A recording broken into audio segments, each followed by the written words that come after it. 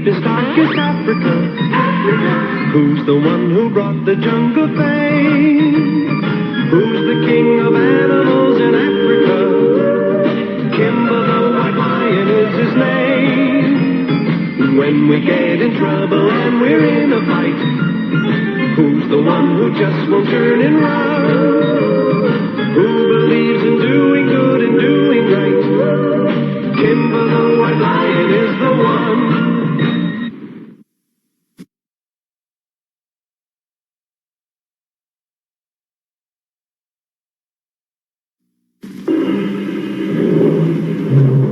When two animals want to eat the same food, it spells trouble.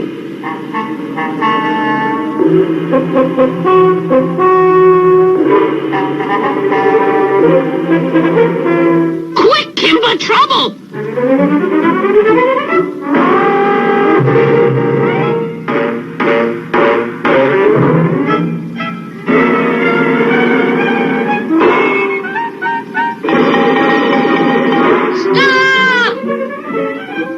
I said stop it, you two! All right, you two. Now what's the problem? I was attempting to eat a little bite when he started the trouble. It's my grass, and I want you to get away, do you hear? I prefer this grass. Why don't one of you eat here and the other one eat over there? That seems fair. But I refuse to eat just any old grass. They both got minerals and vitamins. I don't doubt your word, Kimba, but it's the taste that makes the difference. This is absolutely delicious. Hey, stop eating my grass! Listen to me. You're both wrong. Yep, it's the same old story. Grass is always greener. But what can we do, Donald? Well, we can think.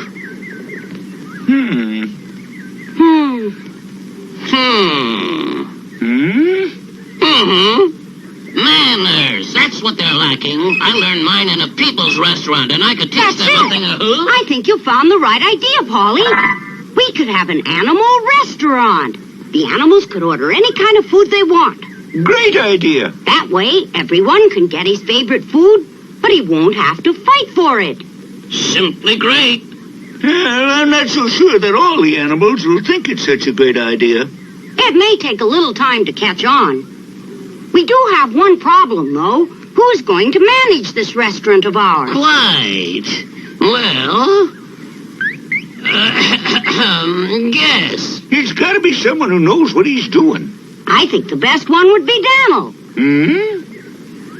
Yes. Look, Daniel, I think I'm the only one qualified to manage this enterprise. Why you, Polly?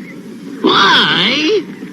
I once spent 5 years of my life in a hotel for people, and my cage was in the restaurant. Jabber, jabber. If you know so much, why don't you open your own restaurant? It would be superb. It would be. Alrighty, let's see what you can come up with. Hooray! I'm off. Or that is, I will be as soon as I can. He's off with a bang.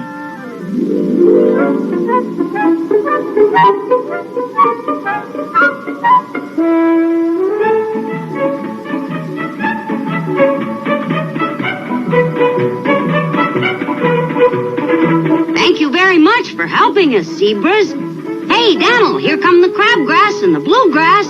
Right this way.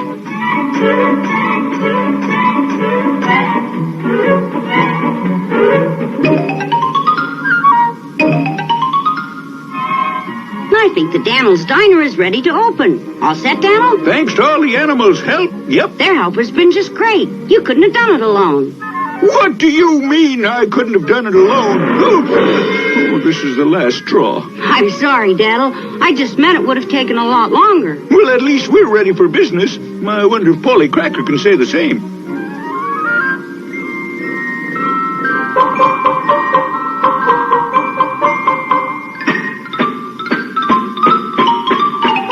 Polly's Gourmet. That's what we'll call it. Great, huh?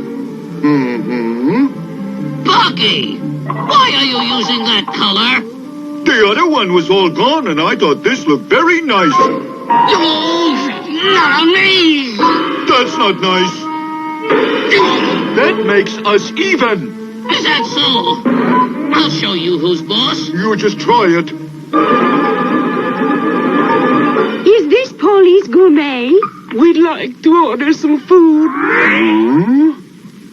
Maybe you're not ready to open yet, Polly. We're open and ready for business. If the paint on the table is dry, that is. Right this way, please. I have a much better table for you. This is a much better table.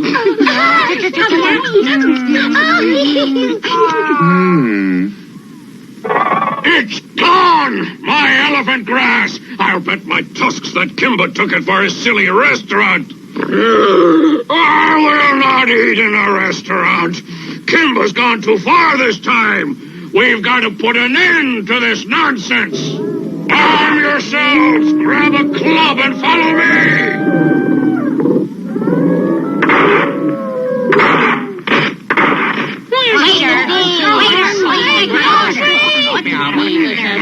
Waiter! One grubby, please. One grubby. Right. I'd love an apple. Tsetse fly for me. Apples and tzitzis. Apple. Chichi fly. How about some service? Who wanted this dish of worms? I don't remember. Find out and hurry back. Right. One dish of worms. How about us? They say this here is very slow. You're absolutely right. Bucky! I would like a nut. That's all? One long worm, please. Long worm. Long worm. You rang. Huh?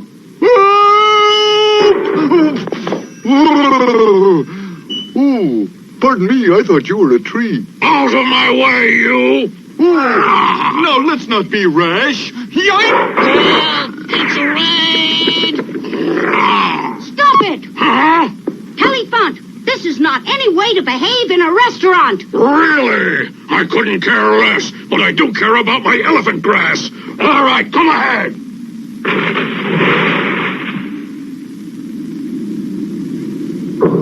Are you threatening me? You might call it that. I intend to put an end to this restaurant nonsense. But Telephant, why do you say it's nonsense? Many animals can come there and get exactly what they want. It's not right for you to spoil it for the other animals. You gonna try to stop us? If I have to. Do you elephants want to spoil it for all the rest? Enough! Get out of my way or fight!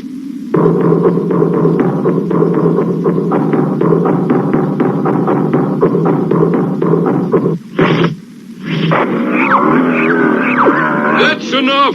Yes, stop!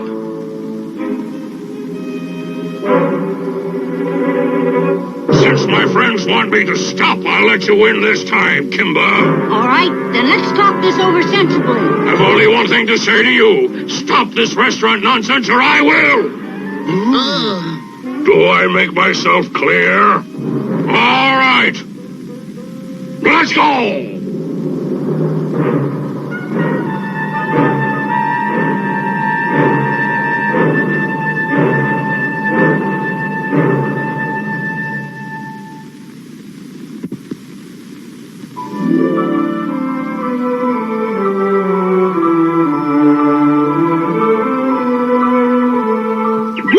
Welcome to Daniel's Diner.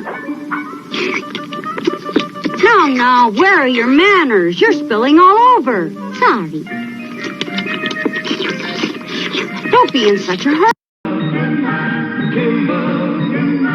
Kimba, who lives down in deepest, darkest Africa? Who's the one who brought the jungle fame? Who's the king of animals in Africa? Kimba the white lion is his name. When we get in trouble and we're in a fight, who's the one who just won't turn and run? Who believes in doing good and doing right?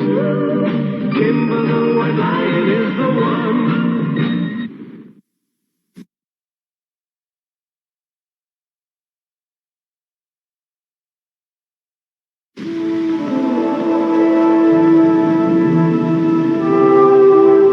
Dawn breaks over the jungle, and a new day begins. High on the rocks at the very edge of Kimba's kingdom sits the familiar figure of a mandrill baboon. But this is not Kimba's old friend Daniel Baboon. This is a bad baboon named Big O. He's filled with hatred and envy, and today he intends to take his revenge.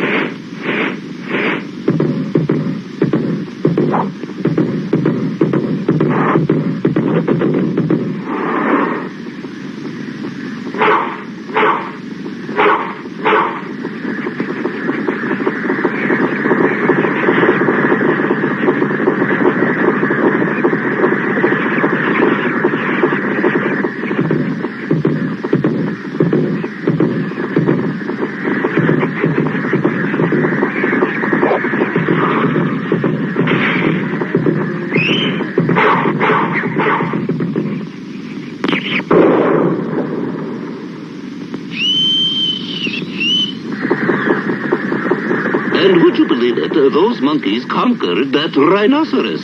I saw it myself. I may be old, but I'd recognize Big O anywhere. So, Big O's coming back to get even with me, is he? Well, let him come. I beat him before. That, Daniel, was 10 years ago, and neither of us is as strong now as we were then. Perhaps we should tell Kimba. Absolutely not. I'll take care of that Big O by myself. But Kimba is your friend. He would want to help. This is baboon business, and I don't want Kimba to interfere. But I appreciate your help, but I'd rather do it myself. What a very obstinate fellow that baboon is. Kimba! Hi, Mr. Stork. You look very troubled about something. I am. Anything I can do? Impossible, Kimba. Kimba! Something's wrong! Oh, Kimba! I just saw Daniel Baboon, and he said goodbye to me. I knew it. I'm afraid our old friend was heading for the battlefield, and he doesn't want you to interfere. Huh? But who in the world would Daniel Baboon want to fight? Another baboon named Big O. But let me begin at the beginning.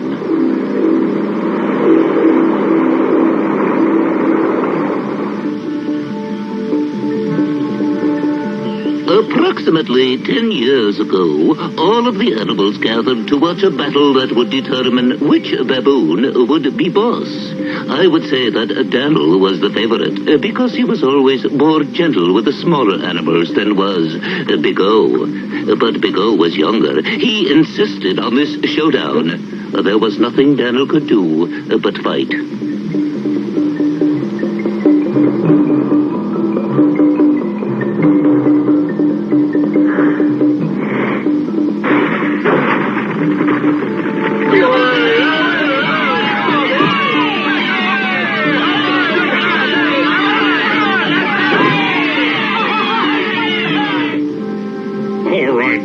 You win. But mark my words, someday I'll be back.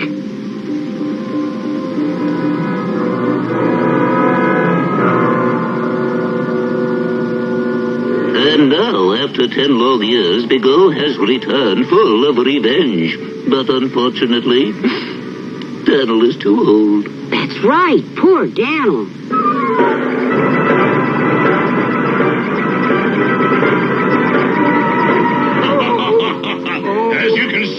I've kept my promise.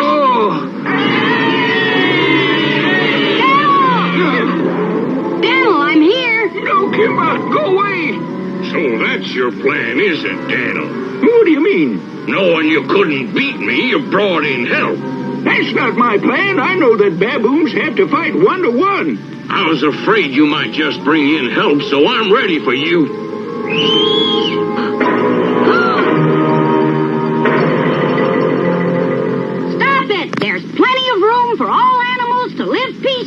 here. All right, you asked for it.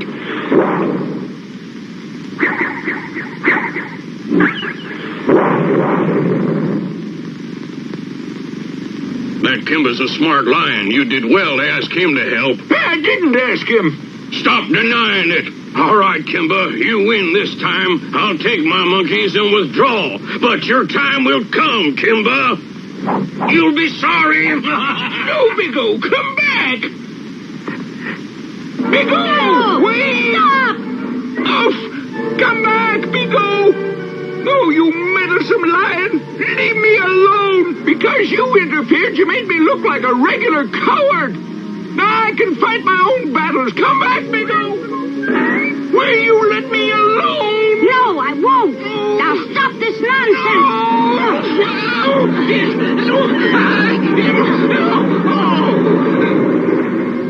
Oh, what news? What news? What, Polly? You'll never guess. Kimba and Daniel are fighting. Why? I don't know. I didn't ask. We'd better go and find out why.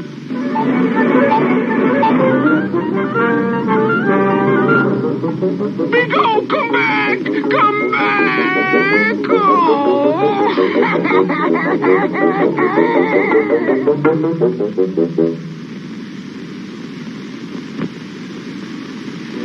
Kimba!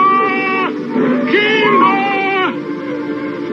Oh dear, what a situation. I think I hear Cheetah calling you, Kimba, and it sounds urgent. Oh, dear, oh, dear, oh my goodness. No, you don't! I won't give up! Ouch! Oh, so that's the way you treat old friends, is it? I'm sorry, Daniel, but you'd better stay in this cave until you calm down. What do you mean, calm down? Oh, there you are, Kimba, thank heaven. What is it, Cheetah? Listen. Big-O sent me with a message. He means business. You can bet your spots he means business. What's he gonna do? If Daniel Baboon doesn't show up alone by tomorrow morning, he will destroy every animal here. What? That's what he said, on my word of honor. Let me out of here now! How could he possibly destroy all of us? I volunteer to go and find out. You do? That's right. The way I figure it, monkeys do not have wings, but I've got wings. Therefore, no monkey is able to catch me. Right? Bye. I don't see anything unusual. But then I don't really know what unusual thing Big-O is planning to use. Oh, well. I'll just go on a while until I... Oh!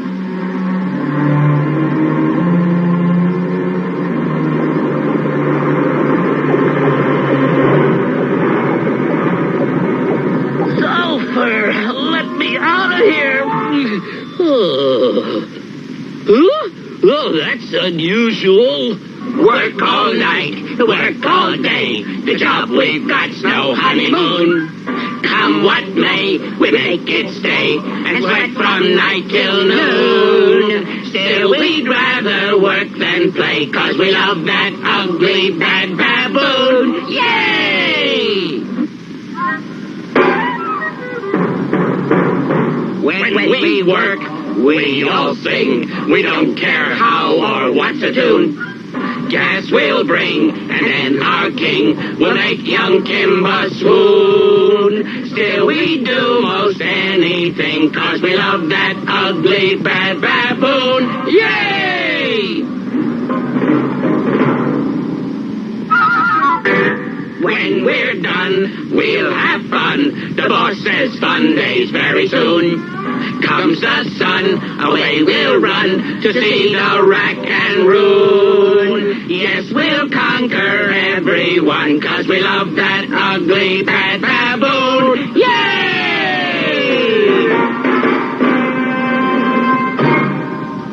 Very nice, very nice. Who are you? Who, I? That's a very good question. I'm glad you asked me. Any more good questions? Yeah, what do you want here? Well, now, let me see. Look there, the sky is falling.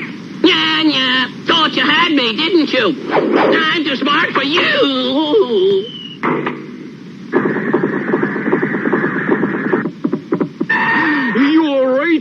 I'll give you just one guess. So, you two all right? Just one guess.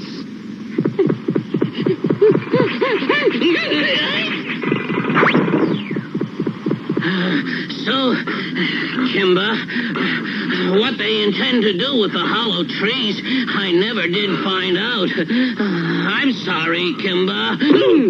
All the trees were hollow? I can't imagine what they're planning. Can you, Roger Ranger? Yes, Kimba, I think I can.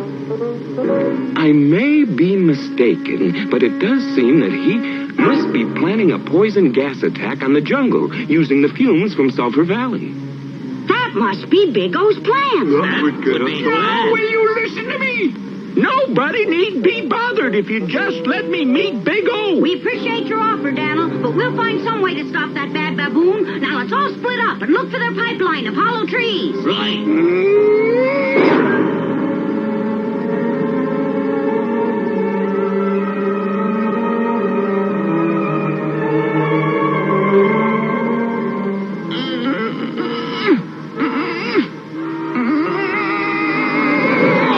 Open that last. Now I'll be able to show 'em I'm not so dumb. Anyone found the gas pipe? No, we've been looking high and low, but not a trace of the thing so far. I do wish Daniel hadn't put us all in such danger. Stop complaining. He can't help it. He's getting old, you know. I'm scared. If that gas comes, where do we hide? Don't worry about that. We've got enough to do to help our friends right now. Let's help dig holes for as many of our friends as we can. Since we can run fast, let's take some of our slower friends to where it's safe.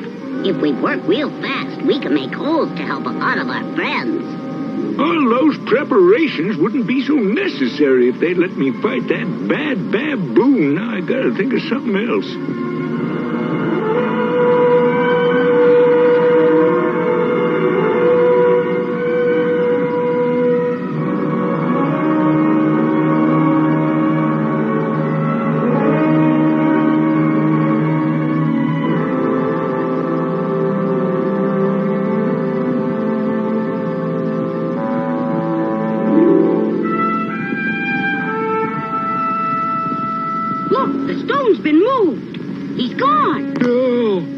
Question is, where's you? Because reports he'll attack at dawn. That's unreasonable. We haven't found the pipeline yet. Well, I think we'd better call an emergency meeting. Right. I understand old Daniel ran away to hide. Don't be a bird brain. He's no coward. An emergency meeting's been called by Kimba. That's the word. Let's hop to it. We might as well. What do you mean nobody ever tells us anything? We're all invited to the emergency meeting. All right,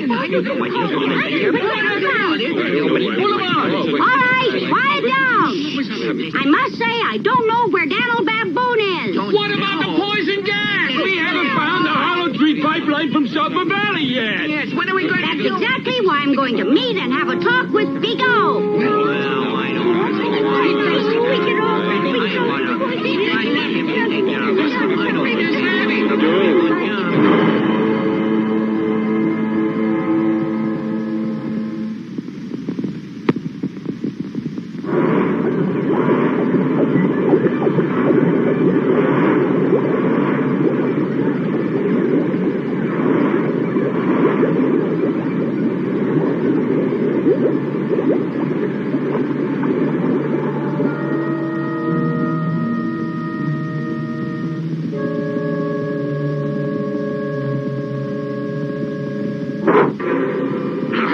Beautifully done. All we have to do now is pull out this leaf at dawn. Someone's coming, Big O. You mean Daniel's come to fight? It's not him. It's Kimba. Kimba?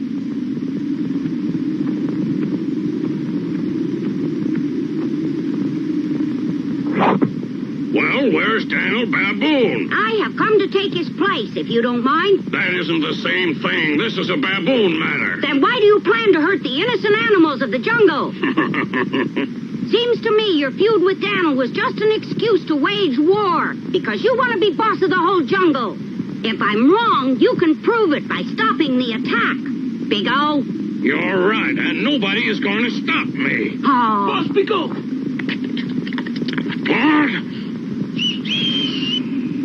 Ah, hey! Kimba, you may be smart, but you can't make a fool out of me. You told me that Daniel wasn't coming. Now I understand he's on his way here. I'm not sure where he is. That's a lie. Ah!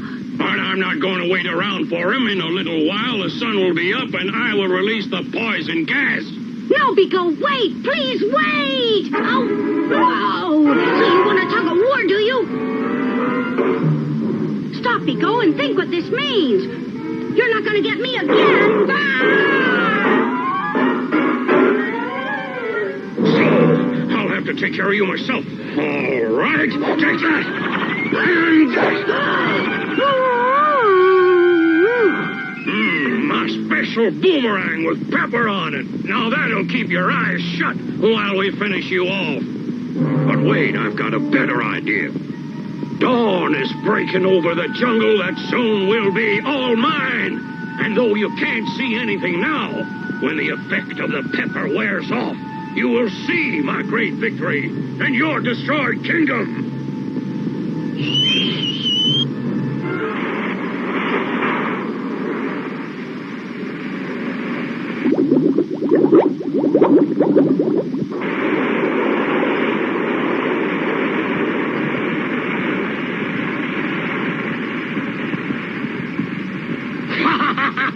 Too bad you can't see the sulfur gas rising from the pond and slowly spreading through the jungle.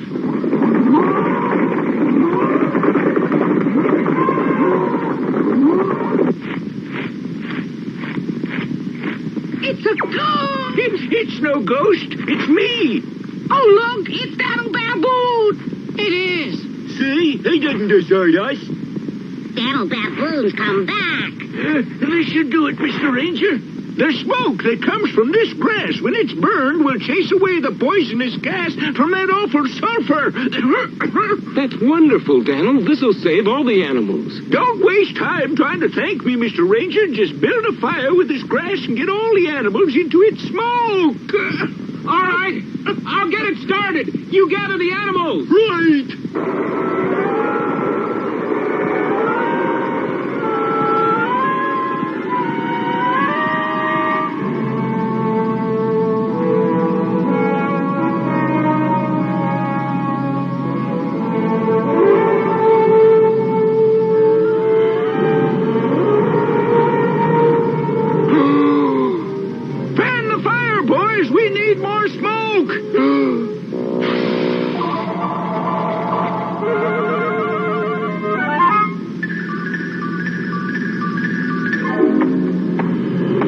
You've got to keep it up if you want the smoke to win. Go on, everybody. Give it everything you've got.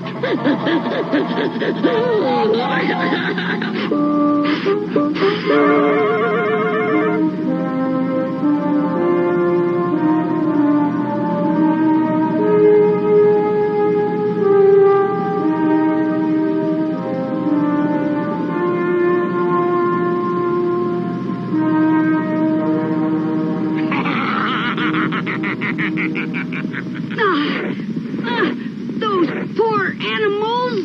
All right. I can see now, Pico. Then the time has come to get rid of you too, Kimba. First the Jungle Kingdom, and now its prince.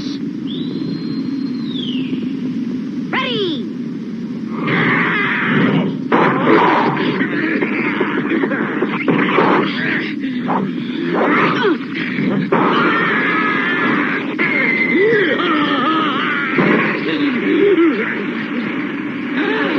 Poison gas! Not that way! You've got to get upwind! Follow me!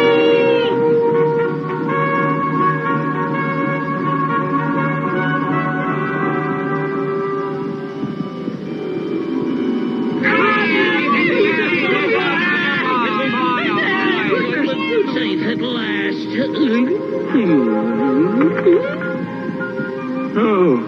Oh. Daniel, what's the matter? Daniel, what is it? Nothing's the matter with me. Just a little tired from all the work. Here comes someone. Kimba!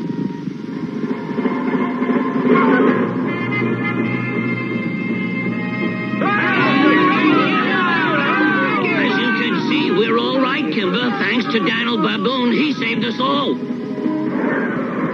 You mean Daniel showed you how to beat the poison gas? I did the best I could. And your best has beaten Big O once again. Hear that, Big O? I'm not beat yet! Stop it! What are you guys waiting for? Attack! But, boss, there's something you don't know. All, and I mean all, including you, would have been overcome by the gas. But for Kimba...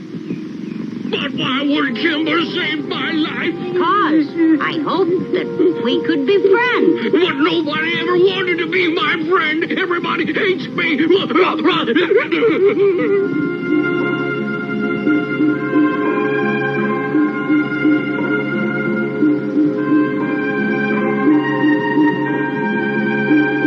Goodbye.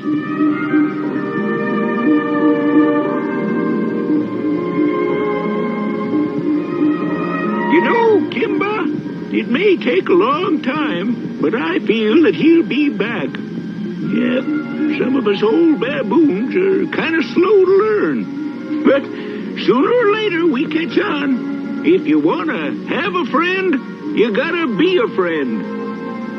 So long, Big O. We'll be waiting for you.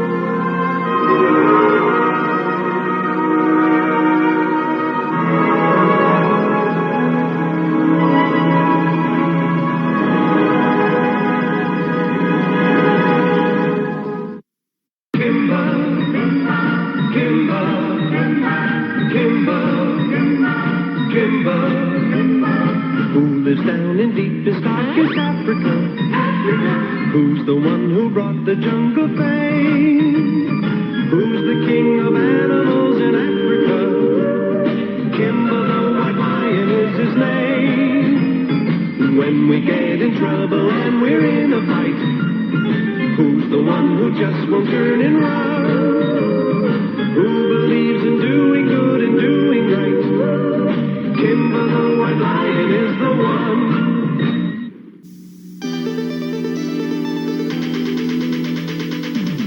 Constructs, you build. Constructs. Advance. Constructs. Command. Constructs. Launch. Constructs. Constructs. Constructs and new space constructs with pieces that glow in the dark, each sold separately. Constructs. I'm moving my feet for a taste so neat.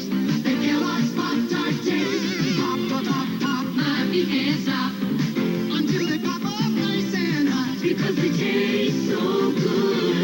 I'm moving my feet to the Pop-Tart street. I'm moving real fast, but they sure won't last. Real food on the inside, pastry on the outside. Pop, pop, Pop-Tart. I'm moving my feet to the Pop-Tart street. Because they taste so neat.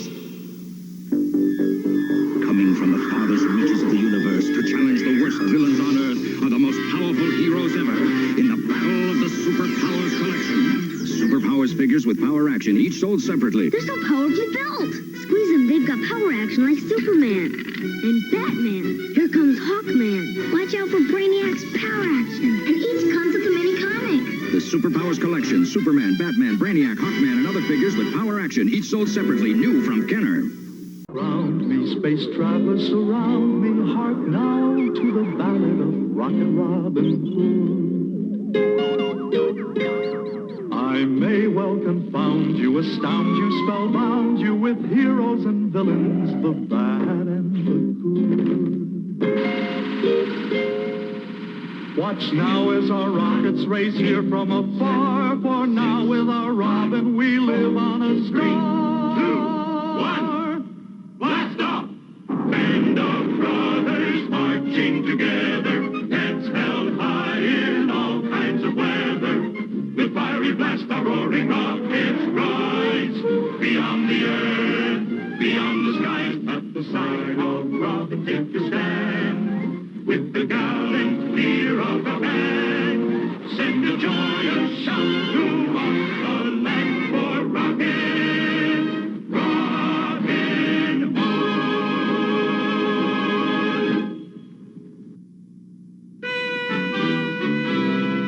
We come from near and distant star to the sound of the galaxy born, to rally round rocket Robin Hood, braver man has never been born. So we sally forth against the foe, our band of brothers skyward ho, with rocket Robin Hood. With rocket Robin Hood.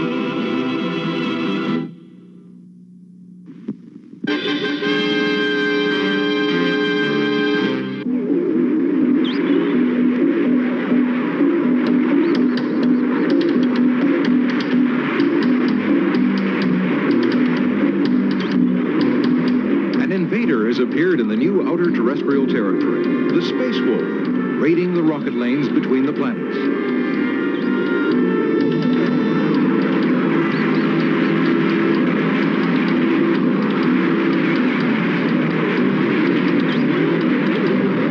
Hunting for victims as she plows the dark wastes of outer space.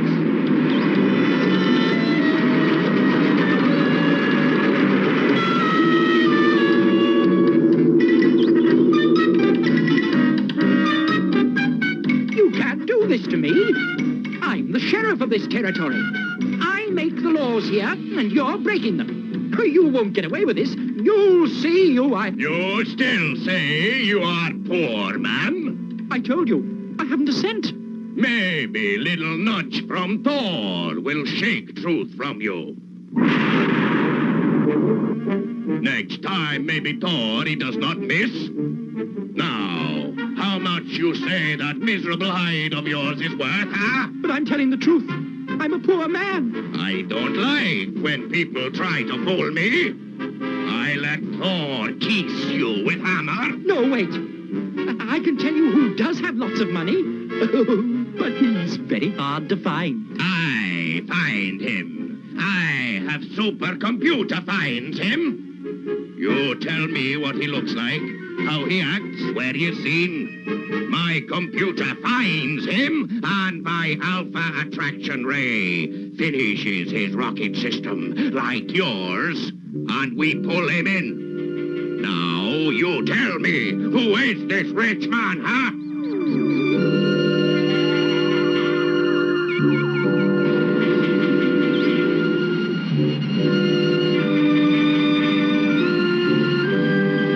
Sherwood asteroid on the visoscope in a minute. I'll be glad to get back. There's Sherwood on the scope now. That's not the asteroid, that's another ship. Probability computer says we on right course. That is him. Get fixed with Alpha Attractor, eh? What a strange-looking craft. Could be a space trader, of course. Or some new kind of battle wagon Prince John's trying out. I'm taking evasive action. What's the matter, Robin? We're losing thrust, and the controls don't respond. Hang on, I'm throwing in extra power, everything we've got. It's no good. Something's draining our power. We're caught in some kind of ray.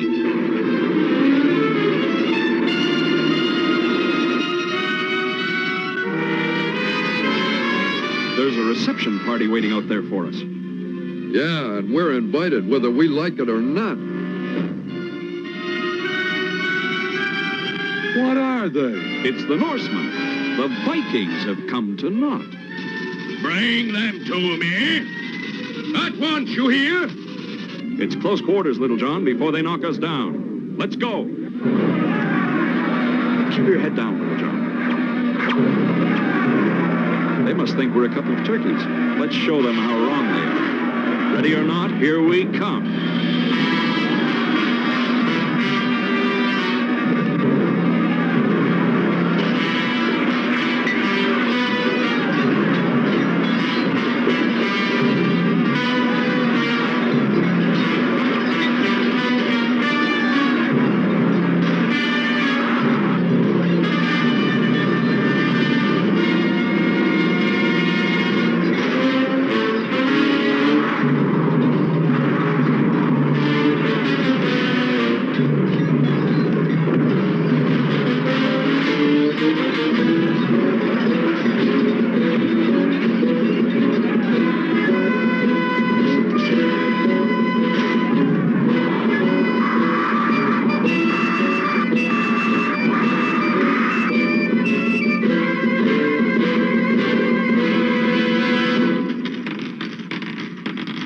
Sorry we kept you waiting.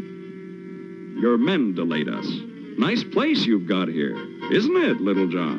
Yeah, but I don't like the way he sends out invitations. Nice to have a sense of humor. Especially when the joke's on you.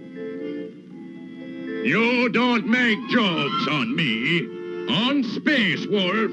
Erica, ye hath last laugh. Pleased to meet you, Mr. Rocket Robin Hood. Wish I could say the same, Eric.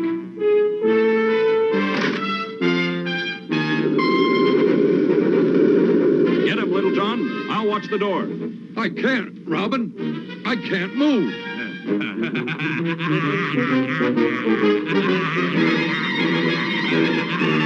Trapped by the cruel Viking raider, Robin and Little John are at his mercy. Will they feel the iron touch of Thor's hammer? The countdown started, trouble cruise, but have no fear, we cannot lose with Rocket Robin Hood. Soaring through the far reaches of outer planetary space is new Sherwood Forest asteroid. Fantastic headquarters of that swashbuckling cosmic highwayman of the 30th century, Rocket Robin Hood.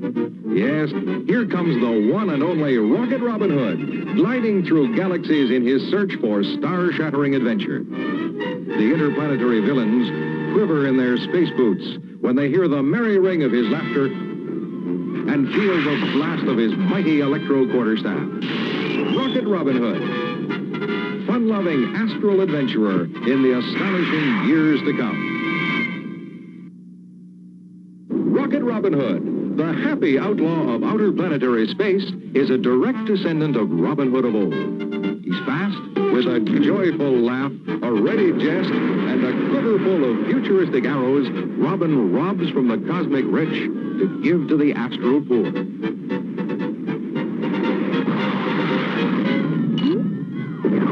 He's fun.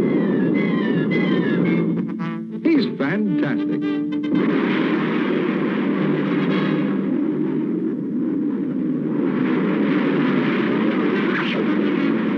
Robin Hood, merriest of the merry men in the astounding year 3000.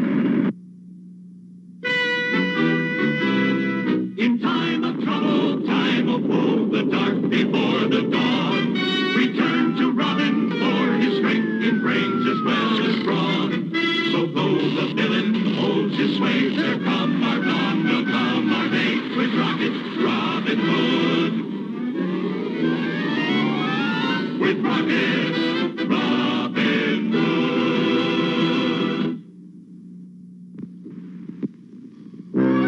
Against their will, Rocket Robin and Little John have become the guests of a Viking spaceship, the Space Wolf. Unable to lift a finger, they can only wait to see what the Viking captain has planned for them.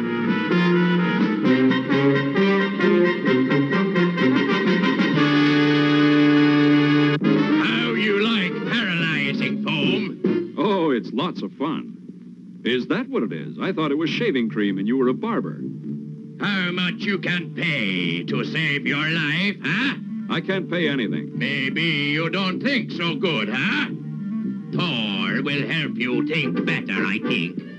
Playful-looking fella, isn't he? I have a feeling the only game he plays is hit in the head. That is Thor, Viking god of war. His hammer brings death.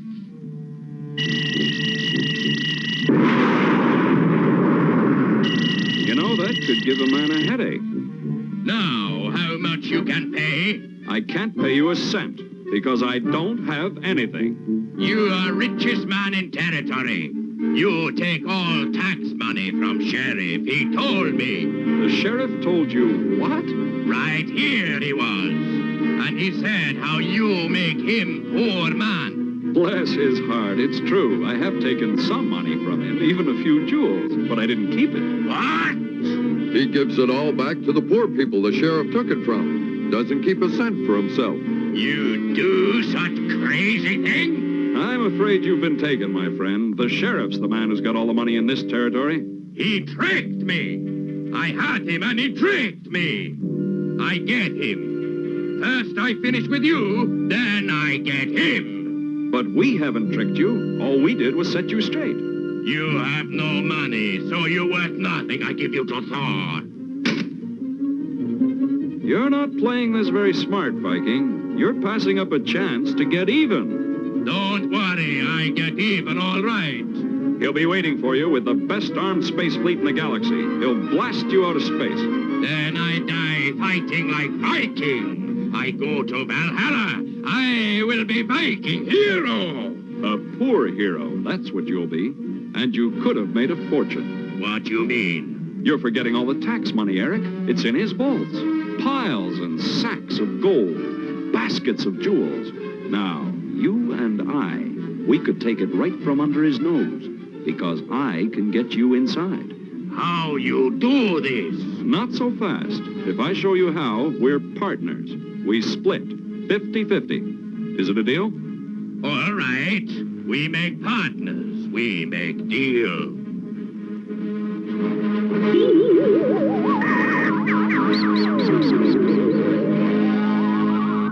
Robert, I don't like this. Don't worry. The sheriff will fall for it like a meteorite hitting a planet. That's not what I'm worried about. I don't trust that Viking. Neither do I. He went for the deal too easily. Contact the asteroid the first chance you get. Tell Will Scarlet what's going on. He'll know what to do. Come, we go now. I want to see Sheriff's face when he sees me again.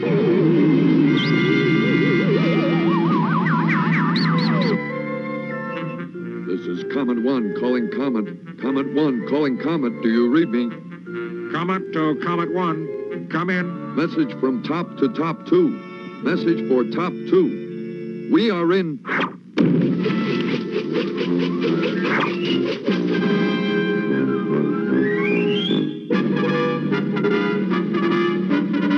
You better surrender peacefully, Viking. You're covered by heat blasters. That's not nice way to say hello to friend that brings you present. So far, so good. Now, don't forget, once we're in the vault, watch for your chance. You've got to take care of the sheriff and cut me loose before anyone else knows what's going on. Don't worry, partner. I fix. There you are. There's your reward, Viking. 2,000 pieces of gold? Just like that, he pays me 2,000. You know, that was just a joke I was making on your ship. I'm not really a poor man. You are richest man I ever see. Eric, you fool! Grab him now! Cut me loose! Hurry! What a fortune! Never have I seen so much. We are rich, hey, partner? You were right, we are rich. Now you've done it. He's wise to us. Quick, stop him! Partners! So you've tricked your way in here. Save your arm. He's put up a force field between us. A good trick, Viking, but I've got a better one.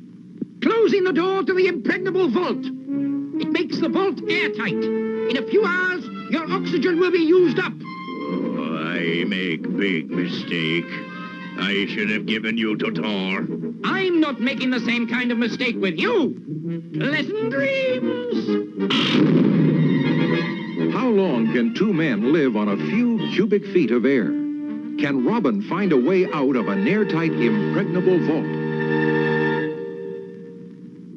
No danger looms through outer space. No villain stands up face to face with Rocket Robin Hood.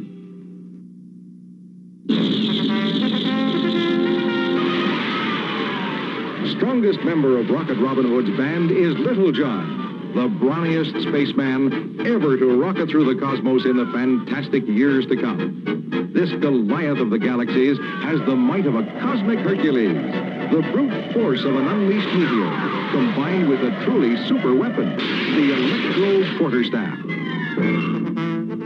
Little John, whose great strength is tempered with a simple, good-hearted kindness toward all living things. Mightiest of Rocket Robin Hood's merry men in the amazing years to come, Little John.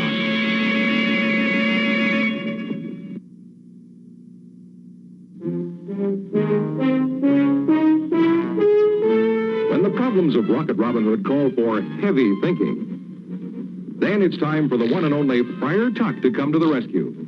Some, like the wicked Sheriff of Knott, think him fat, foolish, and not worth worrying about. But don't you believe it? Friar Tuck, whose courage is as tremendous as his appetite, is just one of the astounding space characters in the merry band of Rocket Robin Hood in the fantastic years to come.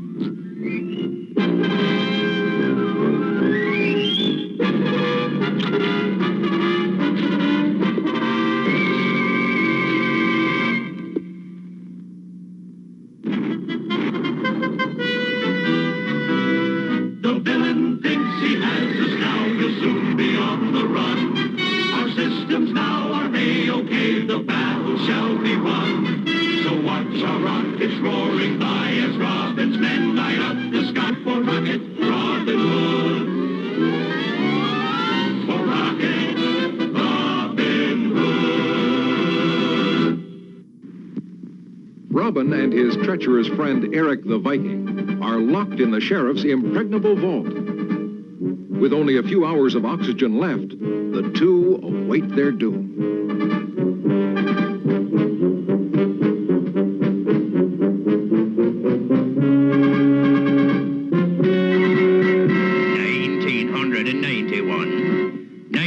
1993, 1996, 1900... Ah, the sheriff.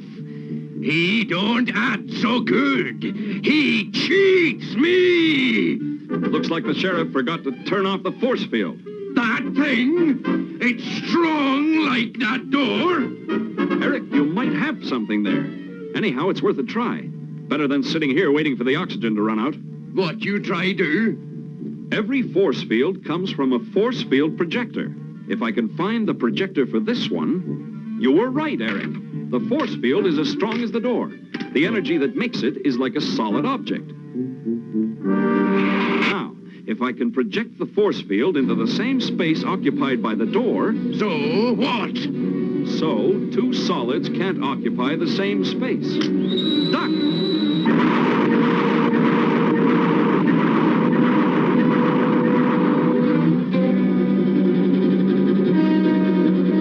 Grab a sack and let's get out of here. We'll be just in time to meet the space wolf. Where is ship?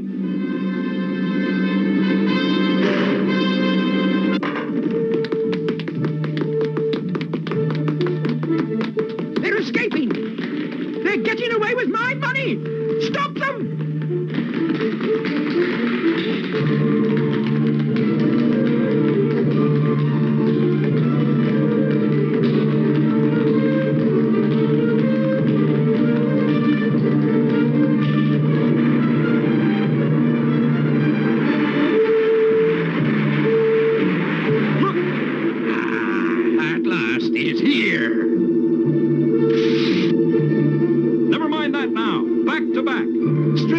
Approaching. We'll attack at once. No! No! Don't do that!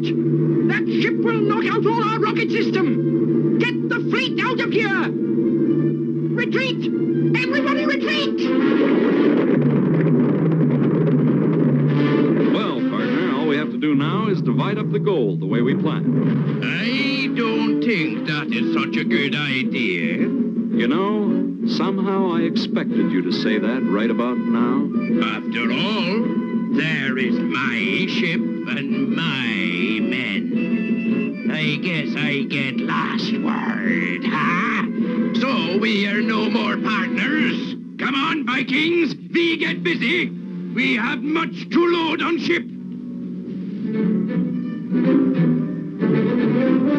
Looks like we got here just in time. Hey, must have been a great fight, Robin. Sorry we missed the fun, but it took a little time to get here. You capture my ship, but we have deal. We are partners. I'm glad you said that, partner, because now you can help us return the money to its rightful owners. Another trick! You played on me another trick!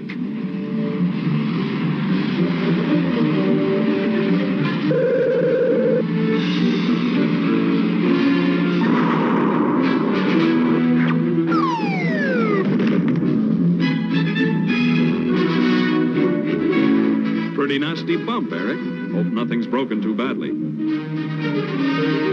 Stand back, he's mine.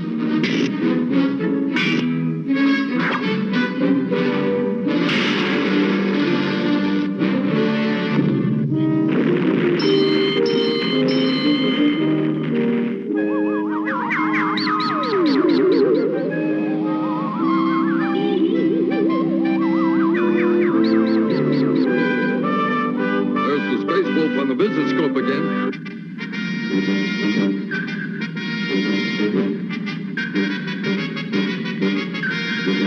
I guess Eric finally got back to his ship. Are all our men off? Safe and sound on New Sherwood, with the gold as well. We'll be giving it back to the people it belongs to very soon. This time I get you for good. Now, I turn on Alpha attractor ray.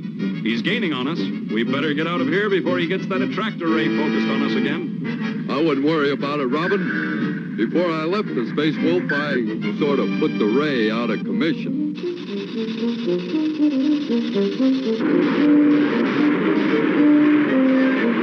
The ray is not working.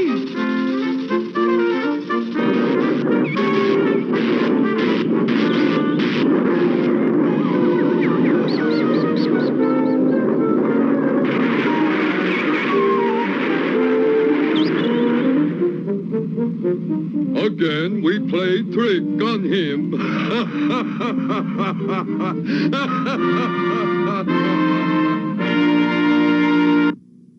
We're Robin's men, we rule the sky. So raise your voices, raise them high. For Rocket Robin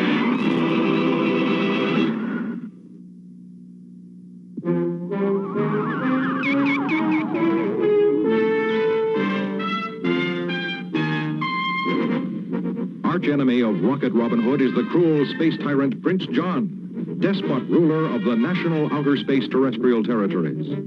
With the help of the wicked Sheriff of Knot, the Black Prince plans for that terrible day when he will destroy and conquer the entire solar system. Well, he might, if it were not for Rocket Robin Hood. Rocket Robin Hood, outlaw defender of right in the astounding years to come.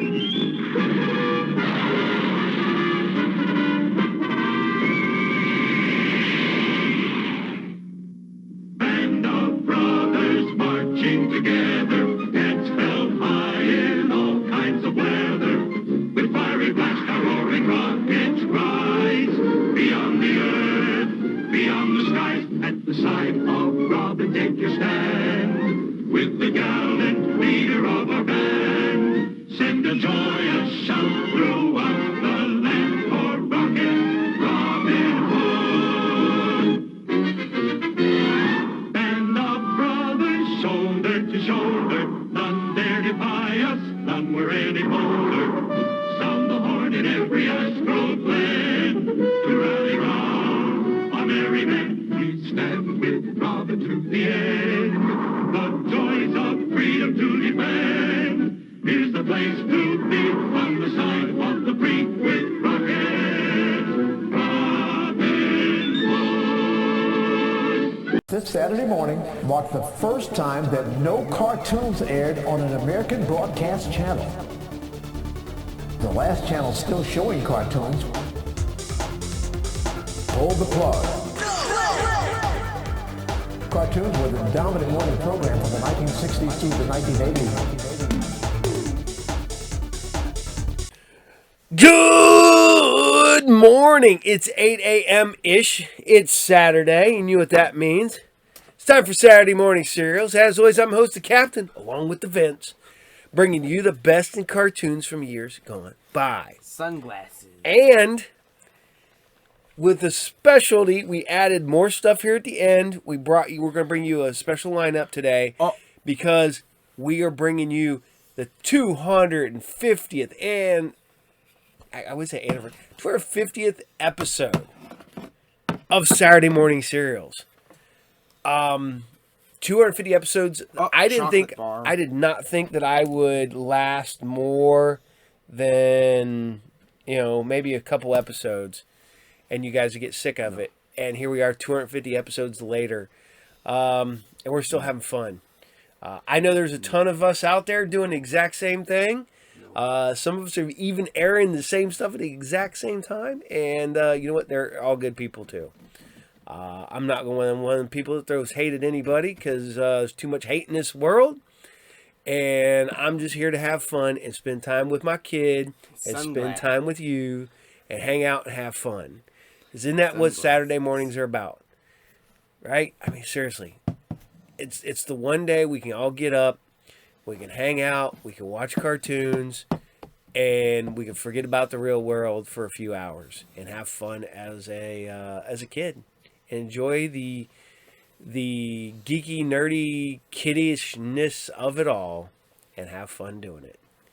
So, as always, Saturday Morning Serials is brought to you by Are You Game, the best comic book collectible, video game, magic, toy, anime, manga, role-playing, movies, Legos, and more store located at 124 North Sunset Drive, Piqua, Ohio, 45356.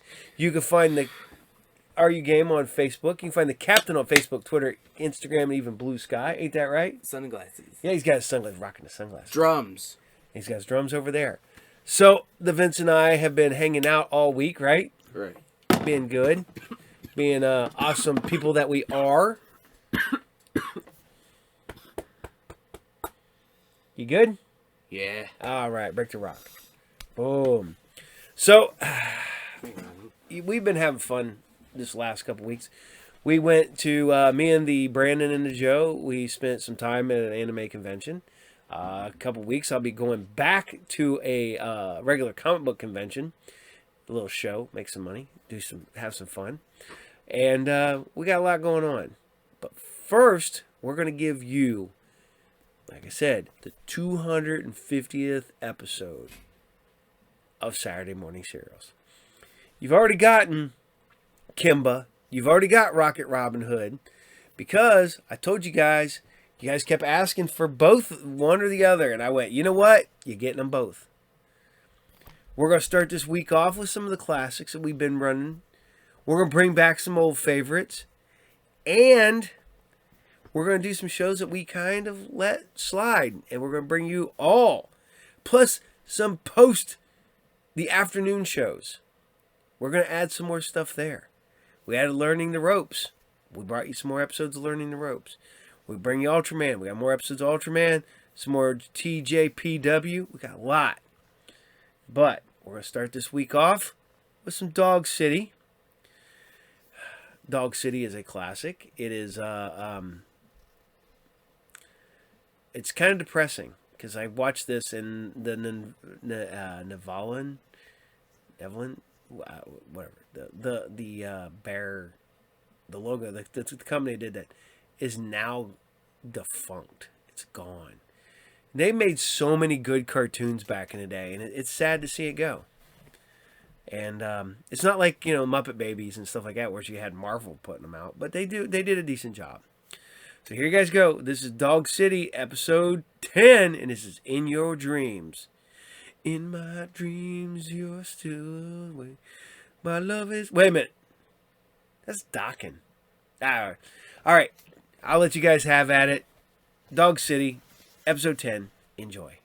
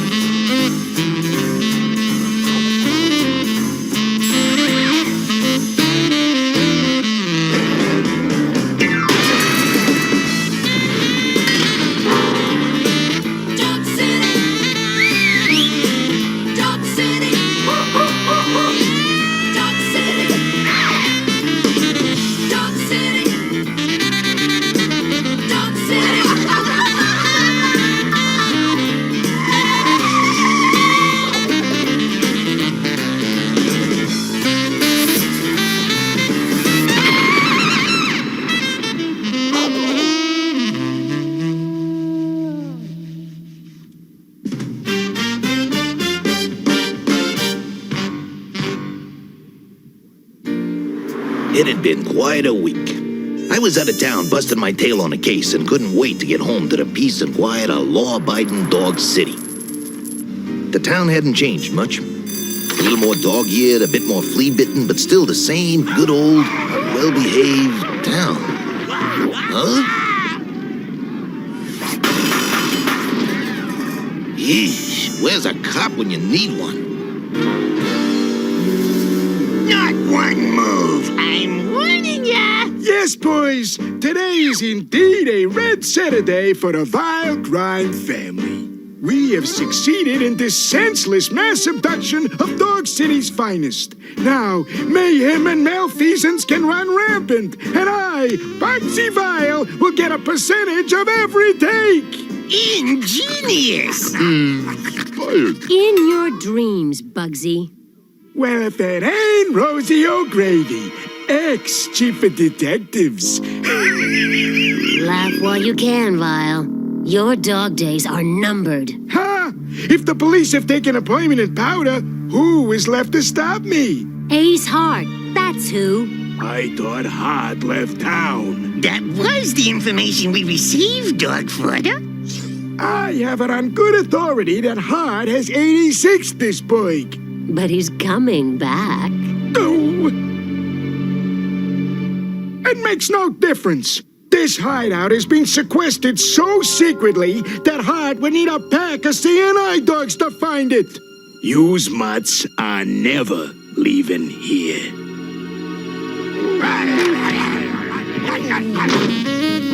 Something had changed in good old Dog City, but I couldn't quite put my paw on it.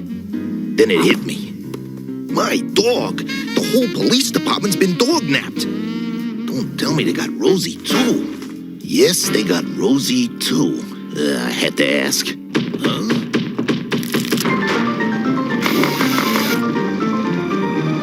It was a dark day in Dog City. Very dark. Very, very dark. All right, Elliot, what's going on? Did you forget to pay the light bill again? Elliot! Elliot! What? Oh, sorry, Ace. I guess I almost fell asleep. Hey, this is no time for 40 winks, kid. Someone's dog-napped Rosie O'Gravy. The whole city's going to the dogs. I know, Ace. I drew it, remember? Then snap out of it and help me find her. I'm trying, Ace, but it's these killer deadlines. I haven't slept in a dog's age. I'm so tired. Uh-oh. Elliot. Elliot. Timber!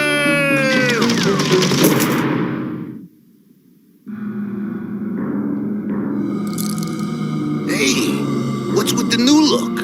What happened to my old office? Elliot. Oh, Elliot! Over here, Ace! Who in dog's name are you?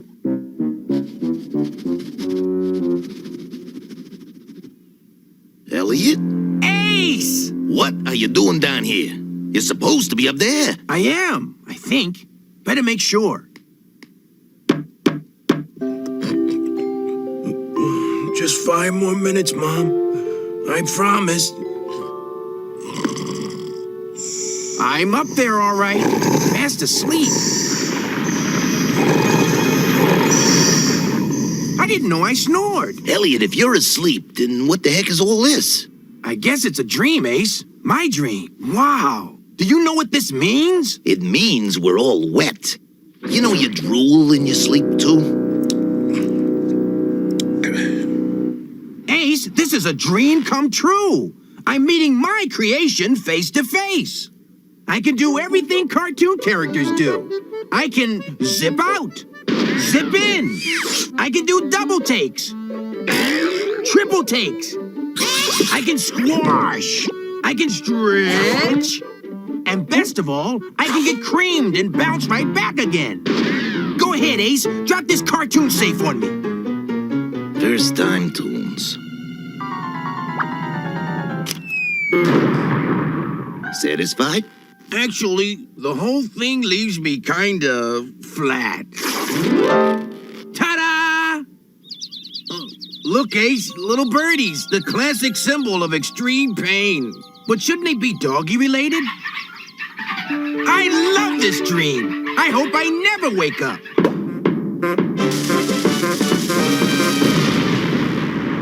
Ace, what are you doing? Trying to wake you up. We got a show to do. Rosie's in trouble. I gotta save her. So save her. I know exactly where Bugsy has her. So Bugsy copped the coppers, did he? Who else? It's senseless, right? Let's go. We'll have this case wrapped up in no time. Hold it. I work alone. Work alone? What do I look like? Chopped liver and egg? We're a team. We've always been a team. Ace Hart and Elliot Shag. Together again for the first time. All right, but don't cramp my style, kid. I call the shots in this town. No problem, partner. But I gotta warn you, things could get a little weird out there. Thanks, Junior, but stand aside. Ace Hart is ready for anything.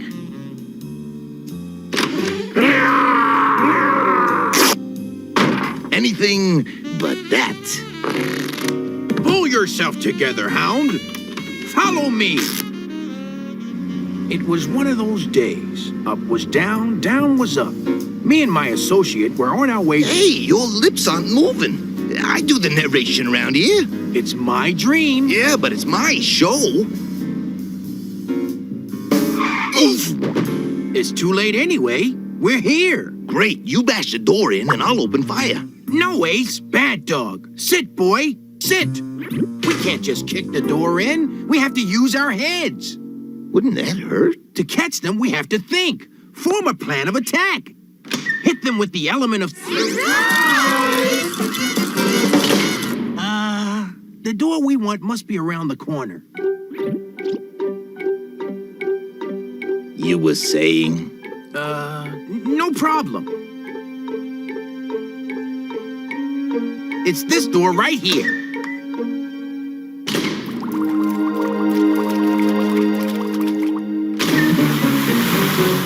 Unusual weather we're having. It's very muggy. Elliot, please. You know how I feel about touching. Ace is the giant squid.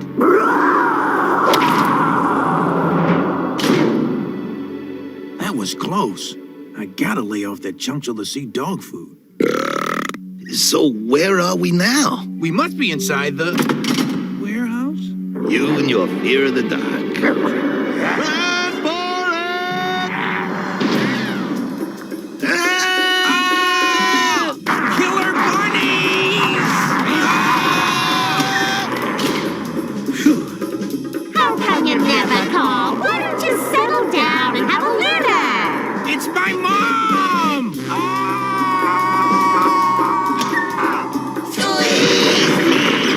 It's Mr. Mookie! Ah! Hey, this is nice. We better make tracks, kid.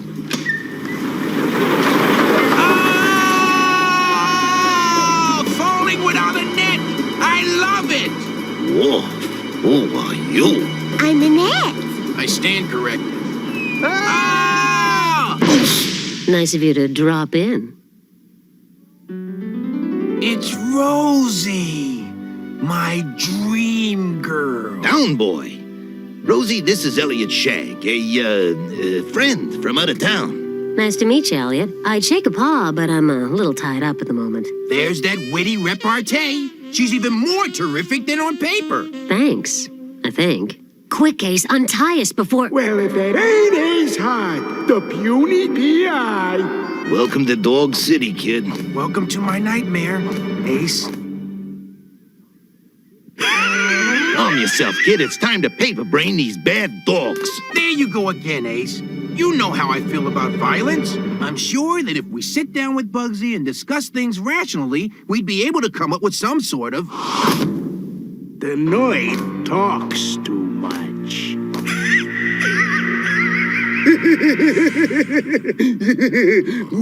Oh, yeah. Look out, Ace. He's got a... What is that? And what is this? Snoozing whenever you want. Not me. I'm the super that never sleeps. Now, What's with his fram-nested sink?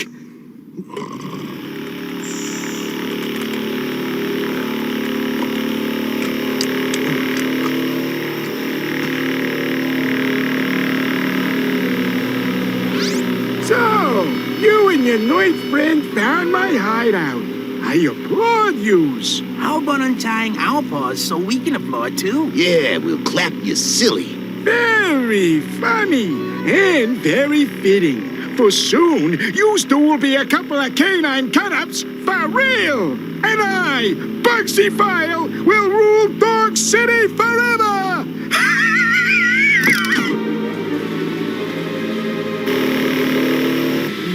Now, Bugsy, let's not go splitting dog hairs. Can we talk this over? Elliot, talking's what got us into this mess in the first place. You're right, Ace. I should have listened to you. Save it, kid. Right now, we need less talk and more action. Alley-oop.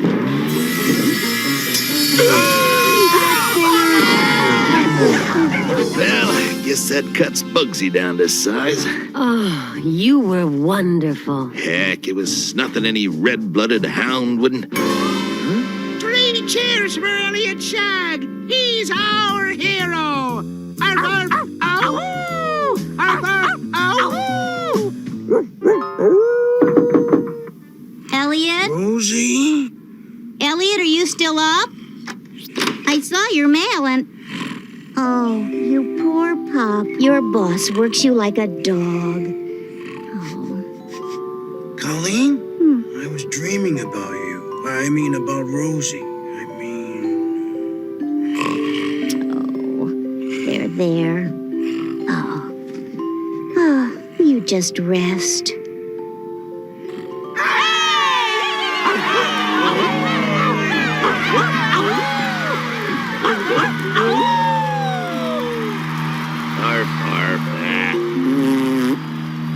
Mark my words, I'll get Ace hard for this. And his little dog Elliot, too. You really saved our tails, Elliot. How can I ever repay you? Give me a minute, Rosie. I'll think of something.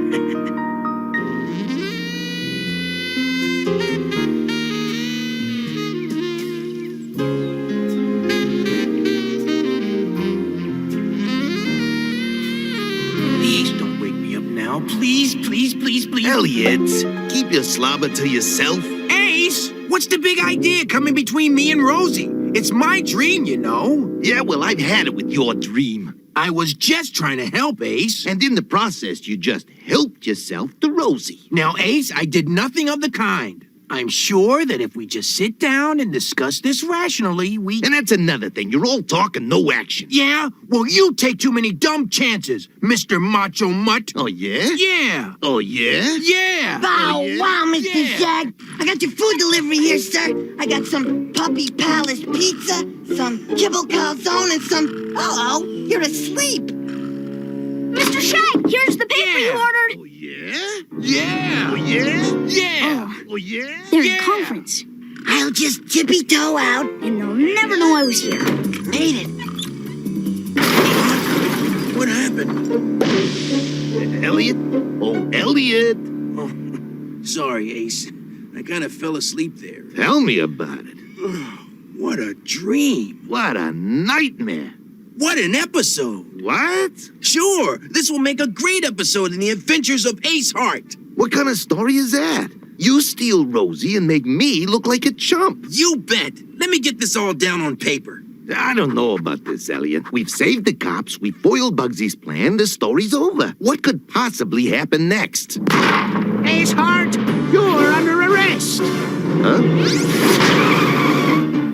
Sorry, Ace, but you were the last dog seen with poor little heroic Elliot Shag before he disappeared. We even have an eyewitness. Say it ain't so, Ace. Well, you could try to redeem your reputation. This is good, Elliot. The fans will be glued to the set. But I'll only play it out on one condition. Name it. That I call the shots from here on out. Excuse me? It's only fair. I let you play detective, didn't I? Okay, but you better think fast. The show's almost over. Let's see now. What happens next? Well, first, I gotta bust out of here. I don't think that's such a good idea, Ace. Elliot, we have a deal. I think you draw. Your word is my command.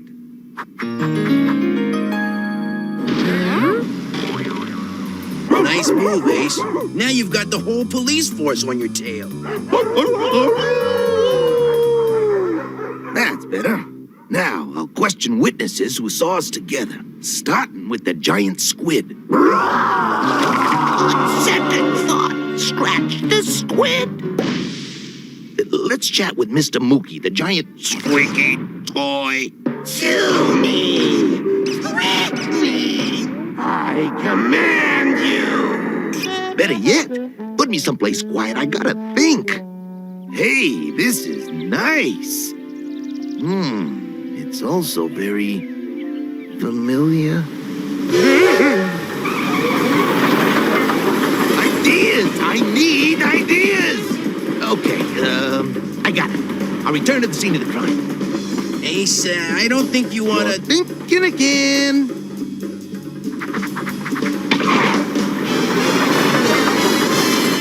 Whoa! Now what? Somebody frame me for dognapping you, and I'm gonna figure out who. Ace, you better get out of there. The scene of the crime is always the first place the cops will look. Elliot, who's writing this show? Clues. I need clues. Huh? Aha! Ace Hart, you're under arrest. Again. I told you. Take my advice. Plead insanity. No, but I will plead my own case. So, Eddie, you say you saw me with Elliot Shag that day. He's lying! He's got pictures. He's guilty. It's the electric doggy bed for you, Ace. It's the last walkie, Ace. What are you gonna do? I know. We'll make the hallway real long. Whoa. We have a free shuttle service. But right at that moment, the governor called. Don't answer it, Ace. Bow wow, Ace Hart barking. What's that? You're pardoning me? No, I said, pardon me. Wrong number. Hit the switch. Then the power shorted out. So we activated the generator. Then he begged for mercy. But it fell on deaf ears.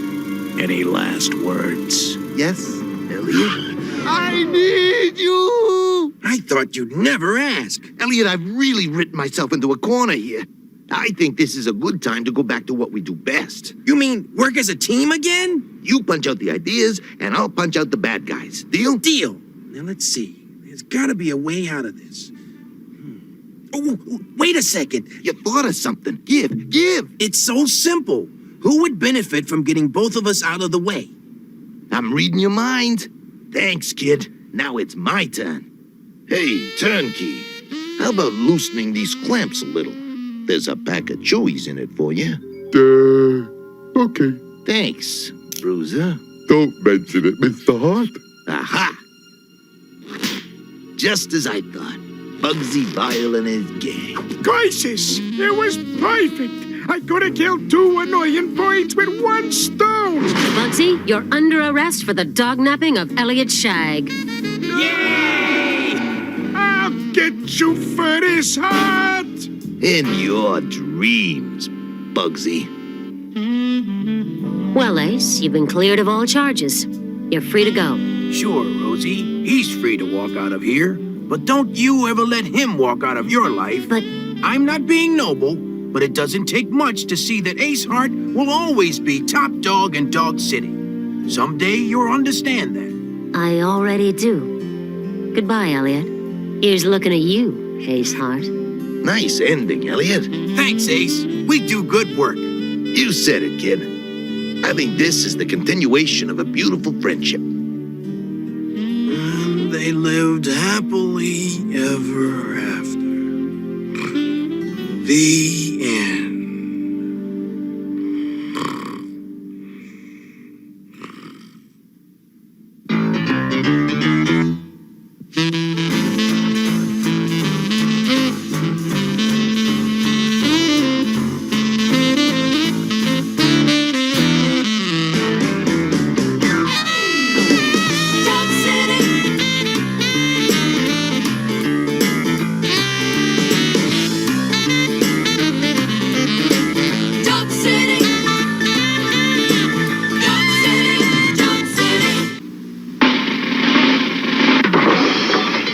return after these messages. Fruit Corners Fruit Roll-Ups. Real fruit and fun rolled up in one. You can lift them, you can stretch them. Fruit Corners, they're so good you want to fetch them. Fruit Roll-Up, you can tear them, you can share them. They taste great anywhere. Fruit Corners Fruit Roll-Ups are the chewy snacks made with real fruit that you unroll, peel, and chew. You can drink them, you can treat them. Fruit Corners, you can swap them, you can eat them. Fruit Roll-Up. Fruit Corners Fruit Roll-Ups, now in great tasting grape.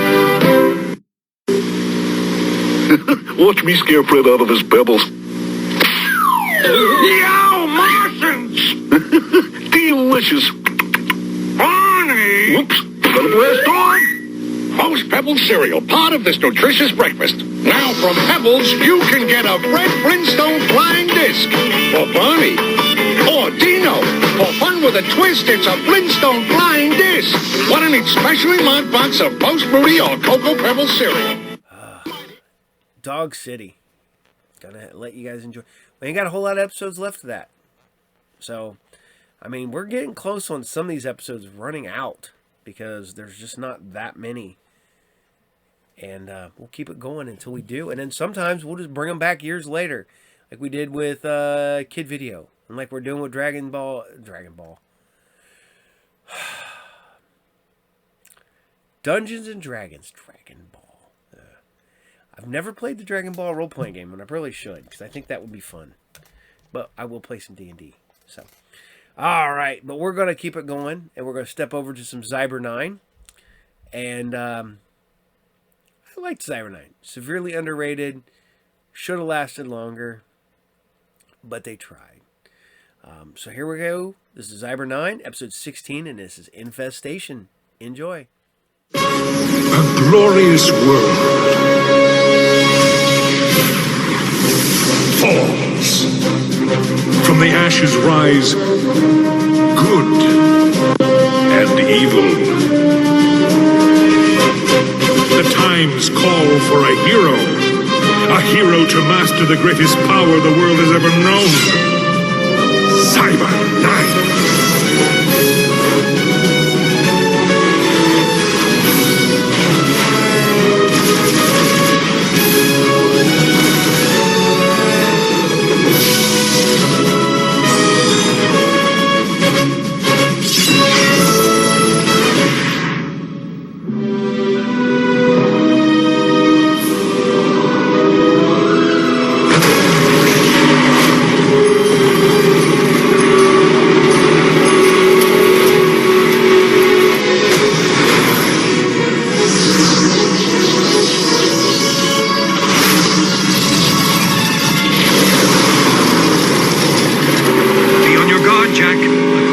Geographic location system, our goal lies just beyond this ridge. Hey, I'm sure we'll just walk right in, find this magnetic disruptor, and walk right out again. No trouble at all. Sorry, I couldn't keep a straight face. But Rylos is a beautiful city, and the Rylans are generous people. I'm sure they'll help us find it. No, my dear. This has always been the site of the factory where the ancients built all their robots. No. My father brought us here before the war. Your databank's a couple of eons out of date. No offense, Xyber, but I trust Rosalind's information just a little more on this one. I don't mean to be petty, Jack, but you have been siding with the princess 94.3% of the time. Hey, a beautiful princess, a ball on a stick, give me a break.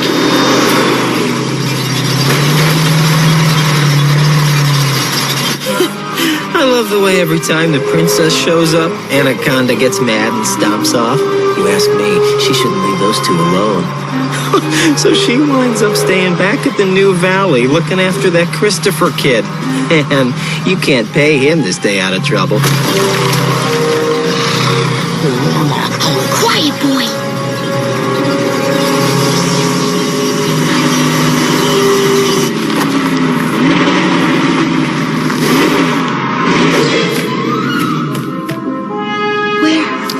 Where's the city? Your father's rail cannon. My father. It's not the man I knew. You must believe me, Jack. He took me here on solstice holiday when I was young. It was a happy time. I'll always hold him in my heart, even if his own has changed. Xyber says this magnetic disruptor might stop the rail cannon. We'll do everything we can.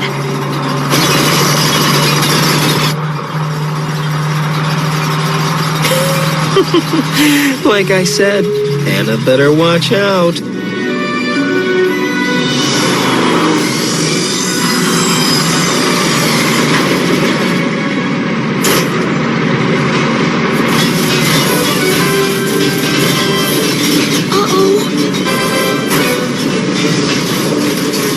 One problem with poking under rocks, you never know what's gonna crawl out.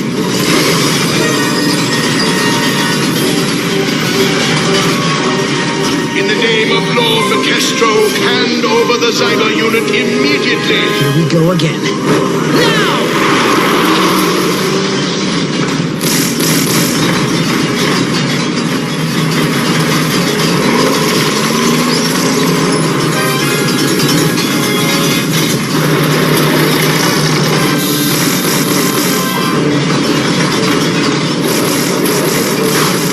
That was a new paint job, pal. You just bought yourself a world of trouble.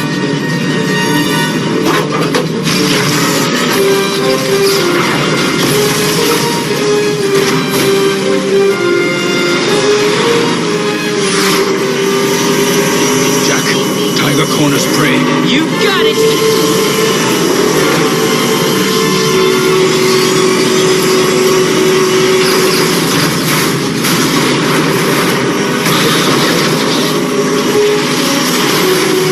Woohoo! Tiger corners prey. Works every time. Concentrate, Jack. Celebrating victory is the fastest road to defeat. Oh, come on, we just took out 3. Oh, you may have a point.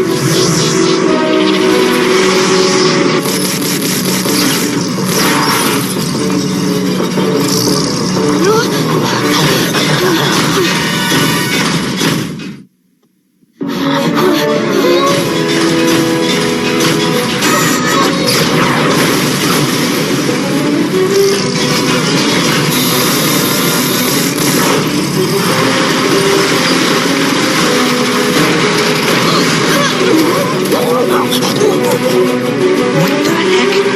Christopher? Why am I not surprised?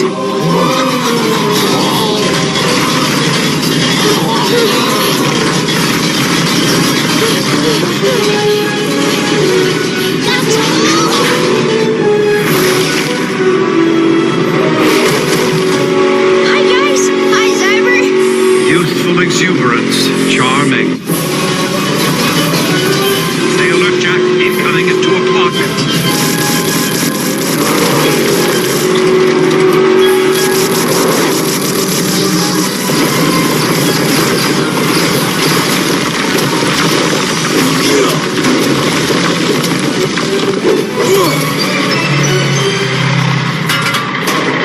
Yeah, I've made us some crab cakes.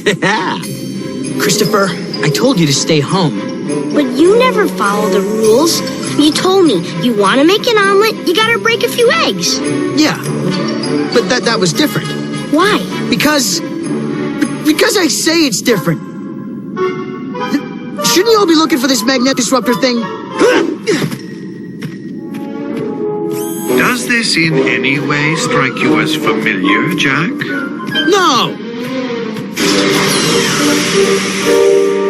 Why wasn't I notified of the sighting? But, my lord, you asked not to be disturbed. Xyber 9 takes priority over everything.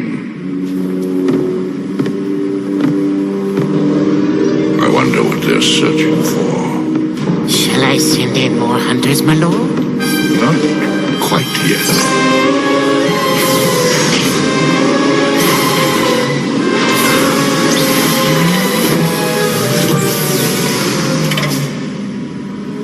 What is it, my lord? I've never seen anything like it. A special project that has just been completed. When I held Xyber 9 in my hand for that brief moment, it stared back at me and boasted of its free will, its self-control. Now, what would happen, I wonder, if it lost control.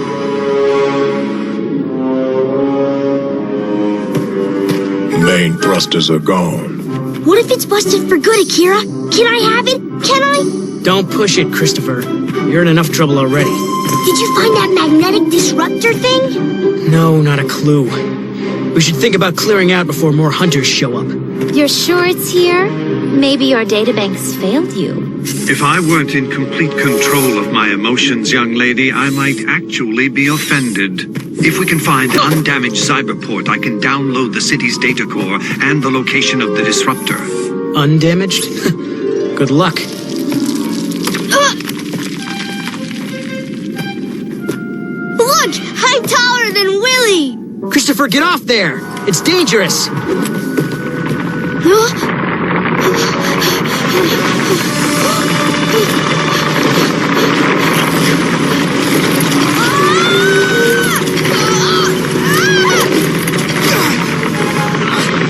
on! Hey! Look what I found!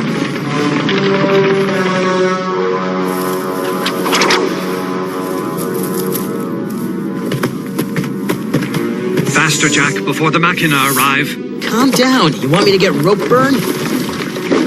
If you could just for one moment know the frustration of being at the mercy of a 15-year-old boy.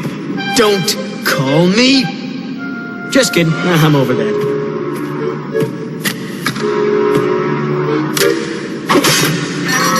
There it is.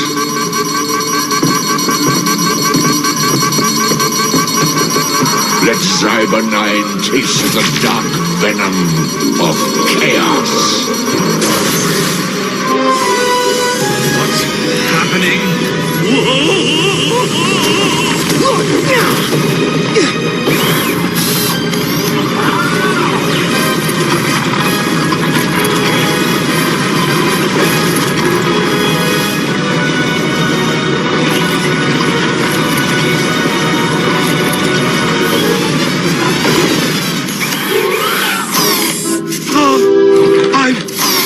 I've got feet! I can walk anywhere I want just by putting one foot in front of the other. Why, if I want to, I can pick this up. At long last, I have what I've dreamed and hoped for. An opposable thumb. A very strong opposable thumb.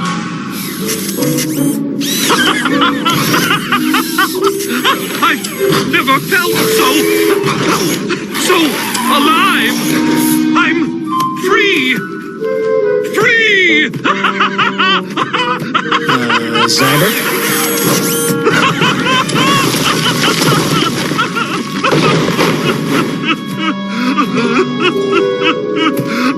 You okay, pal?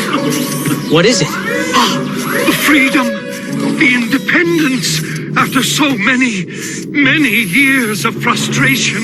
It's overwhelming.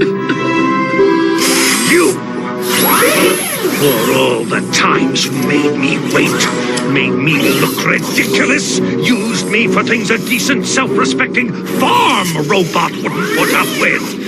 I'm going to make you pay.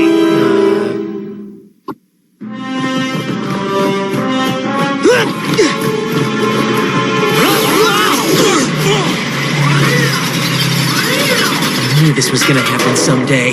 You can't trust anybody. Wait, Nick, don't shoot!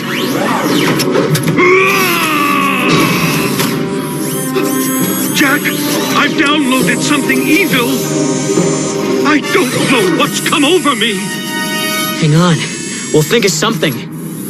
You pathetic little numbskull. You couldn't think your way out of a paper bag. I'm gonna slag him. No! Get off me, kid! I've been a prisoner to your silly whims long enough. Oh, great.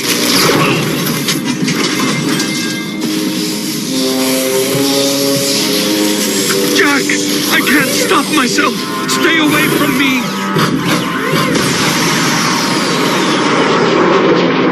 Come on! We've got to save him! I think Xyber needs a little time out. It's working. Now, while it's confused, separated from the boy, send in the hunters to capture Xyber 9.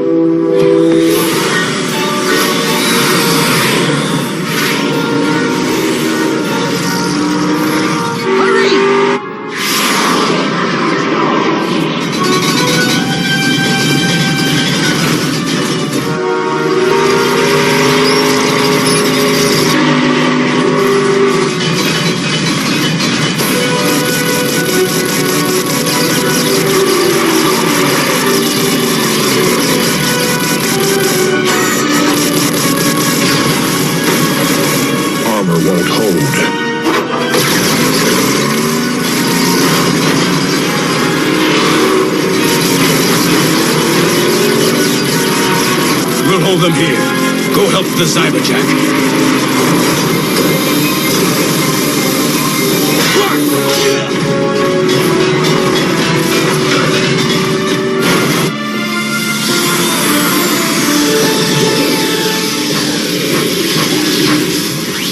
What's happening to me? Oh, pain, blinding.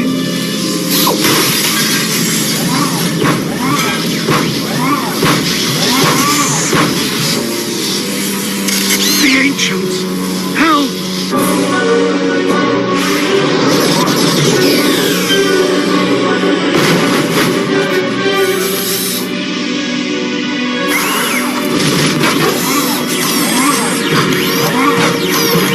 Help me!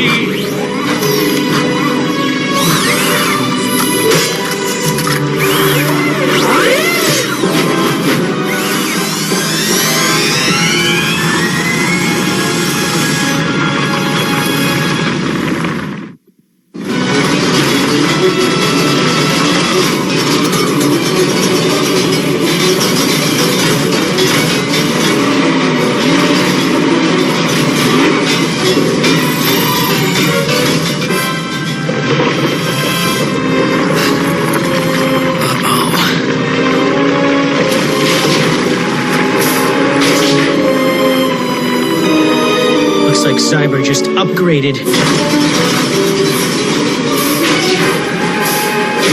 Xyber! Xyber, stop! It's me!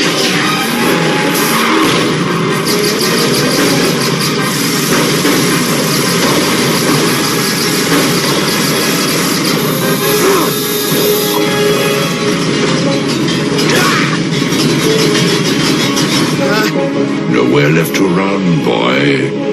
Take him.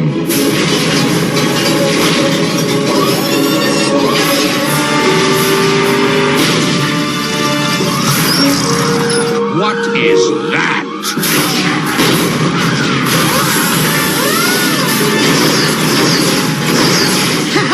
All right, Xyber! Welcome back!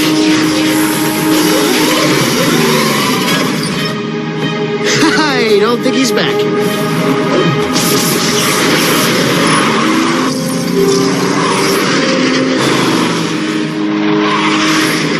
Weasel Tricks Cobra! Weasel Tricks Cobra! What the heck is he talking about? Drive straight at him. I gotta tell you, this Tiger Weasel Cobra junk is really getting annoying.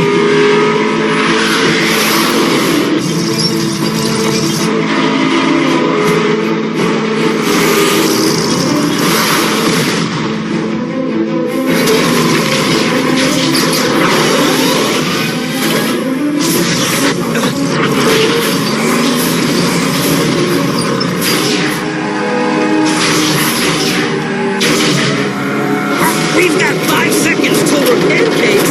Any bright ideas? I don't know what to do. Jack, my father's heart has changed and I can't get him back.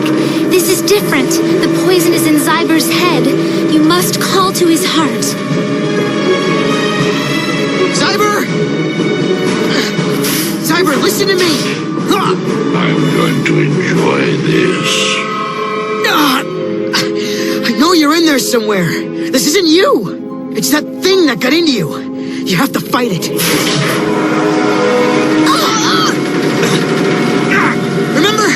Remember the first time we met? When I woke you up? All the things we've done together. Everything we built. Everything you taught me. You're my best friend. And I don't want to lose you. Am I really? You almost sound sincere, Jack. No!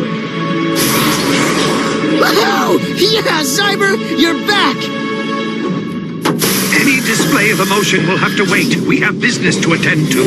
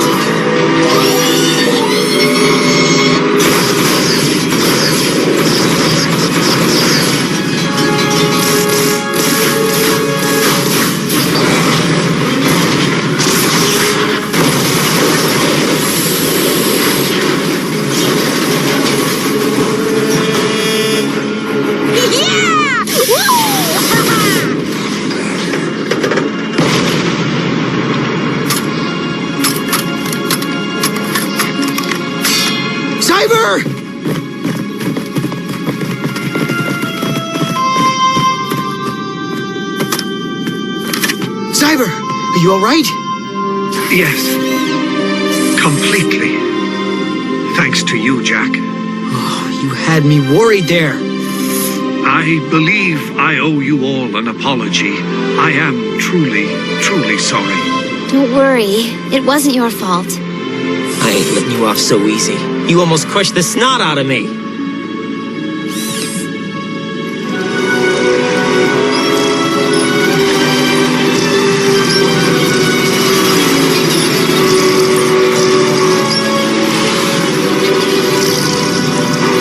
Too bad. No magnetic disruptor. No stopping the rail cannon. We'll just have to keep searching. For now, I'm going to enjoy this new dawn and the company of friends. Hey, Jack, if Xyber ever breaks again, can I have him?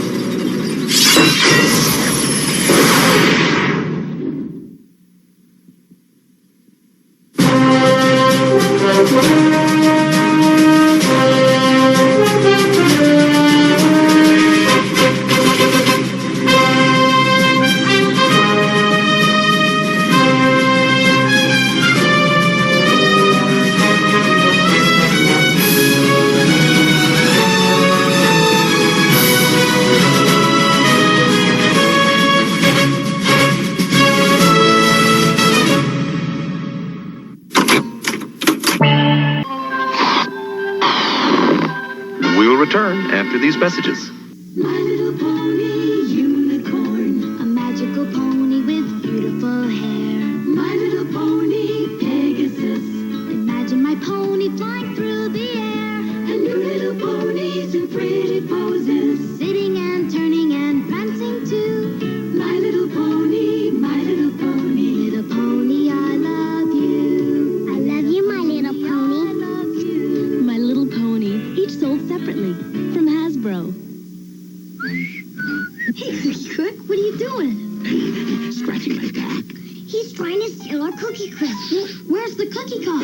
Cookie Crook, you'll do anything to get the real cookie taste of Cookie Crisp video. I know. It even looks like little chocolate chip cookies. But it stays crispy and milk. And it's part of this complete breakfast. Well, Cookie Crook, what do you have to say for yourself? I guess I'm such a smart cookie, after all. If you like cookies, you'll love Cookie Crisp. Robots.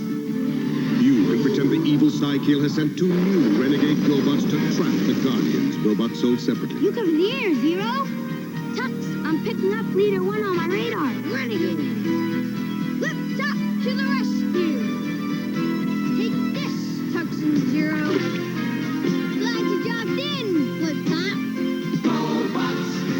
Tux, Zero, Flip Top, and new Leader 1 each sold separately. New from Tonka.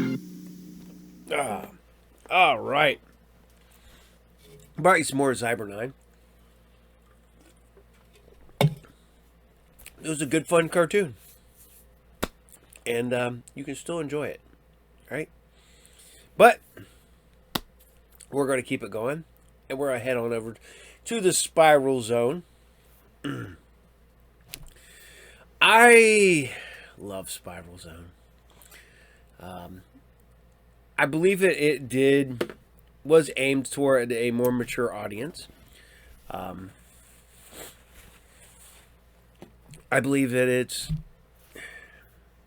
was way ahead of its time.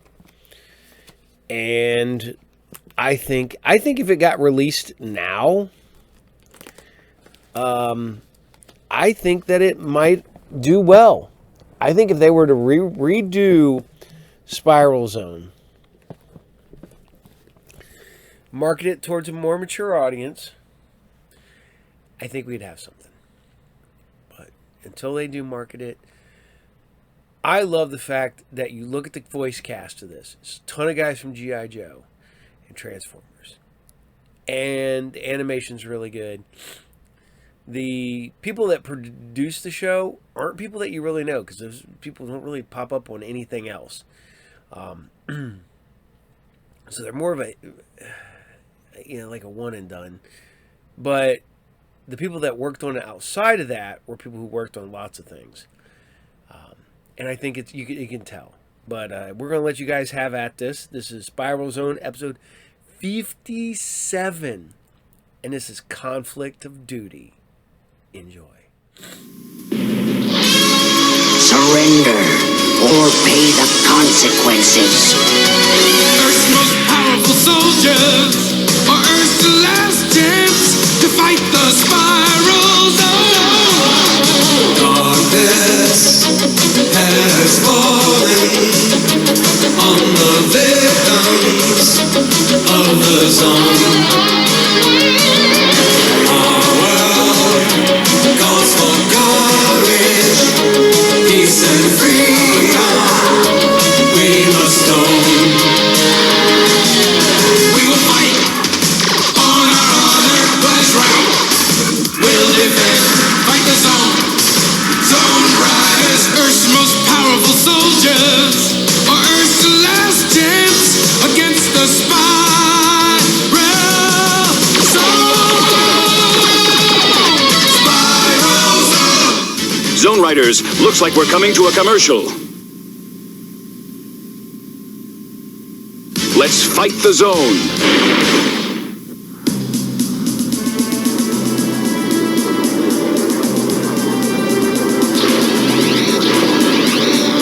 Locked in. Got it. Missile sighted at 0900.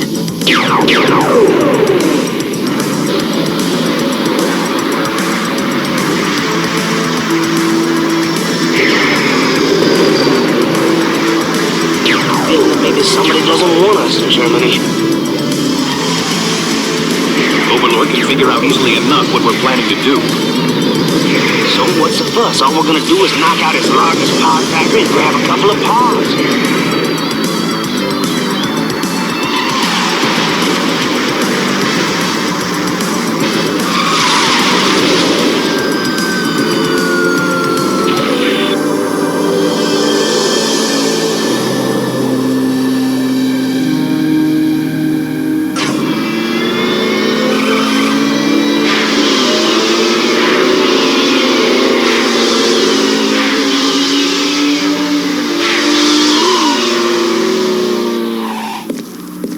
You are 8½ minutes late, Commander D.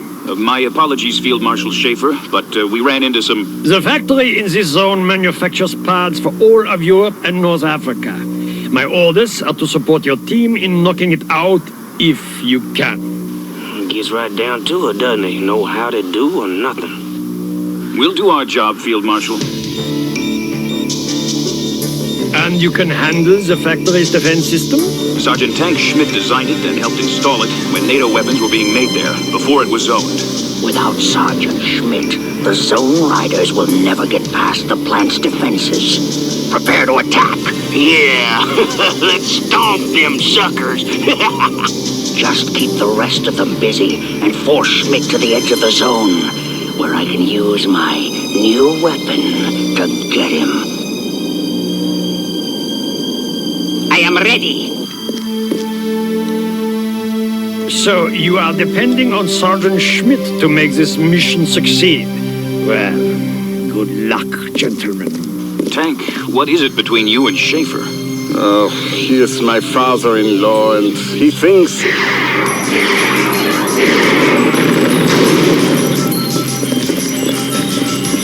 Tank, you, Ben, and Hero go to the right.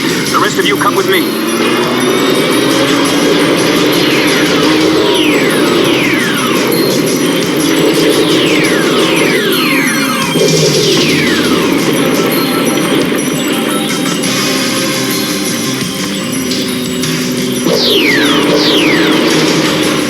Now maybe we can get out of here.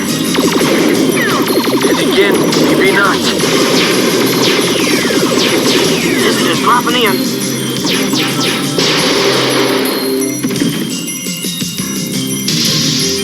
Welcome back to our side, guys.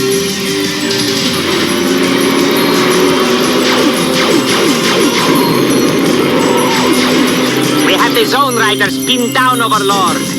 Excellent, Bandit. Now, for Sergeant Schmidt toward the zone. I will do the rest.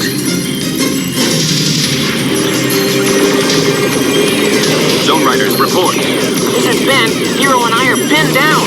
Nix and I are trapped behind the building near the control tower.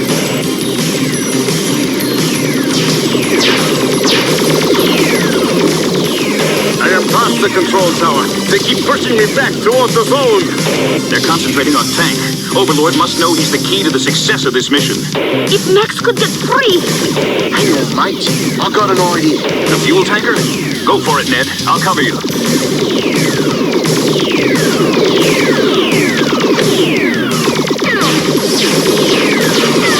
I'll have you two out of there in no time. Just be ready to move fast. Must be something I can use. Aha! Don't go away, Commander. I'll be right back.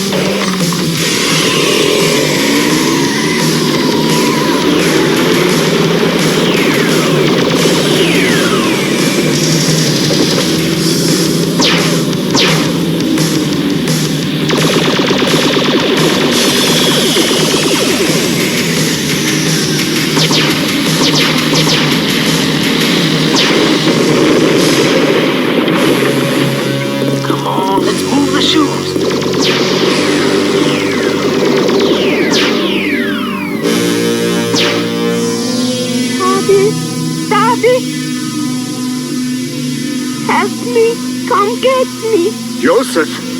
Joseph, my son! It is you! It's working. All forces withdraw into the zone. Sergeant Schmidt will join us in a moment.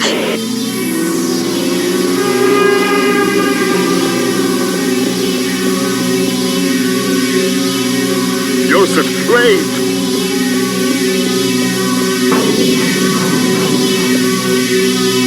Joseph!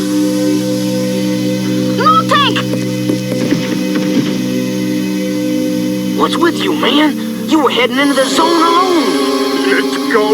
I must go to my Joseph. Joseph! Joseph, come back!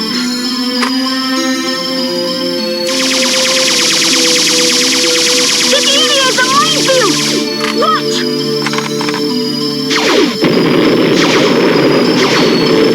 That could have been you. Let's go. My son is in there. And I have lost him again. He thought he saw his son. I did see him. I know my own son. No one else saw a kid, Tank. Combat can play strange tricks with your mind. Let's go free the rest of these zoners. Listen, Tank. You are tired. We are all tired of fighting. Battle fatigue makes a person see... I tell you, I saw my son. Yeah, my grandson. And you abandoned him again, just as you did before. Let's get these folks to the medic station. Tank, this mission is critical. Now I've got to know what's going on between you and Schaefer. I was going to Switzerland, so I left Joseph in the care of a friend on a small farm. Overlord attacked while I was gone. You mean the original raid, when he zoned half the world? Yeah, and my father-in-law thinks I was in Switzerland on a skiing vacation instead of being with Joseph. But now you can tell him the truth. But now he won't listen to me. Now that they luckily saved Schmidt at the last moment, the Zone Riders will go after the factory. Stop them before they even get near it. Where's he going? Just in case you fail me again, I have my own plan to save the factory. Schmidt's son. All right, you have your assignments. Let's go.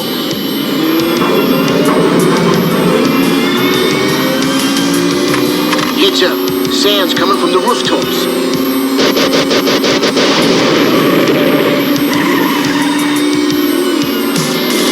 Uh-oh. Double that, kid. They're behind us, too. All right, let's take a little detour.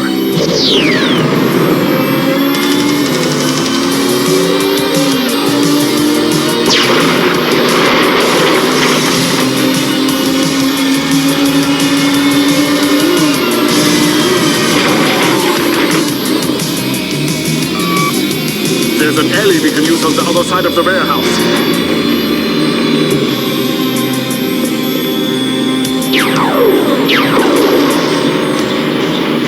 Let's move it.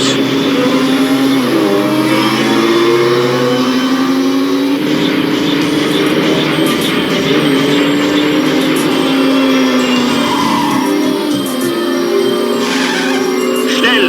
The factory is very close. I thought you were supposed to know this place pretty well, Tank. Nein, I know it perfectly. I had this tunnel built in case the factory ever needed reinforcements. When the coast is clear, Max and I'll go knock out the generator. Yeah, and when the zone is gone, my Joseph will be free, and I will find him.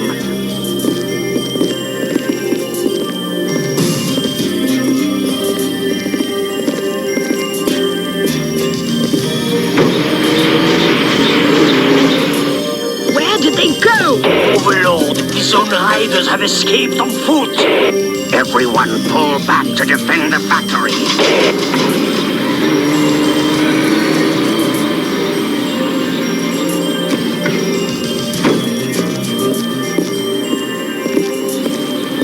Nice bit of work, Tank. We're in. And just in time. I think they want in also. This will only hold them for a while.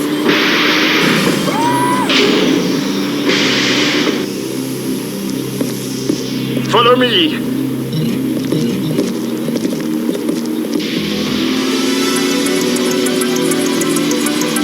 Piece of cake so far, Commander.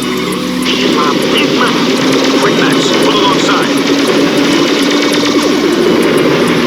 Jump, Commander! Now! Okay, Max. Time to play motocross.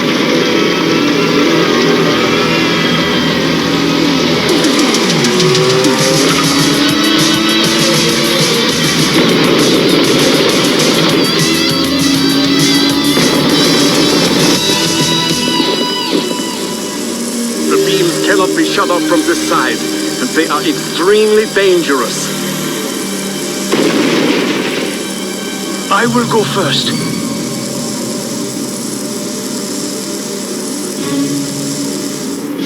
Here, hero. Give me your needler. Aye. This should be just right. I think. Schnell! Quickly! Are you sure this is gonna hold? Not if you spend all day talking about it.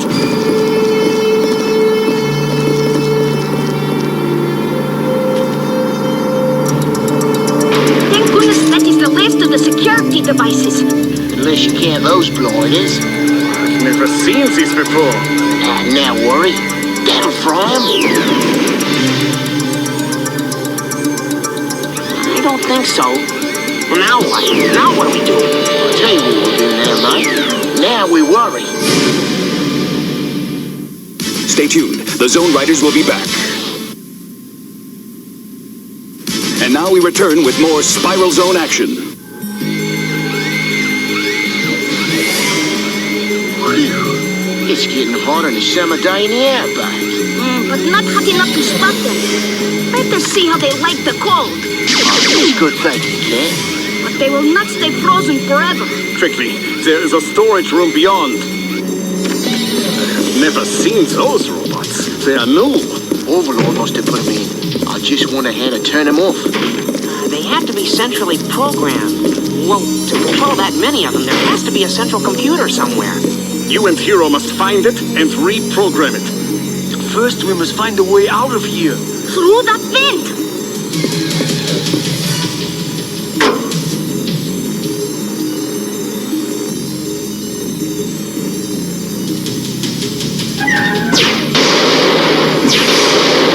The computer is yours, Benjamin son. Okay, let's get inside this. Access denied.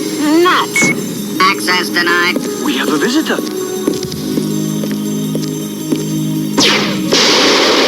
Access denied. Is that all he can say? Access denied. Perhaps you could pull the plug on it. I wish it were that easy. It has its own power supply. Access denied. Evidently, that's as heavily guarded as its program. Access denied. Access denied.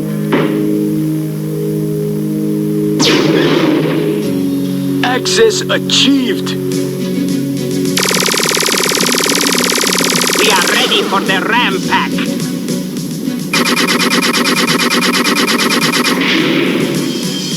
Follow me! You are still only second in command, Bandit. I will lead.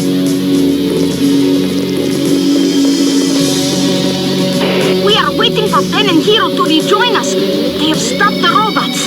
Good. We're getting closer to the generator, but the Zoners aren't making it easy. Good luck, Commander. He should be back any minute, Tank. Tank? Russ? Oh, I am sorry. I was thinking about my son. Don't worry, you will find him, Tank. The Black Widows are inside the factory. We managed to avoid them. Tank, what say you and I set the explosives? Hero and Ben and Cat can draw the Black Widows away. Yeah, good idea, Ned.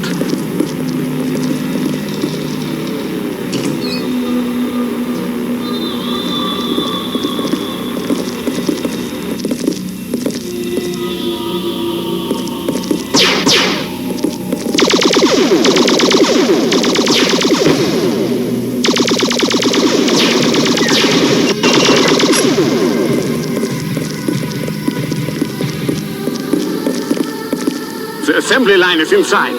Then let's get to it before the Zoners get it. Wow. Will you take a look at this, mate? This is going to be fun. Let's start in the back, shall we?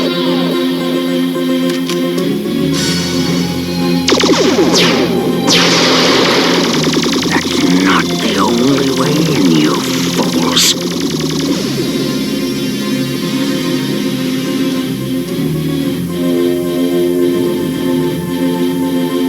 Succeed. It's time to use Schmidt's son again. We are pulling the Zoners and Black Widows out of the factory, Commander. Nice going, Cat. Max and I are almost at the generator. We'll rendezvous with you after we set the explosives.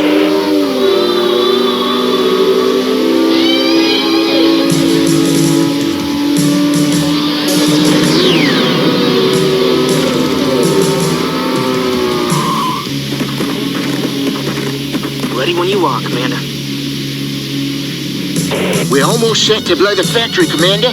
Okay, Ned. And try to bring back at least one of the zone pods. Good as done, Commander. All right, now listen to it, mate. When I push this button, we've got 20 seconds before this one blows, and 1 minute before the whole factory goes up. Yeah, I know. Daddy, Daddy. Joseph! 9.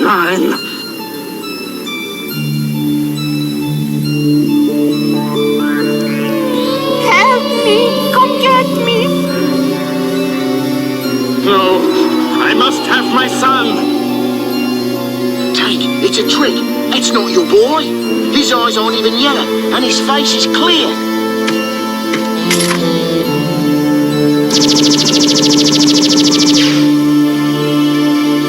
A hologram! The detonator. We gotta find it.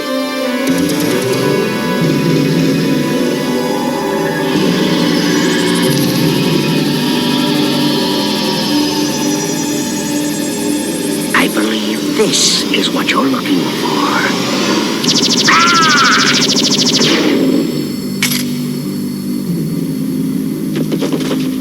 What have you done with my son? I don't have your son, but I have this.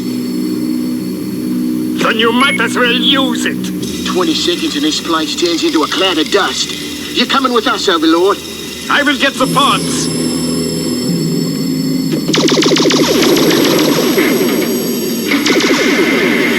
Leave it. There's no time. We gotta get out of here.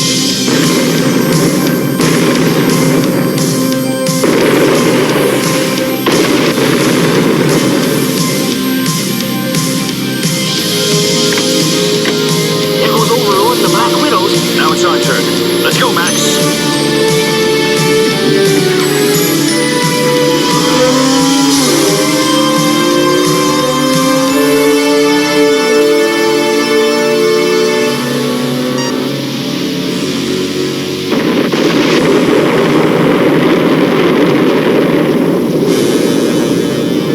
Now that's what I call a pretty sight.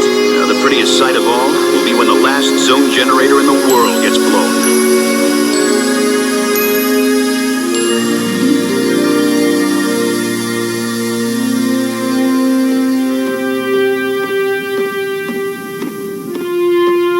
Field Marshal Schaefer, this is a copy of the orders which sent Tank to Switzerland just before his son, your grandson, was caught in the zone. Orders.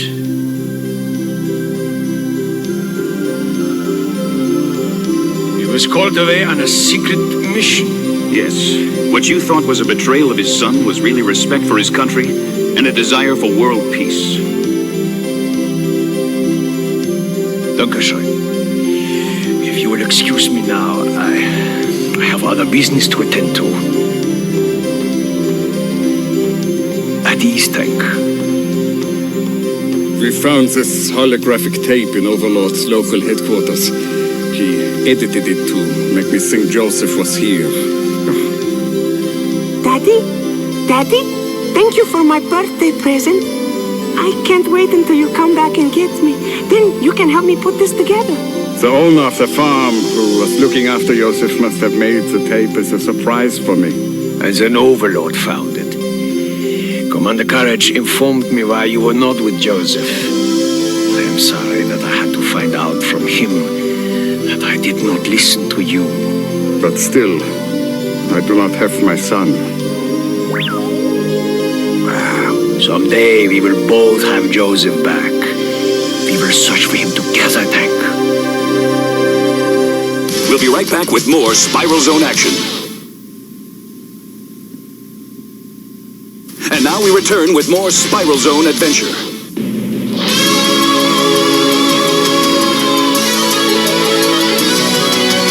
Earth's most powerful soldiers fight the Spiral Zone. Our world calls for courage, peace and freedom. We must own.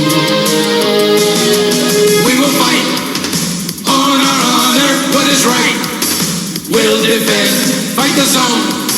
Zone riders, Earth's most powerful soldiers, or Earth's last chance against the Spiral Zone. Spiral Zone.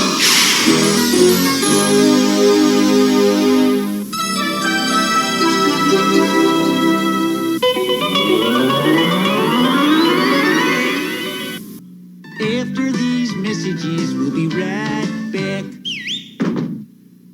Now, Chucky, don't ever do that.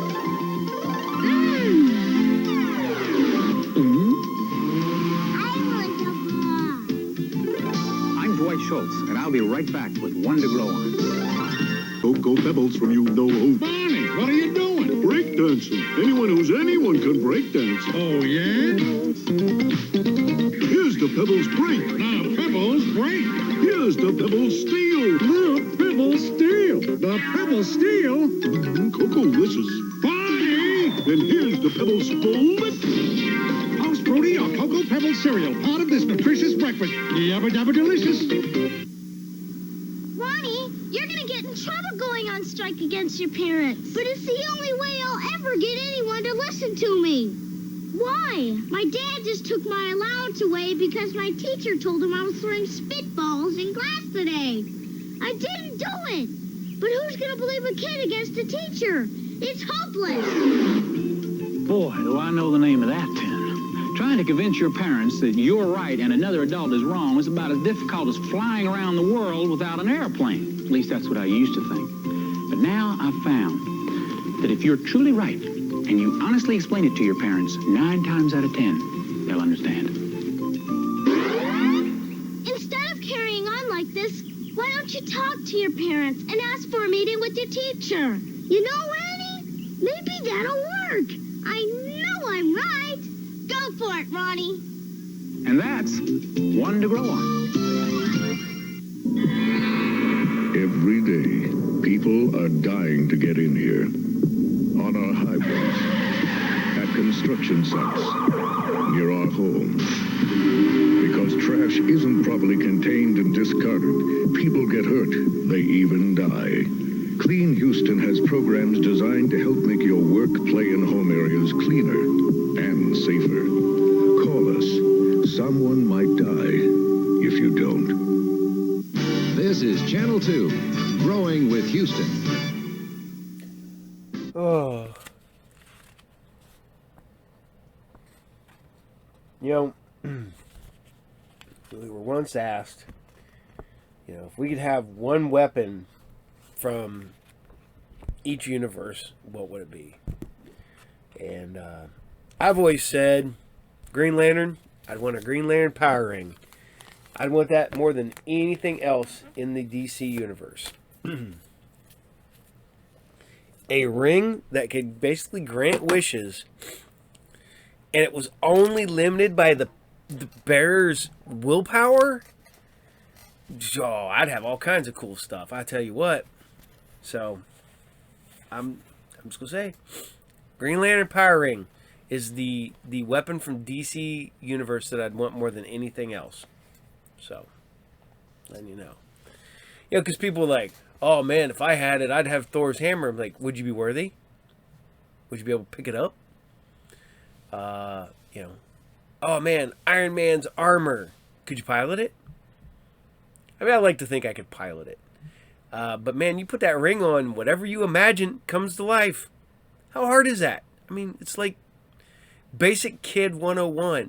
We imagine all the time. Oh my God, could you imagine like a 10-year-old with a power ring? No. Would not be no bueno. So, alright. I hope you guys like Spirals Out as I go on a tangent about getting a Green Lantern power ring. Alright. So, we're going to keep her going right on over to some gem and holograms. I've had this discussion with Tina the other day. She agrees. Truly outrageous. Far better opening theme song than Gem Girls. She even forgot that Gem Girls was a thing. And she's like, well, they had opened it, and yeah. So, it's a real thing. But yeah, total Gem is totally outrageous. Oh, yeah, way better than me and my friends are Gem Girls. One, I'm a dude, and I'm not a Gem Girl. I'm a misfit. But we're going to let you have it. This is Gem and Holograms, episode 34. And this is Treasure Hunt. Enjoy. Me and my friends are Gem Girls. Gem is my name. Exciting adventure, fashion, and fame. Once you're a Gem Girl, you're never the same. Come on and be a Gem Girl. Gem is my name. Me and my friends are Gem Girls. Gem is my name. Truly outrageous, that's a Gem Girl. Glamour, fashion, and fame. Exciting adventure, fashion, and fame. Once you're a Gem Girl, you're never the same. Come on and be a Gem Girl. Gem is my name. Gem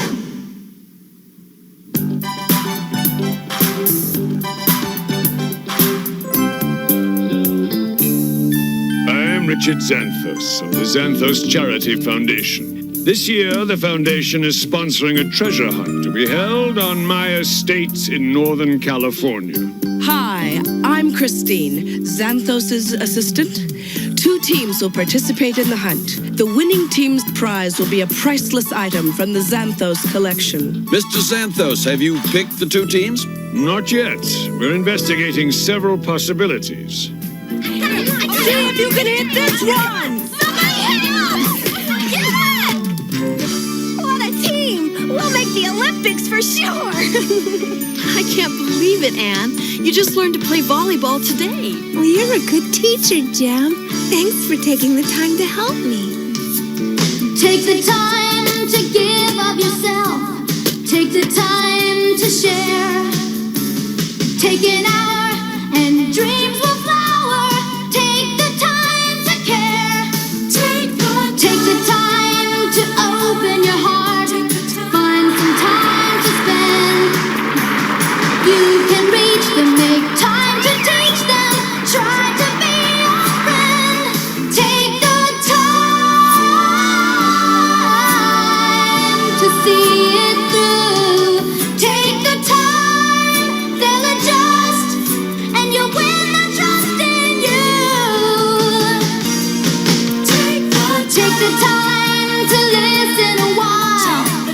Hear what they're dreaming of. If only more did, how they'd be rewarded. Take the time to love.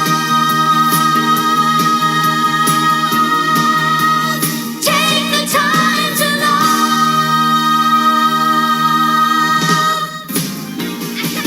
Thanks for telling me about the Starlight Girls video. Well, when I heard about your treasure hunt, I knew that they'd be perfect. I think you're right. Another publicity bit? This is boring, Eric. This will be anything but boring. Pull over here. Come and get it, kids. Free meals, courtesy of Misfits Music. What is this? Eric, are you nuts? Trust me, Pizzazz. Trust you? Oh, Pizzazz, we're so happy to see you again. This time? Hey, get lost, punkettes. Eric, get rid of them. I hate kids. Play along, Pizzazz. Good morning. Ah, you must be Christine from the Xanthos Foundation. We are so glad you could stop by. We can talk while Pizzazz and the other Misfits hand out the Misfit meals. Right, Pizzazz? All right. Here you go, kiddies. Courtesy of Misfits Music. Do the Misfits do this often? Oh, all the time. Oh, it's so heartwarming to see such selfless charity. I'll definitely recommend the Misfits girls for the Xanthos treasure hunt. Thank you. Bye. Good job, girls. Very good. Right, payday. Let's get it. Okay, Eric, what's going on? Why, you and the girls are going to be in Xanthos' treasure hunt. What's your name? What's it worth to you? Molly. Okay, I'm Molly. That's Ellen and Sandra. Don't expect any favors from us unless you pay for them. Cash in advance. Whatever you say. I say we're wasting our time talking to you losers. Come on. What an obnoxious little brat. Reminds me of you, Pizzazz. What was that, Eric? Just agreeing with you, Pizzazz.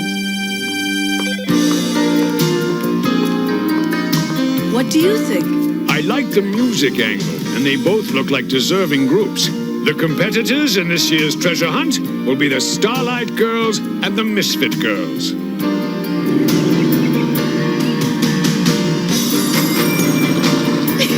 I can't believe we're in a real live treasure hunt. Do you think we'll win, Jim? I don't know, Bunny, but we'll do our best and have fun trying. These wimps at a competition? Lack of competition, you mean? Welcome to the Xanthos treasure hunt. And now, the rules of the game. There will be 4 riddles to solve. Each riddle involves a famous piece of literature. As you solve each riddle, you will be given a map that will lead you to your next riddle. And the first team to find the hidden key that looks exactly like this one will win the prize. Jem, you'll escort your Starlight girls. Pizzazz, you'll do the same for your team. Everyone else will meet you at the end of the hunt. Oh, I must warn you not to help your girls solve the riddles. Your team will be disqualified. I promise there'll be no interference. Oh, yeah, me too. Yo, Eric, do you read me? It works, Tech Rat. Of course it does. When she gets a riddle, I'll run it through the computer and find the answer in seconds. Molly, this is Eric. We're all set. The Starlight team won't have a chance. All right, everyone.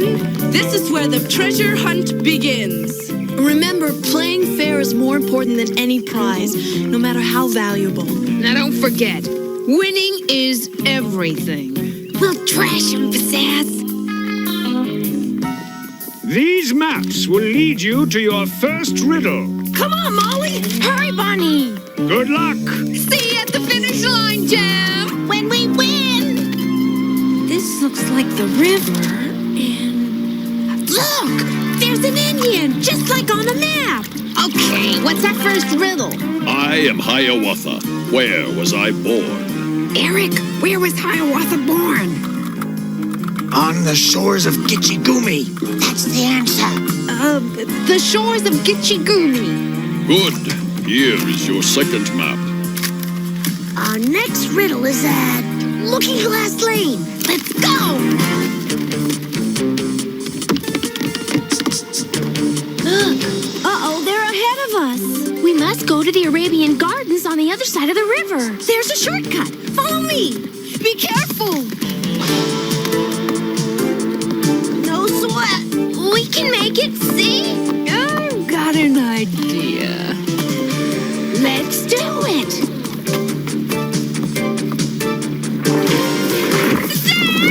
Stop it! Molly, I don't think this is a good idea. Come on, this'll just slow it down. Cut it out! Help! I'm slipping! Bunny!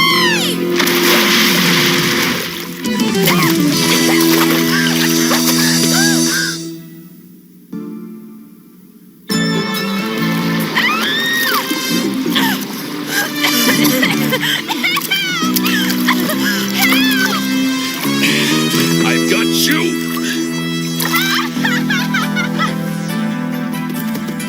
Those girls are as bad as the Misfits. Thank you for saving me. Bunny, are you all right? I'm okay. Come on, we gotta keep going. Well, here are the Arabian Gardens. Oh, look, it's Scheherazade from 1001 Arabian Nights. Scheherazade, do you have our clue? How many voyages did Sinbad the Sailor make? Gee, I'm stumped. This place is weird. I kinda like it. hello, I'm Alice. Big deal. What's the riddle? I'm on my way to a tea party. Who will I meet there? The Mad Hatter and... Oh, the Mad Hatter and the March Hare. Oh, congratulations. That was a very quick answer. You can forget all of that. We've still got 2 more riddles to go. Sinbad made a lot of voyages, didn't he? I remember 7 voyages. Very good, Bunny. For you. A brass lamp? Open it up. Next stop, Castle Tintagel. Now which way do we go? Our next clue is in Sherwood Forest, but I can't figure out the path. We should go through the waterfalls. And get wet? No way. We're going through the Japanese gardens. It'll be a shortcut. But you aren't supposed to help us. Who cares? We're going this way. Jim, I think we have to go this way to Tintagel Castle. But this is Sherwood Forest. Are you sure? Sorry, I can't help you. Uh-oh, here comes trouble. Oh, you got map number 2 already, huh? Well, you're catching up with us. Can't have that, can we? That's our map. Give it back! Stop that! Sorry, Jim. We can't interfere, remember? You want it? Come and get can't let him get away! Ahead of the game, you gotta stay ahead of the game. If you want people knowing your name, you gotta stay ahead of the game. Ahead of the game. Ahead of the game. The winner stay ahead of the game. If you're going after fortune and fame, you gotta stay ahead of the game. Every move you make must keep you in first place. You make one mistake, someone's gonna trump your race. Ahead of the game. If you're going after fortune and fame, you gotta stay ahead of the game. Every move you make must keep you in first place. You make one mistake, someone's gonna trump your race. Ahead of the game. You gotta stay ahead of the game. If you don't want it to go up in flames, you gotta stay ahead of the game. You gotta stay ahead of the game. They've disappeared! Keep looking. That was great, Pizzazz! Yeah, I'm brilliant, Arthur. But what if they can't find their way out? Who cares? Yeah, tough. Come on, we still got 2 riddles to go. We'll never find them in here. But we need that map to win! We better get back before we get lost. Didn't we take the left path? I thought we took the right. Oh, we are lost.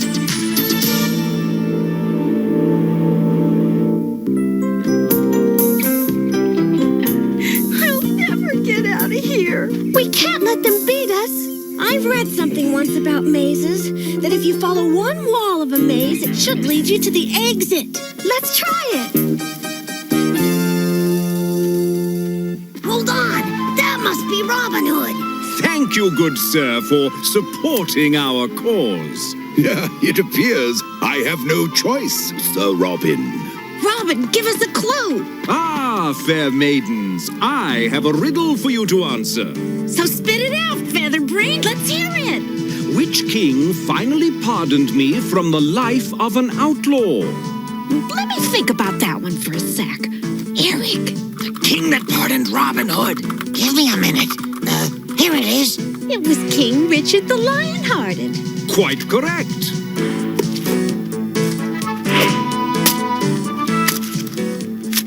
For you. Only one more riddle to go. The Starlight team will never catch up with us now. That way. Good luck, fair maidens. Luck has nothing to do with it. We made it. That was good thinking, Ashley. But we still don't have the map. You'll have to rely on your memory. I remember it was Tintagel, King Arthur's first castle. I think it was on the north side of the maze. Well, let's check it out. Yield, Percival! Yield! I yield, my Lord Arthur. Ha ha! An excellent fight, Percy. You are truly one of my finest knights. You're both really great. Why, thank you, milady. Do you have another clue for us? Certainly, gentle ladies. I ask your second riddle. On what great quest did I send my noble knights? The quest for the Grail. Excellent, milady. Here is your third map. Now, on with your own quest. Thank you. All for one, and one for all.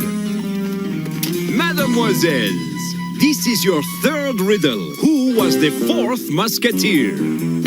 D'Artagnan, and that's him. Oh, is there no woman who does not recognize me? Oh, brother. Well, he was supposed to be quite a ladies' man. And fours, young lady, I have this. Our fourth map. Thank you. There's only one riddle left to solve.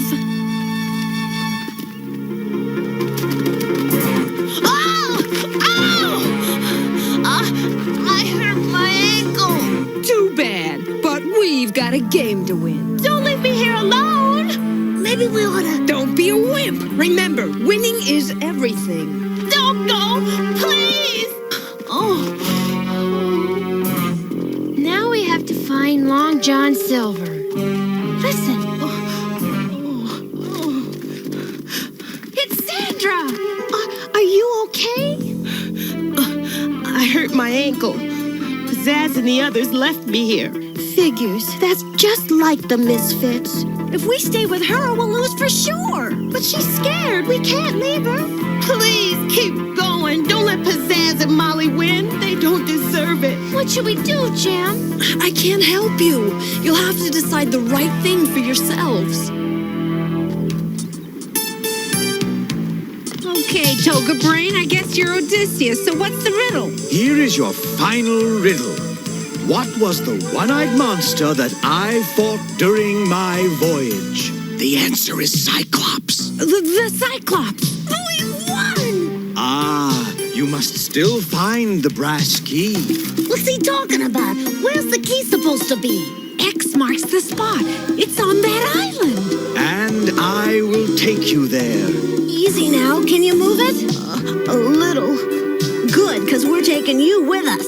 Thanks. All aboard! Put the pedal to the metal! Move this tub! There he is, Long John Silver! Tell me, lassies, where is the pirate captain's gold hidden? Arr. I know, Treasure Island! Very good, my dear. That's it, the key is hidden on Treasure Island. Oh no, the Misfits team! They'll get there before us! Into the longboat, we'll catch them! Can't you go any faster? We're gaining on them! End of the line! On the double! Hurry, they're right behind us! Run, girls! I'll take care of Sandra! Come on, come on! We've gotta catch him! Now where's that stupid axe? I see the axe! Go for it! Look where they're going! I've got it! No, it's mine! We've got the key! We've got it! We've got it! Just a moment. What do you think, Richard? I saw the girls grab it at the same time. Yes, it appears to be a tie. Well then, I'll give you one more riddle. Whoever answers it first will win the game. Closed, they are silent, nothing more. But open them, and all worlds, past, present, and future, are yours. Eric, hurry! What's the answer? What could it be? Use your computer, tech rat! Eric, hurry! Come on, stay here! Let me do it! Don't touch that! Beautiful computer, you broke it! Eric! A radio? You were cheating? No, it's just a pin. You can't prove anything, and since nobody can solve your riddle, we should get the prize. I know the answer. It's a book. When it's closed, it tells you nothing. But if you open it and read it, you can learn about everything. We won! We won! No, you haven't. You deserted me. I'm not on your team anymore. I'm with the Starlight Girls now. You sure are. Welcome, Sandra. Glad to have you. Then I declare the Starlight Team the winners. Here we go. Oh, I can't wait. Sandra, use the key to unlock the treasure. As your prize, you may each pick one of these priceless old volumes. Oh, it's real leather. Wow, this is signed by Lewis Carroll. They're all first editions. Thank you, Mr. Xanthos. It's the best prize ever. That's the big treasure? Books? We've been scammed! Books are priceless, Pizzazz. They're the key to all worlds.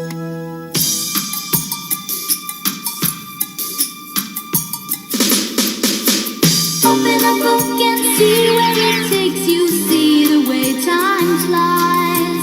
Open a book and see how it makes you open up your eyes.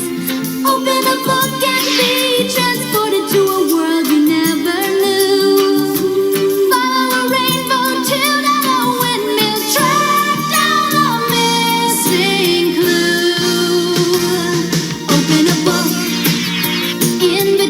pages, what wonders you will find. Open a book and open up your mind. Open a book and open up your mind. Open a book. In between the pages, what wonders you will find. Open a book. Open a book and open up your mind. Open a book and open up your mind. Open a book and open up your mind. Open a book and open up your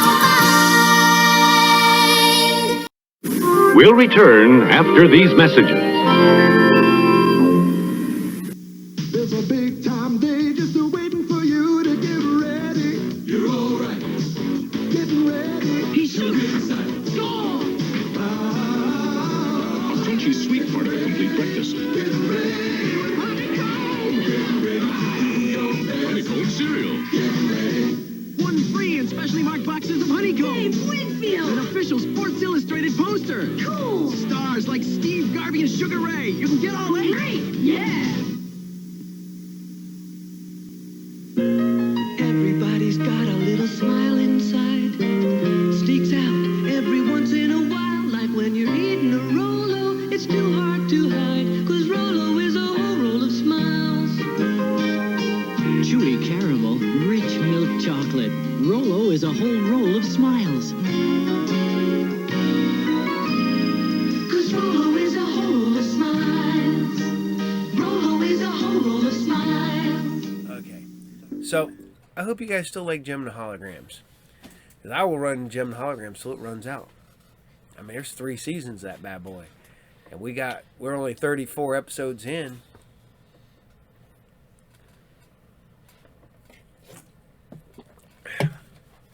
Yeah, I like Gem and Holograms, but I am a Misfits fan.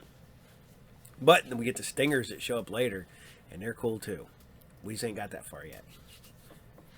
So, we're going to keep her going. We're moving over to some cops.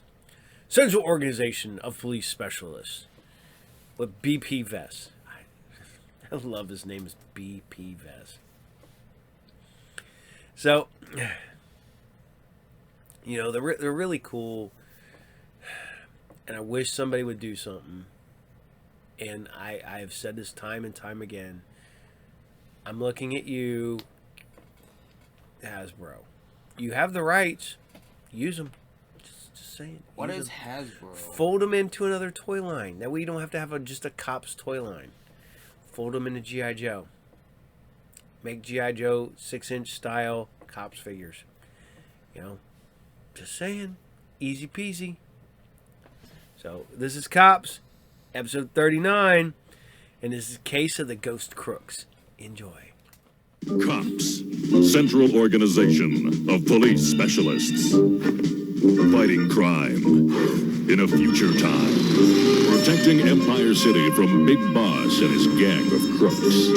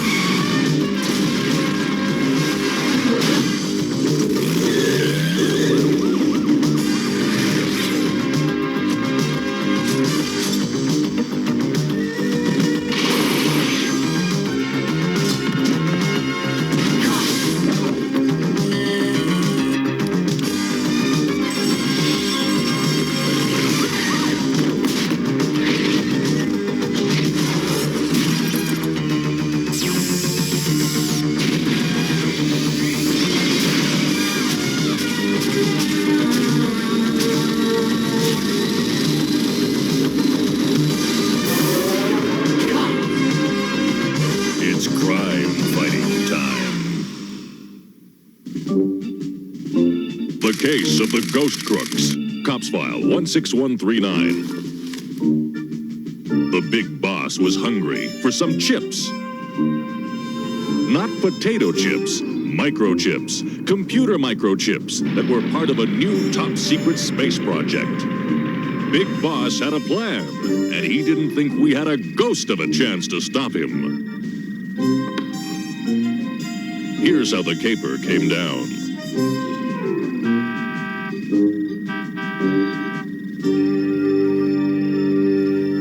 And we're closed for the weekend. They come back Monday. I've got laundry, Sonny. If your space scientists want their germ-free work suits, you better take them now. I guess it can't be helped.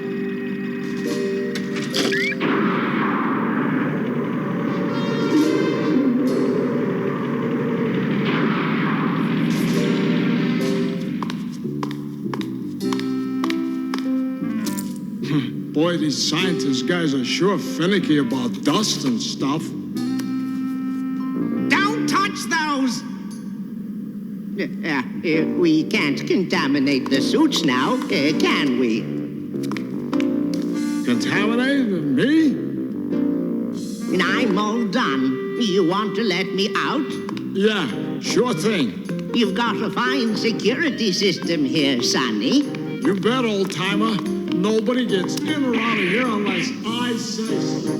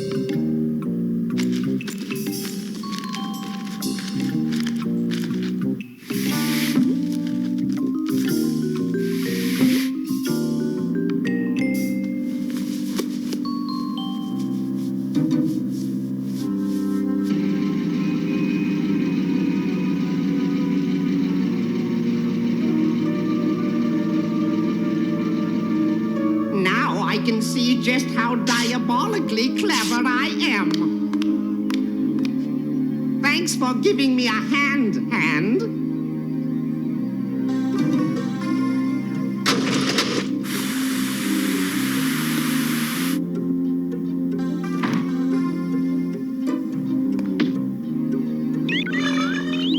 Huh?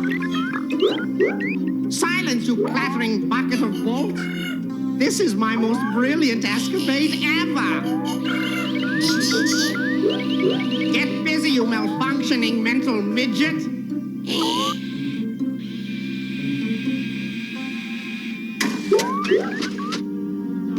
My roboticized jumpsuits will steal the microchips. Then all we have to do is pick up some dirty laundry.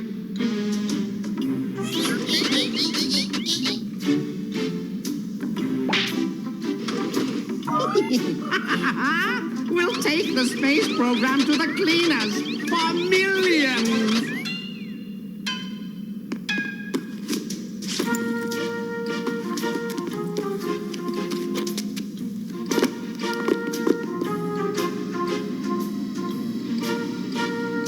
The computer room, inside, quickly.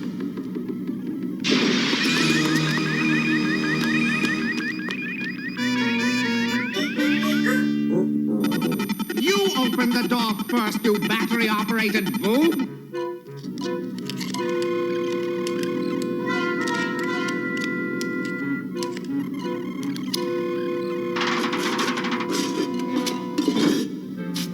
Aha! The microchips!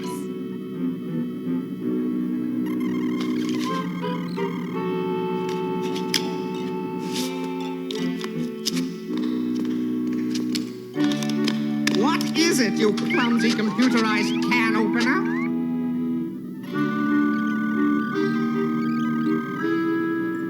Oh.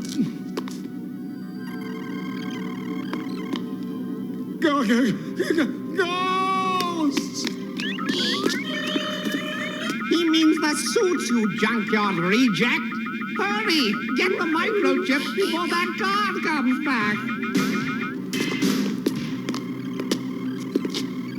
Come on, Bowser. You don't believe that stuff, do you? My horoscope says beware, a bad day for good luck. Plus, it's Friday the 13th. Today, I'm doomed. What's with you? Hey, it's bad luck to walk under a ladder. That's just a silly superstition. Oops. Whoa! Is that so? Oh, I'm sorry, guys. What's the hurry, Mainframe? You won't believe it. A security guard at the Computer Research Center just called in. He says he's got some unwanted visitors there. Ghosts. What? Better go check it out. Bowser, Blitz, go with Mainframe. Terrific. Friday the 13th, now ghosts. What next?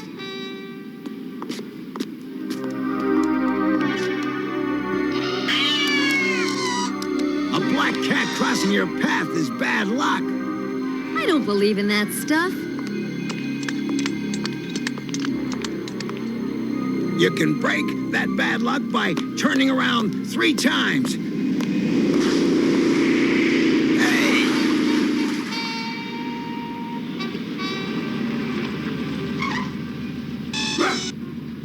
It's gonna be a long day.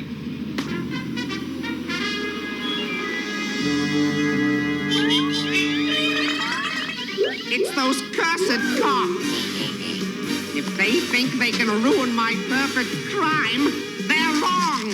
They can't catch me in the act because I'm not even there to catch.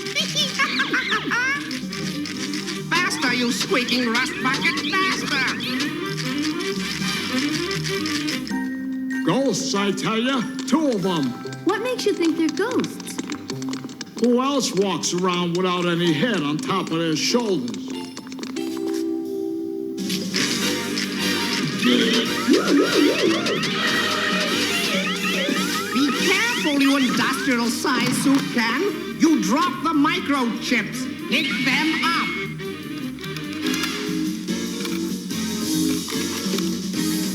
The ghosts were here in the computer room.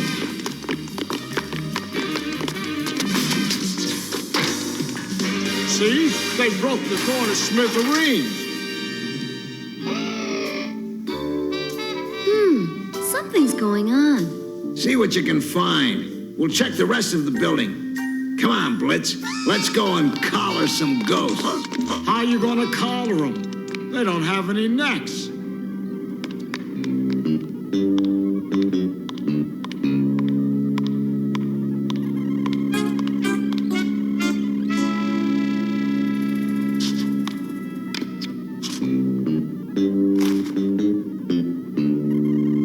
Microchip. Must be one of those experimental mini-micros they've developed for the space program. What would a ghost want with a microchip? Even if there were such things as ghosts. So, you don't believe in ghosts, eh? Well, you will soon, my dear.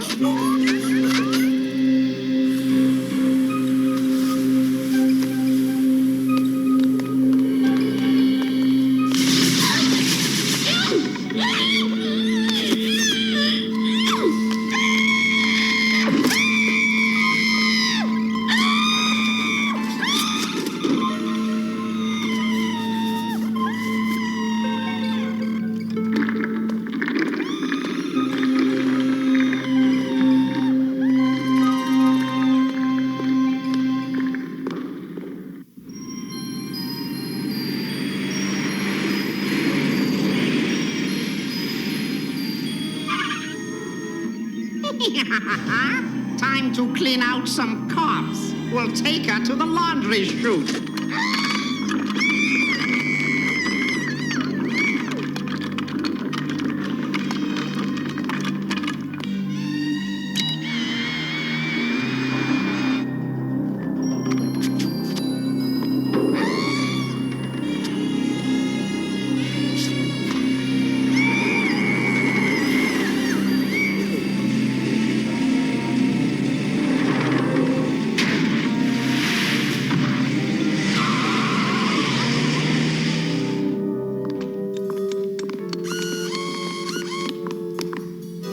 What is it, boy?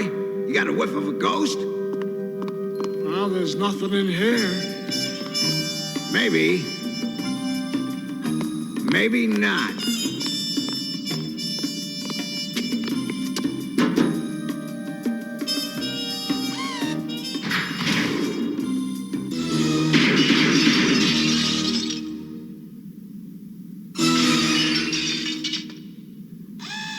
Well, there's 7 more years of bad luck.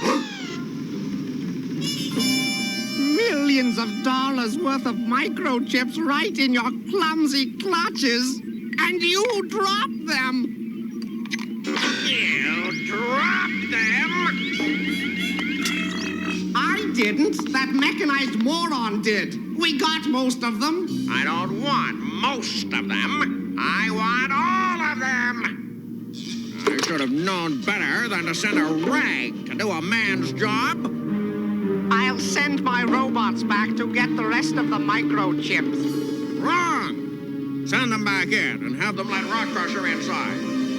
I want those microchips, eh? And if I don't get what I want...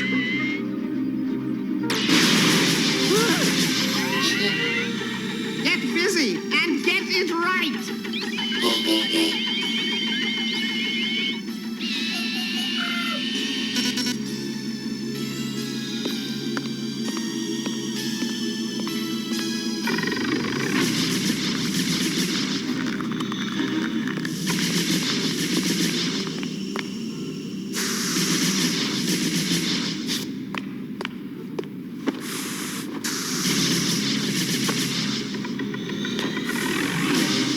Vanished? What do you mean, vanished? I searched the whole building. Mainframes disappeared. I know you don't believe in ghosts, but poof. Something's going down, and I don't like it. Stay put. We're gonna roll on this. Listen up. We've got a cop missing in action. What? No. Who is it? Mainframe. Mainframe? I say it's crime fighting time. You took the words right out of my mouth, Long Arm.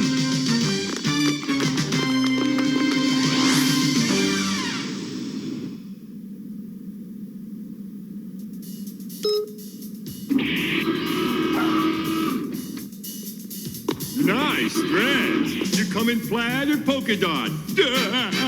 Stand aside, you cheap suits. Let a pro show you how to steal.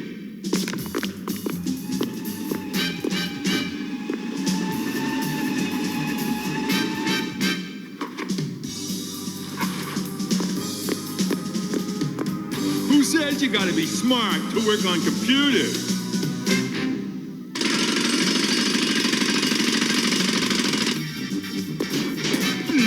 Gee, I hope I didn't break it. Ah, it's busted. Speaking of busted, you are. Sorry, copper. You and the mutt are gonna be too busy to bust me. Yeah, you're gonna be all tied up.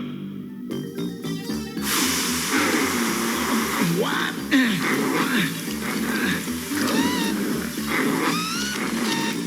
Sorry, but I just can't stand fair fights. Aw, for me, I'll open them on my birthday in 8 months. Take the microchips and leave, you brainless mountain!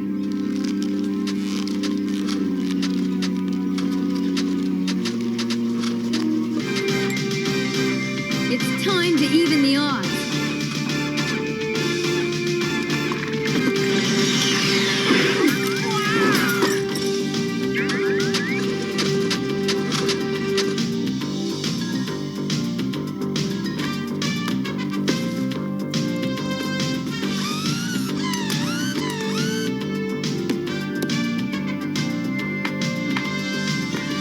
Hey, you! Whoa!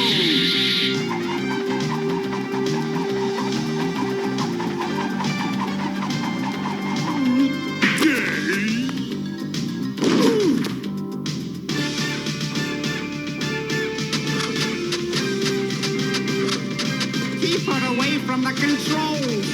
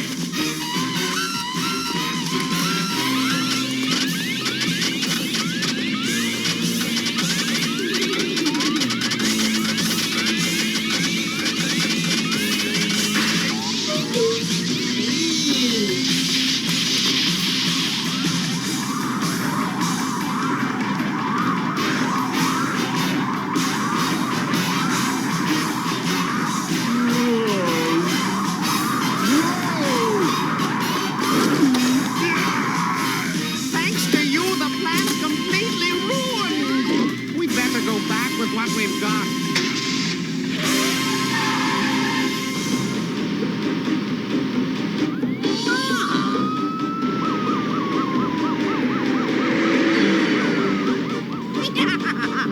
That's right. They're looking for corpse, not chips.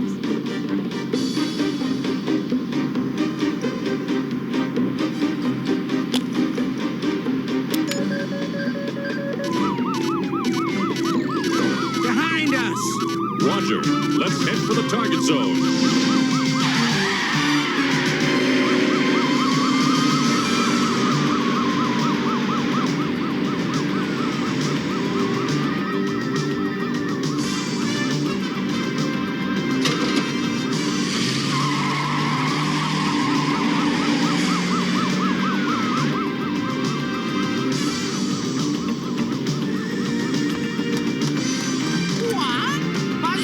She's got the microchip.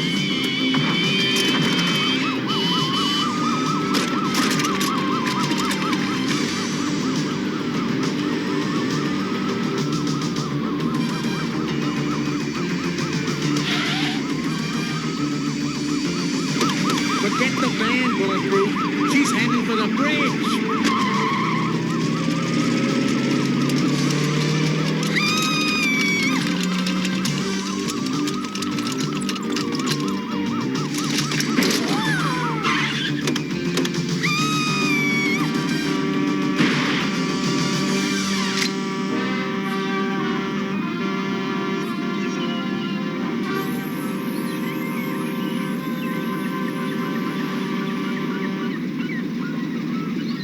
I've always told Mainframe that she'd be a good catch.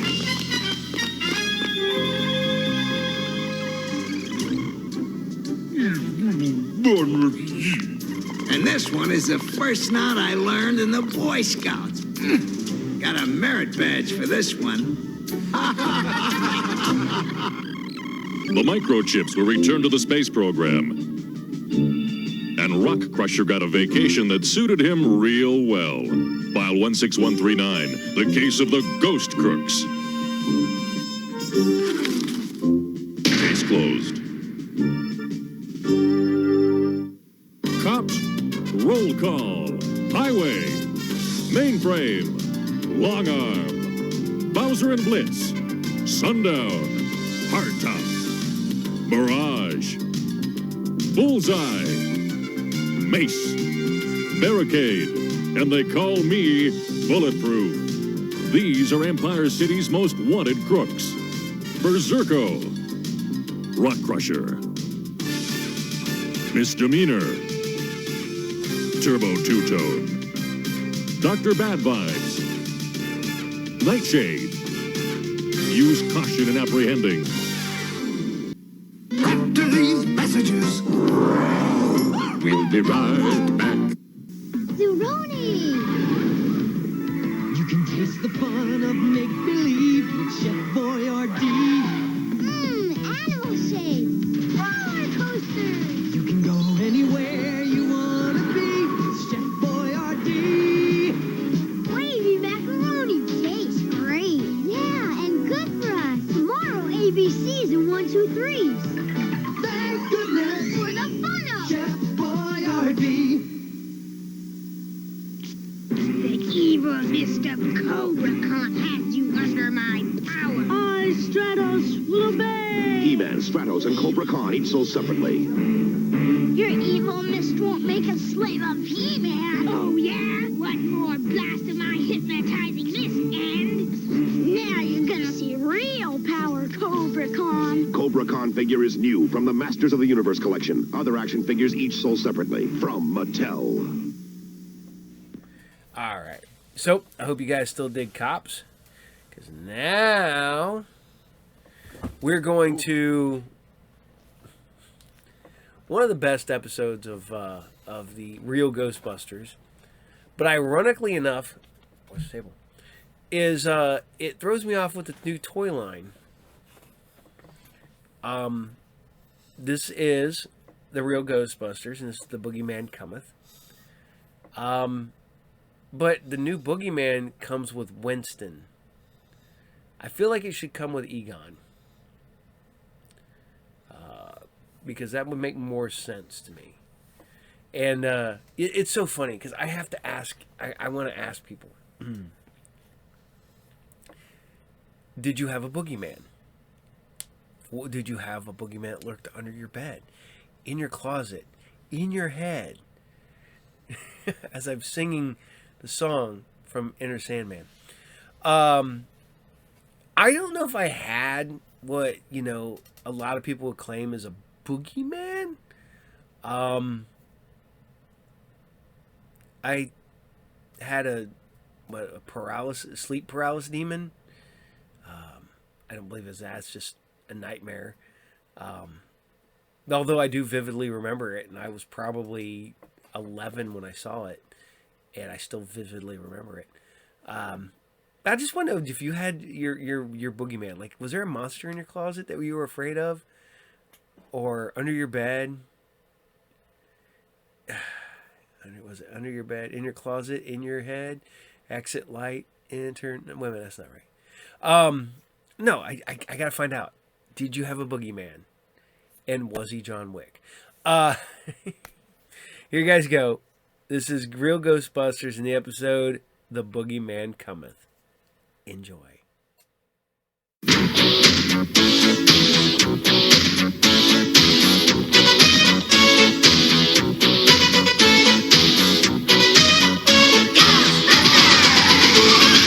something strange in the neighborhood. Who you gonna call? There's something weird and it don't look good. Who you gonna call?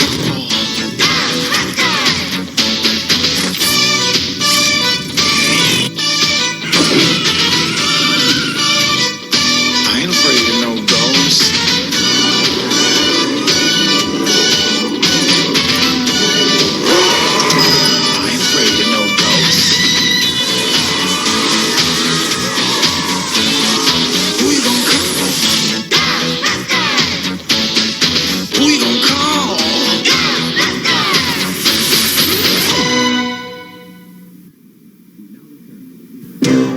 We now return to the real Ghostbusters.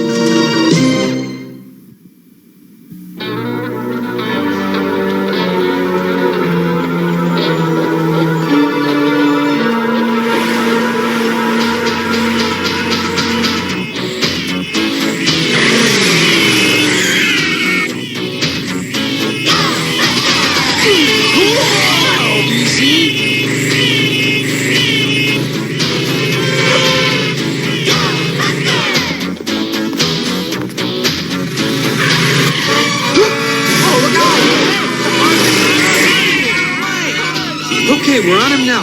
Watch out for the hot dog cart, Winston. Don't hit that newsstand.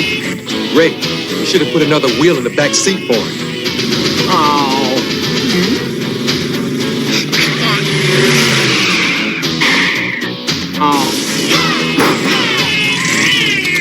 Okay, Louie, we got you covered. You'll never take me alive, coppers. Of course not. You're a ghost. Oh, yeah. I keep forgetting. And if I'm a ghost, I can do this. You don't scare us, Louie. Take away those supernatural powers and you're nothing but another 2-bit dead hood. 1, 2, 3!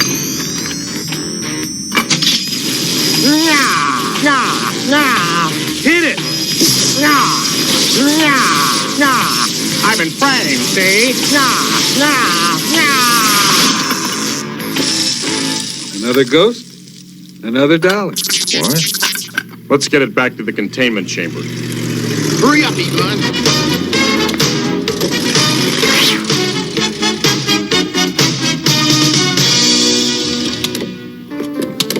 Boy, I'm exhausted.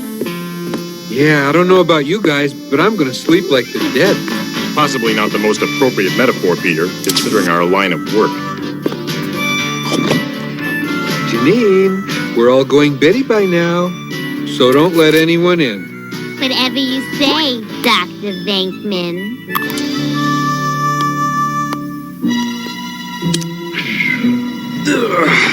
And now for some rest.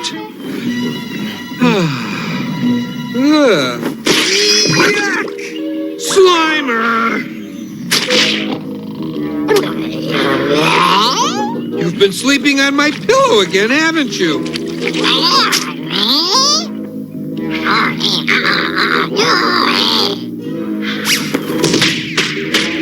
Slimer, if you had any days left, they'd be numbered. Hey, Ray, I think it might be a good time to test this new ghost bomb E-gun design. You know, the one guaranteed to disintegrate all spirits within a 50-yard radius.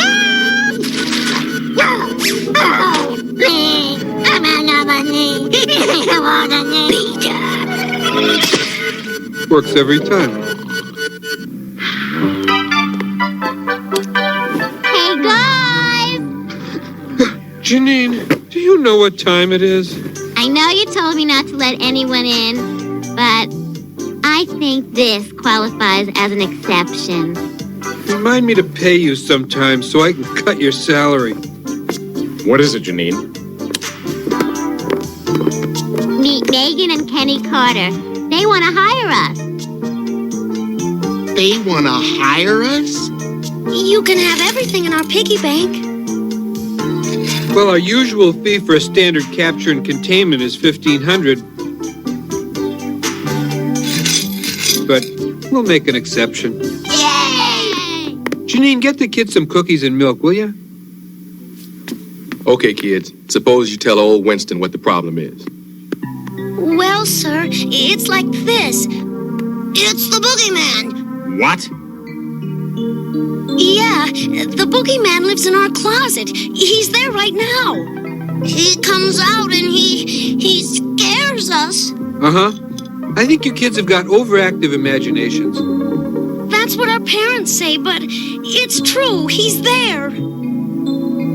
Peter, I think we should look into this. Look, ghosts, specters, phantoms, I can believe in. But the boogeyman, that's a little harder.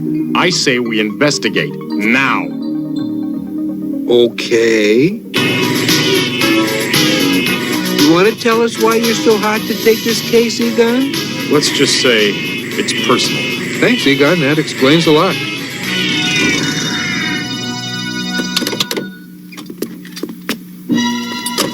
Shh. We don't want to wake up Mom and Dad.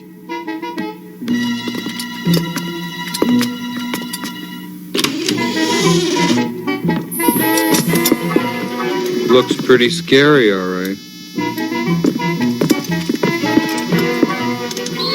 I'm reading high paranormal activity in the closet.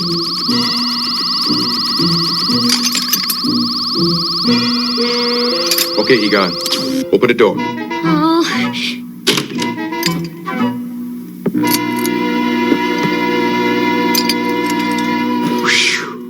But he wasn't there, honest. Well, doesn't look like he's there anymore.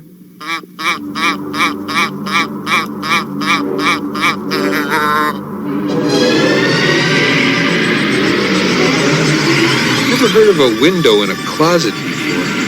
Egad!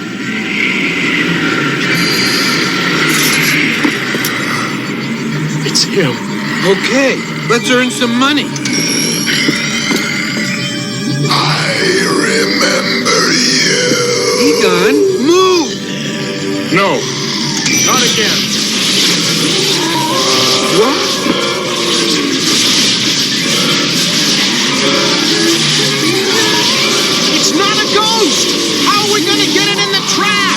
good questions. Why didn't you think of that before? Go full stream. Maybe we can force him back in the closet.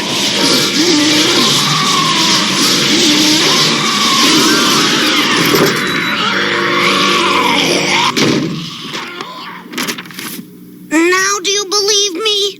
Yeah, kid. Oh, yeah. We've got to go after him. No, we don't. Show me where it says that. Egon, we need more equipment. Not to mention a plan. You don't understand. We can't let him get away. We've got to close off that portal. What's going on here? Who are you? They're the Ghostbusters, Mom. They came to get rid of the boogeyman. Yeah. Good evening. I'm Ray Stantz of the Ghostbusters. I'm sorry to have to tell you that you've got what seems to be a Class 7 repeating corporeal entity residing here. Or, in layman's terms, the boogeyman lives in your closet. I see. Thank you so much for stopping by. Why don't you leave? Now. Why didn't they believe us? Egon, we told them there was a monster in their kid's closet. We're lucky they didn't have us arrested. We've got to go back there and find it again. Wrong. What we've got to do is some serious thinking about how to catch this thing.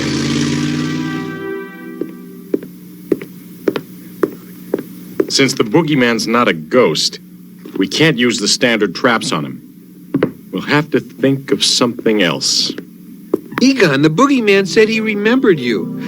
Is there anything you'd like to tell us? When I was a child, the boogeyman would come out of my closet. He's the reason I started investigating the supernatural. I wanted to find a way to stop him. According to this, the boogeyman lives on kids' fear. The more scared they are, the better he likes it. Heck of a way to make a living. Still, when you think about how many kids there are, he's got job security. Hey, that's it. We can't go back into the Carter's house, but maybe we can find another closet that leads to the boogeyman's domain. Yeah, sure. Right on. And once there, this might be just what we need to seal him up in his own world forever. Yes, it just might work. Unfortunately, not every child's closet leads to the boogeyman. We can adjust the PKE meters to pick up potential vibrations. Okay, what are we waiting for? Let's do it. You guys get it together, okay? I'll be back. Where are you going? I got some friends to check up on. Okay.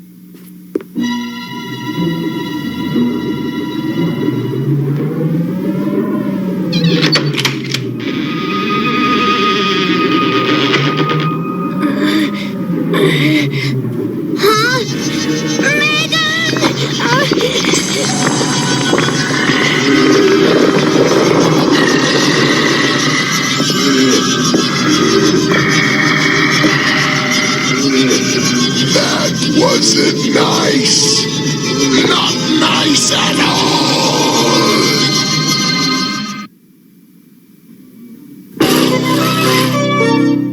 Oops. We now return to the real Ghostbusters.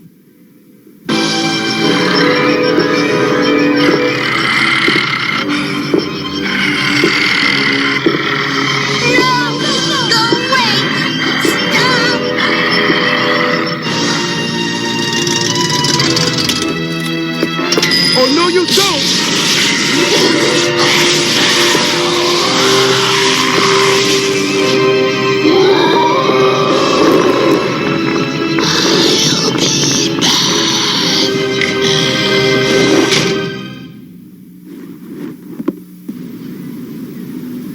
Hi, Mr. Ghostbuster! Remember, if you're not afraid, he can't hurt you. We'll remember! I think maybe I'll just hang around a while.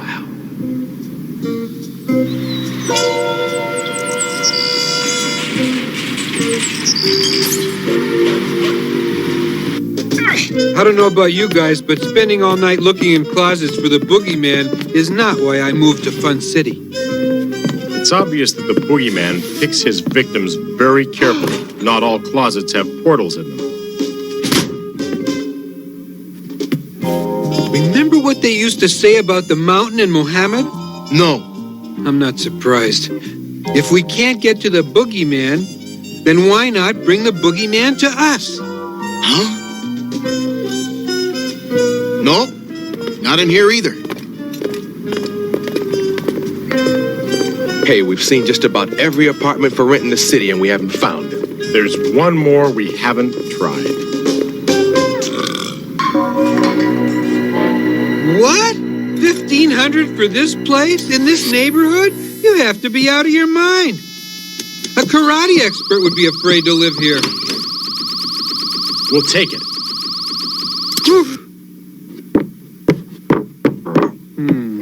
Maybe the dresser would look better against the other wall. Peter! Hey, the boogeyman's a pretty sharp cookie. This has got to look real if we're going to fool him into opening up for us. These will help create the proper ambience. Wow! It's Dopey Dog! I used to have one of these. We've only got one problem. We need someone to sleep here tonight who can pass for a child. Someone whose thoughts, actions, and general state of mind are identical to, say, a 6-year-old. Oh, Dopey.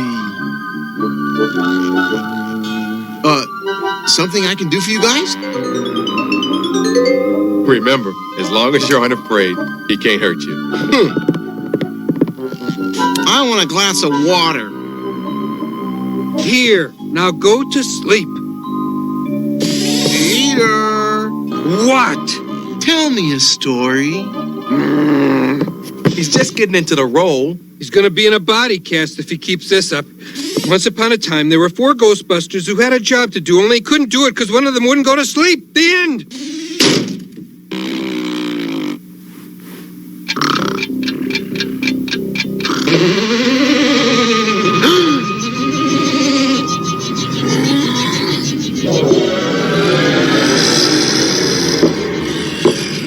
What have we here?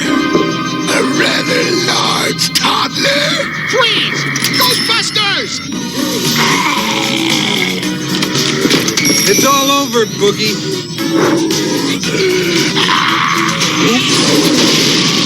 He wants to play rough. Full stream, now! Drive him back through the portal!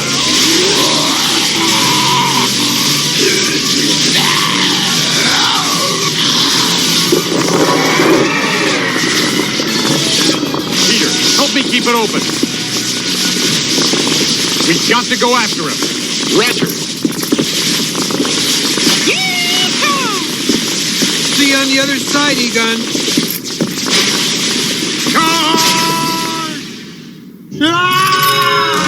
As an interior decorator, this guy makes a great boogeyman.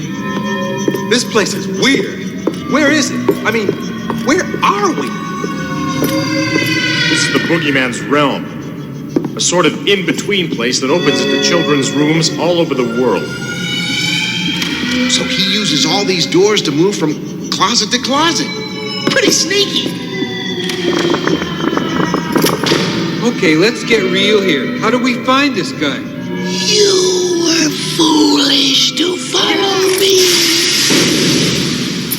I don't think that's going to be a problem here.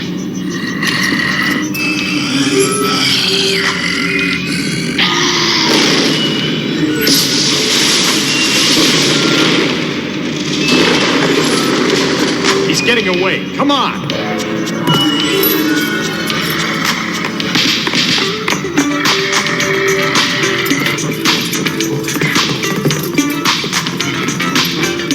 I don't know if we're coming or going. Oh, thank. He's gone. No, wait. There he is. He's going back into the real world. After him! The rain's going down. As the thunder rolls, let me show you. Yeah! Go get him, Ghostbusters! Bust the boogeyman! Yeah! Get him! After him. This way. This way. Nothing to worry about, folks. We'll handle it. You go back to sleep. I knew we shouldn't have bought a house in Hollywood. There he goes. Blast him. Come on, shoot blast him.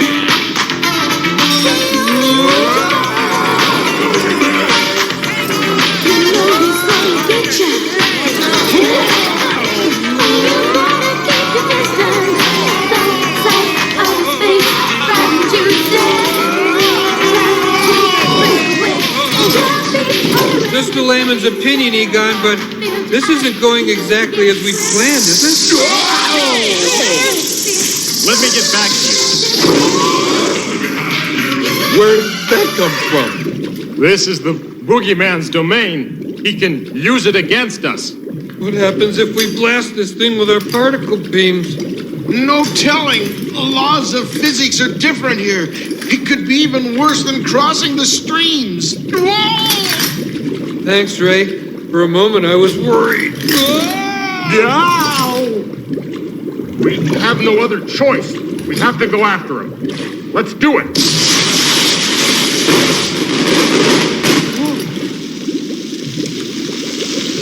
Fireworks? Why did the beams turn it into fireworks? Why not? Fair enough. Egon, can you use your PKE meter to track the boogeyman? Too much supernatural energy in this place. I can't zero in on him. We'd better do something about him fast. We might not be so lucky next time. There's only one way to destroy the boogeyman. You have the ghost bomb I told you to bring, Ray? Right here. But it doesn't have enough power to do any real damage to this place. Not yet. But we can fix that. Before we do anything, let's find someplace more solid. Yeah!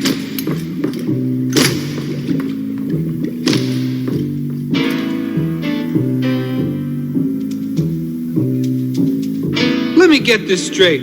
We're hooking our proton packs up to the bomb to provide the necessary power? Correct. The resulting hyperspatial implosion might just seal off the boogeyman's realm forever. Then let's set it. Let's get moving. If the boogeyman shows up while we're defenseless... Thanks, Winston. We get the picture. Okay, this is it. Set your packs on overload. Let's go. We have to hurry.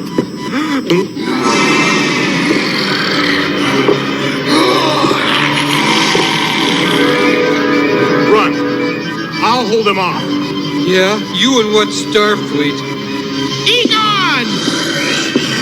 No!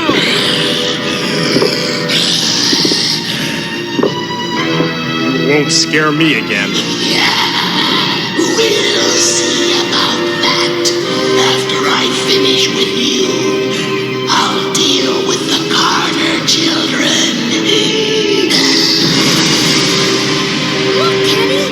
Now watch me put an end to your so-called heroes. We've got to help them! No, I'm scared. If we're scared, he can get us. We've got to be brave. Come on!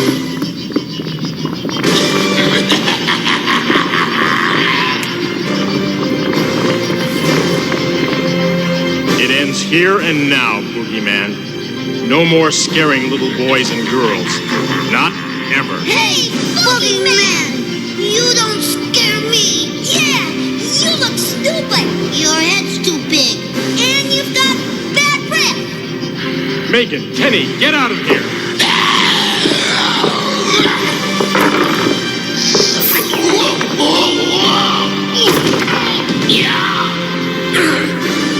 Run, hurry! We've only got seconds left.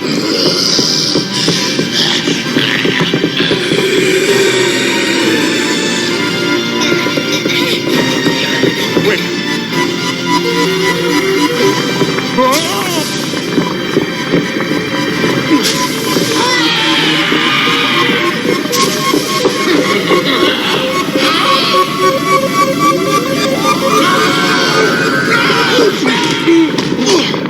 What's going on here? Get back!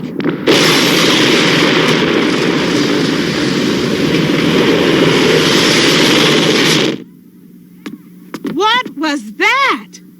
That, Mrs. Carter, was the boogeyman going bye-bye.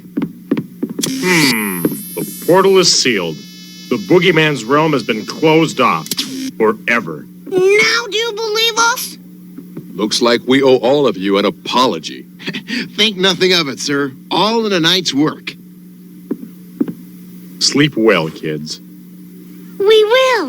Now, thank you. Talk about exhausted.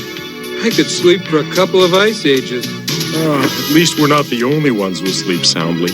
Yeah, kids all over the world can rest knowing that the boogeyman won't be coming out of their closets anymore. Kinda gives you a warm glow, doesn't it? Yipe! He's back! All right, Boogie, we know you're in there. Come out with your talons up. Come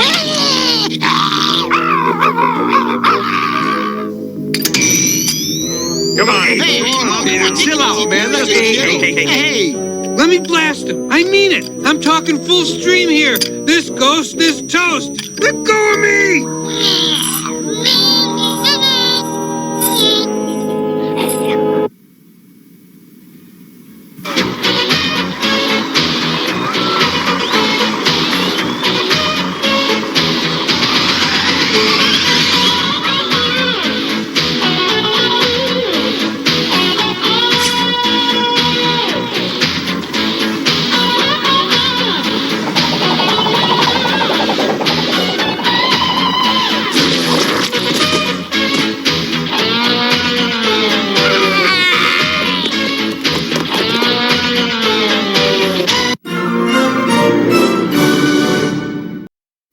We'll return after these messages.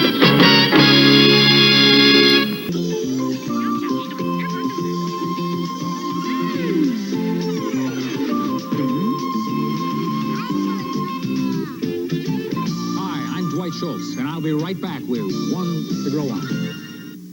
Wow, Cinnamon Toast Crunch. Feeling like cinnamon toast, feeling like cinnamon toast crunch. Feeling tasty, feeling new, feeling crunchy, feeling true. Feeling like cinnamon toast crunch. Cinnamon Toast Crunch cereal, sprinkled with cinnamon and sugar for the delicious taste of homemade cinnamon toast. Part of this nutritious breakfast. Feeling toasty, feeling sunny, feeling serious, feeling funny. Feeling like cinnamon toast, feeling like cinnamon toast crunch. Where are you going, honey? Oh, Jerry White and I are going to go play some ball.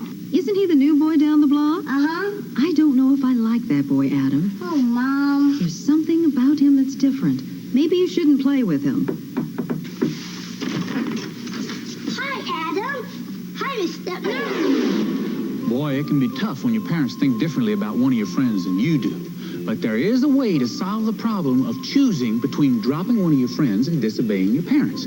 Find out what it is that you folks don't like about your friend, and at the same time, assure them that you're not so foolish as to let somebody rope you into trouble. That way they can give your friend a chance and rest easy about you. I'll tell you what, Mom. I promise I won't get into any trouble. And, Mom, if you get to know Jerry, you'll like him. Why don't you invite him to dinner next week? All right, Mom. And that's One to Grow On. Courage Videoland smashes high prices. Now at Federated, this RCA XL 100 9-inch diagonal portable color TV, $199.55. Federated with everything in audio, video, TV, and tape.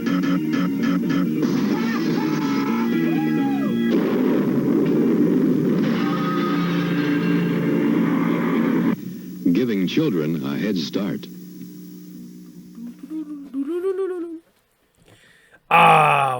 Okay. So the Vince is over here being goofy, being the Vince, and acting like he's snoring. Acting like he's snoring. Acting like he's snoring. Boop, boop, boop, boop, boop, boop,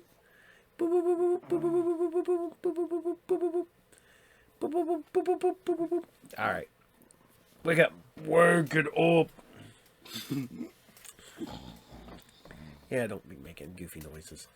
All right. So you got real Ghostbusters. And now you're leaving the earthly bounds of ghosts and spiritualists to fly off into outer space and go hang out with some monkeys. And we're doing some more Captain Simian. And, you know, I've been watching a lot of documentaries about space travel and how, you know, is the speed of light the absolute speed limit in the universe? Like, nothing can move faster than the speed of light. And, you know, we keep sending, you know, we send a lot of monkeys into space. We send dogs into space and stuff like that. And it's kind of depressing. Don't get wrong. And don't get me wrong, I do believe you need to be safe before you send humans into space. But, that being said, that's mean to shoot monkeys and dogs into space, man. So Those, weird. they don't understand. Could you imagine the first thing they do when they get into space and then they have no gravity? And they're just like, you would freak out too. And you're not a primate. Yeah, you are a primate. But you're not a dog. Throw your dog up in the air. Grab your dog and kind of throw him up in the air. Your dog will freak out. I mean, like, seriously freak out. And that's what they were doing. But I guess it's all for the better, the good. I hate it because I hate to see any animal dealing with pain and stuff. Animals love me and I like animals. And except for chimpanzees, I don't trust them. Don't trust them. I'm like a gorilla from Planet of the Apes. I don't trust the chimpanzees. So think about that while you're watching Captain Simian and the Space Monkeys, about monkeys being sent into space and how absolutely terrifying that would have to be for the monkeys. So this is episode 11, and this is Monkey in the Middle. Enjoy.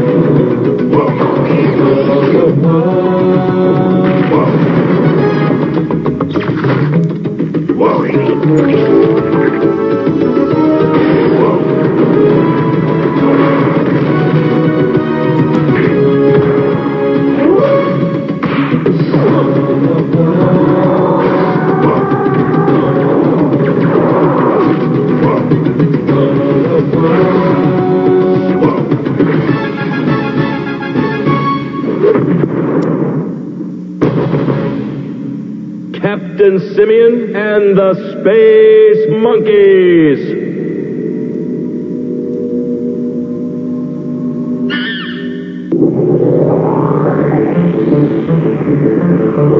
Space. You better put more of it between you and them, mister. Where do I go? Left or right? I'm confused. Use your instincts, Gore. Yes, I will use my instincts. What are instincts? It's what keeps your monkey-loving rump from becoming rump roast, you big gorilla. I do not understand. Gore, instincts are the intangible feelings that lead one to the truth. Just a fancy way of saying going with your gut. You got a lot of gut to go with, big guy. And I mean that with all due respect. My gut does not seem to work. You must simply learn how to listen to it. Precisely why I devised this apparatus, to facilitate specific responses to environmental stimuli, test impulse aptitude. And it sure beats the heck out of working. Here, I'll show you, Gore.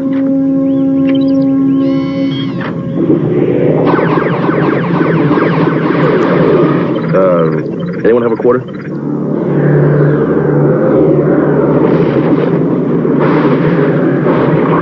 Cosmic winds and crack your cheeks. Rip time and space to my will. Then I will have the word.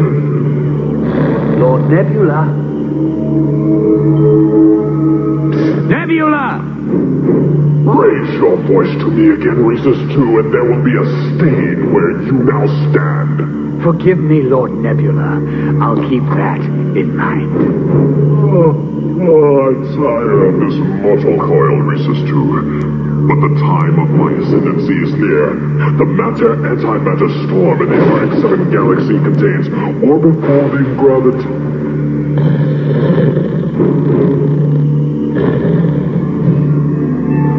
An essential element of the anti-force, and the most difficult to acquire. Get them for me, if you fail. I can achieve anything I set my mind to, my lord. Rest easy. Until the anti-force and the universe are mine, I cannot rest. Don't slam the door on your way. Rhesus 2! Come on, you. There. Oh, got you. Captain, the sensors are... Hold on just one more minute. Captain, I hardly think this is the time to... I'm almost finished. Just... Hey, what's the big idea? This is no time for frivolity, Captain. Yeah, and just when is that time, Goddess? You know, I'm getting just a little bit sick of your... Oh, I just hate it when you two fight. I'm worried about the Captain. The strain of command may be wearing on him. True, but on the other hand, you're the one talking to a small glowing ball. Captain, as I was saying, sensors are picking up matter-antimatter displacement in the RX-7 galaxy. It's very odd. There seems to be a continuing depletion of gravitons in the area. Or befolding. In other words, someone's gone a glop hunting.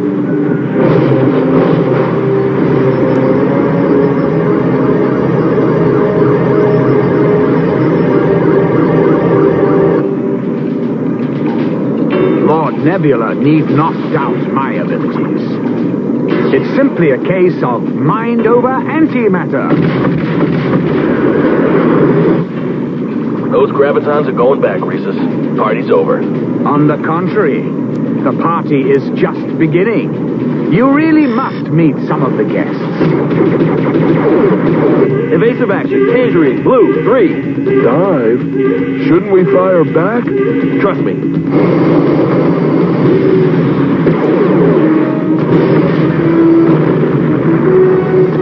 Was that a good thing, Captain? Check. You're catching on, Gore. Lord Nebula shall have his gravitons, and no uni-brained fleshapod is going to stop him.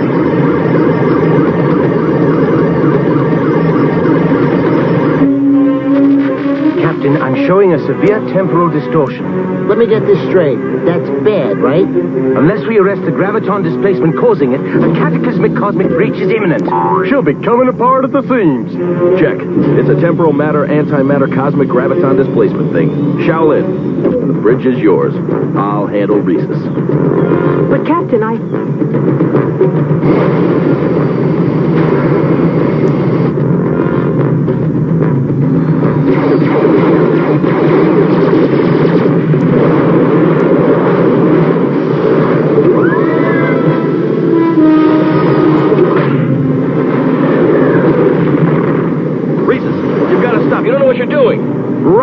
Captain Zippy. I know just what I'm doing, destroying you, and loving it.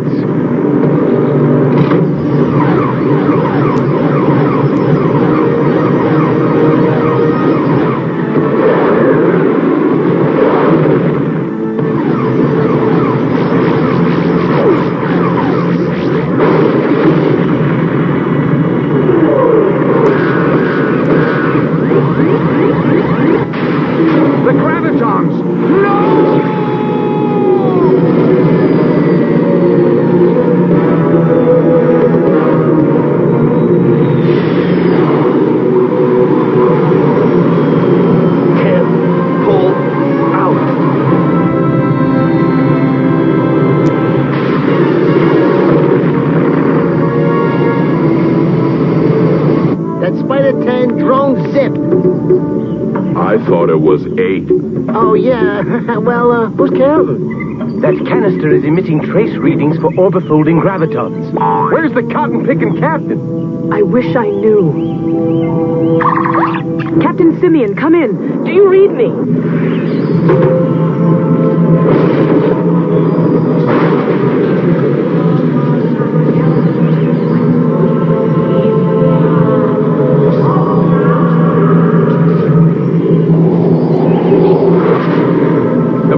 Identify life form. Undetected.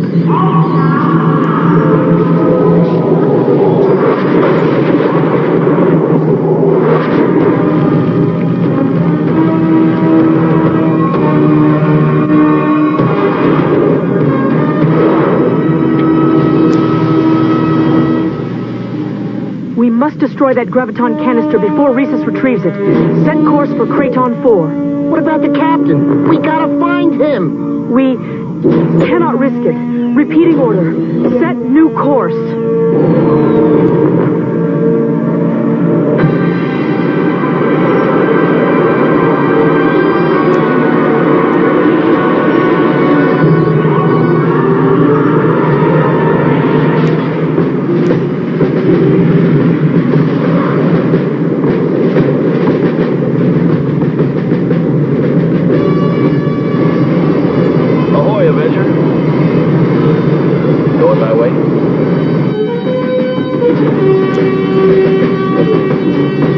The bridge is yours, Captain. Thanks. I want to explain why... Not necessary, Shaolin. It's not easy being in command. You! Them took you. Mine are they. Intruder alert! Weapons on stun.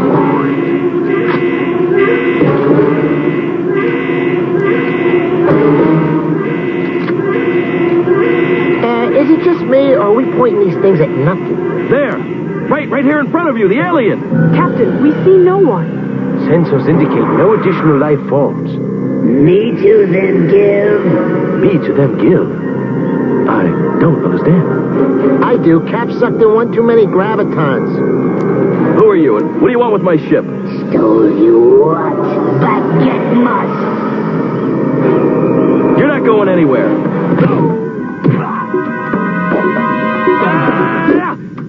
Captain, your behavior is most irrational. He displays classic symptoms of paranoid schizophrenia. He does not. Does too. Does not. Does too.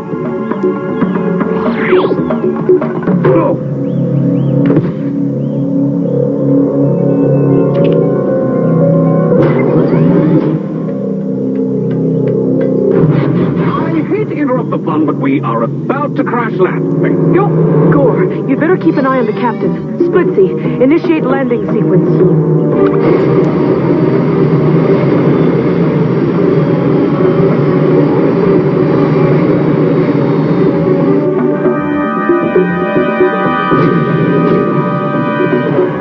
No! You'll blow the generator! Energy release must. Power surge. Magnetic oscillators blown. Engine room on video.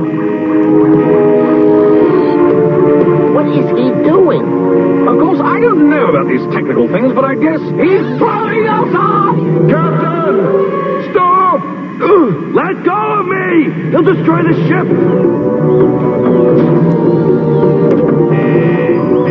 All systems reporting negative power function. Really? There goes the farm. Brace for impact!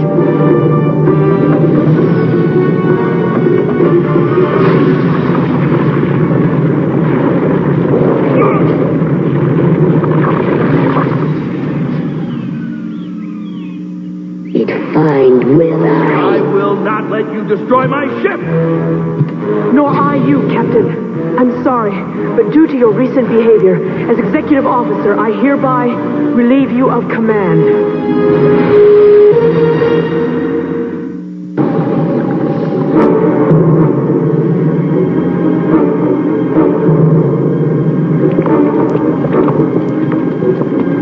Hey, will you hurry up? I want to find those gravitons and get off this monkey-loving molten cheese ball. I ain't going. I heard about these trips from the other hollow bones. What did you hear? I heard things. Things? What kind of things? I heard things. What happened to the dang hollow boon? He was hearing things. Gore, you've got to believe me. I'm not crazy. I'm just seeing a black guy who wasn't there. Captain, you are not making this easy. energy demand. Storm from storm. Energy? Storm? Storm energy? The gravitons, of course. That's what you want. But they're not here. No, Captain. They fell onto the planet. Them find will I. Weigh in anyone. Destroy. Destroy anyone in way. Gore, you've got to let me out. The crew is in danger. But my orders... Gore, trust me. I've never steered you wrong. Listen to your gut. What does it tell you? Gore! I'm trying to listen. Finding the gravitons should be a snap. Now that I'm in the right frame of mind.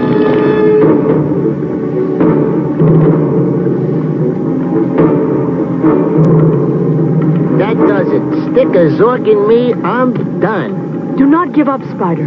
Faith is just patience waiting for the truth to reveal itself. If we don't get out of this heat, the back of my tongue is going to reveal itself.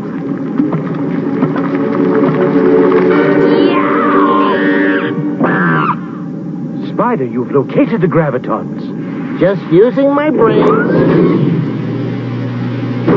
So am I.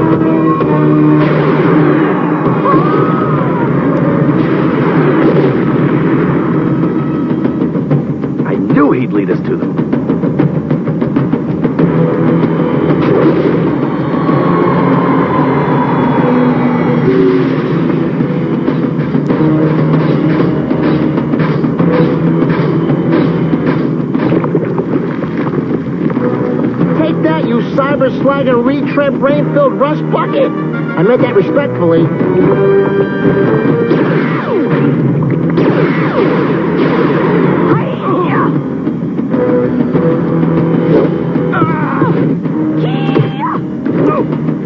Captain, you're supposed to be in sickbay. You're telling me. Oops.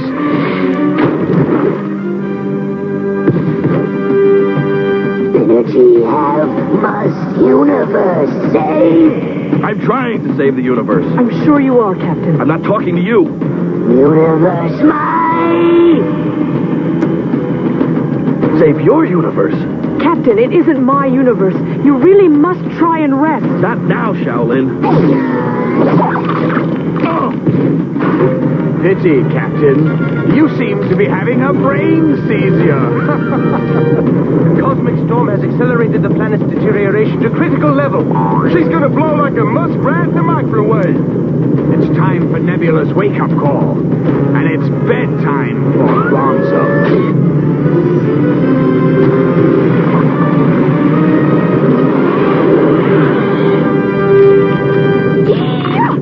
Thanks, Shaolin. Everyone, back to the ship. Pronto.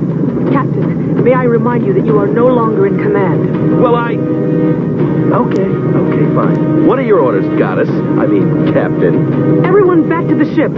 Presto. By the way, it's pronto. Prepare for liftoff. Oh, right. Sorry, Captain. Take us up. Fortunately, systems are still non-functional, Captain. What are your orders? Stand by. Orbitron, do you know the way to reroute power from the sub-power grid? No, but I do know the way to San Jose. Gotta get that thing fixed. You help, will I? If you can help us, now's the time. Uh-oh, Cap's talking to the walls again. I don't think so. It's a gut thing.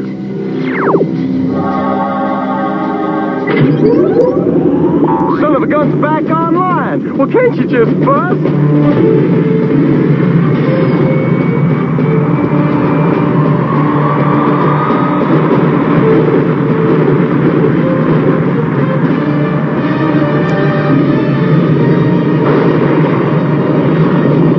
Thanks. You mind telling me who you are? Vog am I. When what you call gravitons were stolen, my world ripped open. I must return them before the storm ends to seal my universe and save my people. And my own. Maybe we can help each other. There's something I've got to do, but I'll need your trust. Are you with me? I am, Captain. You did get us off the planet safely, but I must think of the welfare of the ship, and I trust you, Captain, to a point. Fine, but if he starts sipping lattes with Harvey, I am out of here.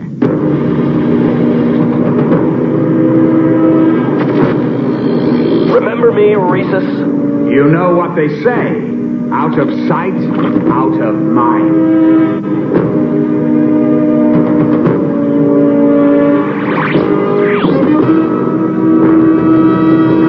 Rhesus, just give me the gravitons and we'll call a truce. I didn't come here to fight. No, Captain. You came here to die.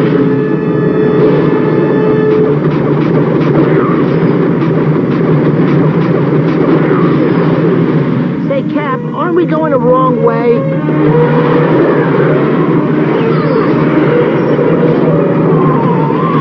Captain, why are you stopping? What do your instincts tell you? Mine tell me I'm a dead monkey walking. Gore, engine room.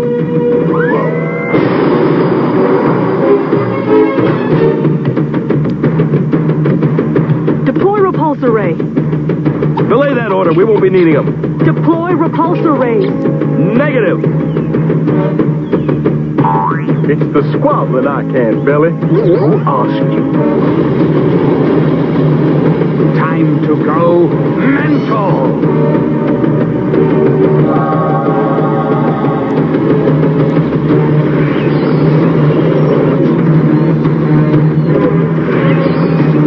Come on, Rhesus. Gore, now!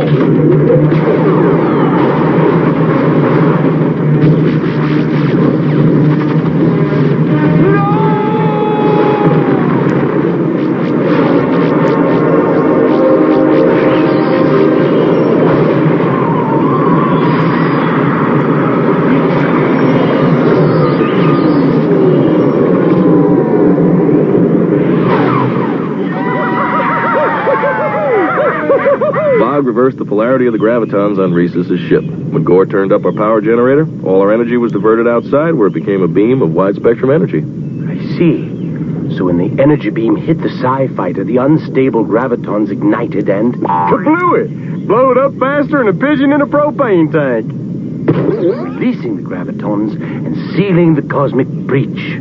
Oh, yes, that's what you'd like us to believe. What happened to Vogue? He's back home, Gore, in his own universe. But I have a feeling we haven't seen the last of him. You kidding? We ain't even seen the first of them. Captain, we feel an apology is in order. We should have believed in you, and we did not. I chose logic over instinct. Yes, but as second in command, logic told you to protect your crew. You did what you had to do. Perhaps we both did. Whoa, whoa, whoa. Simian, Captain. Again meet will we. Farewell.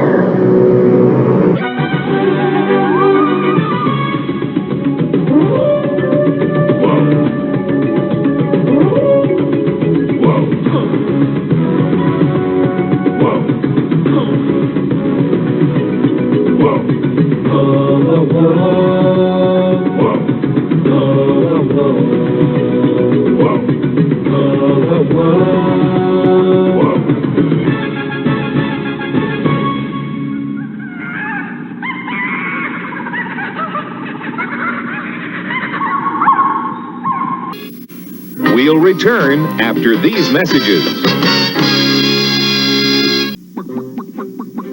Guess who's in town a little early this year with his cream eggs from Cadbury? They've got a shell of pure, thick Cadbury's Dairy Milk chocolate and a sweet, creamy yellow yolk surrounded by delicious white filling. They're here now, and they'll make you feel as if spring is just around the corner. But when Easter's gone, so are Cadbury's cream eggs. Zeroni! You can taste the fun of make-believe with Chef Boyardee. Animal shake! Roller coaster! You can go anywhere you want to be with Chef Boyardee. Wavy macaroni tastes great. Yeah, and good for us. Tomorrow, ABCs and 1, 2, 3s. Thank goodness For the fun of Chef Boyardee. Here are a few words about Levi's jeans and cords.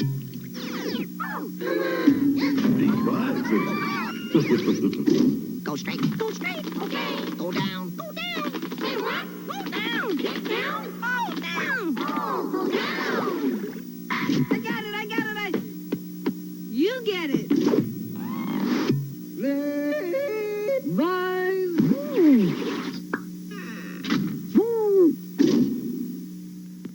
Okay. So, I hope you still like that. And I hope I gave you a little education there on the monkeys in space. But I guess it's better than Russia sending cosmonauts into space who never return to Earth. We used to always joke around about all the dead cosmonauts like in orbit. You know, you'd be outside working on the International Space Station, all of a sudden something bumps in, you turn around, dead cosmonaut. You gotta, like, push them away, you know, because you don't want to take them inside because, you know, they would want them back. So you gotta, like, push them so they'd, like, go into, you know, burn up in the atmosphere.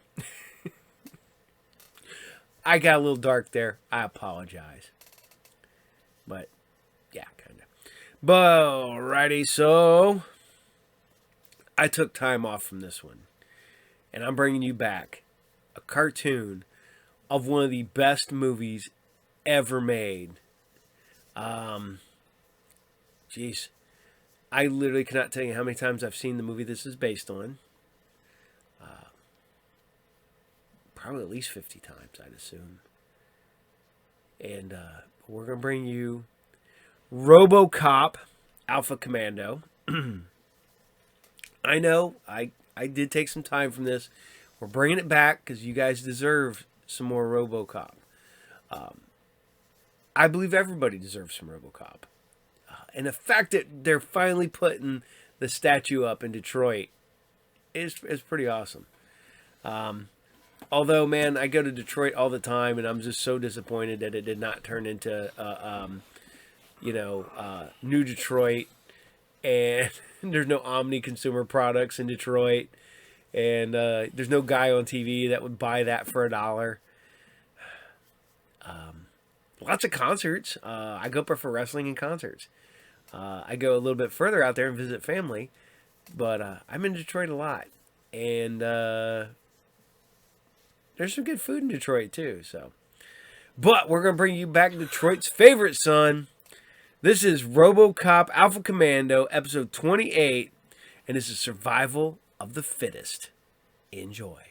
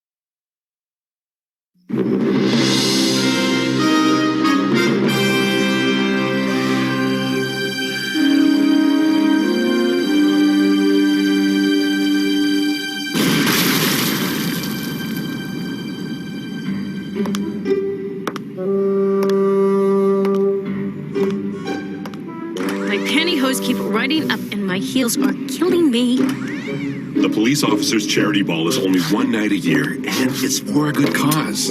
Besides, you look especially lovely tonight, Agent Minor.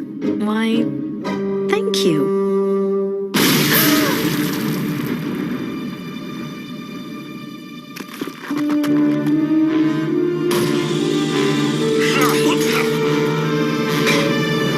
You are under arrest.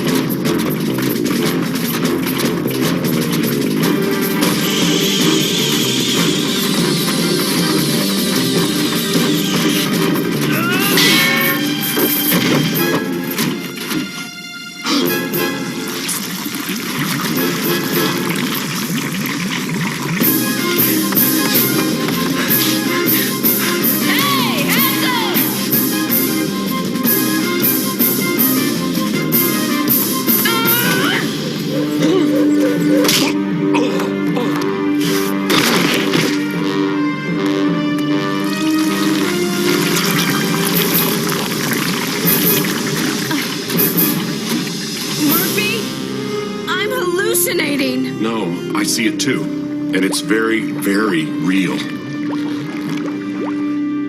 What do you think, Murphy? Anais Gaia, a world-renowned geneticist known to the public as the Queen of Cloning. One day the world shall be free of its old, defective population, filled instead with my creatures. The world is sick. I shall heal it. With you, play Mother Nature. Yes, and you know it's not nice to fool with Mother Nature. Gaia has the genius to create quick clones to assist her, but petty theft is beneath her standards. Her goals are usually global. Something's not right. She's up to something. I just know it. There's been a break-in. New Detroit Zoo. At the Species Survival Center, where they're working on saving endangered animals? They keep a DNA library there of all at-risk species. California condor, the largest wingspan in the world. Careful, pet. I need those wings. Black rhino for strength. Anaconda snake for its lethal coils. I may have everything I need to create my latest triumph. I'll have to leave a few extra clues for Robocop, otherwise he'll never find me.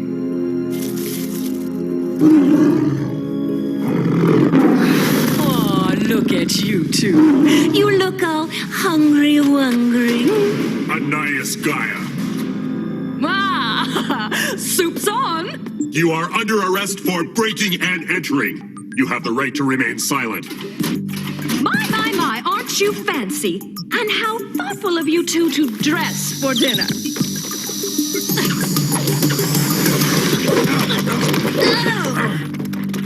What is this? Steak? Actually, it's various entrails, organ meats, intestines. Stop already. You hit us with meat? Sister, you just bought yourself one monster of a dry cleaning bill. How is this supposed to stop us from arresting you? Why don't we ask the tigers? See? Wouldn't want to be ya. Tigers are an endangered species. Wait a minute, so are we.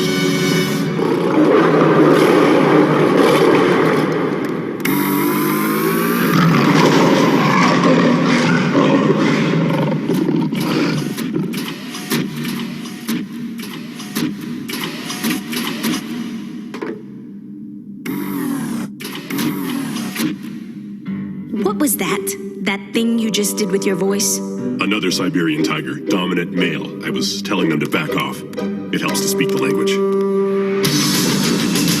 After the tigers were secured in their habitat, we examined the area for clues. We know Gaia took some DNA samples of wild animals, but we don't know why she left this. Some type of fern. Not from around here, though. Why do I keep smelling meatloaf? Don't ask. Okay, but it's making me hungry.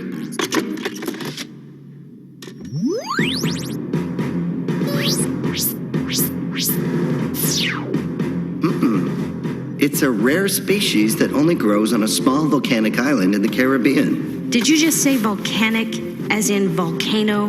Boy, this is not my night. First, Anais Gaia steals wild animal DNA. Then she extends us a gracious invitation to visit some uninhabited volcanic island paradise. It would appear that way. So, Gaia wants to rumble? Fine then, let's go. That smell! Hey, if you're going out, could you bring me back a cheeseburger? No. It was just a thought.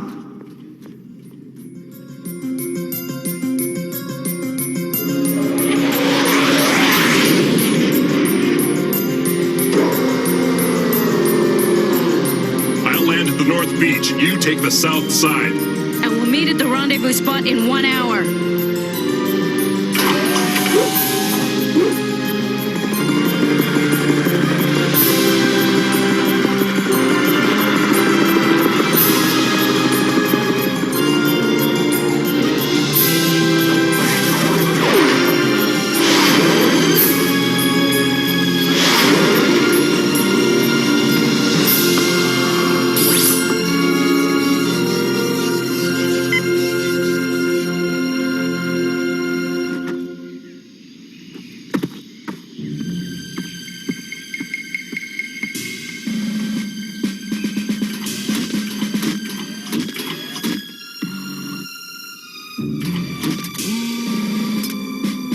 Volcanic ash.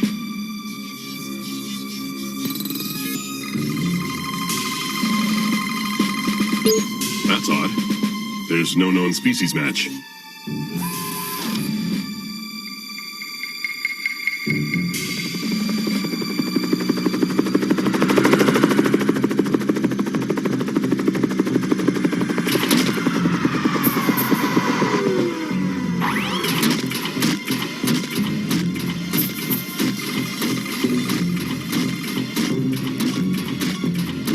Xyber blades.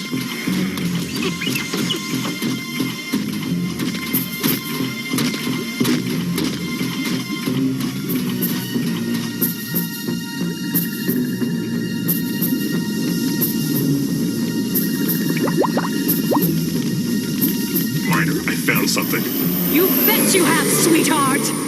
Anais Gaia, you are under arrest. Silly, silly boy.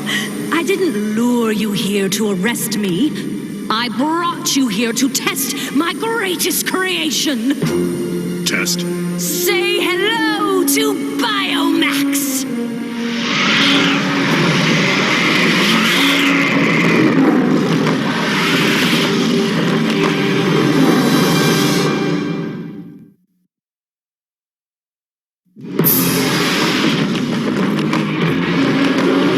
World's longest wingspan. World's strongest exoskeleton.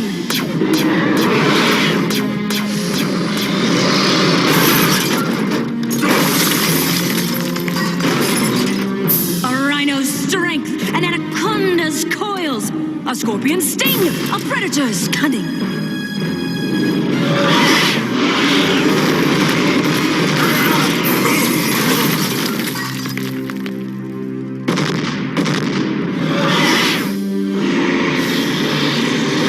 Robocop, you should at least try to fight it. Even if you are just a machine.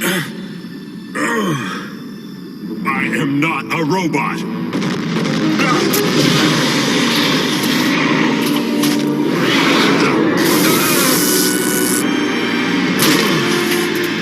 Oh my! I forgot about the electric eel DNA. Now that was clever. Biomax! Finish him!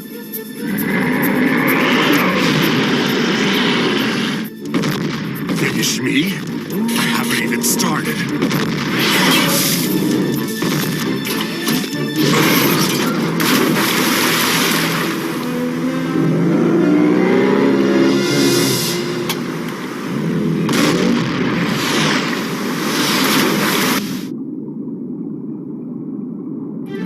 Propeller.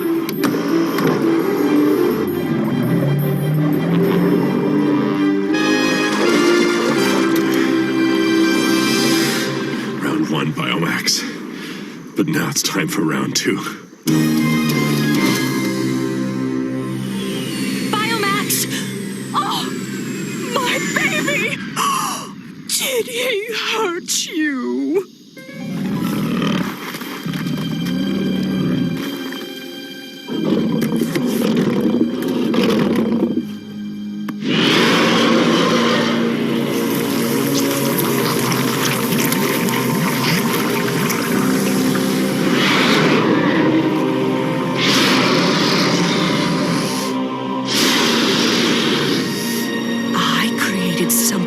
Spontaneous regeneration? I'm even better than I thought.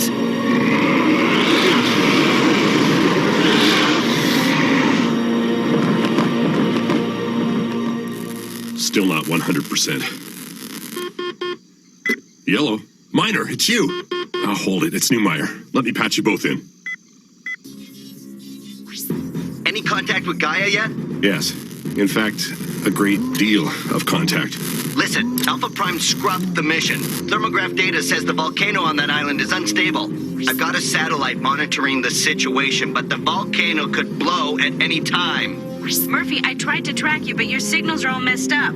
Probably from the volcano's magnetic activity. Get to the rendezvous point on the beach for a pickup, you two, now. I can't risk the possibility that Gaia might escape.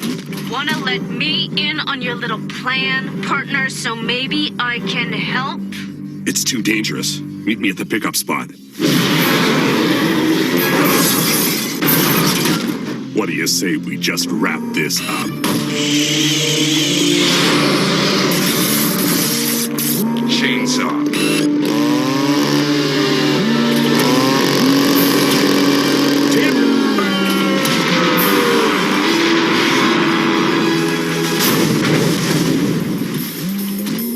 Remain calm. I will assist you.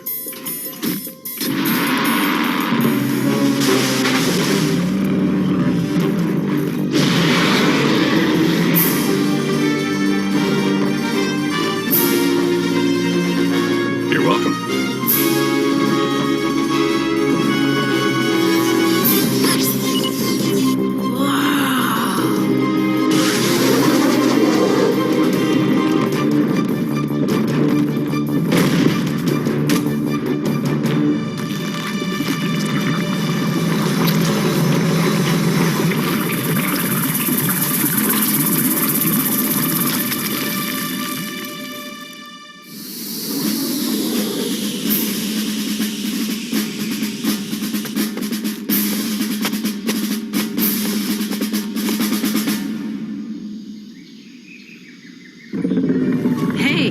This rock's moving.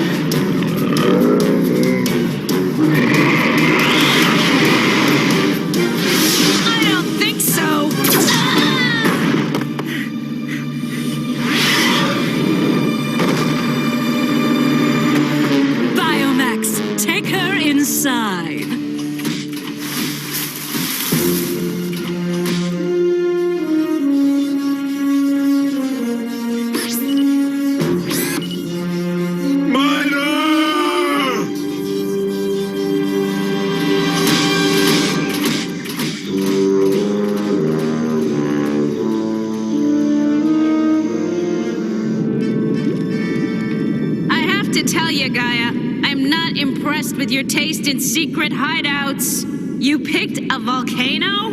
It's a perfect source of geothermal heat to incubate my army. I intend to rid the world of human pestilence once and for all. That's why you created Mr. Surf and Turf over there? My prototype! Biomax and I will leave here as soon as he finishes off Robocop. What makes you think Robocop's gonna give you the chance?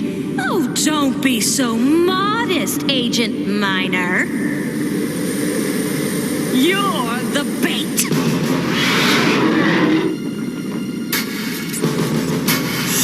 Back off, dog breath!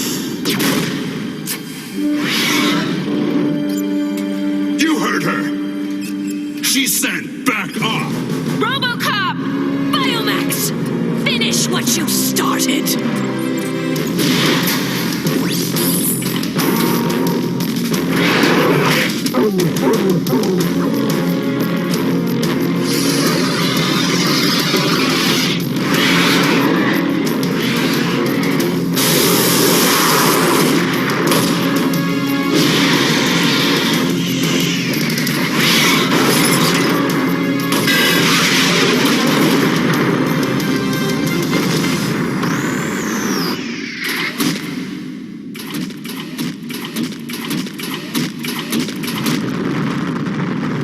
It's gonna blow!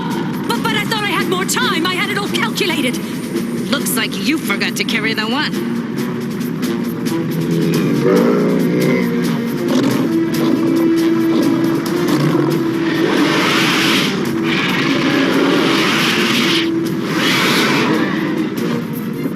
Nice job, Gaia. His survival instincts are stronger than you realized. Get back here, you chromosomal crouton! I made you and I can break you!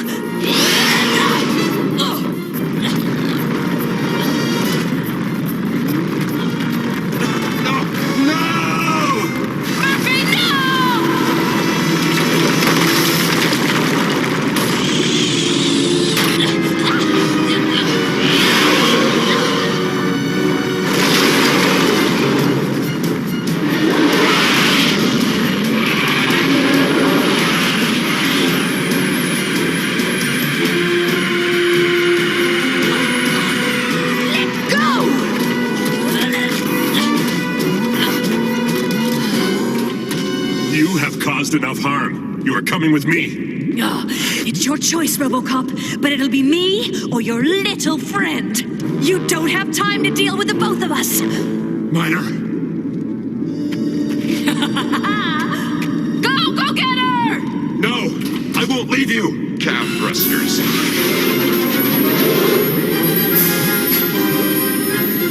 Come on, Minor, we've got to meet the rescue chopper. When you put it that way.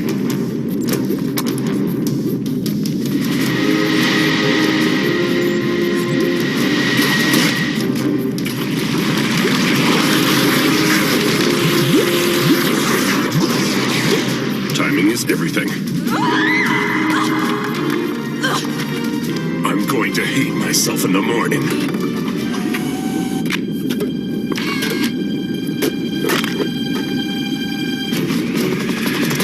You think this'll work? Honestly?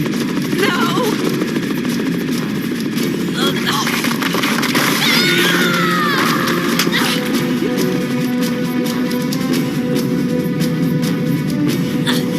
Let me go!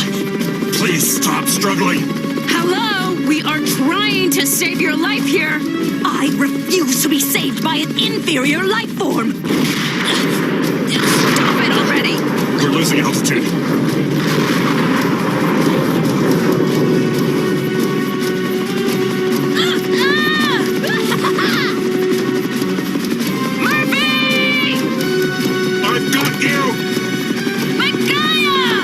The probability of survival from a fall of this height is low. So it's over then?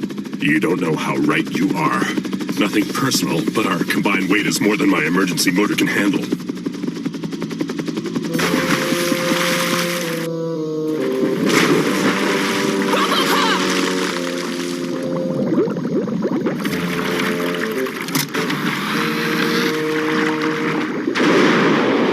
I'll send out a rescue signal. Then all we will have to do is wait. Drink dispenser.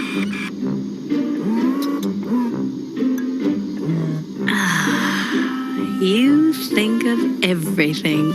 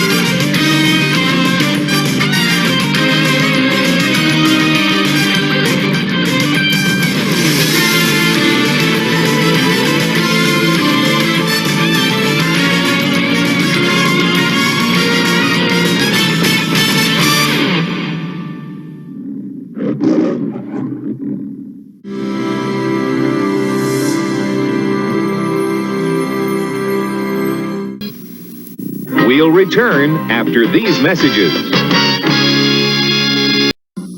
Switch Force, tough street machines that change to mean fighting machines. Switch Force, Switch Force, Switch Force, Switch Force. Press down and instantly out come powerful weapons. A hidden ram, rockets, and cannons surprise the enemy. You can even switch them to jet fighters. Now, A-Team joins Switch Force with Faces Vet and A-Team Enforcer Van. Mean fighting machines that are A-Team tough. Rough Riders, Switch Force. New from LJN. It was designed to do the impossible. And I do. But wait till you see this. Rough Riders, Impossible. The Knight Rider Impossible set takes on impossible angles and hangs tough. With all the twist and turn and track, this car does things even Kit can't do. Now, wait a minute. There's also the Kit computer headquarters. The charge up, let's move out. Hey, Kit, this set is really something. Don't get carried away. The Knight Rider Impossible set from LJN. In planets long ago, a genetic experiment fails. A civilization dies. The result, the sectors. A strange combination of man and insect. Dargon, leader of the forces of good, and Dragonflyer battle evil Spydrax and Spiderflyer. You control every move of Dargon and Spydrax and their insectoids. This is Heroic Pinsor, another defender of good, and his attack crawler. Help him prevent the evil Skulk and his treacherous insectoid from discovering the secrets of the ancients. Secrets buried long ago when the last survivors hid them deep within the planet. Now you control the sector's every move, and the ultimate battle for survival is in your hands. Collect the fierce armies of Dargon and Spydrax with their attack insectoids and fierce legions of warriors. Sectors like Amico. Okay, so we're stepping out of Robocop, a show that I aired and took some time off, to going back to a show that I aired, and I need to go back to basically episode 1 because it's been so long ago, and I don't think I aired more than a handful of episodes, but we're going to bring you Toxic Crusaders. Since they brought back Toxic Avenger, I think it's about time we bring back Toxic Crusaders. As someone who's been loosely affiliated with Trauma Films years ago, I've hung out with Lloyd a couple times. We actually laughed the last time I ran into him. I go, "Man, I haven't seen you in 30 years." He looks at me and goes, "You haven't changed a day." And I went, I would probably say that too if I didn't know who the hell you were. And he's like, "I don't know who you are." And I go, "I figured as much." But he was still on the ball, Uncle Lloyd, and he is probably one of the funnest people you will ever meet.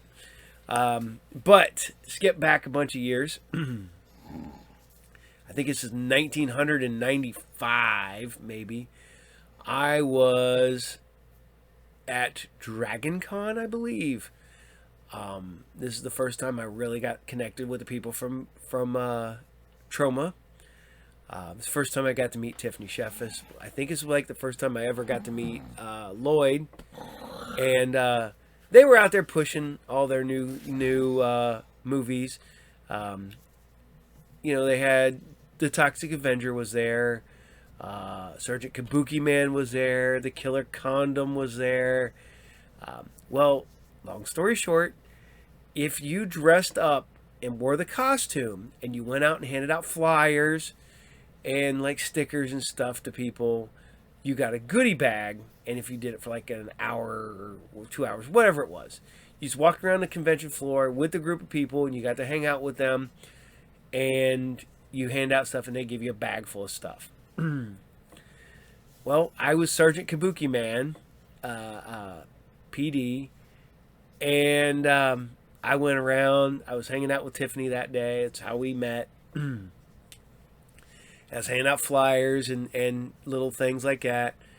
And I even told Lloyd, I was like, "Man, I wanted to be the Toxic Avenger." But I wasn't big enough dude to be Toxic Avenger. I was too small and too skinny. That's why I worked for Kabuki Man. I could have been the Killer Condom though, but I wasn't.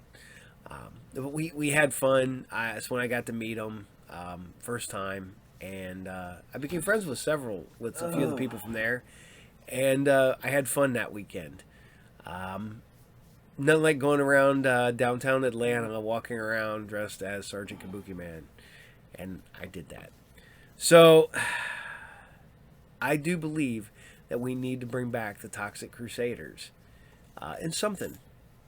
And maybe now my kids could dress up like one of the Trauma film characters and do it at a con.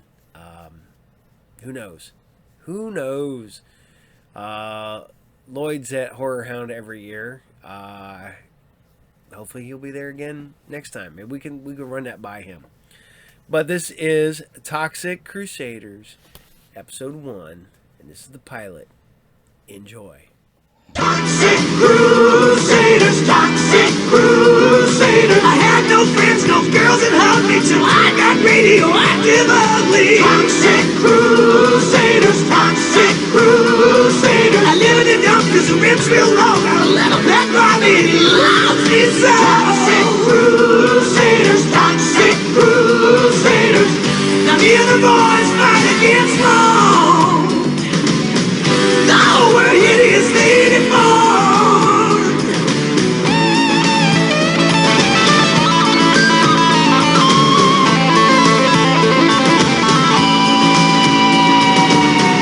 Hey, I'm sitting on top of the world with my mom, tutu, and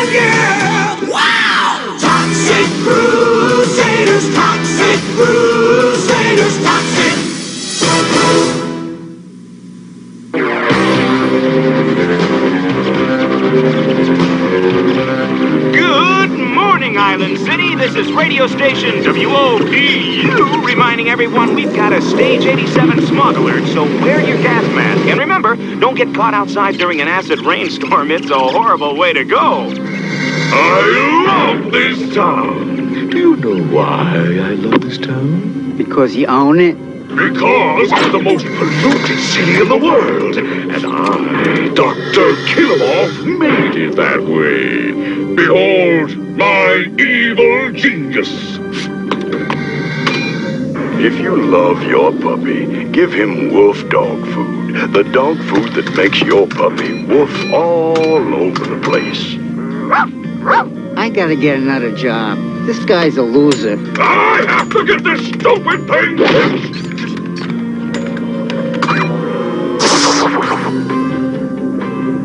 Ah, that's more like it. Look, I know you're an evil genius, Doc. What I don't know is where you want me to dump this Chrysolium 90. Ah, yes, Chrysolium, the deadliest toxic waste known to man. Dump it in the last unpolluted city in New Jersey, Tromaville. I don't know if that's such a good idea, Doc. What if some complete and hopeless nerd falls into the Chrysolium and transforms into a hideously deformed creature of superhuman size and strength? Don't be ridiculous! A complete and hopeless nerd. Oh, I wish I wasn't a complete and hopeless nerd. Maybe then I'd have a girlfriend who loves me for who I am. Or at least confuses me with someone else. Hey, Bimbet, look at Melvin Junko. What a complete and hopeless nerd. Yeah, got me with a rake. Melvin's a real nuclear pea-euchre. How about if we have some fun with old Melvin and show everybody what a bogus geek he is? That's a death idea, Bonehead. What's the plan?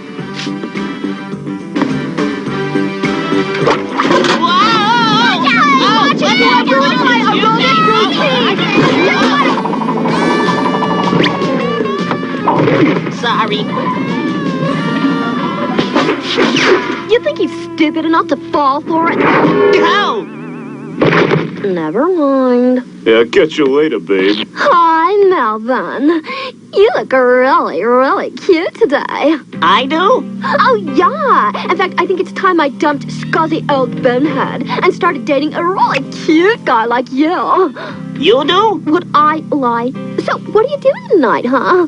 Well, at 7 o'clock, I practice burping. At 8, I wax my chicken. Then from 9 to 10, I like to smell my armpits. How about if you meet me at the pool after the club closes and we get to know each other better? Know what I mean? No, but I'll be there. Great. Oh, would you also do me one big favor? You want to hear me burp? No. I want you to wear a special outfit on our date tonight. A tutu? Oh, gee, I don't know. Please, Melvy. It would mean so much to little Bimbet if big, handsome Melvy Welvy wore the cute widow tutu. Okay, if it means so much to you. You sure you don't want to hear me burp? What a moron. Oh boy, this is my lucky day. I got a girlfriend. Yippee! Sorry.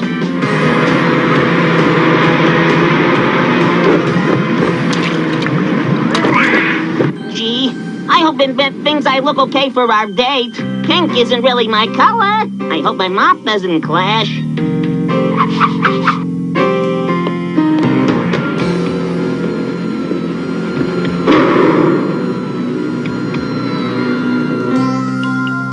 Yoo-hoo! Bimbet! I'm ready! Bimbet?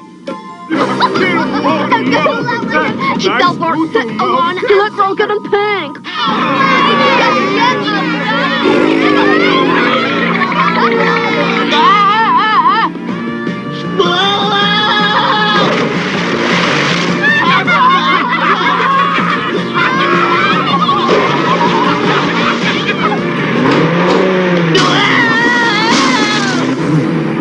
I just had the strangest feeling I made a mistake sending that Chrysolium to Tromaville. A complete and hopeless nerd? Nah. Please, help me! I'm changing into something horrible! I'm changing into evil teacher! Oh no! I'm changing into something even more horrible now! I'm turning into... A movie producer. Oh no! I'm changing again! I'm changing into a hideously deformed creature of superhuman size and strength! What? Oh, I've got a big problem. Mom, it's me, Melvin. Melvin, my son. Oh, what am I gonna do? Now that I'm a hideously deformed creature of superhuman size and strength, where will I even live? Try the toxic waste dump.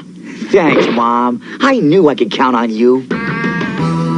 My new home. Oh, well, I guess it isn't so bad. Look at the bright side. How many people have a home that glows in the dark? Well, hi, little fella. Why, you're a cute little blob. Let's see, what'll I call you? I know. How about Blobby? Well, Blobby, here's where I will live my life, all alone, with no one to love or care for me but you. Hey, what's that beautiful sound?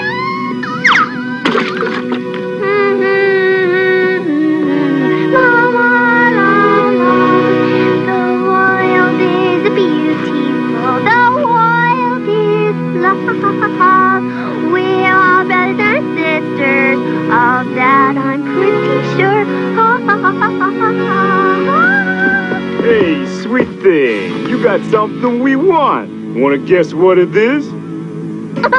Gee, do I win anything if I guess right? I really could use a microwave or maybe a waffle iron. I'd love a waffle iron. Oh, I know what I need. How about a socket wrench? You accordion, Dumbo! Give it now! Hey, this is weird. Something bad is happening nearby. I can feel it in my body. Somebody help me, please!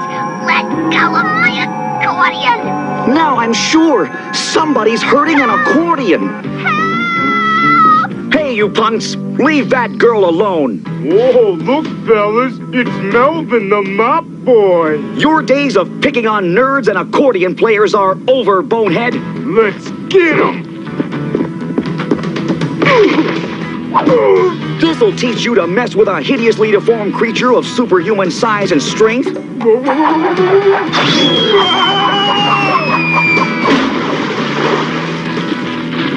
Hey, man! What's happening to me? I better get out of here! Feel lucky, punk? Not really, no.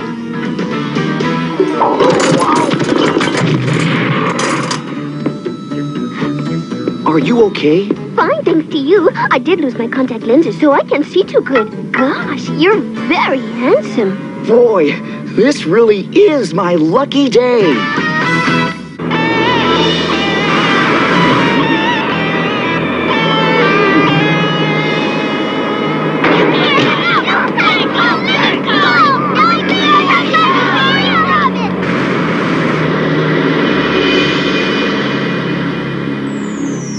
Yvonne. Gee, that's a pretty name. Thanks. It means pretty girl who walks in sunlight or big rusty poopy scooter. I forget which. So what should I call you? Well, I used to be called Melvin, but now that I've had a small accident with toxic chemicals, I think I need a new name. How about if I call you Chemicals or Mr. Chemicals or Bucky Dent? Or how about... Toxie. That's it. You can call me Toxie. Uh-oh. I'm getting that weird feeling again. Something evil is happening, and it's happening real close. Help! Bad guys are gonna destroy our orphanage so they can build a poisonous chemical plant! Where could that evil be? Huh? Hey! Bad guys are trying to destroy that orphanage. That's not right. And my mop is alive. I bet that happened when it fell into the toxic chemicals with me. Okay, Mop, let's you and me clean up this mess.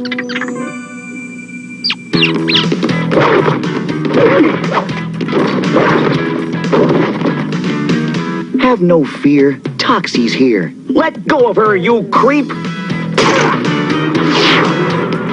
Oh, thank you, Toxie. You're welcome, sweetheart. Now, please step aside. A battle against evil is no place for a little girl. Are you all right? I'm having a ball!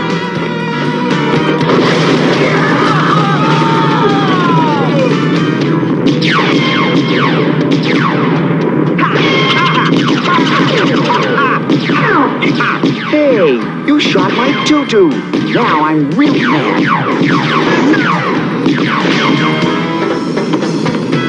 Excuse me, but I need this vehicle to fight evil.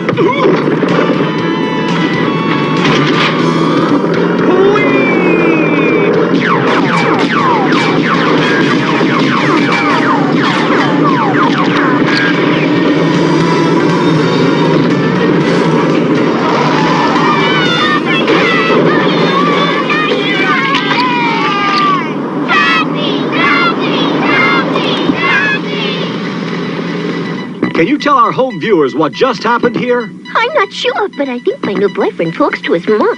Oh, yeah, I'll tell you what happened. My son, Melvin Junko, who is now a hideously deformed creature with superhuman size and strength, saved those poor orphans from being thrown out of their home. We understand your name is Melvin Junko. Not anymore. From now on, my name is Toxie, and I'm a crusader against pollution, crime, and other stuff. So, I guess we could call you the Toxic Crusader. Hey, yeah! I like that. The Toxic Crusader. Neat. No! How can this be happening? I told you so. What did you say? Nothing. It must be stopped. This toxic crusader must be eradicated. All my plans to pollute the world will be destroyed. Let me take care of the toxic crusader. Why should I give you the pleasure of killing him? Because he did this to me. All right then. Do away with him and you will be well rewarded. No sweat. You can say goodbye to the toxic crusader. Goodbye.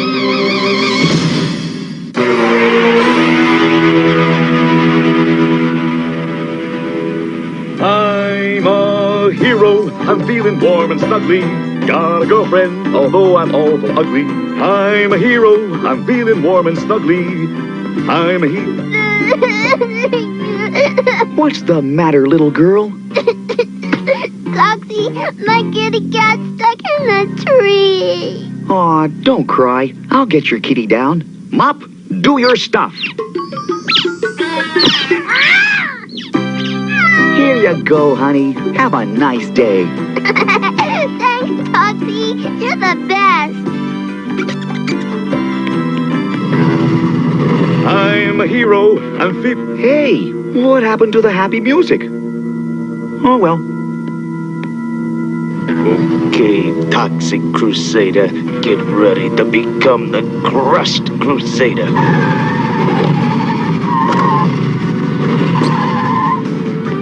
Uh-oh, I got that old feeling. Oh, no, look out, little girl. Look out! Are you okay, Toxie? Actually, I'm feeling a little run down. He's moving in for the kill. This is the end of the Toxic Crusader. I don't know, Dr. Killomoff. What if old Toxie jumps out of the way and defeats Bonehead with his super-powered mop? Don't be ridiculous! Are you ready, Mop?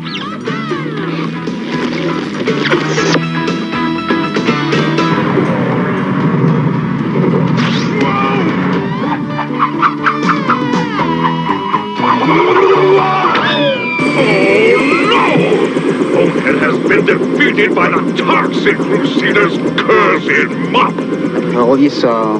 What did you say? Nothing. I will have to put an end to this Toxic Crusader myself. Psycho, prepare my radiation rangers for battle, while I prepare a special weapon, just in case. He still might beat us if he's helped by other hideously deformed creatures with superhuman size and strength.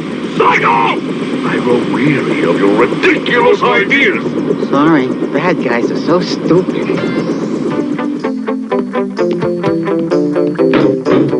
Yvonne, it's me, Toxie. Oh, Toxie, I missed you so. Whoa! Honey, where are you? I'm right here, Yvonne. Oh, good. Daddy, I have a surprise for you. I got new glasses so I can finally see your gorgeous face. Yvonne, no! Oh, I should have known this would happen. How could a beautiful, intelligent girl like Yvonne ever fall for a hideously deformed creature such as myself?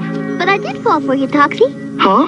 But the minute you saw how ugly I am, you screamed. You're not ugly, you're very handsome. It's your tie that made me scream. Now that's ugly. I mean, more than ugly, it's gross. Okay, so she's just beautiful.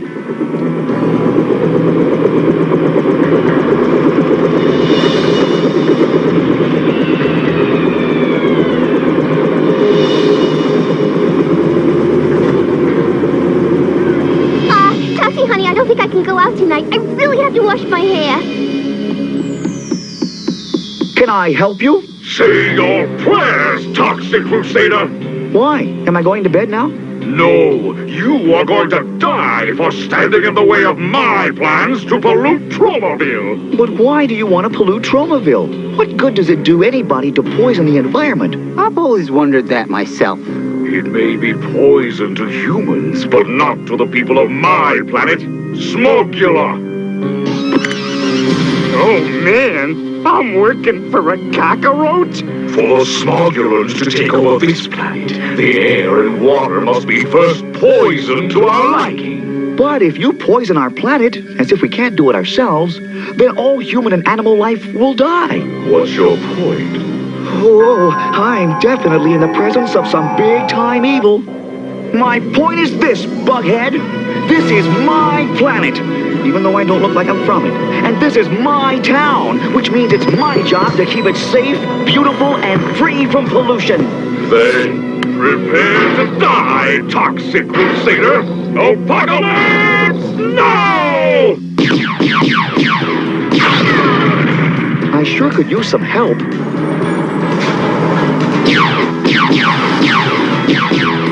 Excuse me, but me and my friend are looking for a hideously deformed creature named Toxie. Have you seen him? He's up there. Oh, yeah, that's him. Tonight! Thank you. You fools! Get him! I hate this part. It's cleanup time! Oh, sorry. Excuse me, my name's No Zone. This is my friend Major Disaster. We're both hideously deformed creatures with superhuman size and strength. Really? Me too! Yeah, we know. We saw you on TV and wanted to come join you. Well, I have to warn you, it's a tough job. There's no dental plan, and we don't get any piece of the merchandising. Oh, it's okay. We just want to fight bad guys. Great, you're hired. What's Major Disaster doing? He has the power to control plants. It takes him a few seconds to get going, though. Hey, what's going on? Let's go. Let go. Hey. Hey, that's a cool superpower. Release Polluto.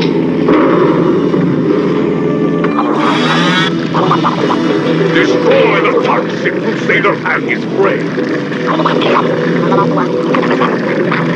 Look! It's some kind of living oil slick. Mom, come back! Mom hates a mess. Oh no, that thing ate my mom. What do we do now? I've got an idea. Follow me. Kitty litter?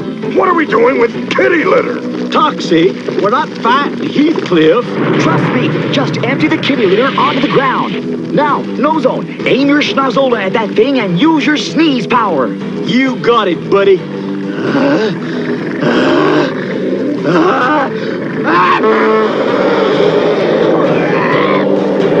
Look, the kitty litter is drying up the oil slick.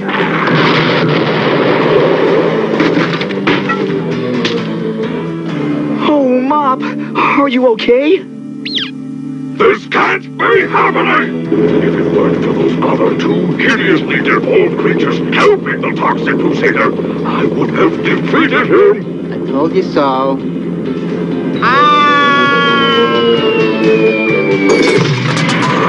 Oh, Toxie, I'm so proud of you. You saved Tromaville. Of course he saved Tromaville. He's my son. He's a hero. I'm no hero, Mom. I'm just doing my part to keep Tromaville beautiful, safe, and free from pollution. Gee, what an amazing coincidence. All three of us were turned into hideously deformed creatures with superhuman size and strength by accident. That's right. I was a soldier in the army when I fell into a radioactive swamp. And I was a pilot when I flew through a hole in the ozone and crashed my plane into a silo of radioactive pepper. Gesundheit. Thank you. Well, lucky for us, we were all hideously deformed, because now we're the Toxic Crusaders! Sounds like a good name for a TV show. I brought some dinner for you boys. I made your favorite, burgers. Guess what, everybody? I wrote a new song about my brave, handsome boyfriend and his two new buddies. Listen. Hideously deformed, superhumanly strong. They're the Toxic Crusaders, and they fight against wrong. A 1, a 2, a 3. We're the Toxic Crusaders. We're the Toxic Crusaders. We're the Toxic Crusaders. Of that we're pretty sure of. Achoo, Gesundheit. We're the Toxic Crusaders. We're the Toxic Crusaders. Of that we're pretty sure of.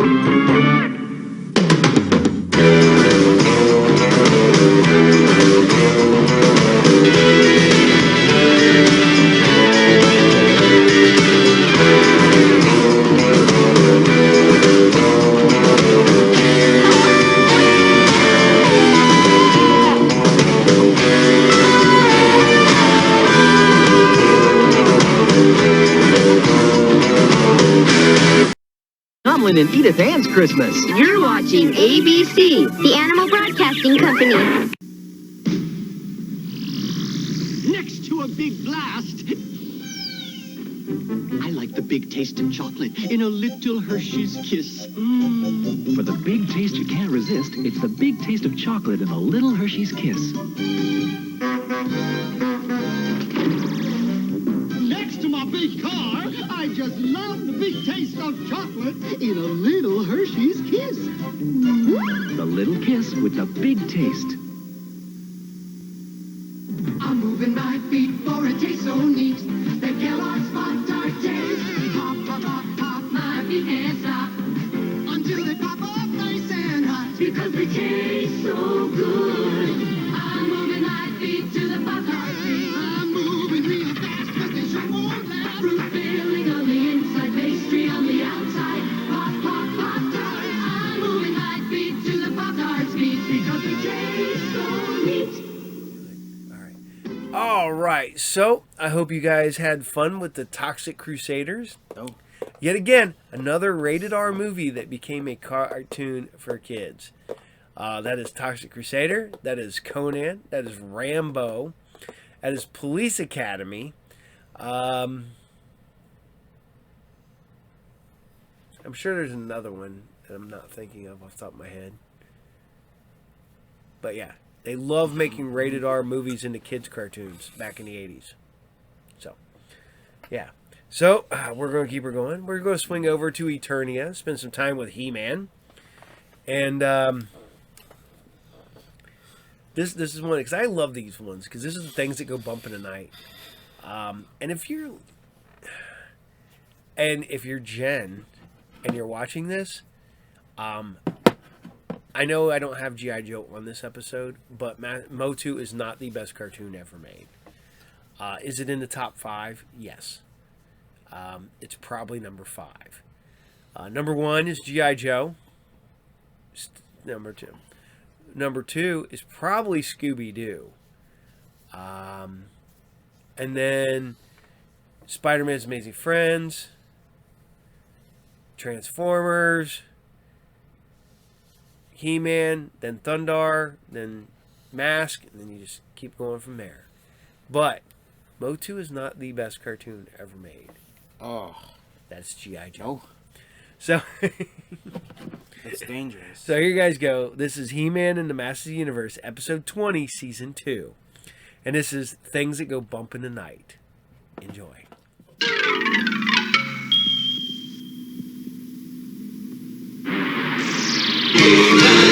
And the masters of the universe. I am Adam, Prince of Eternia and defender of the secrets of Castle Grayskull. This is Cringer, my fearless friend. Fabulous secret powers were revealed to me the day I held aloft my magic sword and said, By the power of Grayskull!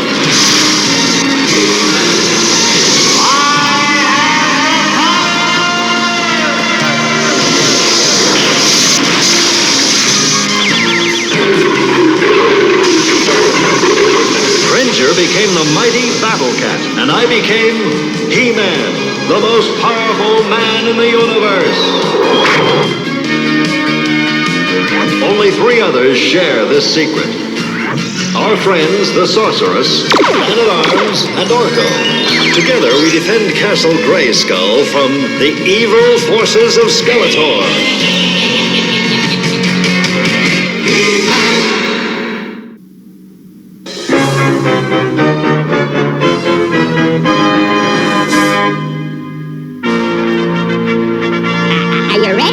Ready as we'll ever be. Get on with it, Orko. Make your birthday wish. Let's see. What's changing color? Hurry up. Maybe... Oh, wait. Just wait. You want to wait? All right. A great big wait for the king.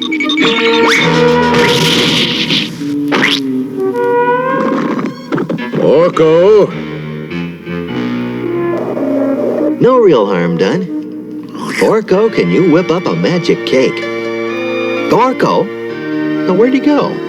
Poor little guy. Boy, he must really feel bad. Well, let's just go tell him it's all right. Ah, gee, I always mess things up. I sure wish my magic worked better. What's this? Oh, wow! A brand new Stratoblaster. It's King Randor's present from the gang.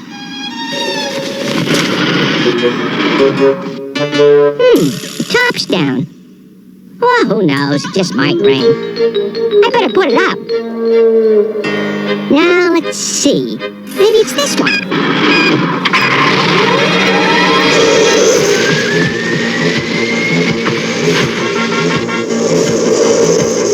He's frozen up. We must save him quickly.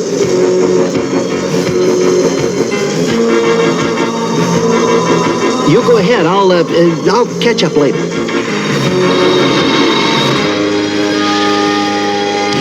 By the power of Grayskull.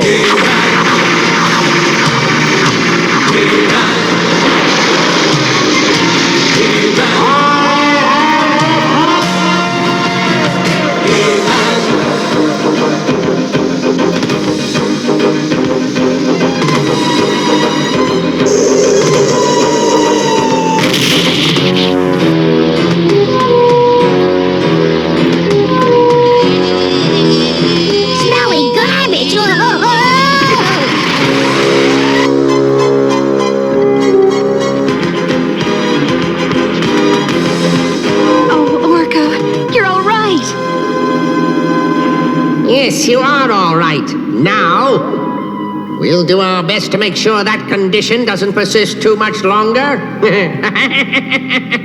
Clawful! Evil Lynn! Clawful, take your hover robots and make certain something unfortunate happens to our guests. And take along our precious little glitch. Look.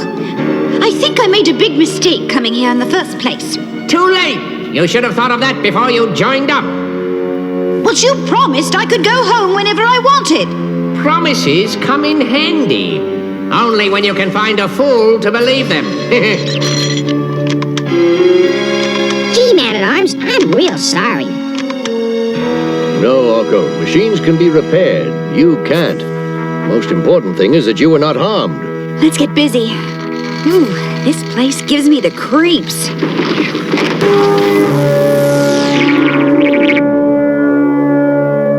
Still doing your master's dirty work, huh, Clawful?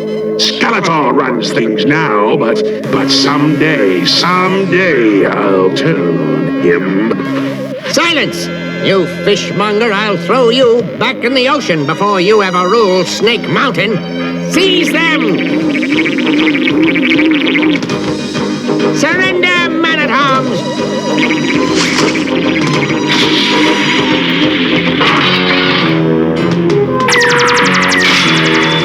Strike 2, Evelyn. Strike 3 coming up. HeMan. Fire away.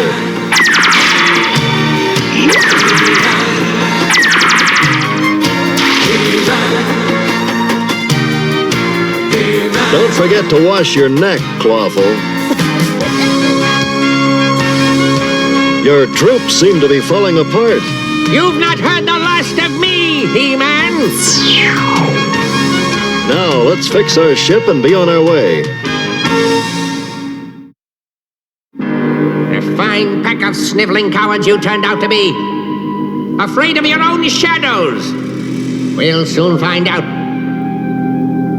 Who has the nerve for our line of work?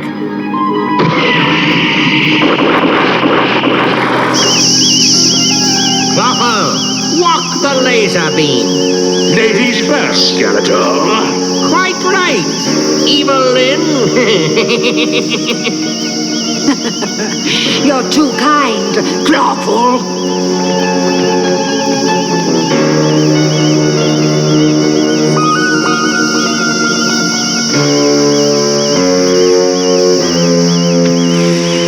Clawful, get moving.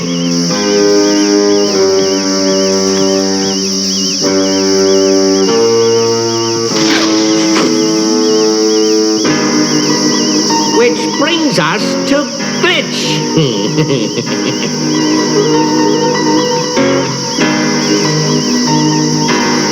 Skeletor, I'm not cut out for this.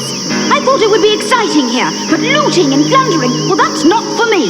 What a pity. Now take your chances, you sniveling little coward.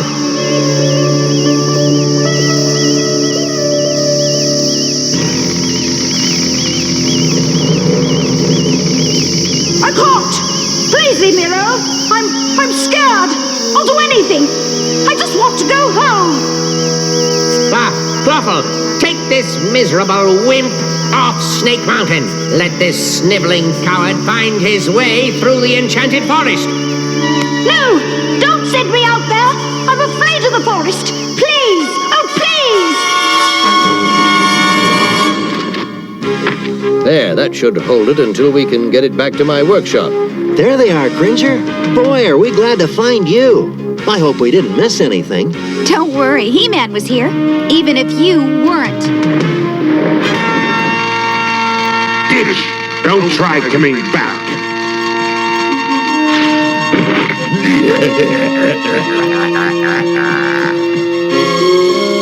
Are you all right? Please, take me through the forest. Don't leave me alone here. We won't. Who are you? I may not look like it, but I'm a prince. My father is king of Silesia. I hate this forest. I hate it. It's horrible. It frightens me. Oh, don't leave me. Promise.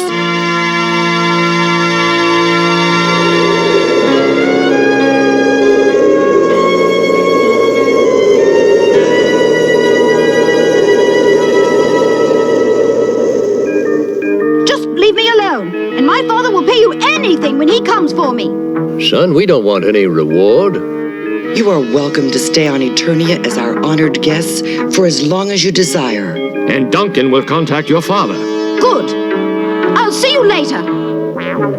Boy, he seems to be afraid of everything. Well, why don't we all just give him a chance? I think he may come around. Well, it seems to handle all right now. We can take it down. Good. You know, I can't stop wondering about Glitch. It might just take all the wisdom of Grayskull just to figure out what's bothering him. Anyway, he reminds me of a boy I once knew. I was never that hard to get close to, was I? No, no, never that bad. But there were days. I think I'll have a talk with Glitch when we land. Maybe it's time we face the forest together.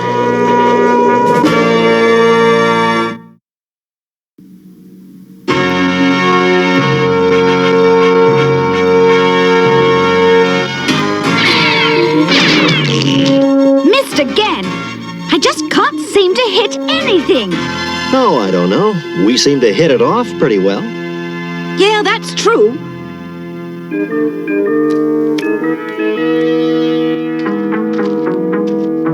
Adam, back there at Snake Mountain, I was afraid. I lost my nerve. You know, Glitch, none of us have been able to figure out what you were doing on Snake Mountain in the first place. I ran away from home. I thought if I spent some time with Skeletor doing exciting and daring things, it might help me overcome my fears. Well, it didn't work, did it? No, it sure didn't. I never liked what he was doing. I lost what little courage I had. Aha! So our sniveling little Glitch is looking for courage, is he? Well, I think I'll give him more than he bargained for. Clawful, Whip Store, let's show them why they call it the Enchanted Forest. Run, Glitch! Get out of here!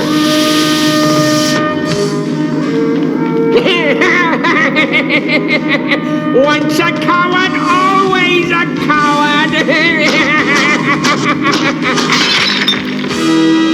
Clawful, you fool! Now look what you've done! Me? Oh, but sorry. Sorry, Skeletor. I can't risk drawing the power sword and revealing that I'm HeMan.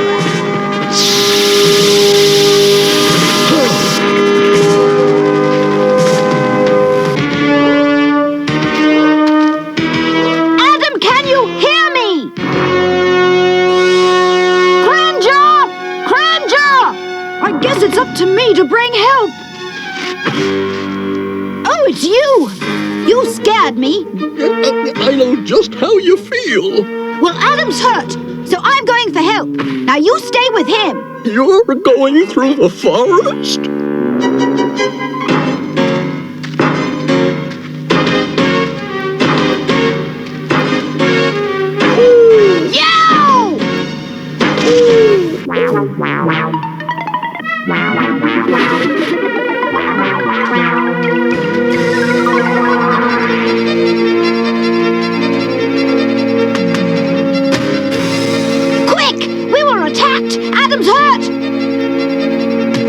Take us to him, Glitch. Who'd ever believe I'd say this? Come on, Adam. By the power of Grayskull. By the power of Grayskull.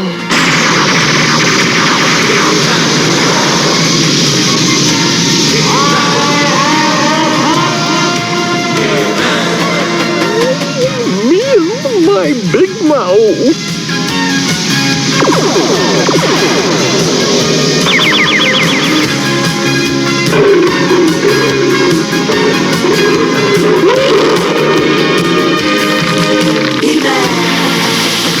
Come on, Cat. Let's just short-circuit this bouquet. This is the spot. Honest it is. Where could he be? Oh, hi. Somebody looking for me? Adam. Let's head for home. You can tell us what happened. This should be working now.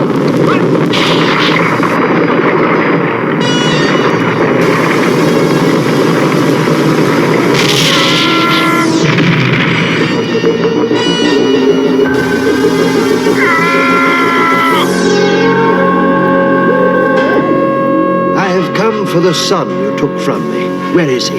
How dare you accuse me? Save your lies. Our tracers have tracked the prince to this planet. Small wonder you tracked your son here. Let me explain. You see, Eternia is ruled by the evil King Randor. If anyone knows something about your son, he does. Show me this King Randor. I will teach him a lesson he will not forget.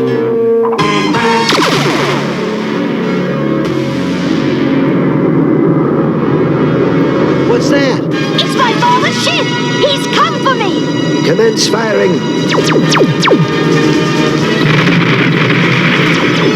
What is it? A stalactite bombardment. But why is my father doing this?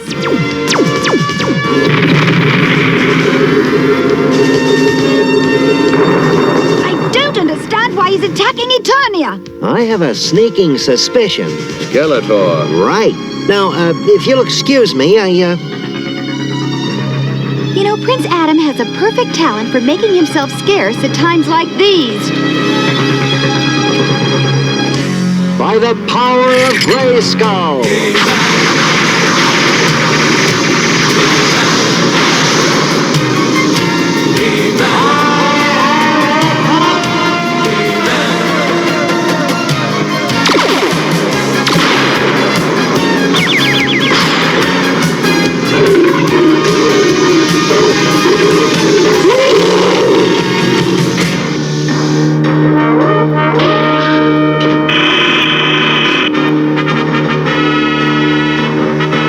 Release my son, and no one will be harmed.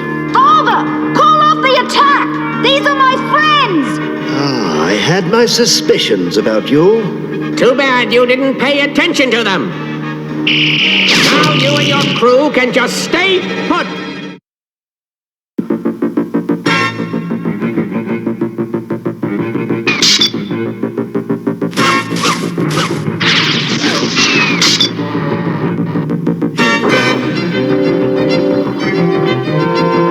Prepare to surrender before we blast the palace. By the power of Grayskull?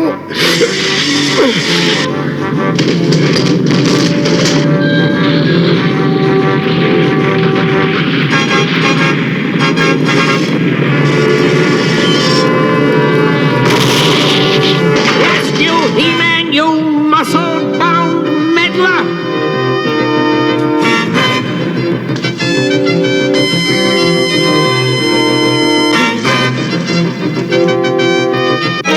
Glitch, how really unpleasant it is to see you, you sniveling coward. You call him a coward, Skeletor? That's a laugh. Take a good look, Glitch. That's a real coward. Why pick on a boy, Skeletor? Why don't you pick on me? HeMan, I'll show you what cowardice is. Tell me, Glitch, are you still afraid of heights? You want to save your father? All right. Then walk this beam. Forget it, Skeletor. You want somebody to walk that beam? I'll do it. No chance. Let's find out if Glitch has found any courage in Eternia. I've got to try.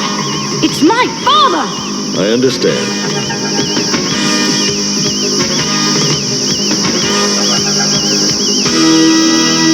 Still afraid, Glitch?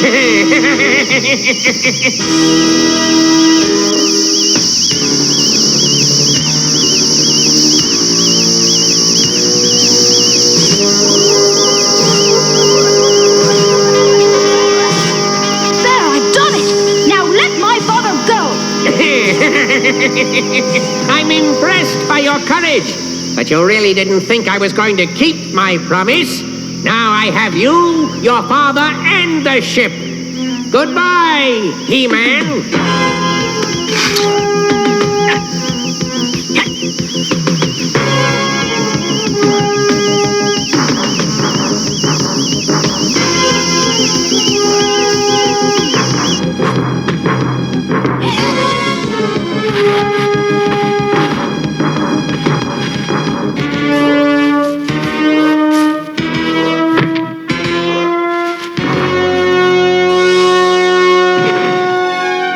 Let's see your magic work without this. Yeah, you're right, HeMan. It is time I was going. Not so fast, you deceitful blackguard. Let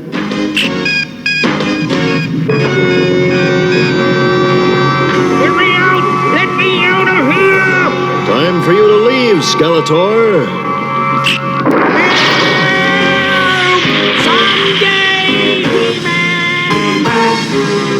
Your act of bravery will long be remembered on Eternia. Thank you, King Randor.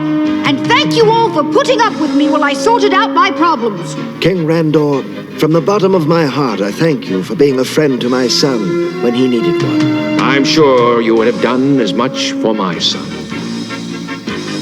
I only wish Adam and HeMan were here.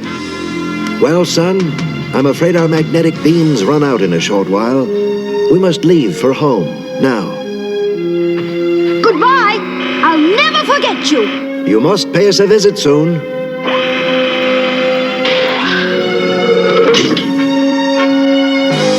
sorry I missed the ceremony. I would like to have said goodbye to Glitch.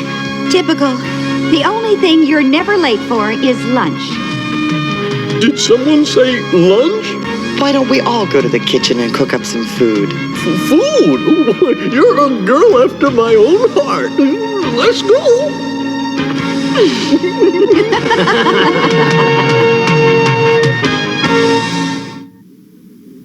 Is there something that frightens you? Are you afraid of water or high places? I used to be afraid of the dark when I was little.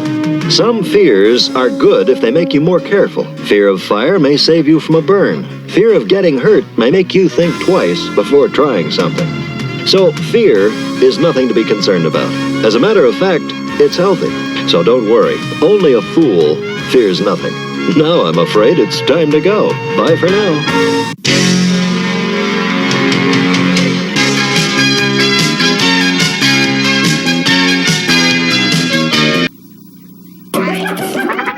We now return to our program. Now, let's have a fun time with a real Josie.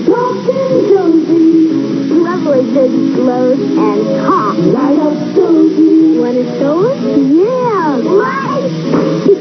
Honey, want to play? I'll light up your room. I'll tell you a story. Once upon a time, Bet none of your other friends can do all that. Yeah. talking light up Josie. I'm collecting Fast Ones racers from Southern states, like my Dynamo with Florida plates, and my Drag King with Georgia plates. You can't beat my Jet Vet with New York plates. Fast Ones racers with one-of-a-kind Fast Ones plates from all 50 states, each sold separately. All right! You can race them or collect them. How about that Georgia Drag King? Drag King. Other Fast Ones racers sold separately.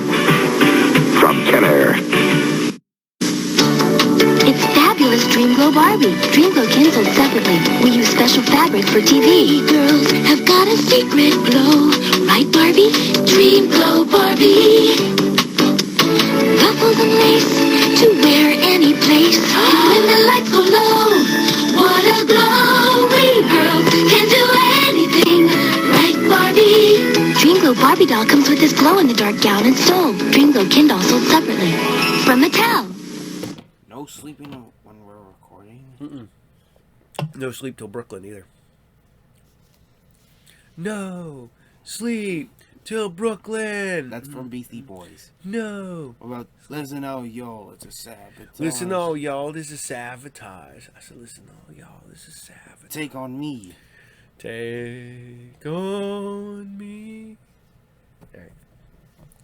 Okay, so we're stepping out of HeMan shadows because I hope you liked HeMan, and now because this is definitely a top 10 cartoon. This one might be. Holy crap! This might be 7. This is Dungeons and Dragons. Yeah, I see you guys going out there, and yes, you guys went and checked it out, and you saw the OG original team in the Dungeons and Dragons movie. Now, if we can just get a full movie with just them, I would be happy. I don't need Chris Pine coming back. I don't need Letty from Michelle Rodriguez. Get Letty. We don't need Beverly Marsh because I cannot remember the girl from It's name that plays the tiefling. We need the OG classic lineup in a movie. I mean, live action Hank, Eric, Presto, Sheila, Bobby. It would be so cool. And Diana. Yeah, there we go. I was like, I know I missed somebody. Oh man, a live action Venger? How badass would that be? And even if you did computer generated, just get Peter Cullen to come do the voice. Just saying. So, we're going to bring you Dungeons and Dragons, episode 7. And this is Prison Without Walls. Enjoy. Hey, look! A Dungeons and Dragons ride!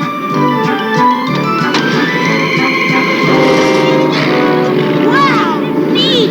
Give me a break. I don't like this! Whoa! What's happening? Oh!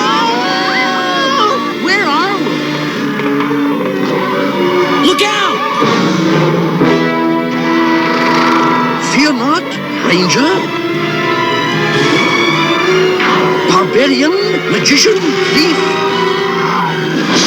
cavalier, and acrobat.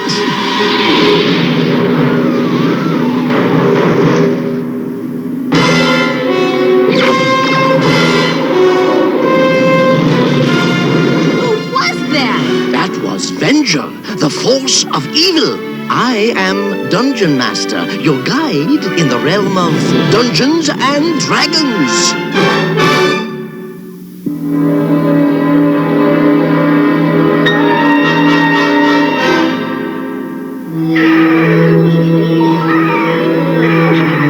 Are you sure Dungeon Master said to come this way, Hank? I'm pretty sure. But we haven't seen a village all day. Or anything to eat either, unless you're into eating rock burgers. I wonder what's in there. Something that moans a lot. Yeah, and probably something bigger and uglier that makes it moan. There's no way home through there. Dungeon Master! Quite correct, Cavalier. A heartless dragon dwells in the Vale of Mists, and there is no portal to your world. Ha! What did I tell you? Even he agrees with me. However, when the dragon's heart is in the right place, it may show you the way home. What in the world does that mean? Yeah, Dungeon Master, what? Oh no, he's gone. And I think we should follow his example. But I'm obviously in the minority. We're gonna regret this, kid. You'll see. All right, Eric, I'm sure. Wow, this fog's thicker than peanut butter. Shh, hold it down. Whatever it is, we don't want it to know we're here.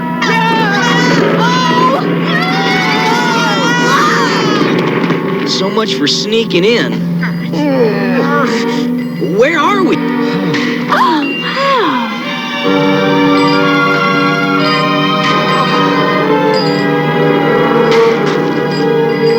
Oh, those poor people.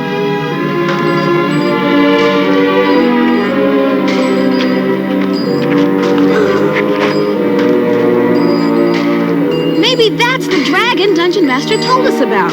Yeah, and get a load of them. Orcs? Venger must have something to do with this. So tired. Can't work anymore. Oh.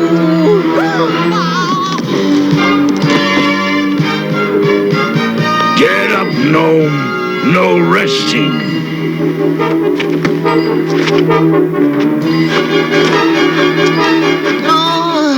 I can't. There will be no rest until you have mined all the mystic gems for Venger. Let him alone, you big nerds. Mommy!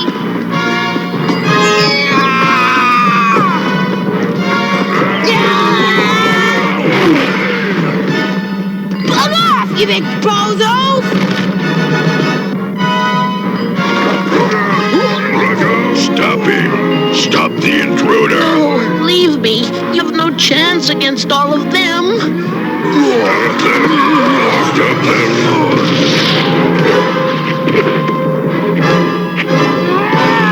Hank, look out!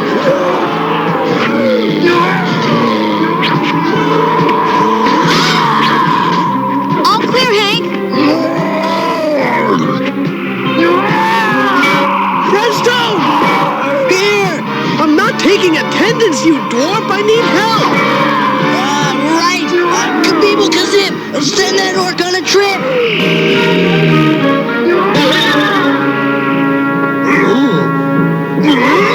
Oh well, close enough. Stop them. Now, temper. Come on, let's get out of here! No! Let me go! Let me go! What's wrong? We just saved your life. Yeah, you might show a little gratitude. You don't understand. The valley is under Venger's spell. No gnome may leave the valley and live. Maybe Presto's magic can lift the spell. Yeah, right. And maybe you can lift a dump truck. Only the spellbinder Lucian can break the spell. His magic protected our valley for centuries. Where can we find this spellbinder? Haven't we done enough volunteer work for one day? No one could find Lukian. When he refused to tell Venger the secret of the dragon's heart, Venger imprisoned him in the Swamp of Sorrow. Wait! Dragon's Heart! Dungeon Master said that would show us the way to get home! You've got to tell us where this swamp is. To the south, beyond the forest. And now, I must return to face my punishment. We'll be back, honest, as soon as we find Lukian. Right, Bobby. Come on, let's get going. Then the young ones helped this slave try to escape. Have mercy, great Venger. I returned here willingly to serve you. What did you tell the young humans? Did you speak of Lukian? Or the secret of the dragon's heart? I do not know the secret, great Venger. I said only that Lukian is your prisoner, and that no one could find him. Yet they have set out to search for him? Yes. Return the slave to his work. Yes, master.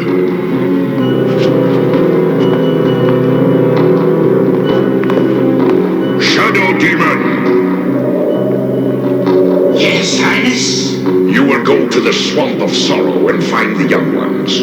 If they locate Lukian, he may tell them the secret of the dragon. You will report it to me at once. As you wish. And if they don't find the spellbinder, then the swamp shall claim them. And you will collect their weapons for me.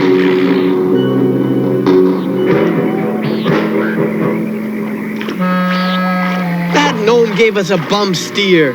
Not even Venger would build a prison in a mud hole like this. It'd sink right into the slime. Your reasoning is sound, Cavalier. No one would build a prison here. You agree with me? Twice in one day? Indeed. For Lukian dwells in the saddest prison of all. A prison without walls. Huh? What kind of prison doesn't have walls? Yeah, Dungeon Master, that doesn't make any... Ah, rats! He's gone again. Yeah, maybe he went home to his little dungeon without floors or something. Huh? Oh, great! Help! Pull harder! It won't let go! Sheila! Oh no, we're surrounded!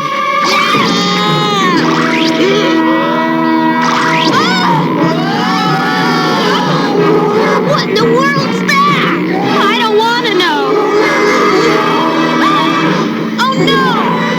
Great! If the toadstools don't get us, that muck monster will! Whoa! Huh?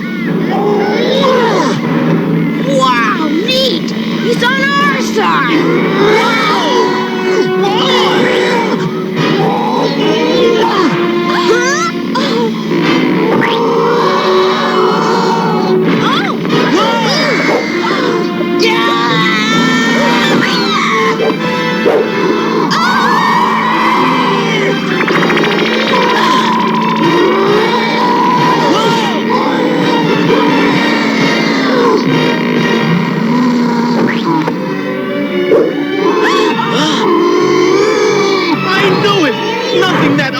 Smelly could be on our side.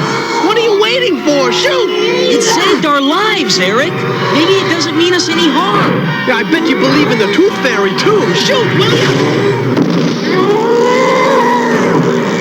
It's feeding off the arrow's energy. It's getting bigger. This is terrible.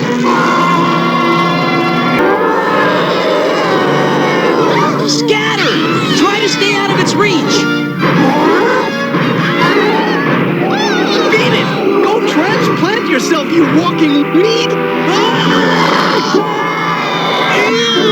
It's oozing all over me, like the blob! Help!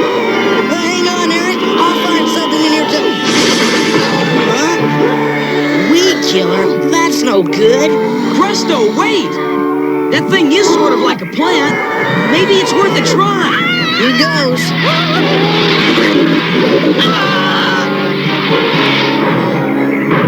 Well, whatever that thing was, it's gone.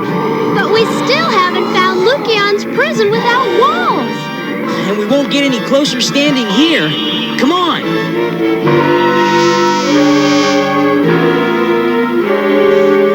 Tired. Can we stop and rest? Yeah. I'm getting slap at. And I'm beginning to think we'll never find Lukian. Do not despair, my young adventurers. You are closer to finding Lukian than you think. But how will we know him? By what he says without speaking. What's he gonna do? Whistle? You must find him quickly, during the crossing of the Four Suns tomorrow. For that is the only time Lukian can help you. Dungeon Master? Where'd he go? I'm really confused now. What's confusing? We just find the heart of the prison and the dragon that speaks without walls, and we're home free. It's simple.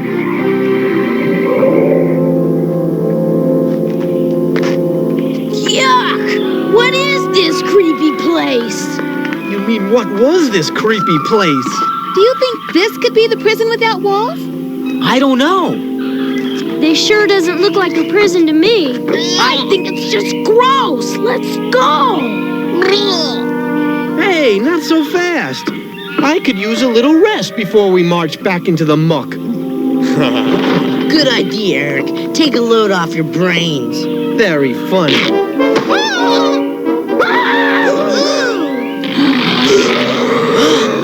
My bed.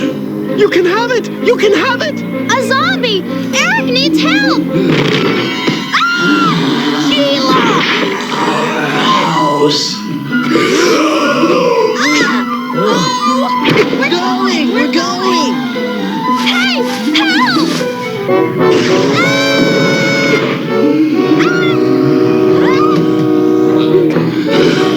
Your arrow didn't stop him! What are we gonna do?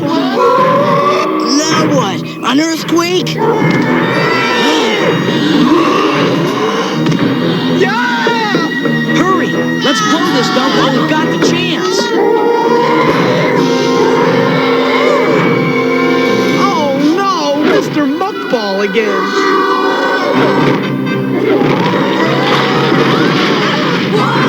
He saved us again! Yeah, and now he's turned on us again. Stay back. We don't want to have to hurt you. Careful, Hank. Don't give him too big a scare.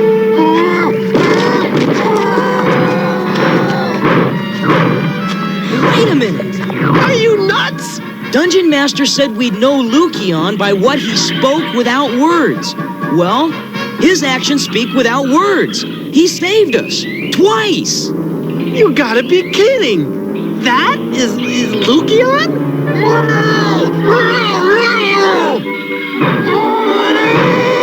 I think it wants us to follow. You're not gonna trust a mound of killer crabgrass, are you? Outvoted again.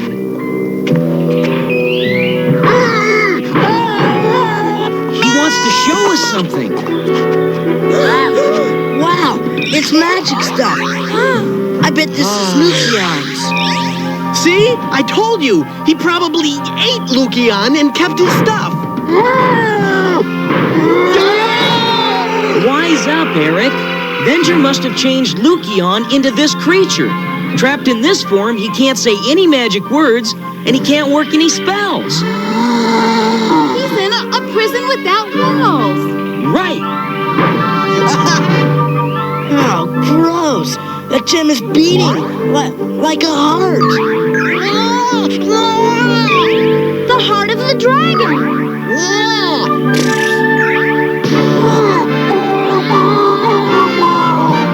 Huh? You want me to work a spell? To change you back? What if I flub it? I might turn you into a bullywug or something. You've got to try, Presto. Lukian's our only hope to free the gnomes from Venger. And for us to find a way home. Okay, here goes.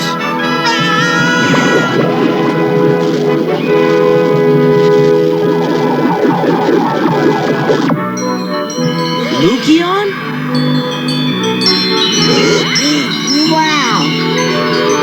Oh, brother, what's next? Card tricks? Look, can you tell us how to get home or not? The secret you seek lies within the heart of the dragon. We'll see once my fellow gnomes have been set free. Venger may have something to say about that, Lucian.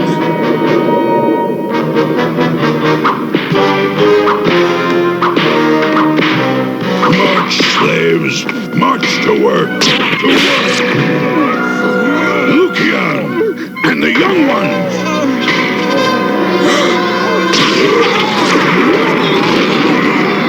You are free, my friends!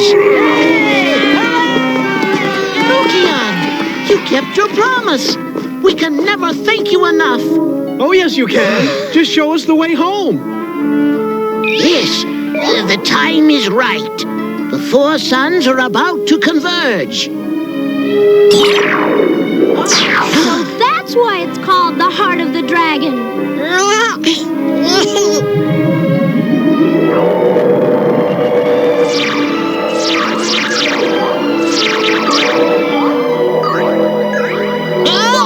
A giant map! Of the whole universe! It is that and much more. Each point of light is a gateway to another world. So, point us to our gateway and get us out of here already. I'll have no further need for you, Lucian, or your gnomes.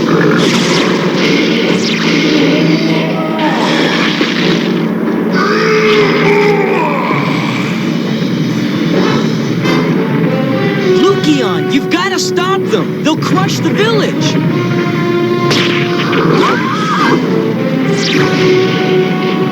And now to be rid of you, Lucian, once and for all.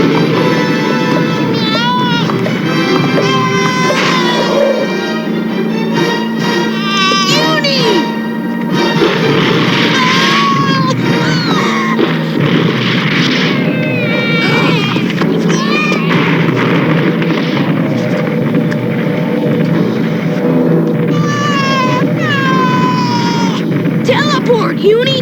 You can do it! Teleport!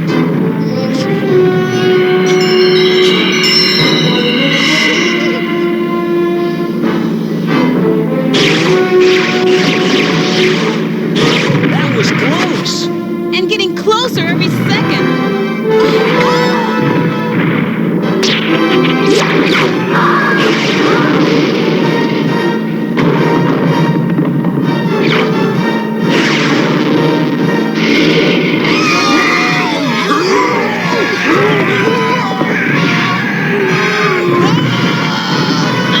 There must be something in here that'll help. Hey, Eric, a cannon. So what? You gonna point it at him and say bang? Huh? Conjure up a cannonball, airhead! Oh, yeah, right. Oh, no, ball bearings.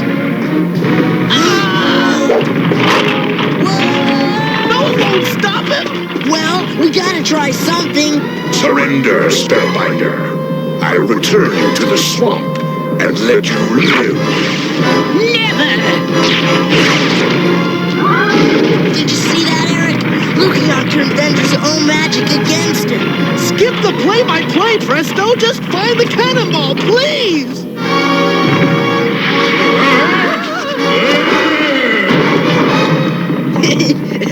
I guess we don't need the cannonball, eh, Eric? Stand back, Uni!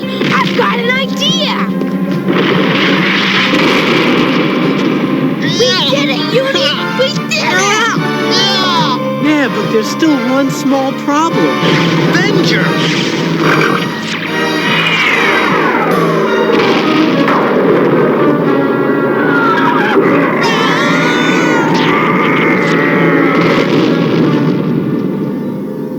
Wow! Is Venger gone for good, Lucian? Alas, no, barbarian. His own power and that of the dragon's heart have banished him only for the moment. Well, at least we won't be around when he gets back. You're gonna show us the way home, right? I'm afraid I cannot. What? The gemstone whose light led to your world was there. Oh, no! There is no way the gemstone can help you now. We are grateful for your help, and sorry we can't help you in return. You're sorry? After the realm without walls and the zombies and the hum? What do you know about sorry? That's enough, Eric. Let's go. I wonder if we'll ever find a way out of this world. You will one day, magician. With each brave deed, you grow more worthy. You will be rewarded in time. In time for what? Our retirement? Patience, Cavalier. Patience.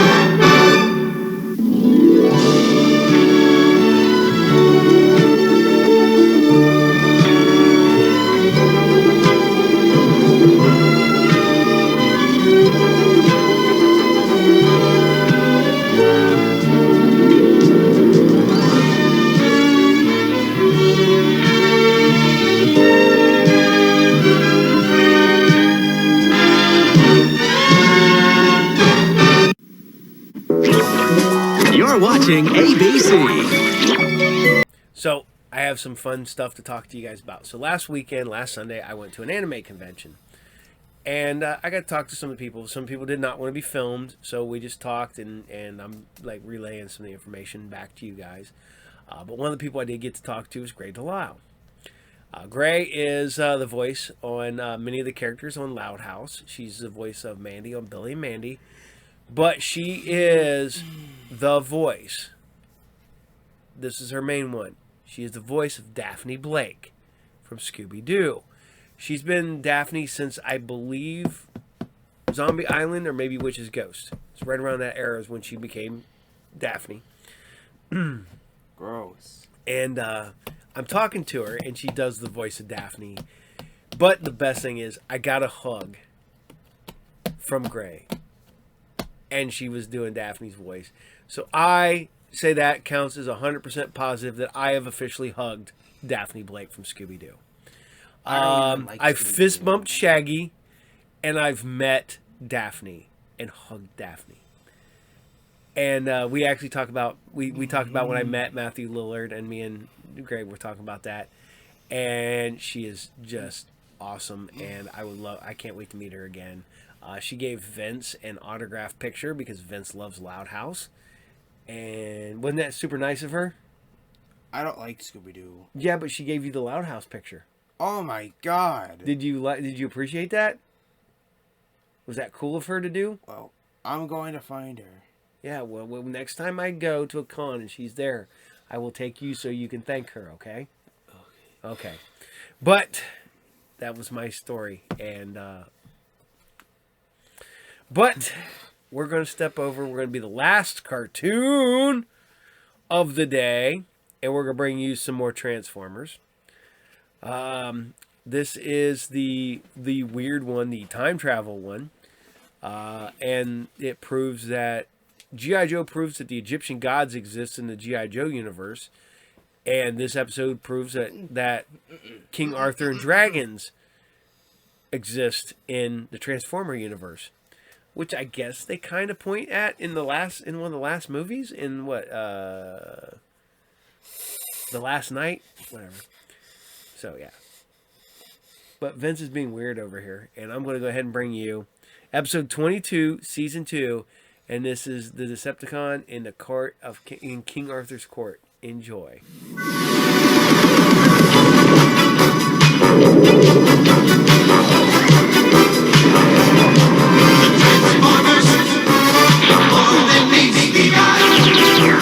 Autobots wage their battle to destroy the evil forces of the Decepticons.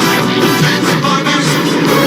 Robots in disguise. The Transformers. More than meets the eye. The Transformers.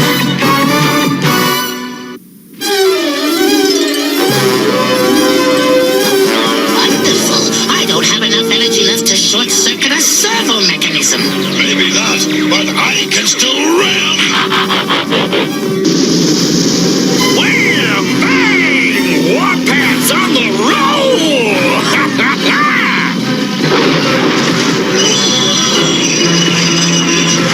Oh, I just changed heads last week.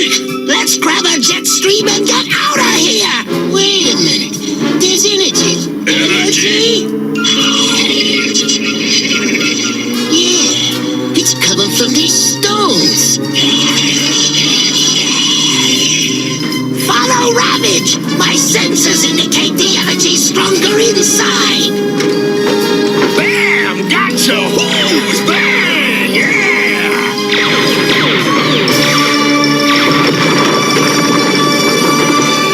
What is this joint anyway? Our tomb. Not quite, Starscream. Your senses were right. There is energy in here. Out of the way, Rumble! It could be dangerous. As your leader, I must take the risk. Anyway, I'm lower on energy than you. Come on, Hoist! You take any longer and bam! I'm in! Stop hogging it all for yourself.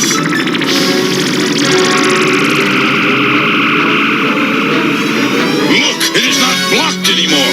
And the Autobots are gone. I just hope there's some energy here somewhere for the guys who didn't get to charge up inside. Giant armored knights?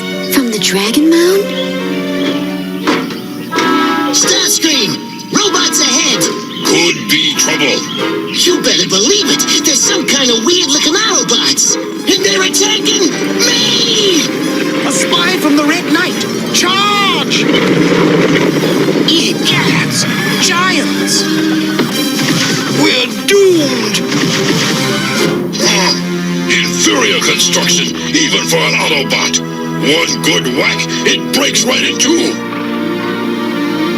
Not Autobots, but humans pretending to be robots.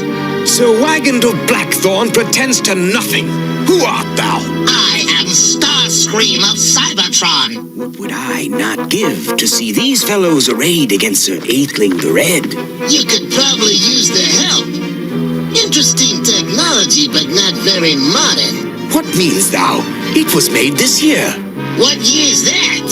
543 Anno Domini. Then that stone room must have been a time transporter. Human, it suits my purpose to help you defeat your enemy, the Red something or other. Oh, those magical knights against my father. I must warn him. What is it, Ramage? A spy! After him!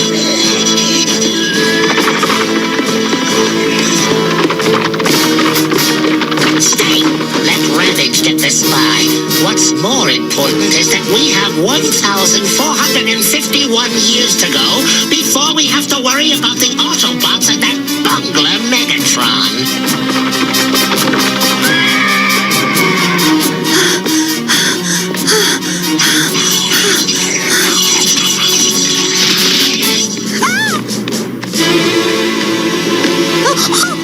Hey, what's the matter?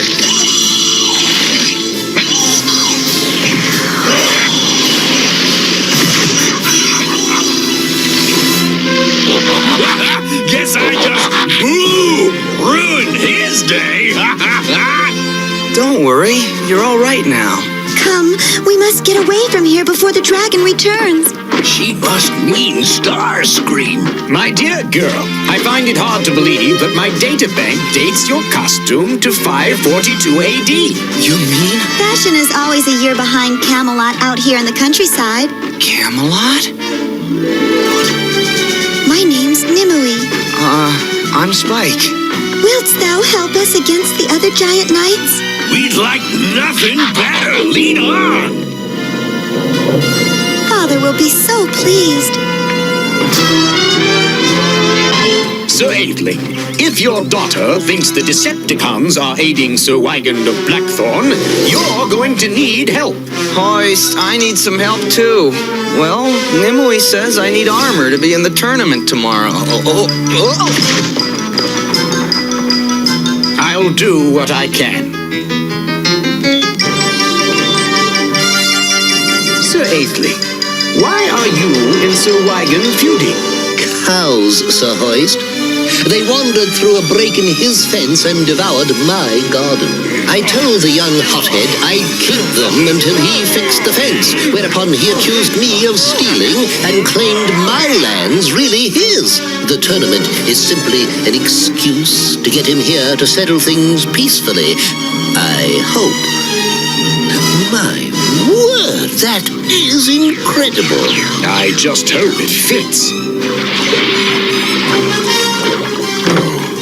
Hoist, what's wrong? Getting low on energy. Oh, well, how do I look? Just wonderful, Sir Spike. Take this. Thou shalt be my champion on the field of honor. Tomorrow's going to be a big day. Oh, Father, this is so exciting. I just hope I can make Sir Wygon see reason. Okay, kiddo. Now aim for the center of the guy's shield and clang! Hang on to your horse! I'll do my best. That's your call. Sir Spike, my champion.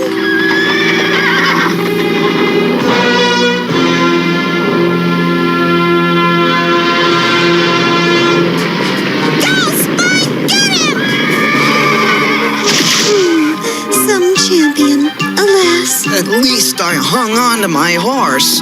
Sir Wygon, I bid thee welcome. And I bid thee hold thy tongue, unless thou art willing to settle our dispute in battle. I'd hoped for peace, but if that's thy will, so be it. It is, with the winner declared rightful lord over this entire countryside. So be it. I'll meet thee at arms. Correction. Thou shalt meet my champions, Sir Rumble and Sir Ramjet.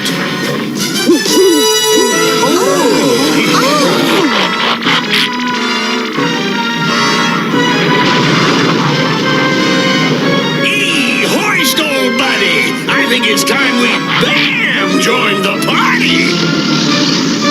What you waiting for, Red Knight? Don't you want to rumble with Rumble? Sir Atheling!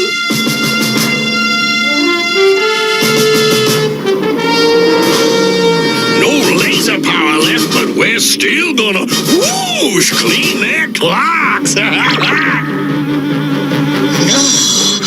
it's impossible.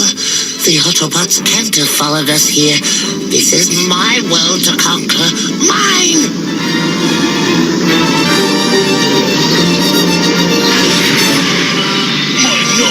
You've ruined my nose! Way to go, Father! You triumphed! Sir Wygon, your champion's lost. Now try to act noble even if thou aren't, and tell my father thou art sorry. I've had enough of this chivalrous nonsense! Red Knight, surrender your kingdom to me within 24 hours, or never see your daughter again! Nimue, no!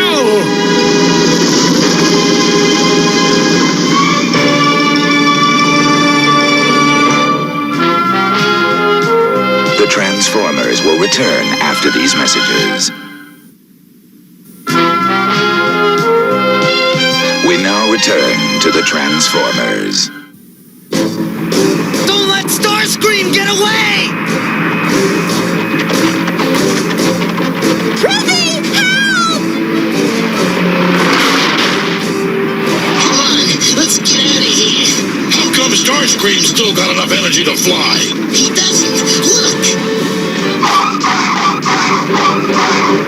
Oh, I'm getting so low on energy, Hoist, I can't even stay transformed.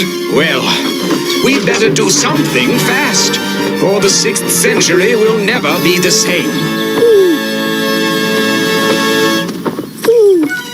Solomon, what an unexpected pleasure. Care for a rat's tail? Kidnap the fair Nimue? Make some idiot 20 feet tall, he thinks he rules the earth. Thou who playest with fire might find himself singed by the dragon's breath. Just wait till my father gets here. What's the meaning of this? Kidnapping Nimue was stupid enough, but keeping her prisoner in my castle? I give the orders now, and this is my castle, as it will soon be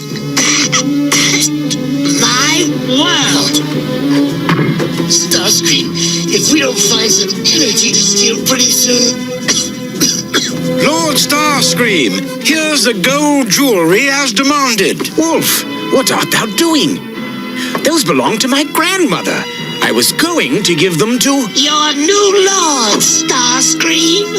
Why, thank you, because I need them to make wire for my new electric dynamo.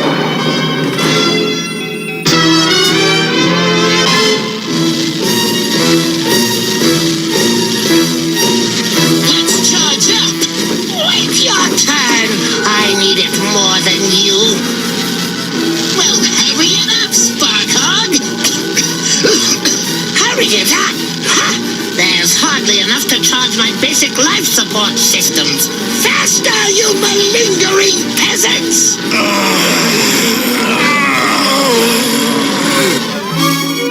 It's all my fault, Warpath. I was Nimue's champion, and I should have protected her. I feel kind of guilty about it myself. Warpath, come on. We need your help. I gotta go see what Sir Hoist wants. But if you wanna, go on ahead and see what you can do. Just leave some Decepticons for the rest of us. Starscream, aren't you finished yet? Okay, I'm done. The charcoal's coming along fine. You can go for the rock salt now. Rumble, Ravage, get out of there! You're going with Sir Wolf for sulfur. We need potassium nitrate too. Don't tell me you're gonna fetch it. No, Rumble, not I. Me and my big mouth. Goest from here! Nimue, I want to... I care not! Thou hast done enough already! First thou tries to steal my father's castle, and now these monsters thou callest friends are going to make slaves of us all, and... Thou art right. And then... What? Thou art absolutely right. I've been an idiot, but I'll do my best to change. Thou wilt? Yes. By the way, didst thou know thine eyes are most beautiful? They are?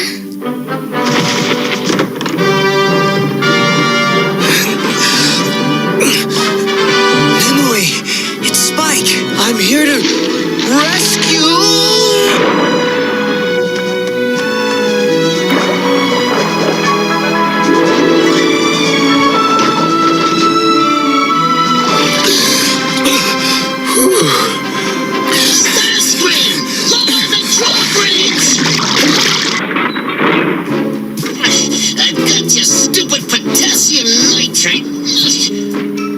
Great work, little buddy.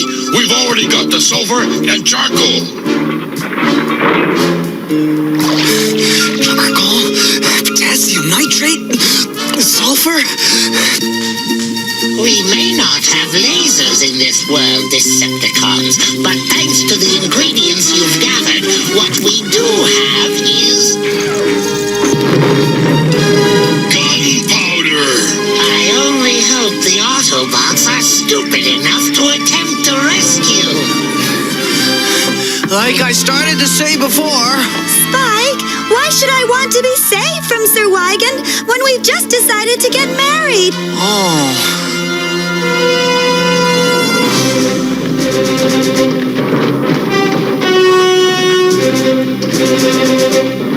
Yeah!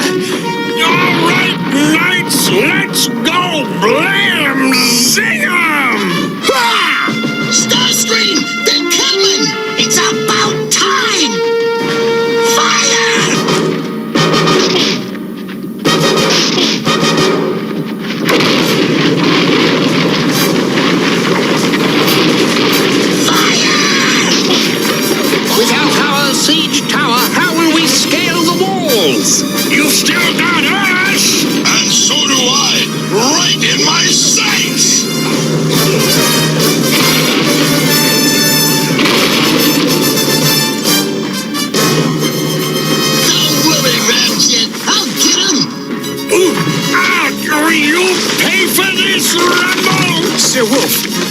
must help me stop this. Sure, I'll help thee right into the moat. Lord Starscream, just relieve thee of thy command.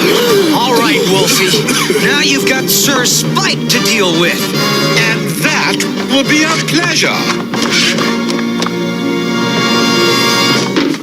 Actually, the pleasure was all mine. That's it. You've got it. Keep on going. Don't forget about me. Ow. Hey, careful.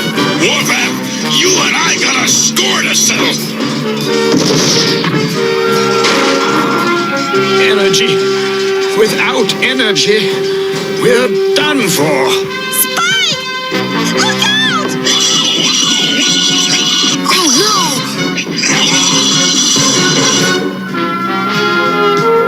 The Transformers will return after these messages.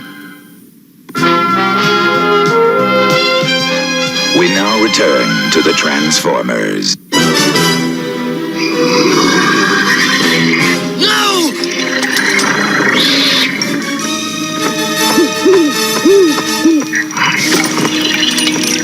Energy.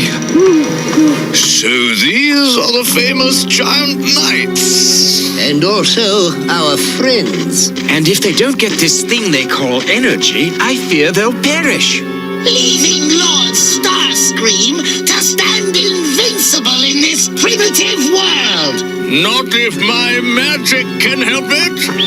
Foolish human! Magic can never defeat science! Telos, God of the sky, I know not of science, but if thou wilt bring these giants life...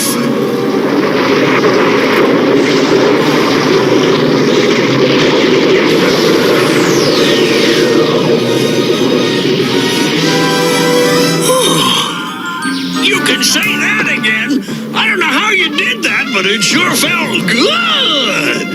No, this can't be. Rumble, Ramjet, reactivate the dynamo. Warpath, my lasers still don't work, but I can transform again. Then let's wham! Go get 'em!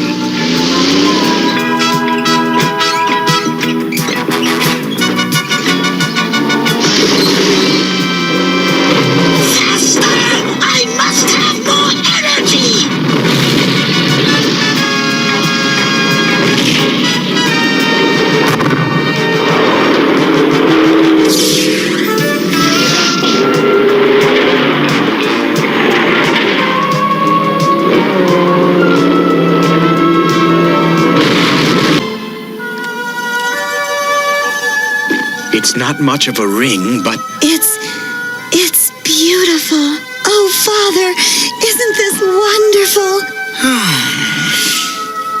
Better luck next time, pal. Energy.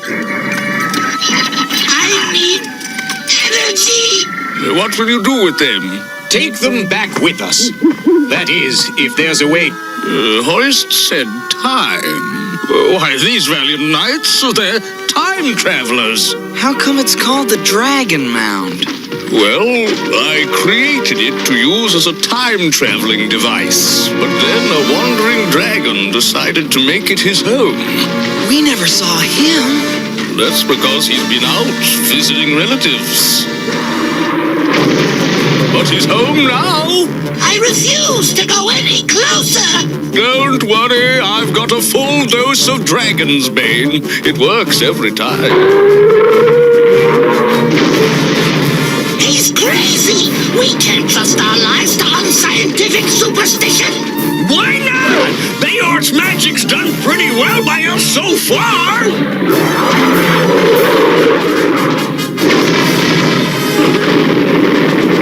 There's no reason it shouldn't work. I used all the normal ingredients. Sulfur, rock salt, seagull droppings, charcoal.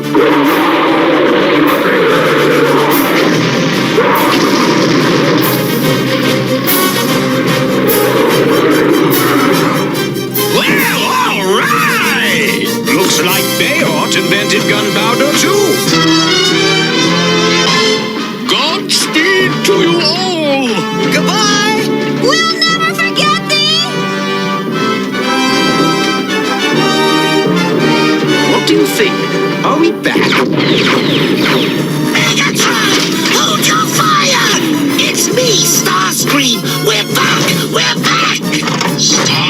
Before you run my shot!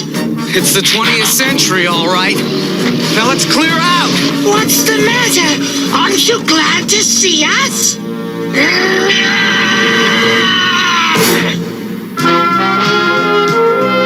The Transformers will return after these messages.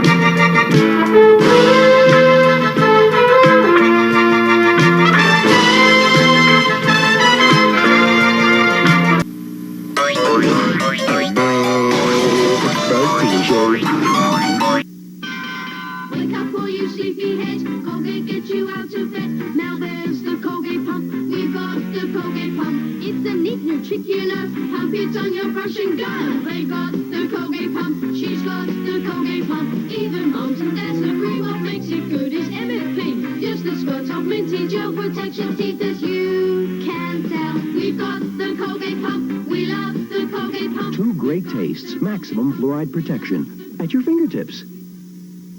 TNT racers are dynamite.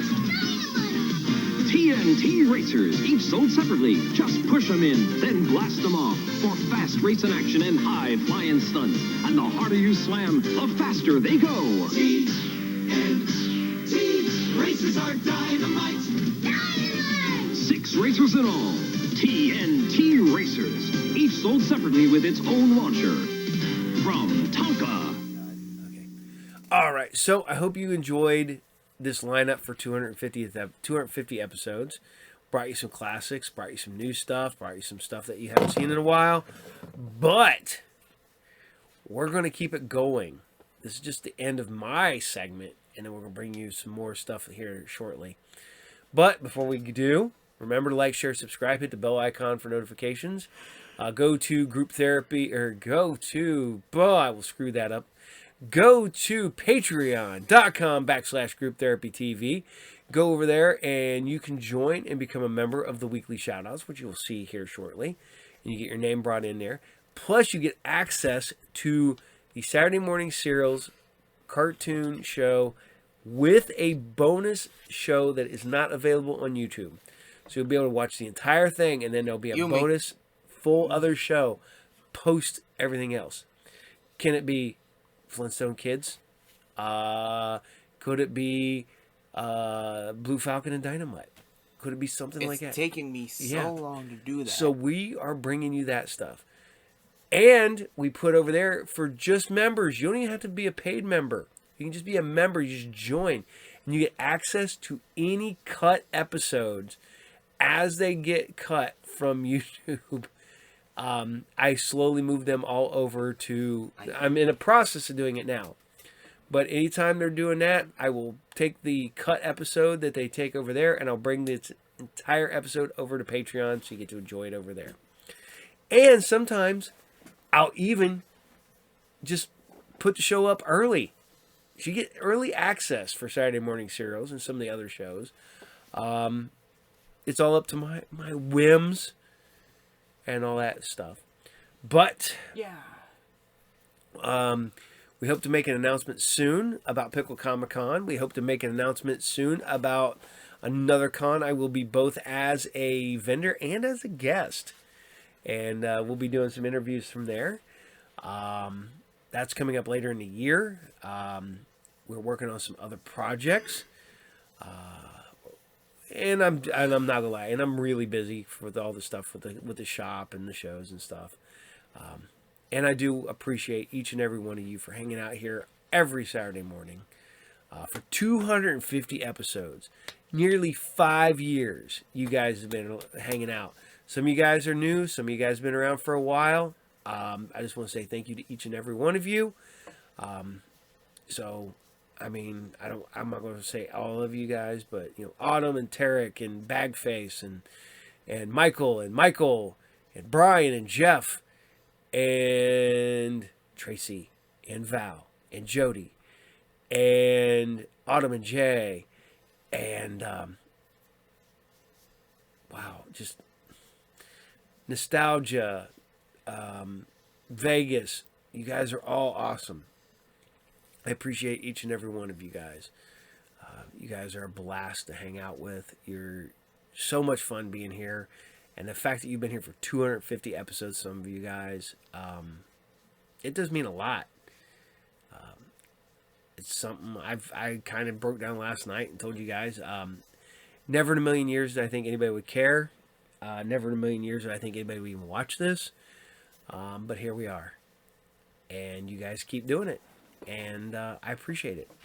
We're rapidly approaching 20,000 subscribers, which we've been slowly getting there, man. We were busting butt for the longest time. Then we hit like 19.5, and it just slowed down. So tell your friends, tell your neighbors, tell everybody to come over here to Saturday Morning Serials and join up. Just hit that subscribe button, man. You can subscribe and then walk away, and it helps. So, and all that funness. So we're going to let you guys have at it for a while, and we're going to bring you some of your post shows. We're going to bring you some more Ultraman, some more TJPW. You can see some absolutely awesome women's wrestling from Japan. Where in the World, so you guys have some educational TV.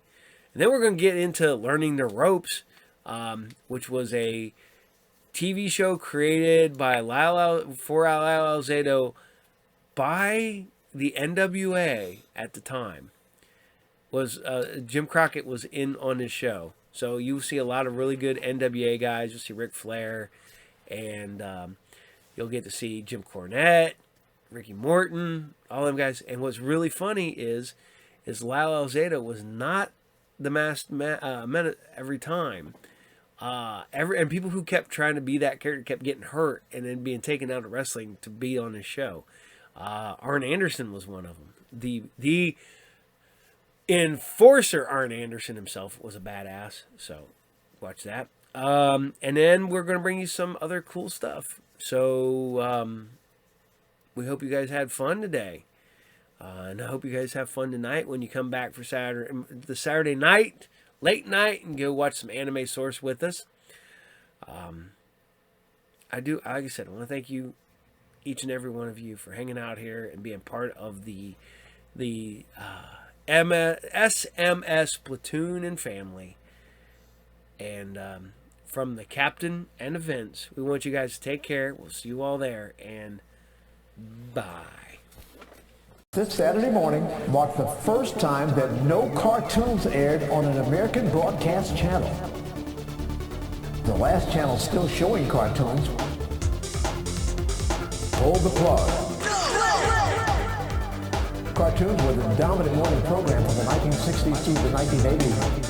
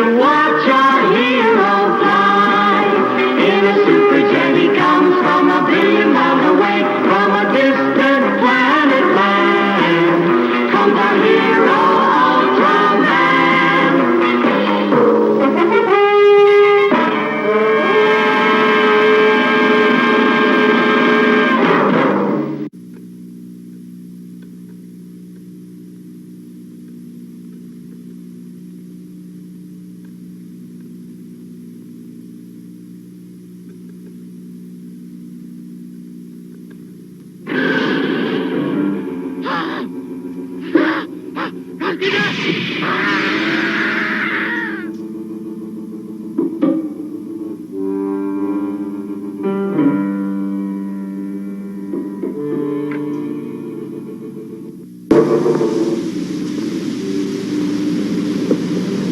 yesterday?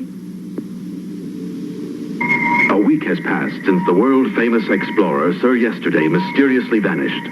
When the Science Patrol was asked to investigate, they radioed their London headquarters for information on Sir Yesterday's recent scientific trip into the Ballonnet Desert. Captain, this information just came from London. What additional data was supplied? The journals reported a meteorite fall last month. Sir Yesterday returned with one of those rocks for further research of its origin. But then, why didn't he announce it? He most likely didn't want to until he learned additional things about it. In order to do that, he could have disappeared again. Then the person who kidnapped him knew of its history. Who else could have known about the meteorite?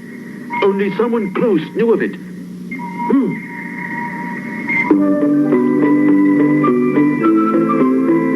Arashi, wait 1 second now. She doesn't look like a crook at all. We may be wrong.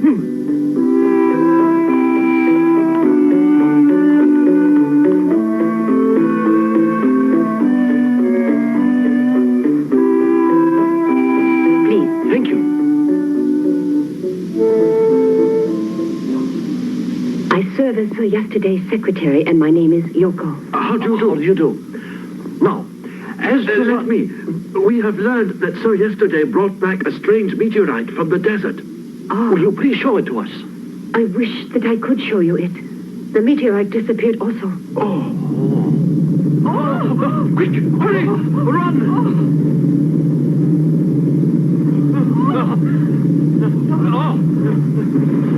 It's strange. Look over there. It's Sir Yesterday. Sir Yesterday, are you all right? I've seen Fouquet. Helpless. What about Mr. Fouquet, Sir Yesterday?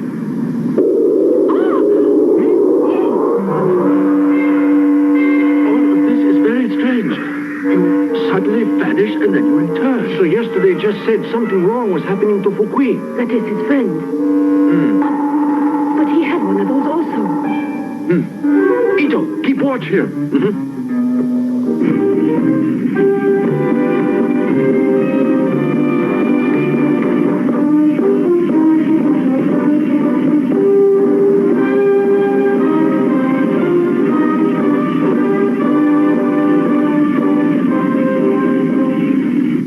This is the meteorite Sir Yesterday gave to me. Oh, it's really fascinating.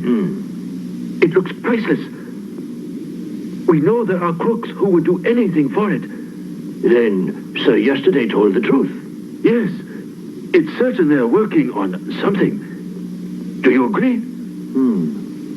So, they're after me also.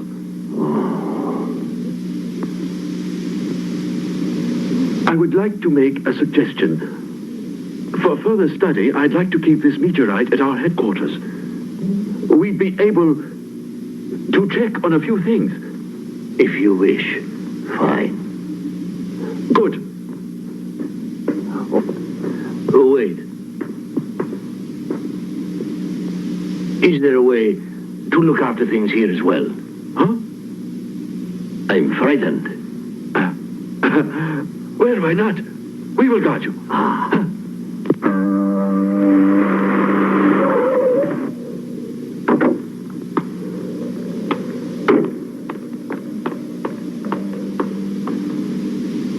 Doctor, this is very strange. Doctor, what does it look like? I don't know. We'll check it. Yes, sir.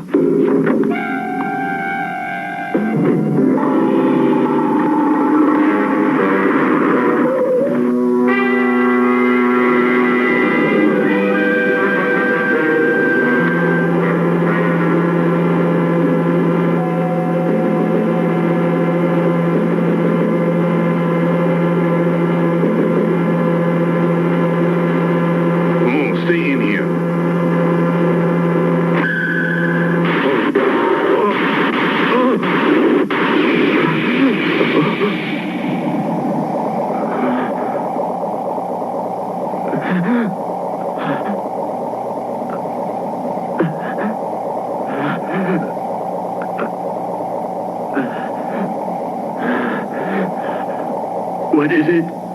What's going on?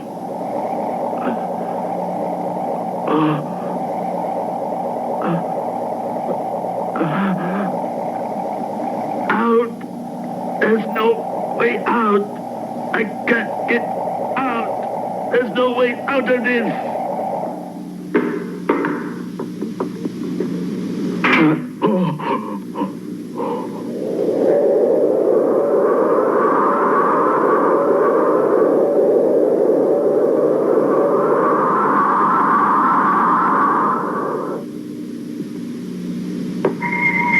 Headquarters of the Science Patrol. Huh? Kawaguchi Research? All right. Captain, something's wrong at the Kawaguchi laboratory. Come on, Hayata. Boss. Get that into the vault and keep a very close watch over it. Yes, sir. Yes, sir. Well...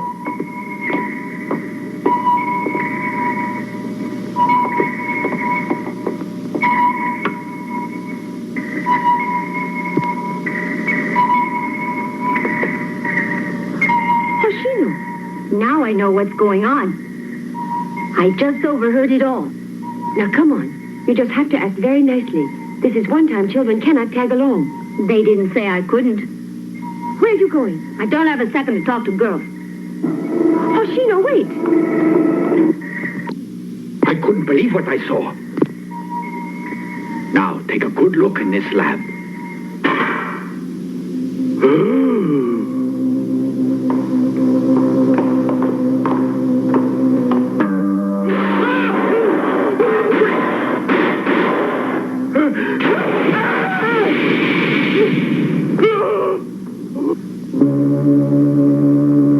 This is Mura.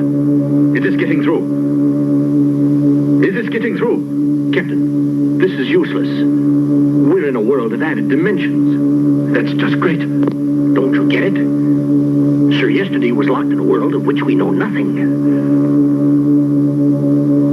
Captain, sir, can you hear? Hayata! Captain, let's go, Ito. Come on, right. Captain! Wait, Captain. We've got to try to get this outside.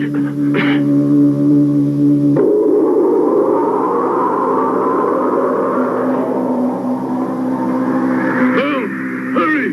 In here! Dr. Kawaguchi, are you okay?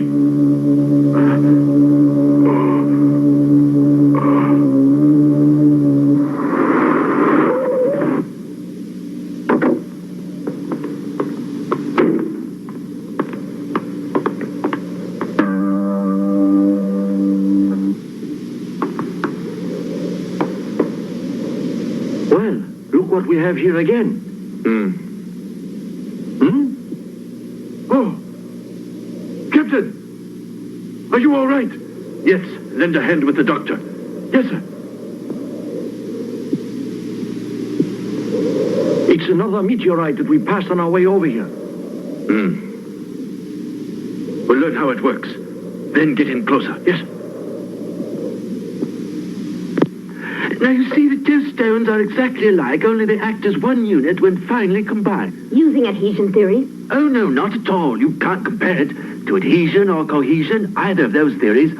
All we know is they're dangerous when combined. Yes, but why are they so dangerous when they're combined?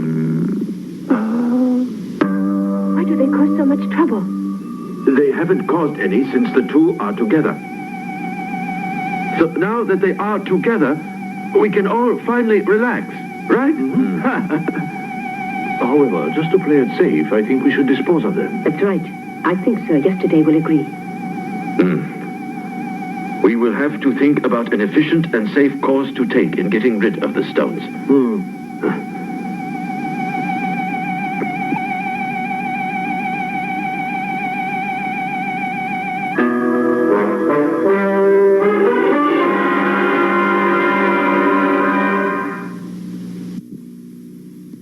It was a creature of a non-identity world that had fallen toward us on Earth. Creature? It usually looks like that round rock that you saw. However, it can change whenever it wants to. To learn of its composition, I used the system of specular heat rays that... Hayata, did you say there was another piece just like that one? Yes, and a like substance. And are they kept together? I believe so. Why do you ask? As long as the stones are together, they can turn into a monster without even a warning.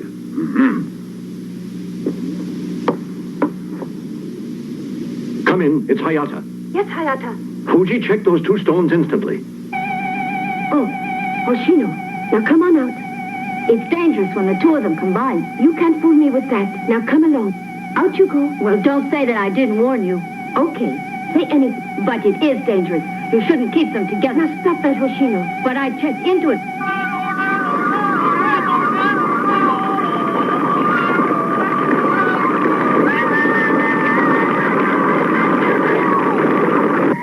Fuji, did you look?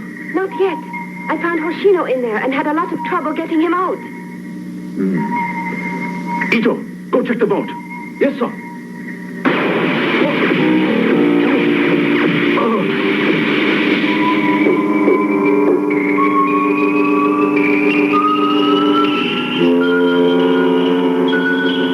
What is it? The 4th dimension. Captain, I'm going to take a look. All right. Ito, how do you know what's in there waiting?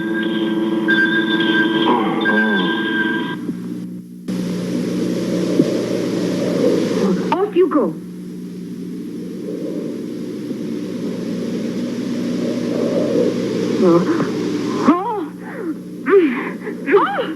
You're not going to fool me that way either. Now, enough of this. Can't you at least take a look? I told you you can't fool me with... Please listen to me when I say I know. Run!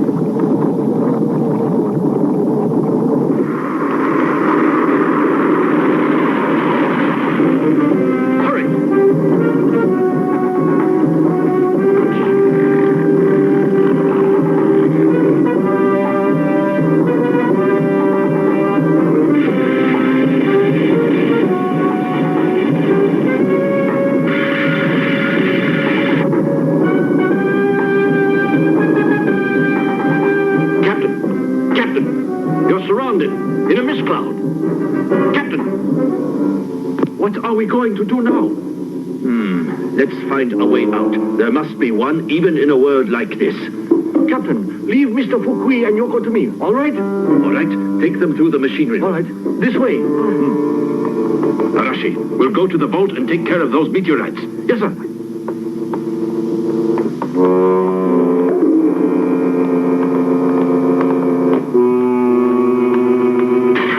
Right this way. Thank you.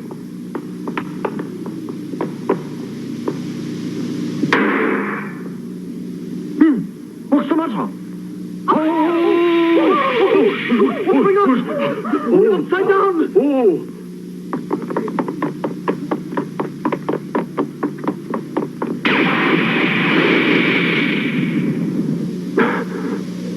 Captain! This way, quickly! All right.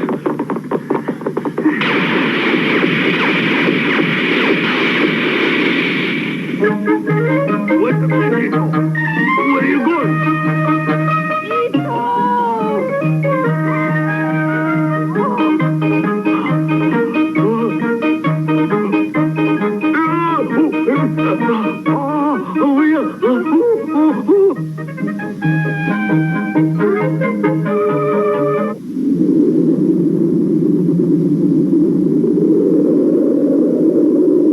Let's all jump into it.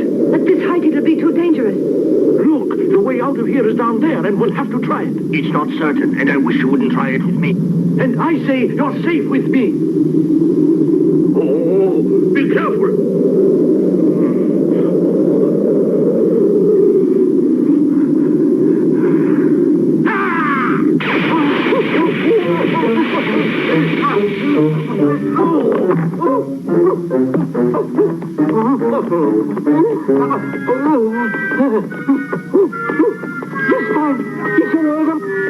Arashi. Yes, sir. That wall's new. Let's crash it. But, Captain, we don't know what's waiting behind it. That's right. Well, we just can't stay here. Yes, sir. Ready? Let's go. Okay. Go! Captain!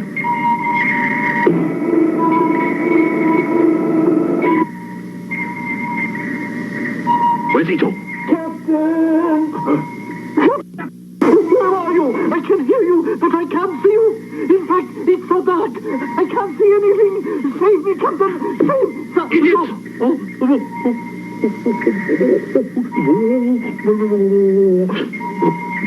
While the Science Patrol was lost in the four-dimensional world, Fuji called in the army. But they hadn't either the weapons or the facilities to cope with the monster's strange power.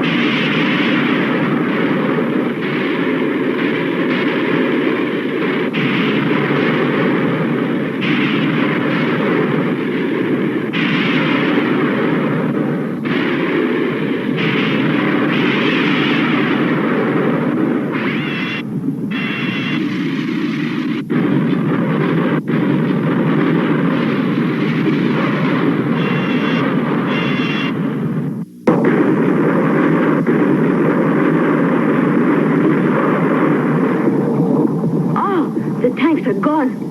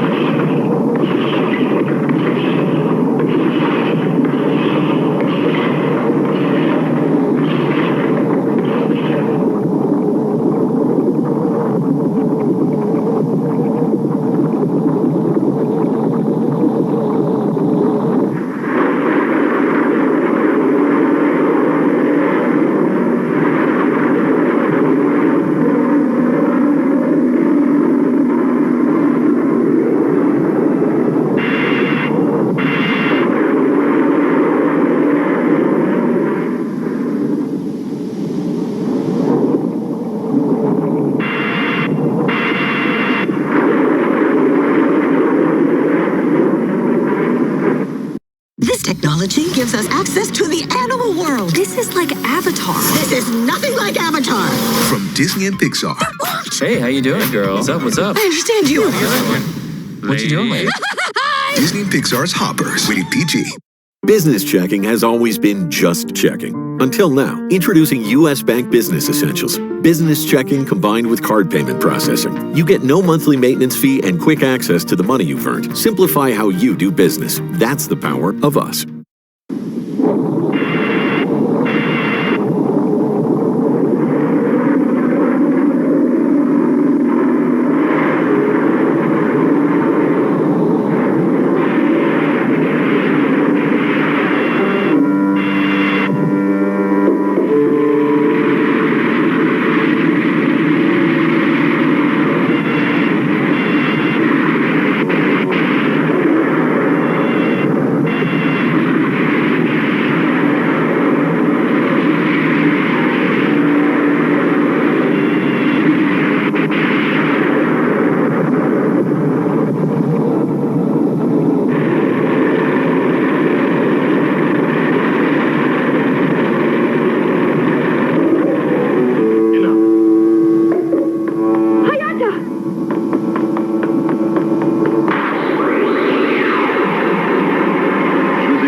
Capsule, Hayata becomes Ultraman.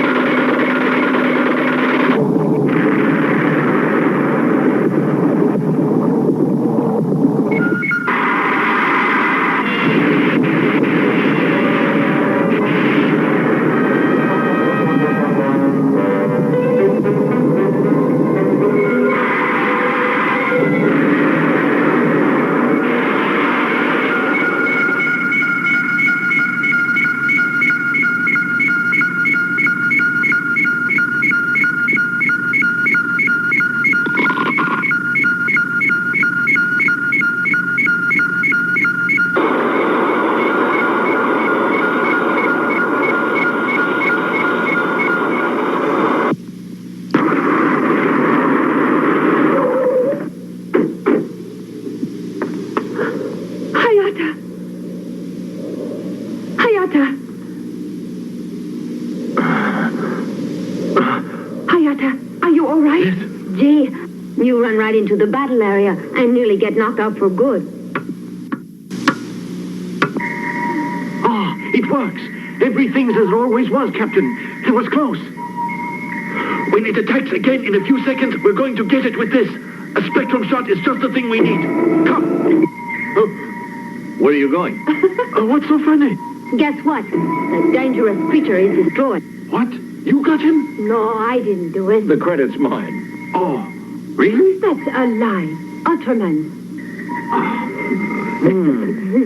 Oh, Shino rescued me, didn't you? Oh, Shino saved you? What kind of reward would you like?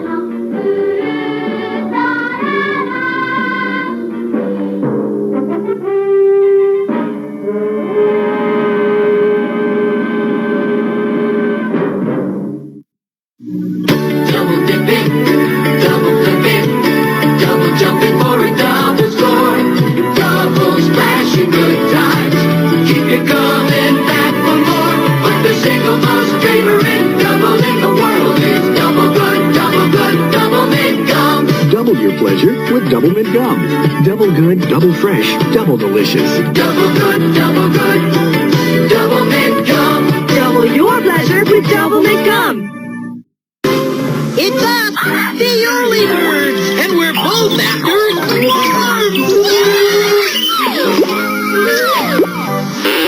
The early birds game. There's your bird and his bird, and you're both after worms. Those squirmy little guys are right under your beak.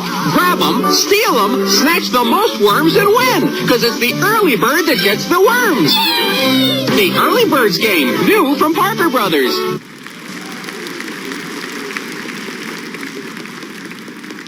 ただいまより本日のメインイベントプリンセス・オブ・プリンセス選手権試合30分一本勝負を行います。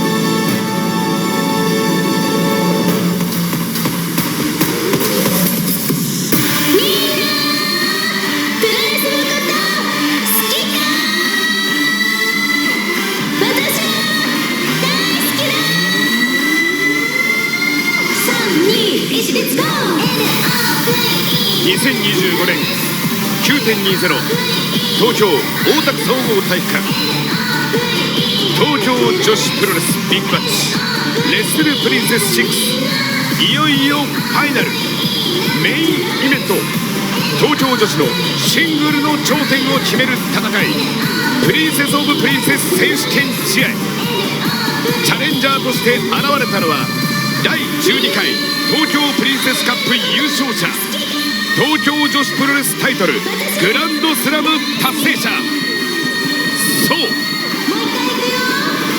私こそ真のプリンセス渡辺美優です。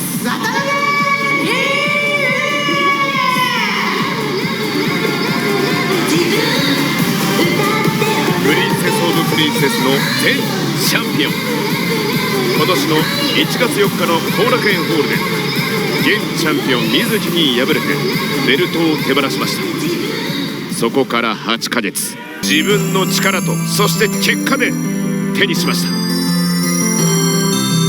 返り咲けるかチャンピオンいやプリンセスの座そして手放さないか現チャンピオン第15代プリンセスオブプリンセスチャンピオン水木の登場です。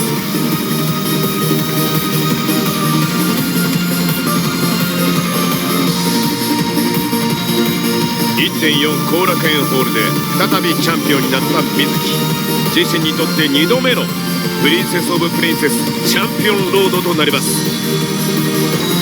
水木が描くプリンセスストーリーのシーズン2はまだ途中です。東京女子プロレスをもっともっと輝かせる物語その続きをチャンピオンとして描き続けたい水木です。プリンセスオブプリンセスチャンピオンポッピングシュガーラビット水木第15代チャンピオンこれが4度目の防衛戦となります。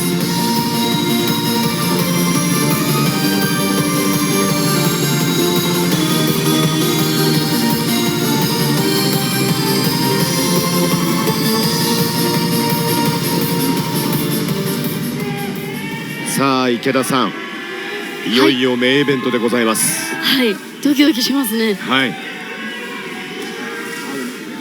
まあ、お二人とも可愛いんですけどもちろんどっしりした風格といいますか目が違いますよね。間違いなく東京女子プロレスのチャンピオンクラスの2人ですね。どちらが巻いてもおかしくない、チャンピオンよりベルトの返還です。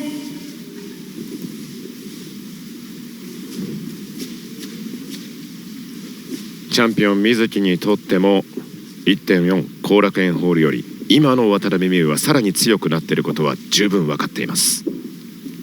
チャンピオンにとっても恐怖でしょう。脅威もあるでしょう。だからこそこの一戦を誰よりも楽しみに待っていました。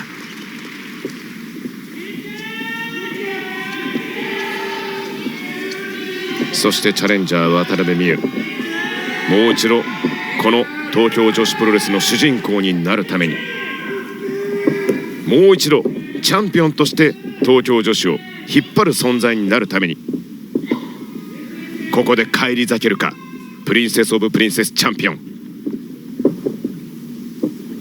しっかりとチャンピオンがチャレンジャーの手を握り返した。さあ始まります。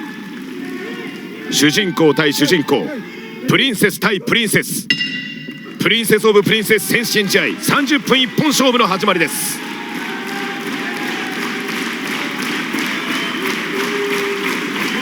すぐには動きませんね両選手。さあ今動いた。実はこの2人ってそんなにシングルをやっていないんですよね。美優選手が若手の時に、2回やってそして今年の 1.4 で今回が4回目になるんですけれども、はい、実は過去1000回全部水木選手の勝利なんですよ。なるほど。実はシングルで美優選手はまだ水木選手に勝ったことがないんですね。ほほう。意外なんですけれどもね。そうですね、はい、天敵ですね。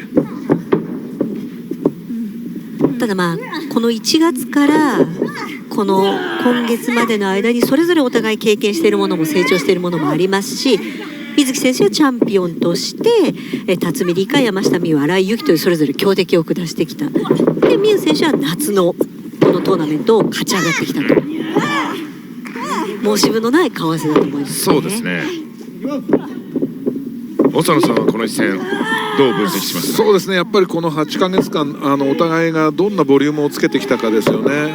ミュウに聞いたらベルト取られてすぐの新宿で、猫それから、ラクトの3ウェイがあったらしいんですよ。そこでカラーコーンかぶせられたりいろんなことして非常にやりにくかったんだけど、それが楽しいって感じる自分がいたんで、今まではチャンピオンになるためにただ強くなろう強くなろうってやってきたのをちょっと一回やめて、なんか自分視野が狭かったなと、もっと視野を広げてプロレスを楽しもうと思ったみたいなんですよね。そしたらなんかいろんなものが見えてきて、例のさすまたを使ったこともあったりとかで、なんか非常になんかその幅が広がったのが自分の中の成長かなと。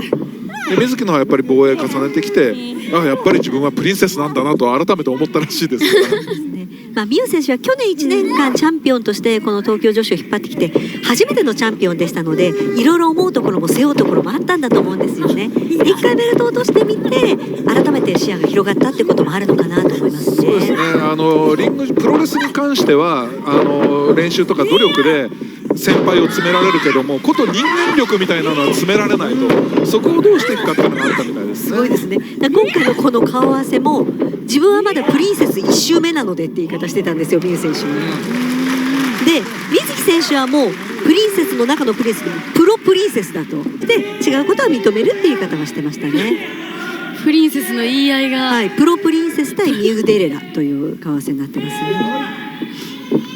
ね。やっぱりなんだろう、その水木のキラキラ感とか、バズったりするとか、そういうところが渡辺美羽はやっぱり尊敬するところみたいですね。言ってたのはね、頑張ってるね、真面目だねっていう努力の押し付けはしたくないと、それよりもやっぱりキラキラ感を放てるレスラーになりたいんだっていうふうに渡辺美羽は言うわけですよね。チャンピオンの方から手4つを狙っていきましたが、これをストレートに応えていく渡辺美羽。組合だったら渡辺美羽の強さが浮き彫りになります。パワー違いますからね。本当にミュウとやるのは強いし怖いんだけれども、今回のプリンセスカップでどんどん勝ち上がってるミュウを見て、怖いけどちょっと楽しみだなと思う自分もいたっていう言い方を水木選手はしてましたね。さあサーフボードストレッチ、落ち着いてますね。このバックを取っていく。体重は軽い方のチャンピオンの水木です。おそらくチャレンジャーの渡辺美羽、コントロールするのは造作もないことです。サイズ的には水木はすごく技をかけやすいみたいですよ、やはり。この体格はね、飛んでくるところ捕まえたりとか平気でしてますからね。ただそこでなんだろう、予期しない返しをしてきたり、いろいろ細かいことをしてくるので、そこが怖いと。そうですね。あと水木選手、本当にこの体でスタミナもありますしね、どれだけ疲弊してでも最後にもう一絞りが出てくるのが水木選手の恐ろしさなんですよね。 1.4 後楽園ホールでチャンピオンになって、もちろんこの8ヶ月水木もまた強くなっています。まだまだ伸びしろがあるということを自分自身も実感したでしょう。やりたいことはまだチャンピオンとして山のようにあります。ここで渡辺美羽に道を譲るわけにはいかない。ドロップキック、そういうことですね。やっぱり池田さん、この水木選手の体格を見るとね、ちょっと信じられないですもんね。そうですね。やっぱスタミナ、本当にさっきおっしゃってましたけど、これで10年11年を超えるキャリアを積んでいますが、水木は怪我で欠場したことがありません。突き刺さりましたね。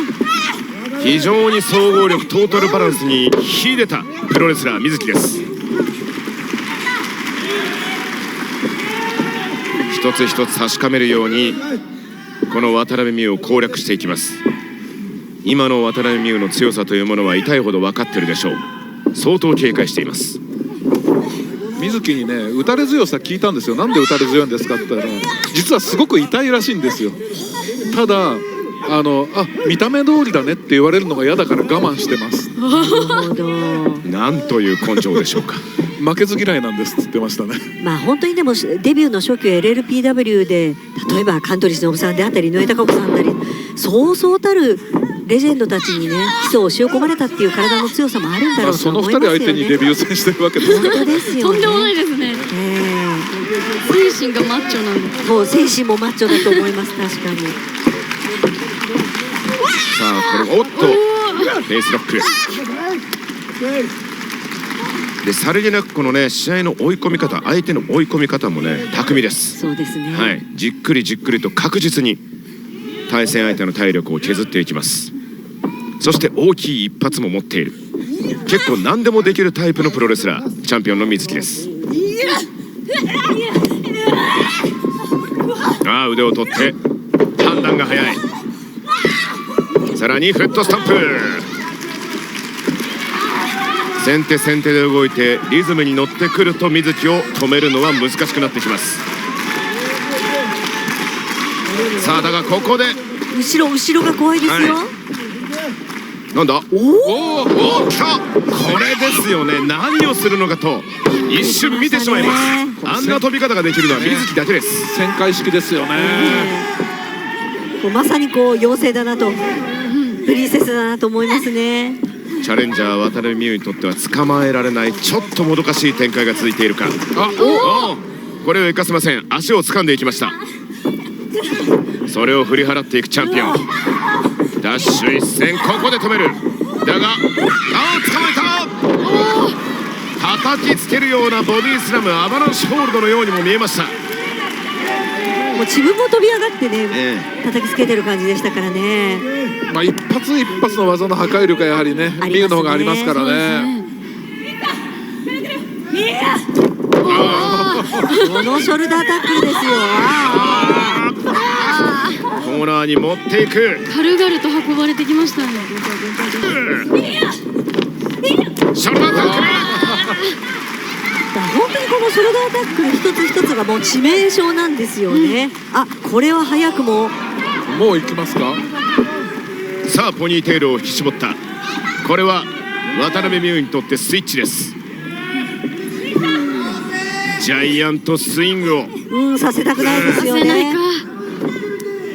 これは対戦相手にとってもよく分かっている。水木選手はありとあらゆる体勢から回されてますからね、これまで。そうですよね。ロープの間くるくる回されたことありましたけど、裏返して腕持って回されたこともあります。やばいぞ。これは嫌ですね。カサドーラを止めて、ここから何を持っていくか。さすがに警戒されましたね。いやいやいや。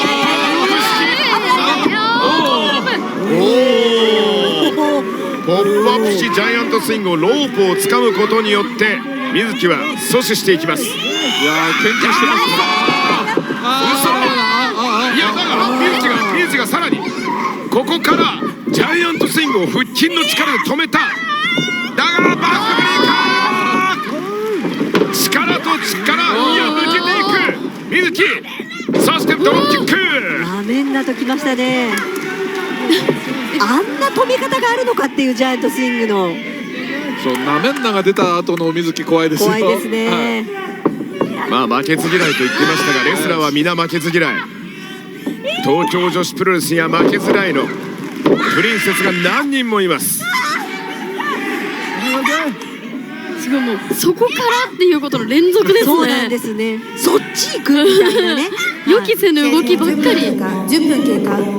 さらにコーナーですね。腕への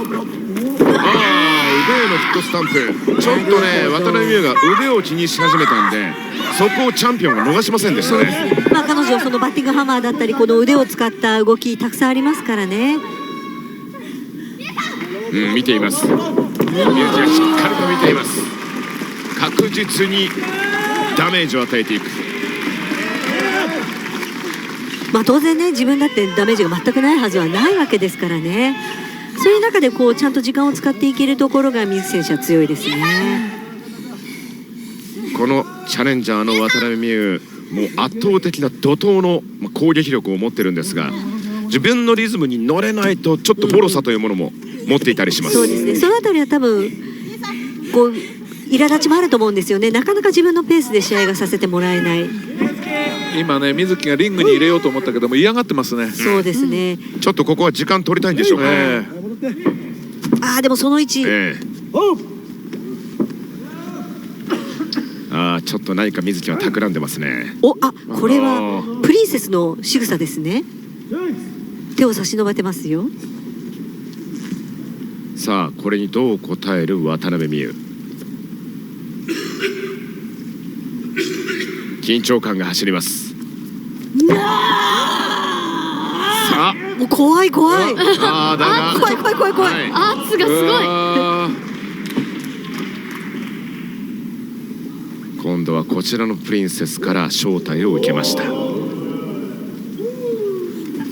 いったお互い同意の上でプリンセスとプリンセスが激しく殴り合います。しかも渡辺美優、これ痛めてる方の手ですね。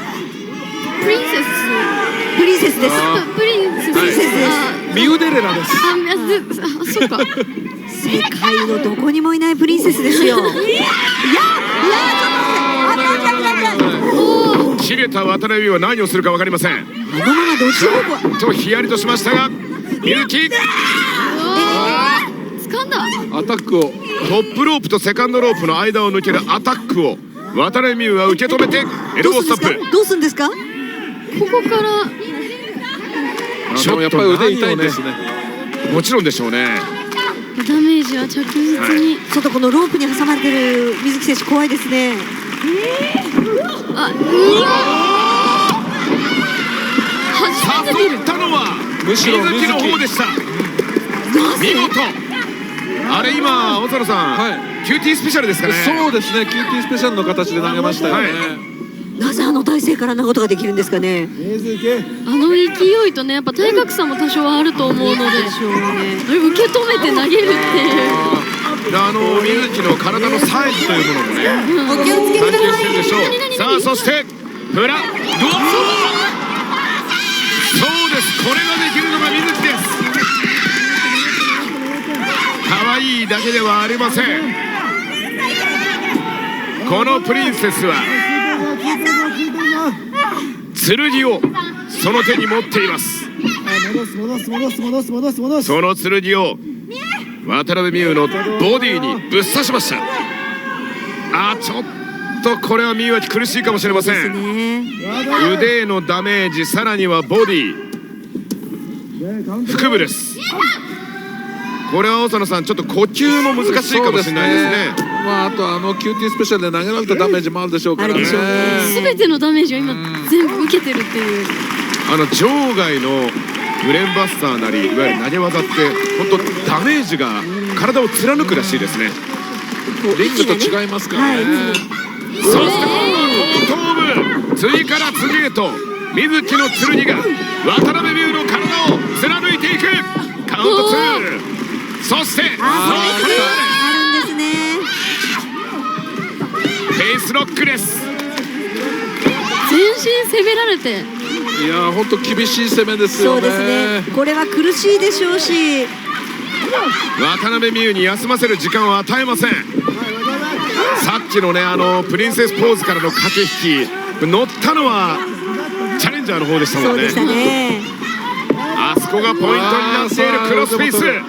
もう頭の先からつま先まで順番にダメージを食らわせられて、これでロープに逃げるのもね、これ手使えないですから足で行くしかないですね。さあディックキラーのようにもう一つの腕も固めていった。さあリング中央に戻った。これは厳しい厳しい。すぐに動かなければ終わりだ。さあ動かなければその先はない渡辺美優。足がかかったブレイク。なんとかロープがどこにあるかは目で確認できていなかったでしょう。今セコンドで同じね白チュームのリカ選手も声かけていたので、なんとかそれで確認ができたかもしれませんね、ロープの方向が。いや怒涛の攻めを見せた渡辺美優、それを見事に止めてみせたチャンピオン水木。やはりチャレンジャーにしてパワースラム。だからこういう攻撃を当てることができれば圧倒的にチャレンジャーの方が有利です。そうなんですよね。パワフルな渡辺美優選手を締め技で止めるのって多分水木選手自身も結構力を使ってしまいますからね。だがちょっと表情はうつろ。戻ってこれるかプリンセス。戻れない。これお客さんのね声で戻ってこられると思うんですね。やっぱりお客さんの声ってね本当に強いみたいですね。選手に聞くとね、動けない体が動くようになるって言いますもんね。このね拍手がきっとね2人の背中を押してくれると思うんですね。もちろん池田さん、ファンもねそう思って声援を送りますもんね。そうですね、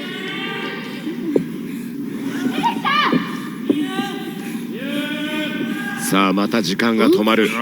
再び動き出す。でも腕痛いね。今音がこれが水木ですよ。この体からどうやって力が出てるんですか、この力。やはりこの痛めた右腕右肘、ここに来て渡辺美優の攻めに影響が出てきている。打ち勝っているのはチャンピオン水木の方。どうするチャレンジャー渡辺美優。打つ。それでも打ちます。これね右で打ち続けるとこれしょうがないんですけども美優は追い込まれますね。そうですね。攻撃出せば出すほどご自身にもねダメージがくるっていうありますからね。悪循環になっちゃいますもんね。時にはね長野さんこれ、両腕で左でも打てる選手っていますけどもね、でもやっぱり打つのみんな利き腕ですからね。両腕ですね。ジャストミット、そしてもう一発バッティングハンマーでコーナーに追い込んでいく。この戦いの後右腕がどうなっても構わないという渡辺美優のこの企画だが、その企画もどこまで持つか。その限界値まで行くしかない。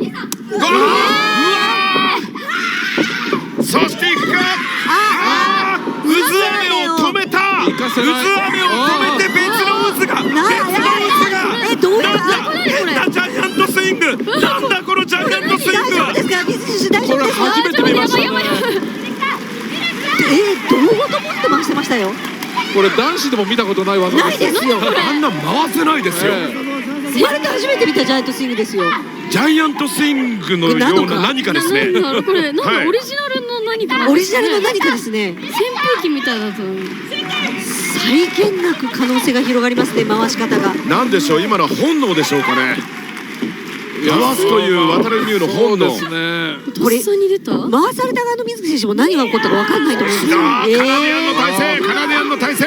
目回った後にこれはきついですね。そうなんですよ。全くその回した後にブレないのが美優選手のすごさ。その向きにスリーパーですね。スリーパーホールド。そこからこの細い腕がね食い込むんですよね。首に入るんですね。そして全体重をかけていく美優。そしてフェイスロック。腕きっちりフックしましたね、左腕。クロスフェイス。冷静さと冷静ですね。確実に仕留めるという気持ちが。だがチャレンジャー渡辺美優が立ち上がってくる。この状況でなんだ。抱え上げましたよ。ここから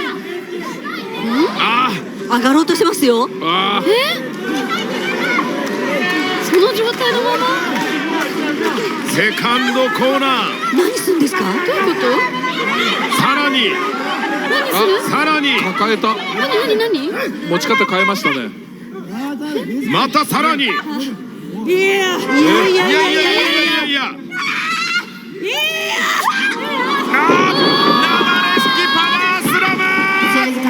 だが打った美優も右腕に大きなダメージを負いました。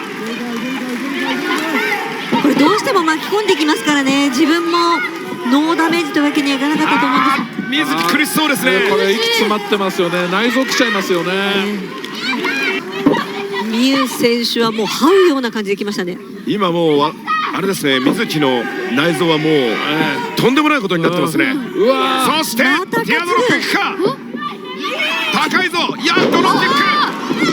ドストンプか。空中でやり返しましたね。ティアドロップで切り返しましたね。ダメージの直後に。そして出るか。キューティースペシャル投げっぱなし。きた、この水木の爆発力。なんでこの精度で技が出せるんですかね。これが水木の負けた。どうだカウントする。いや、信じられない。信じられないですね。この状態でやっぱ水木はそこが見えませんね。見えませんね。そこが見えたと思ったら新しいそこが見える。いや、見えない。どこまでも続く水木というこの地獄が。ダイビングフットスタンプ、垂直に降り注いできた。さあ、ここでチャンピオンがチャージをかける。決めるか。キューティーいかせ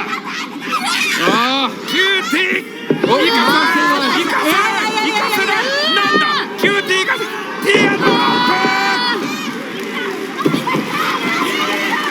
キューティーを踏ん張ったその力を利用して、これものすごい高さのティアドロップでしたね。高かったですね。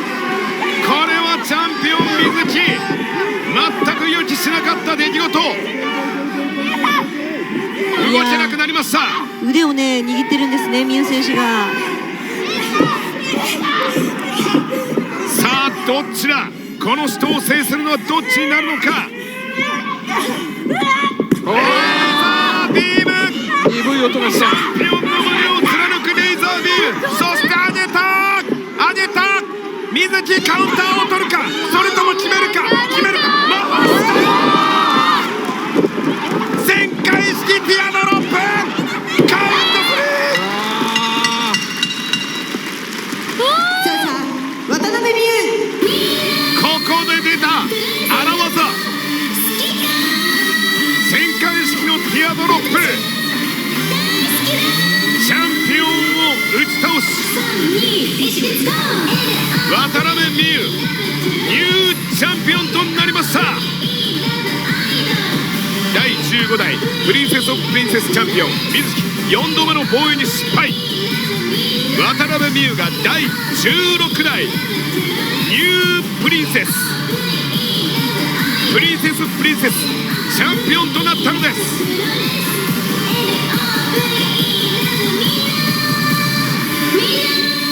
そこが知れなかったのは両方ですね。いやー、どちらもこうつかめそうでつかめないところをね、どんどんこう上回っていった気がしますね。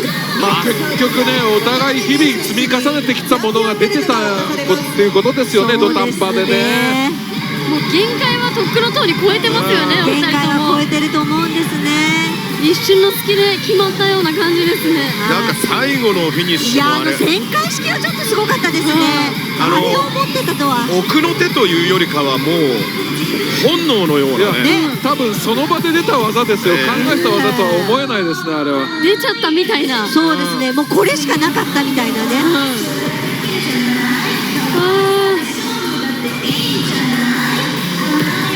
8ヶ月にわたる水木のチャンピオンロードはここで終わりを告げました。そしてこのピンクのプリンセス渡辺美優のプリンセスロード第2章の幕開けです。いやー、でもそういうね、まだまだ積み重ねていける相手が同じ団体にいるっていうのは素晴らしいことだと思いますね。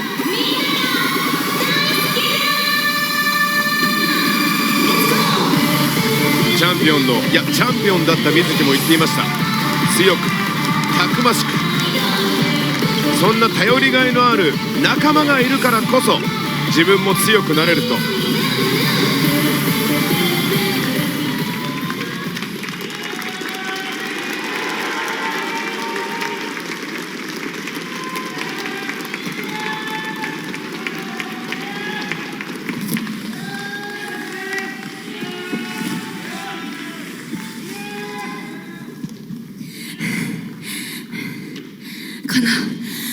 ルトをまた取って、私がプリンセス・オブ・プリンセスになりました。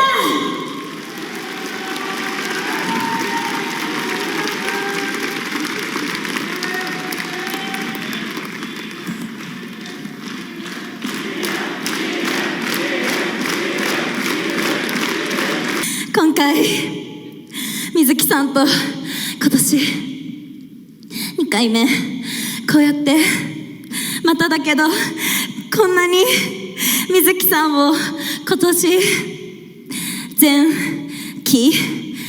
期で独り占めできたくらいの気持ちで、みんなの水木さん本当にこんなに優しくて周りが見れてて、でも引っ張ることもできる完璧なプリンセスは他にいないくらい憧れるし尊敬している人で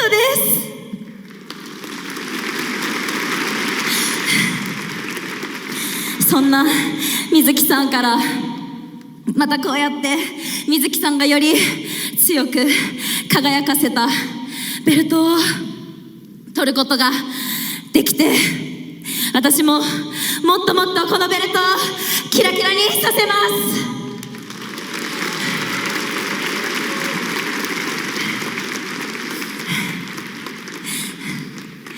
この夏、私はもう一回このベルトに挑戦するために夏の期間本当に熱い思いで勝ち抜いてやっと夏の終わりでこのベルトに触れることができました。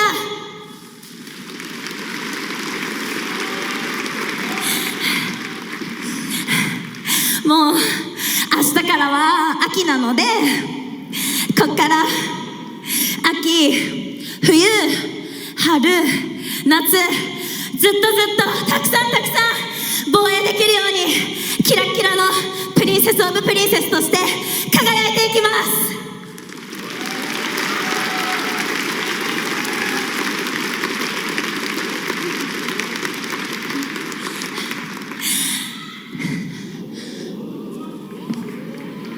なんだ？おお、愛の雪。ここで愛の雪です。今日のタッグで山下美優から。そうですね。はい。ミュウすごかったよ。マジですごかった。本当にミュウとミズピョンの戦いはすごすぎた。私はミュウのこと同期のライバルのような存在だと思ってたけど、気づいたら遠く感じてた。でも私はまだ自分を諦めたくないんだ。今の私の存在証明をさせて、私はチャンピオンになってもっともっといろんな人と熱い戦いしたい。でそのためにまずはミュウと熱い試合がそのベルトをかけてしたい。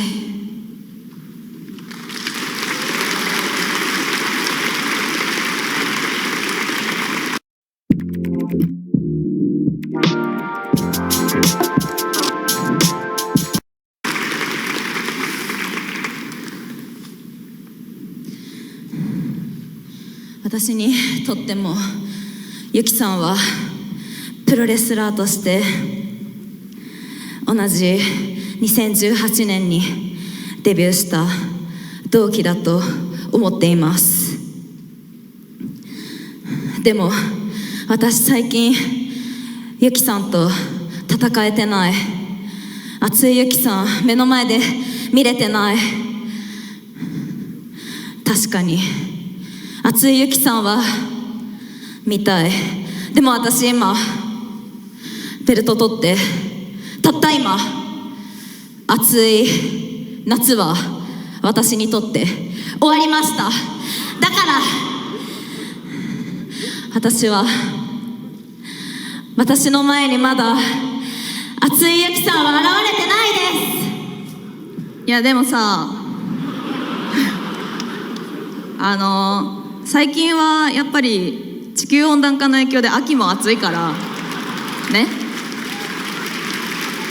おかしな方向になってまいりました。地球温暖化？そうそうそうそう。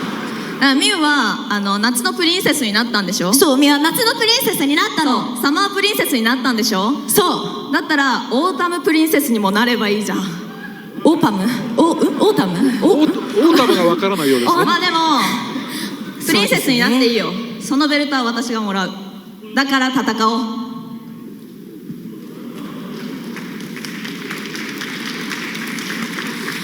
私も熱いユキさんがもっともっと熱いユキさんが見たいです。まだ足りない。熱いユキさん足りない。だから私秋に行こうとした。でも秋も熱くする。秋のプリンセスになるから。このベルトに10月18日熱いユキさんで私の目の前に立ってください。待ってます。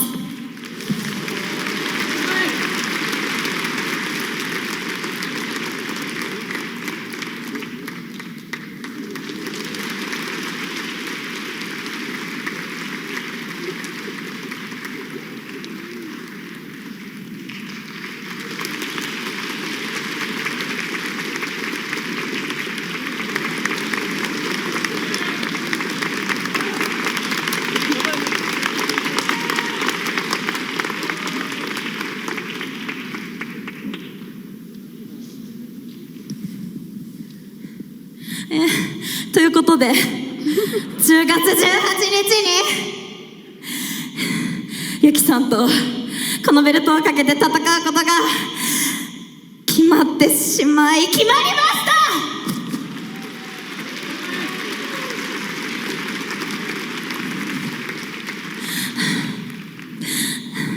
た。今年の初めまで持ってたこのベルト、もっともっと東京女子って素敵なところなんだっていうのをもっともっと私は広めていきたい。ここにいる人たちはもうめちゃくちゃその愛で溢れさせてくれてるけど、でももっともっとまだ足りない。もっともっと高みを目指したい。もっとこの幸せな空間を広げたいと、広げる価値があると東京女子プロレスは思っています。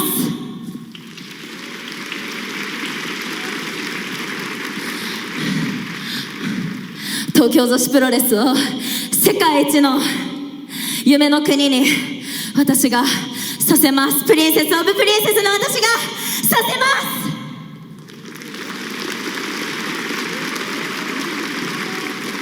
す。ということでみんなで東京女子大好きだって思いを叫べたらなと思います。大丈夫ですか？言えますか？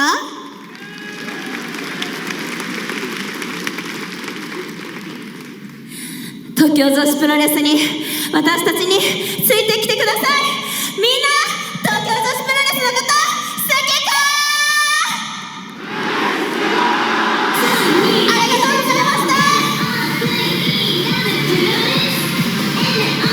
早くも来月に新チャンピオン渡辺美優のチャンピオンモードが始まります。 10.18 後楽園ホール大会初防衛戦の相手はバーニングヴィーナス愛の勇気です。さあ三田さん、第2章が渡辺美優のプリンセス第2章がこれから始まります。そうですね。チャンピオンって1回目の時には夢中だけれど2回目になって初めていろんなことが見えてくるっていうね人も過去の偉大なチャンピオンもたくさんいましたので、新たなねそのチャンピオン2章のミュウ選手も楽しみにしたいなと思いますし、リング上でも話ありましたけど愛のゆき選手とミュウ選手は同じ2018年のデビューで、同期になるんですよね。でなかなかこの2人これまでそういう大きな舞台でシングルで戦ってこなかったと思うので、今夏終わっても秋でも暑いじゃないですか。だから思いっきり10月またこの2人が熱くしてくれそうだなと思ってます。いやもうねご飯が進むタイトルマッチをしてほしいですね。秋ですからね。はい、食欲の秋ですよ。たくさんご飯が食べられそう、はい、栄養になりそうなね見るもののね愛のエイジ選手だってね、順風満帆にプロレスラーになれたわけではないですからね。そうですよね。まだシングルでベルトも巻いたことがないので、だから本当練習期間、デビューは遅かったですけど、練習期間がね、ちょうどミュウたちと一緒だったんですもんね。もともとリングアナで、それでもやっぱりレスラーになりたいからということで戻ってきたわけですから、思いをぶつけるにはね、ちょうどいいチャンピオンだなというふうに思いますね。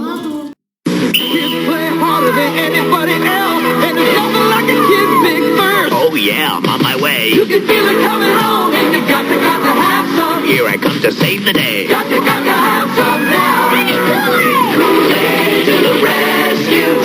One more kid's big thirst. So I see, refreshing and bright, yeah. Got to have some more. All right. It's Kool-Aid to the rescue. The One More Kid Kool-Aid brand soft drink mix for a kid's big thirst. Crazy Glue, you dirty rat. Strong enough to hold this man suspended in midair. Right, Ma? Dodge almost anything. A plastic knob, a plastic plug, a rubber boot, a metal brooch, a fishing rod, a cycle grip, model planes and model trains, a doorknob screw, a flashlight case, the broken trim on any car. And now Crazy Glue also comes in a no-drip, no-clog pen. The country's gone crazy. Crazy Glue in tube or pen. Crazy Glue. At Apex Drug and Revco and participating A&P stores.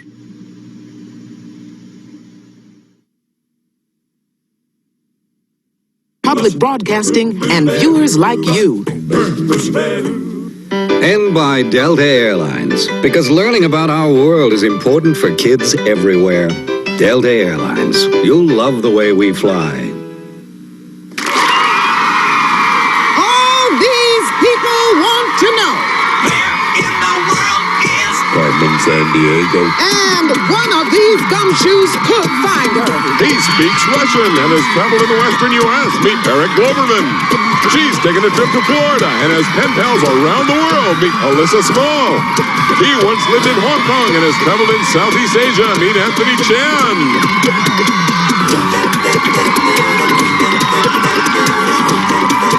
And here's Acme's senior agent in charge of training new recruits, Red Lee. Thank you. Hi, guys. Thank you. Thanks very much. Hey, guys doing? You all right? Hey, Anthony, how are you, man? Good to see you. Hey, Alyssa. Hey, Eric. Thanks a lot, you guys. Hey, listen, they're with me every day. Rockabella.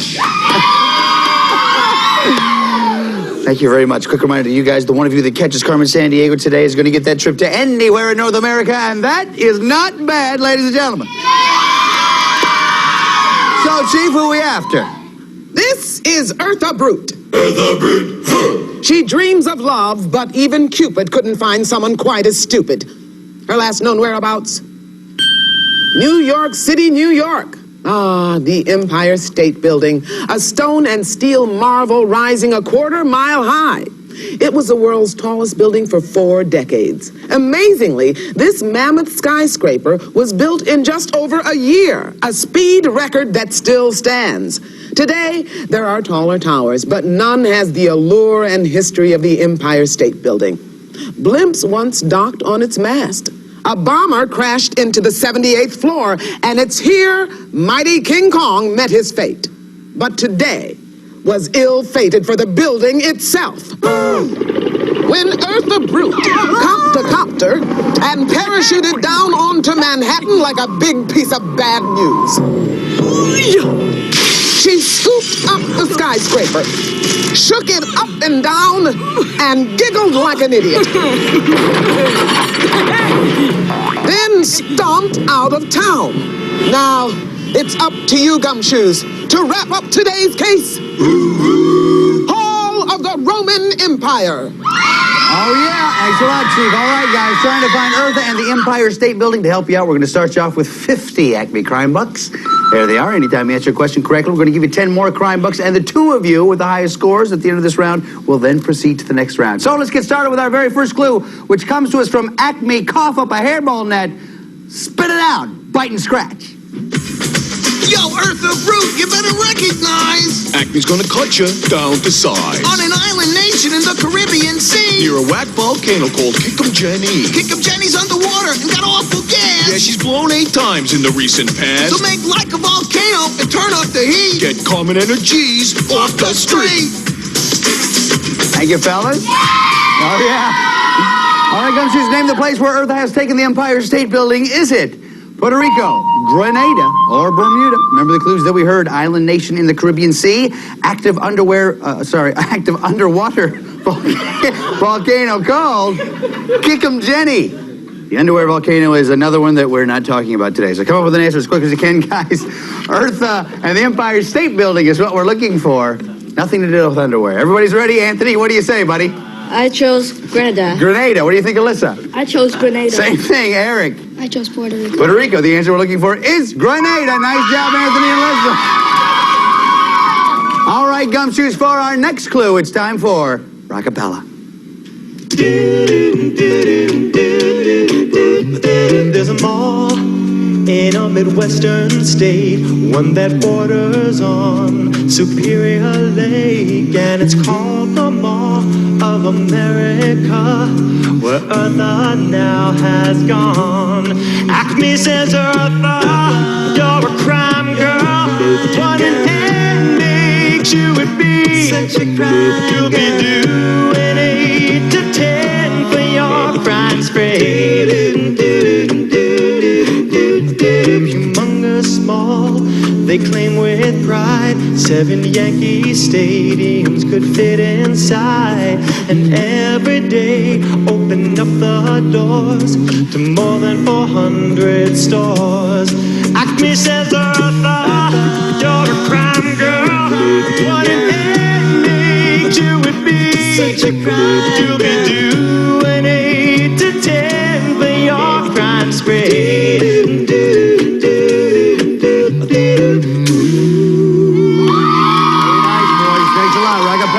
Gumshoes, name the city where Eartha has taken the Empire State Building. Is it Bloomington, Chicago, or Detroit? Remember the clues that we heard. It's in state on Lake Superior and Mall of America. This one could be rough. Be careful, guys. Come up with an answer as quick as you can. Trying to find Eartha and the Empire State Building. Once you're ready, well, you know what to do. Yeah, you're very good at this. Yeah, Eric's ready, so is Alyssa, and Anthony is too. Anthony, what do you say, buddy? I picked Detroit. Detroit. Alyssa, what do you say? I said Chicago. Chicago. Eric? I said Chicago. Chicago. This one is tough. The answer we're looking for is Bloomington. Tough break there, guys. Sorry about that. But hey, good news. Got a good thing coming your way. My favorite part of the show, the lightning round.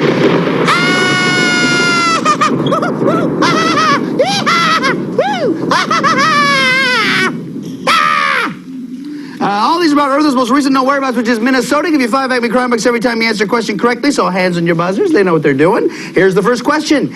Minneapolis is the hometown of a rock superstar who still lives and records his music there. You may know him as this. What was his former name? Was it Yanni? Alyssa? Prince. Prince is right. Nice job, Alyssa. Sure, 5 for you. Very good.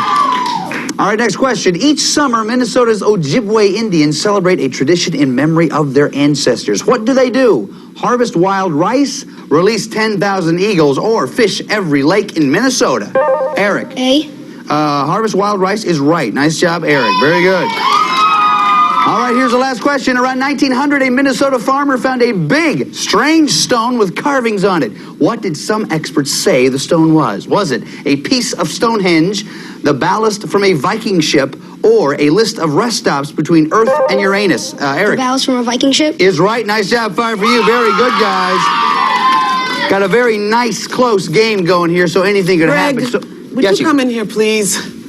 Yeah, Chief, I'll be right there. Listen, the Chief needs me. I'll meet you guys in the alley right after this. You guys come with me. Chief, what's the matter? Oh, I don't know, Greg. I'm just feeling all nervous and tense. It's some kind of mysterious... I just can't put my finger on it, but it's been going on now for about 3 days. Well, this looks like a job for Dr. Greg. Better check your reflexes. Broccoli. Cough for me, please. I think I know what's up. What is it? I haven't the faintest. What I want you to do is recite something that you've recited 1,000 times before. Write down what got stolen and from where each time you watch the show. When you collected 4 loots and locations, put them on a postcard with your name and address and send it to Acme CrimeNet P.O. Box 4300, New York, 10163. Every day, we'll pick 5 people whose lists are correct and send them each a Carmen t-shirt. Here are today's winners.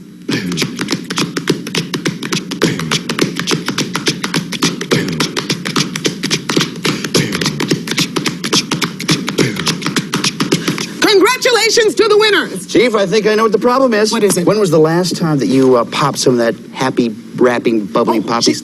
Gee, I haven't done that in ages. Well, you see, scientists are now saying that every human being has a deep-seated need to pop some of that stuff from time to time. So just pop some of this and see how you feel. Oh, okay. Feel better? Oh, I feel much better. I'll tell you what, if the symptoms continue, I want you to try some of this big, poppy, big bubbly stuff, the big packing. Oh, thank you, Here's what I do. Doctor. Do this. No. This is very potent medicine. I don't want you to, No, of course not. Just give me a call.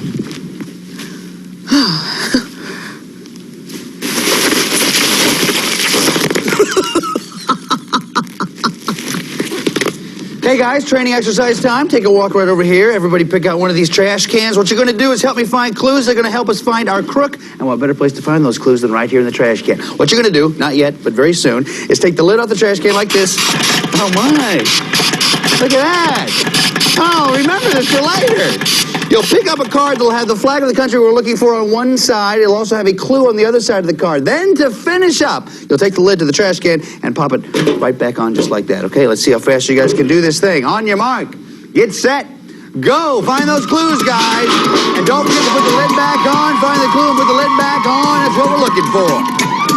Hurry. Lay down. 1, 2, and 3. Very good. So you were first, and then Alyssa, and then Eric. So we're going to start with you, Anthony. What does your card say? Language. All right, I can tell you Mandarin is one of the official languages of this country. Alyssa, what does yours say? People. All right, it's the world's most populated country. And Eric, what does yours say? Money. Okay, the currency is the yuan. All right, Anthony, you get first crack at this since you finished up the assignment first. Are we talking about Laos, China, or India? China. Is right. Nice job, Anthony. Very good, guys.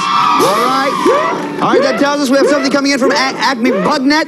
Let's check the phone tap. Bertha, head for the plains of a landlocked country and hide out with the local shepherds. They're called Gulya. Great! I can build my biceps with a little sheep lifting. And you can bulk up on the shepherd's dish called gulash, or goulash as we know it.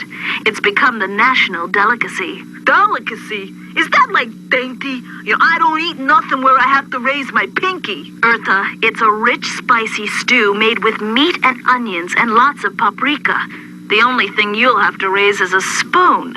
Oh, do I really have to use a spoon, Carmen? Okay, guys, name the country where Eartha has taken the Empire State Building. Is it Bulgaria, Hungary, or Albania? Remember the clues that we heard? Landlocked country and national dish called goulash. Alyssa's ready, so is Eric. Anthony is thinking about it, now he's ready. Anthony, what do you think, bud? I picked Hungary. Hungry. Alyssa? I picked Hungary. Same thing, Eric. I picked Hungary. Everybody said the same thing? Everybody is right. Thank you very much. I love those. Let's check the scores here. Anthony's up to 80. Alyssa, 75. Eric, 70 Acme Crime Bucks. However, we just received word that Eartha has left Hungary, so let's pick up the chase. Ooh, the chase. Oh, my. The chase. As you know, all these are worth 5 Acme Crime Bucks, so hands on your buzzers. Watch the monitor. Listen carefully. Here we go. Eartha bulldozed the building. Anthony. Vienna. Is right. Next, she nudged it north across the border. What country is she in? Anthony? Czech Republic. Czech Republic is right. Earth parked in the port of Gdansk. What sea is she on? Eric? Baltic. Yes. From Gdansk, she backtracked to Poland's capital city. Name it, Anthony. Warsaw. Yes. Then she stomped due south to Hungary. What mountains did she cross, Anthony? The Carpathian. Carpathian is right. Nice round, everybody. Anthony's up to 100. Alyssa, 75. Eric, 75. Big round of applause, everybody. Wow, really nice round. And as you know, all of our answers have been verified by National Geographic World. Exactly, yes. And now it's time for the final clue of this round, everybody. To this, you have to remember, to this? For this, you have to remember that you need to decide how much you want to risk. It can be 0, 10, 20, 30, 40, or 50 Acme Crime Bucks. Now, take a look right over here, if you will, please, because here's a portion of the world where we think Eartha is headed. Take a look at the map and think about it. How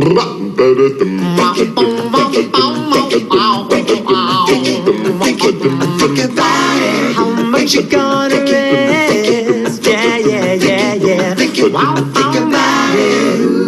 Okay, Anthony, you have your answer, right? You have your risk. Alyssa has hers. Eric, just lay yours right down there. Lay it down right here. Right there. Very good. All right, looks like everybody's ready for our last and final clue of this round. Greg, listen, we have a slight emergency here in the control room. The studio's color purification system has gone down. And, I think you should take 5 and we'll get it back online in just a moment, right? Okay, thanks.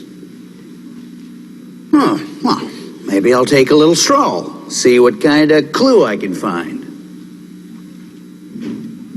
Say, that reminds me of the world's largest river by volume. It provides irrigation for a huge region in South America, the same region where the Caboclo people live.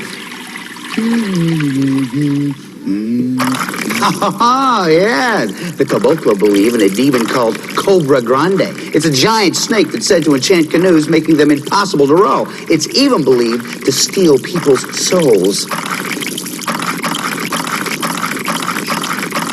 Of course, it's hard to paddle a canoe in the middle of a TV studio anyway, but...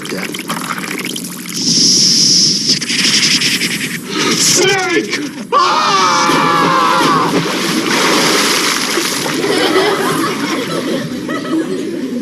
You know what? That may have sounded worse than it was. The guys are okay. All right, Gumshoes, name the region where Earth is taking the Empire State Building. Is it Chaco, Patagonia, or Amazon Basin? Remember the clues that we heard? Large region in South America, irrigated by largest river in volume, and Caboclo people. This is the final clue of the round, so once you have those answers, lay them down right there in front of you, everybody. All right, Alyssa's ready, so is Eric. Anthony, lay it down right there in front of you, bud. Just the answer. Lay it down. Just lay that answer down. Perfect. Eric, we're going to start with you. You have 75 Acme Crime Bucks. Before you show us your answer, how much did you risk? I risked Down there. I think it's there. 30 crime bucks. 30 crime bucks. What'd you say, Eric? I said the Amazon Basin. Is right. Nice job, Eric. Takes you to 105. Alyssa, you have 75 Acme Crime Bucks. How much did you risk? I risked 30 crime bucks. Same amount. What'd you say, Alyssa? Amazon Basin. Nice job, Alyssa. We got a tie game going there. Anthony, you have 100 Acme Crime Bucks. How much did you risk? I risked 50 Acme crime bucks. Yes, 50 Crime Bucks. What'd you say, buddy? The Amazon Basin. Amazon Basin is right. Nice job. That means Anthony going to the next round. Alyssa and Eric, we got a tie game going here at 105. We got to break that tie. Here's what we're going to do. Hands on your buzzers there. What I'm going to do is start naming cities and towns in a particular state. The first one of you that tells me what state I'm talking about, you're going on to the next round with Anthony, okay? Remember, you can ring in as many times as you want to, okay? Here's the first one. Get ready. Scranton. Pennsylvania. Is right. Nice job, Eric. You're going on to the next round with Anthony. Alyssa, great job, buddy. You did some great stuff. Great detective work. We got some great stuff for you. Chief. That Eartha brute. She's big and dumb, but still hard to catch. And you did a great job today. So I'm rewarding your efforts with our official Acme Gumshoe gear. You'll get an atlas, this cool Crime Net cap with the official Acme logo in front, the official Carmen t-shirt, a subscription to National Geographic World magazine, and our new Acme Stealth Pin Quarter. It's the perfect tool for sleuths on a stakeout or for congratulating gumshoes.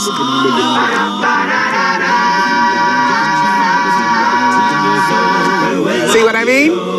Greg? Thanks a lot, Chief. Okay, guys, Eartha Brute is in the Amazon Basin. That means we got to get there quickly. To do that, we got to modem ourselves there. So for that, we're going to hold Greg, our breath. Yeah. Are you and the gumshoes ready to modem? We're ready, Chief. Let's do it.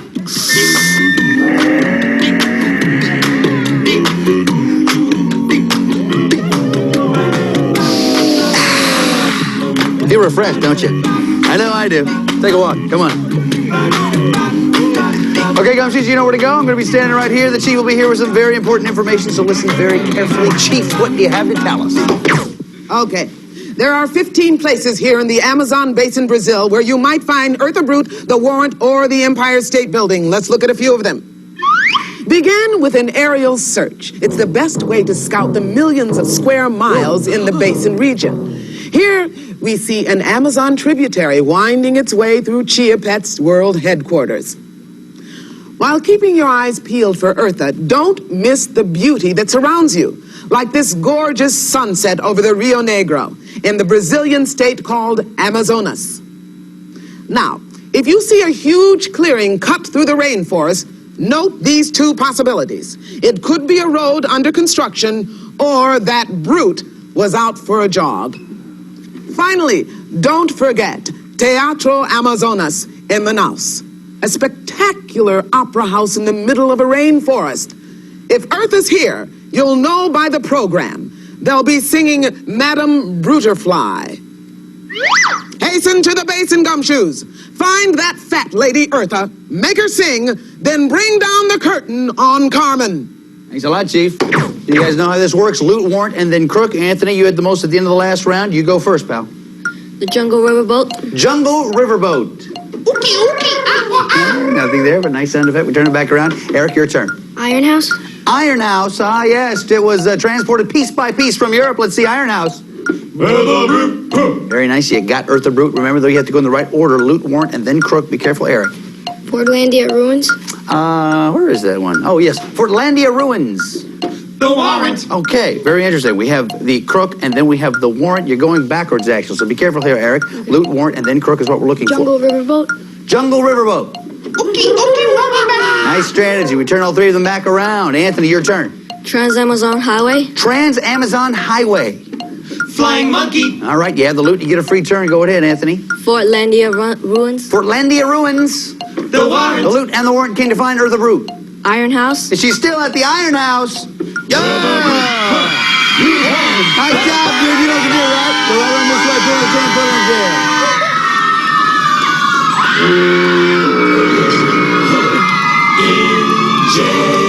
Nice job, Anthony. We'll talk to you in just a little bit. First off, HeMan, you did some great work. You were almost there. Get some great stuff for you. Chief. Good detective work is a team effort, and today you made a huge contribution. That's why I'm awarding you all this great Acme gumshoe gear. And you'll receive 2 of these Acme secret senders. That means you and a fellow gumshoe will be fully equipped to zap messages to each other through the air. Plus, you can store phone numbers, even use it to control your TV and VCR. It's a great gift for a job well done. Congratulations. Thanks a lot, Chief. All right. All we need to do now is find out where you want to go if you catch Carmen Sandiego and get that trip. And to do that, you need this, the portfolio. Piece of paper, pen inside. You know how to work this thing. Gentlemen of Rockapella, start the music.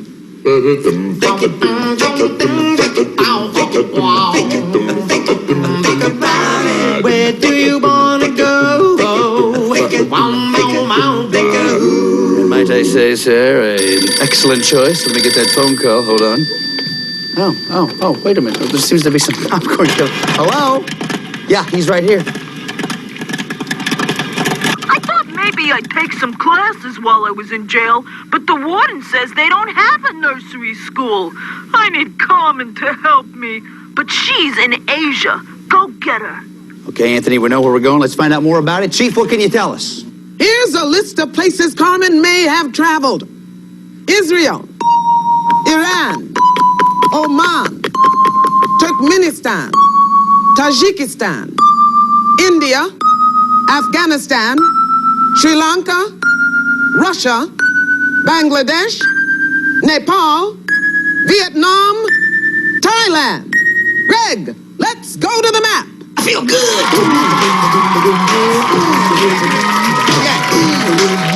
You feeling good? You feeling loose? You feeling ready to do this thing? Yes. Okay, very good. Let me explain it for those who may not know. What you're going to have to do is this. You're going to have to identify 8 locations within 45 seconds. When you are right, you will hear this sound. If by chance you are wrong, though, you will hear this sound. Okay, if you hear that sound twice, leave the marker where it is. We won't worry about it. We will just continue from there. But if you're right 8 times in 45 seconds, you, sir, are going to get that trip. You ready to do this, Anthony? Yes. You guys think you can do it? Yeah! Come on, man, let's do this thing. Come back here, grab yourself a marker. Turn right around there. 45 seconds, I'm going to clock. Make lots of noise, guys. Here we go. On your mark. Get set. Go. Come on with that. Turkmenistan. Try it again. Turkmenistan. Come on, let's go. Come on. Kathmandu, Nepal. Do it. Yeah. And then Vietnam. Go, buddy. Come on. Yeah, let's get Oman. Let's go. Afghanistan. Kabul, Afghanistan. Yeah. Bangladesh, Dhaka, Bangladesh. Hurry, man. You got it. Let's go. Yeah. Tehran, Iran. Go, buddy. Go. Yeah. Sri Lanka. Colombo, Sri Lanka. Yeah.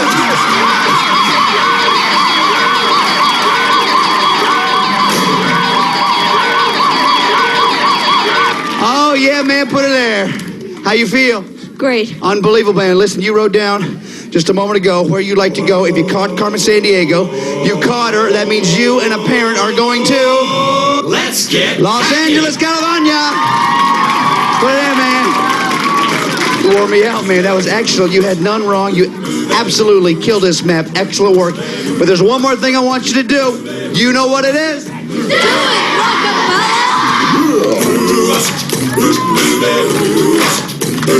it,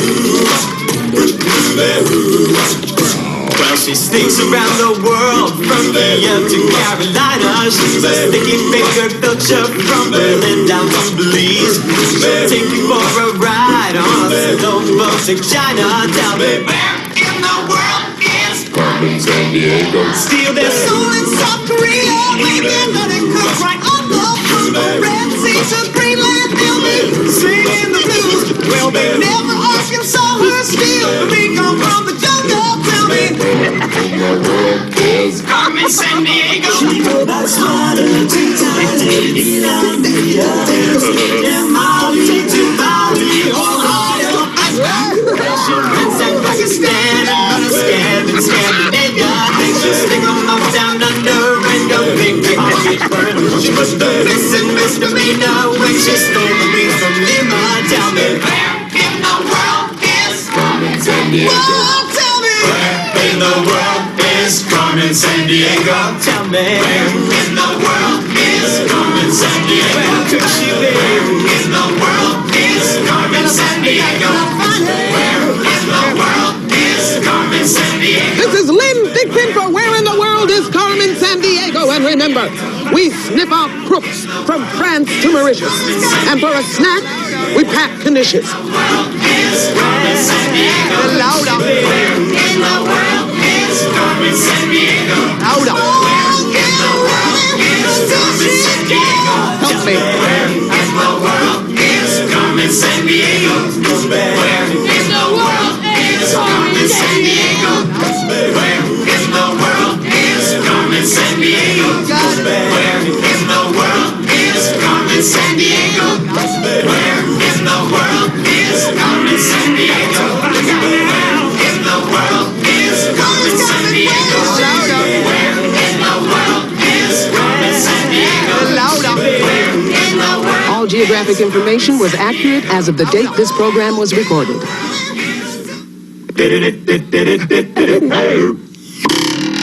Capital! Albany, Atlanta, Tallahassee, Oklahoma City, Trenton, Nashville, Concord, Berlin, Rock, Des Moines, Sacramento, Olympia, Montpelier, Jackson, Carson City, Juneau, Denver, Raleigh, Austin, Boston. Capital, just one city in every state where the governor and legislators stay up late. Got the name, got the fame, the political weight. Hey, Capital. Just one city. Just one city.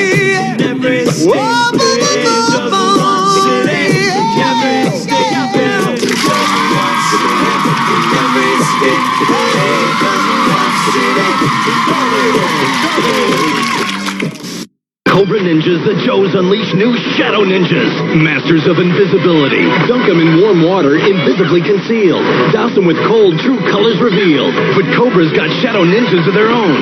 Stealth warriors with fast-action ninja moves. They've got karate kicks and secret ninja tricks. Invisible, unbeatable, really deadly. Shadow Ninjas. G.I. Joe and Cobra Shadow Ninjas each sold separately. Color change takes 30 seconds. Incredible Shadow Ninja action, only with G.I. Joe.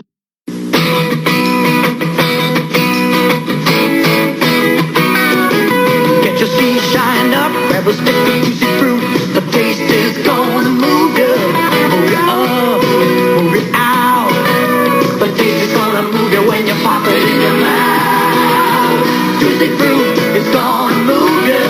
It's got a taste that gets right to you. Juicy fruit, the taste is gonna move you. The home team.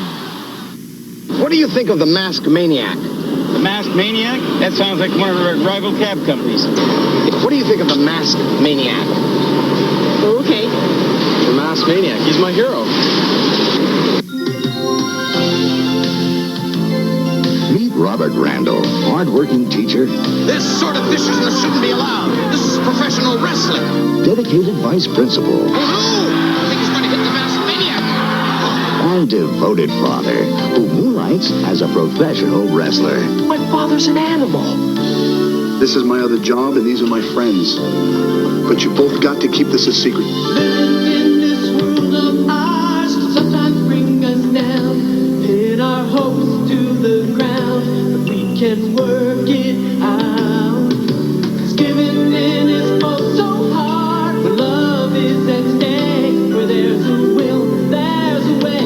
Now if we only knew how, learning the ropes, learning to laugh and fears, learning to fight through these years that bring us closer together. Learning the ropes, learning the first golden rule, knowing that anything is possible. 'Cause nothing's gonna keep us from learning the ropes. If I didn't work on Citrus Hill, I would have thought my kids get enough calcium.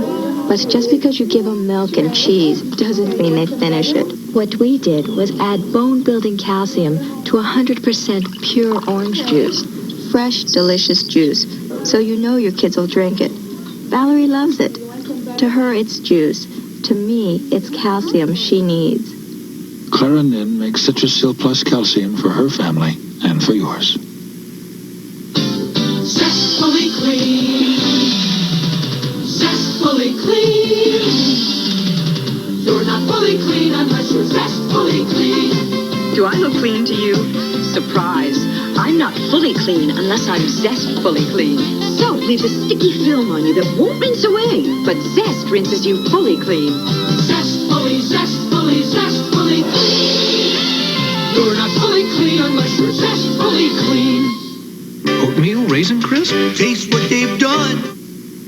Hi, I'm Greg Heinrich here at the Chevrolet National Convention at Bally's Grand Hotel. To avoid having to transport them to many Chevy dealers, GM made us a fantastic deal. They sold us all these exciting new 1989 display trucks at special below factory prices. And here they are at Fairway. More than 200 executive models from S10 Blazers to Astro vans. We've saved thousands of dollars on this deal and we're passing it on to you. Now you can save thousands at Fairway Chevrolet. Oatmeal Raisin Crisp? Taste what they've done to my oatmeal. Taste what they've done to oatmeal. Why, for goodness sakes, it's now crispy flakes for a whole new taste of meal. Taste what they've done to oatmeal. Oatmeal Raisin Crisp, the nutrition of whole grain oats and crispy flakes with plump raisins, bits of almonds, and a touch of brown sugar. Get the goodness of oatmeal. Taste what they've done to oatmeal. You gotta taste it. Some hearts never forget. Some hearts never forget.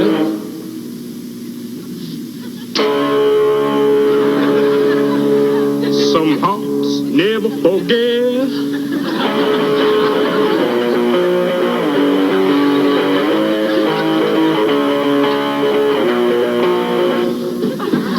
Hey, I was cutting some mean riffs. Mean? They were life-threatening. You know, I thought with Ellen away visiting grandmother for the week, we'd have a little more peace and quiet around here. Yeah, well, can I get a little support from my music? I don't mind supporting music as a hobby. A hobby? You know, someday I'm going to play lead guitar for you, too. You dreaming. I just want you to put a full effort into your schoolwork. Dad, as far as my schoolwork's concerned, nothing will change. And that's what I'm afraid of. Can I use the car tonight? If you pass by the library. As a matter of fact, I am going to pass by the library. On my way to the music store. Wrong. You're going in tonight. You can drop me off at the arena. I have a match tonight. Okay, I'll go. Relax. This is a new weapon the masked maniac's going to use against his opponent tonight. As a method of unfriendly persuasion. Oh, goes around his head. I haven't decided yet.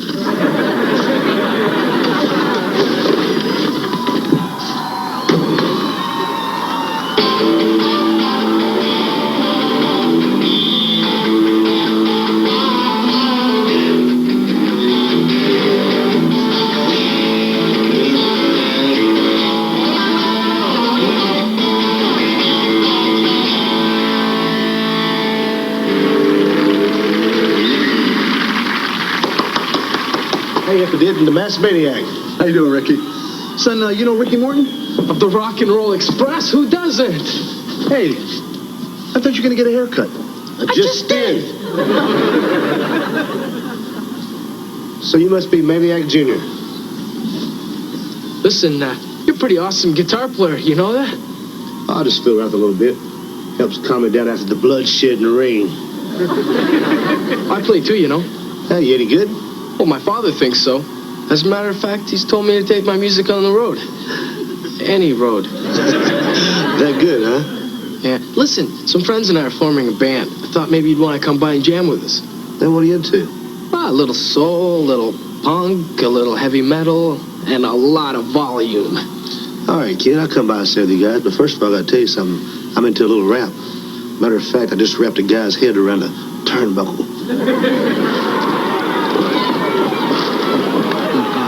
It's gruesome. It's horrible. It's vicious. It's NWA wrestling at its finest. The perfect mix of sport entertainment and pain. Oh no, Jim Cornette just slipped the Maniac the largest key ring I've ever seen in my life. With some device he's strapping over his opponent's head. Uh-oh, here's trouble. The referee's onto him. The masked maniac has been disqualified for cruel and unusual punishment.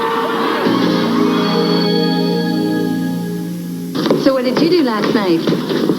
Oh, just a quiet night with the boys. Sounds boring. What do guys talk about anyway? Oh, we just wrestle with the events of the day. Well, if you ever tire of male bonding, you can always wrestle with me. Carol, you need to learn to be a little more direct.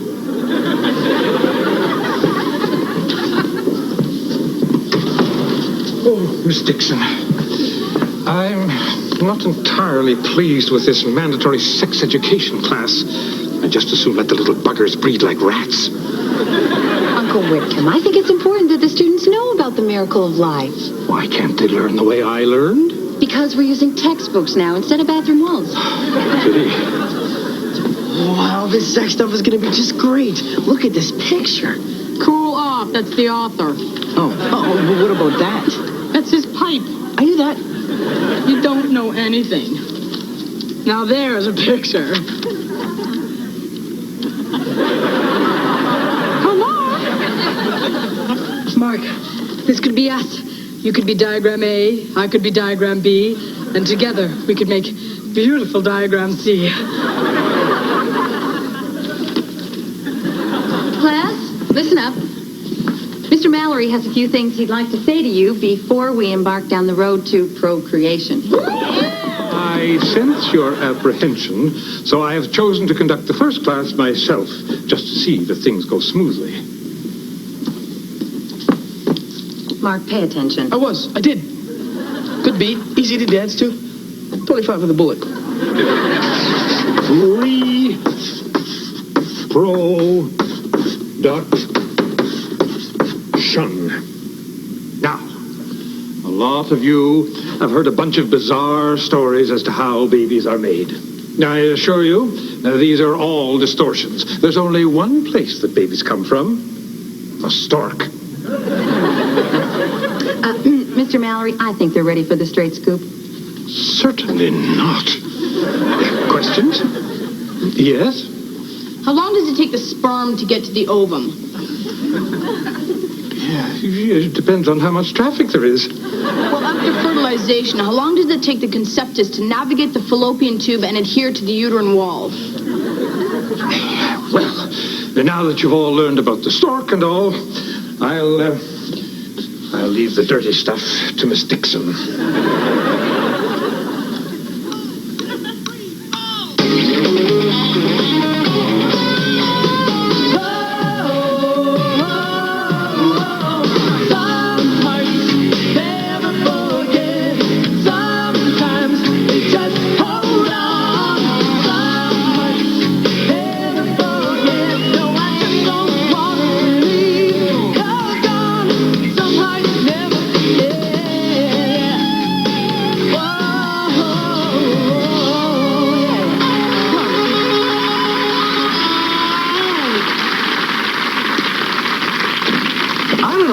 So anxious to come home. I mean, those two girls on lane 6 were practically ours. Jerry, you are my neighbor, you are my friend, but you need glasses. Why? What was wrong with him? I have a strict policy when I date. 1 beard per couple. All right, guys. Thanks a lot. See you guys. Hey, Ricky, what are you doing here? I'm just jabbing with your son here. He's got a lot of talent. Hey, Mark, I'll see you tomorrow night. All right, Rick. Thanks a lot. See you in the ring, maniac. All right.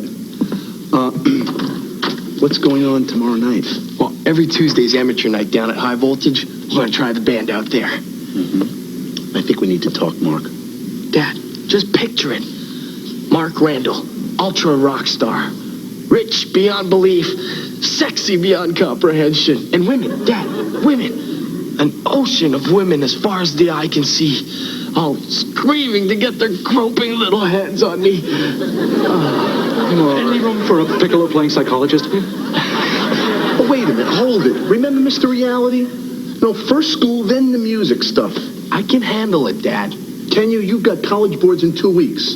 If you mess those up, you're not going to get in a decent school. Look, I'm on top of it. I'll study for those just as soon as I pick out an outfit for tomorrow night. Oh, do you think I should wear something that shows a lot of pelvis? Or something that can be torn off easily? Calm down. A therapist with an accordion, huh? I know my voice carries. I know he can hear. But something in the middle is not connecting. Nice. We can deal with this. Let's examine the root of the conflict. You are entering your declining years. It's all over for you. I'm only 37. Happens just like that. And Mark is entering the prime of his life. I mean, he's gonna blast right past you. It's all over. Do you always give this kind of advice to your patients? I mean, what do we know about this rock club? Sounds like better pickings than the bowling alley. Thank you, Dr. Ruthless. Look, do you want my advice? No. I'll have you know, there are people who pay $100 an hour for it. And there are people who stick pencils up their noses. Same people. You're worrying about nothing. The chances of Mark making it are minuscule. You know, but he's pretty good. I mean, what if he's that 1 in a million? The minute he gets in front of a breathing audience, he's gonna fold like a lawn chair. And now, a group making a first appearance here at High Voltage on New Talent Night. Put your hands together for Mark Randall and Ricky Morton.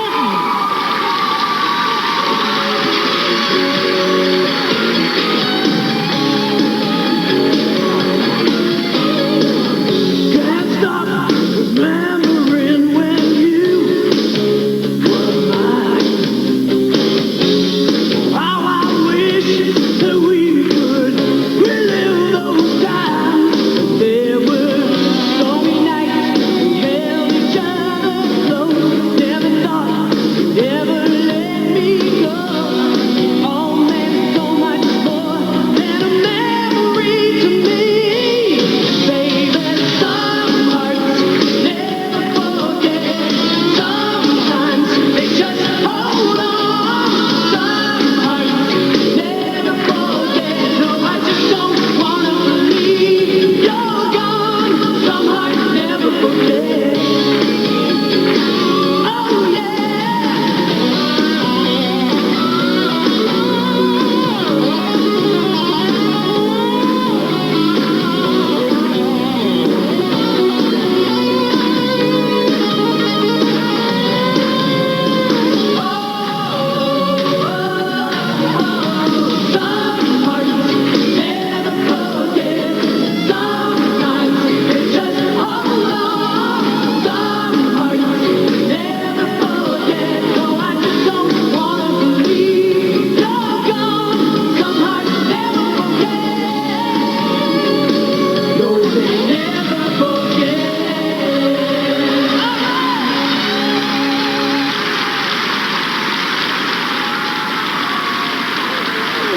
When did you fold like a lawn chair?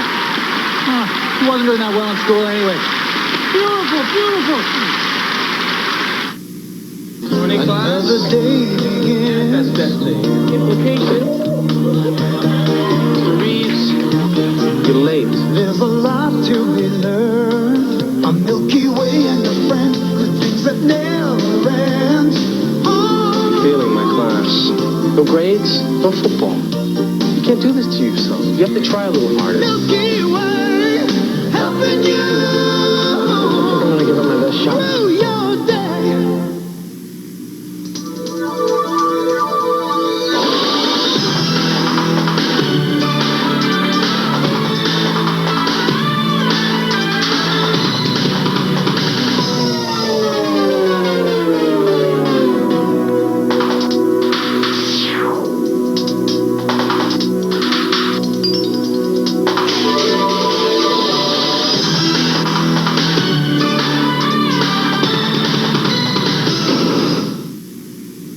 And now a Russian dance in honor of my new stroganoff. You fall for new Hamburger Helper Stroganoff, too. It starts with your hamburger, then adds enriched egg noodles, creamy sauce, and a special final step, real sour cream mix. For an authentic Stroganoff taste your family will love. Hamburger Helper, new stroganoff. It makes a great deal. It's a lot better than my dancing. I gotta eat. There's something over there. You can't get anywhere. Just down the road away. Anytime, any day. It's what's happening next. It's where best meets west. Cross it, bust it, bump it. Taco Bell at your order. I'm starved. Make a run for the border. Get away with our Mexican pizza for just $1.99. Now at Taco Bell. It's never happened before. It may never happen again. Jim Marsh has received the largest allocation ever of new Jeeps, over $2 million of inventory.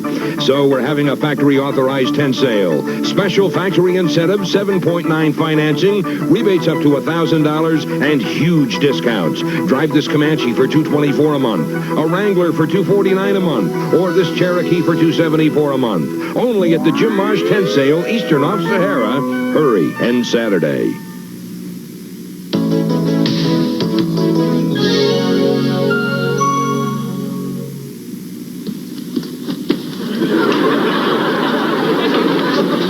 The new Elvis. There's no proof that the old one's gone. Dad, this is my new image. What do you think? I don't think there's any room in the house for you and your hair. Dad, I've got moose in my hair. You're lucky it's not hunting season. Look, you were there last night. You saw history in the making. I was a king. Please, sit down, you hairness. Have a grapefruit. What? I've got some good news. I've decided not to go to college.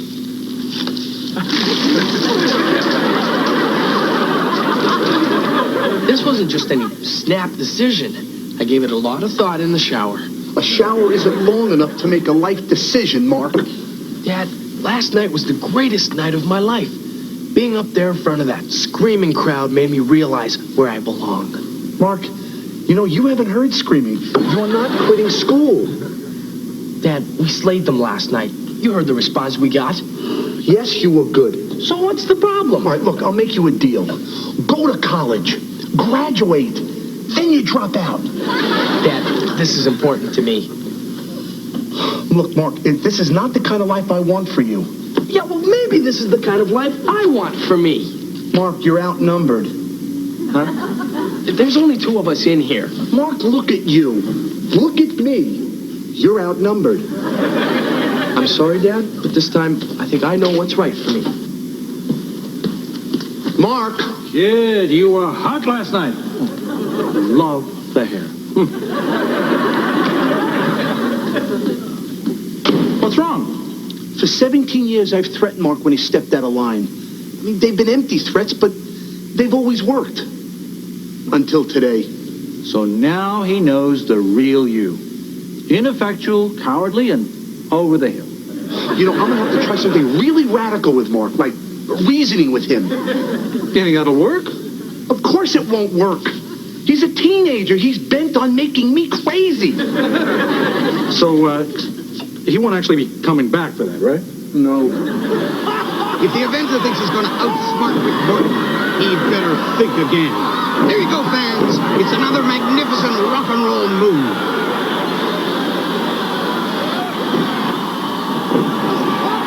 The Avenger charges at Ricky. He steps out of the way, and the man in green has hung himself up on the roof. Ooh, I bet he's green inside and out now. The Avenger has his back to Ricky Martin, and Ricky is going up onto the top rope. Ricky makes his move, and there you have it, fans. Ricky Martin, in another awesome move, laid the Avenger out. Fellow rocker, what it was. My man Mark, what happened to your hair? Looked like you plugged it in your amplifier. You like it, huh? Listen, that club that we jammed at, they want us back, but for money this time. Man, I love to, but my wrestling schedule's pretty heavy. I don't think you understand. They're willing to pay us $300 a week. I spend more of that on bandages. Look, I don't want to have to get tough here, but if you're not going to be in my band, I'm going to have to go solo. Well, slap, kid. Take no prisoners. Okay, well, you keep in touch, huh? You can say you knew me when. You know that kid's lucky he's not a wrestler. I'd be forced to kill him. You have all passed the sex education test. Barely. Hey, no problem. I'll be rapidly accelerating up to Rockstar 101. Good for you, but you'll have to get out of my class first. As for the rest of you, some of you might want to consider taking a remedial course before planning a family. Uh-huh. Can you recommend any good colleges where I could do postgraduate work in the subject? For the next part of the course, we'll be dealing with parenting and family skills. Break into pairs, please, a boy and a girl, and we'll start with how to change a baby. Now, the first thing that I would like you to look at here I just thought I'd stop by to make sure you haven't gone too far with this sex education.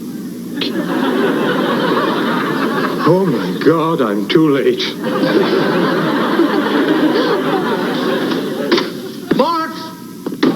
Mark? Jerry! Don't you have a refrigerator at home? Well, why would I need one there, too? Have you seen Mark? No.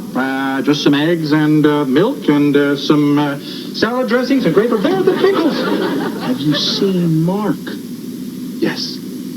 Now can I have a pickle? Well, where is he? He told me to tell you he went to a basketball game. He went to that rock and roll club again, didn't he? Okay, you dragged it out of me. I can't believe it. He deliberately defied me again. Bruno Bettelheim, famous child psychologist, once said, "Those darn kids will make you crazy." That you went to school for 5 years? All I'm saying is, when you go down to that rock club, which you're going to do, remember, like you said, this kid is you. Okay, I hear what you're saying. The kid is me. Oh boy, am I in trouble.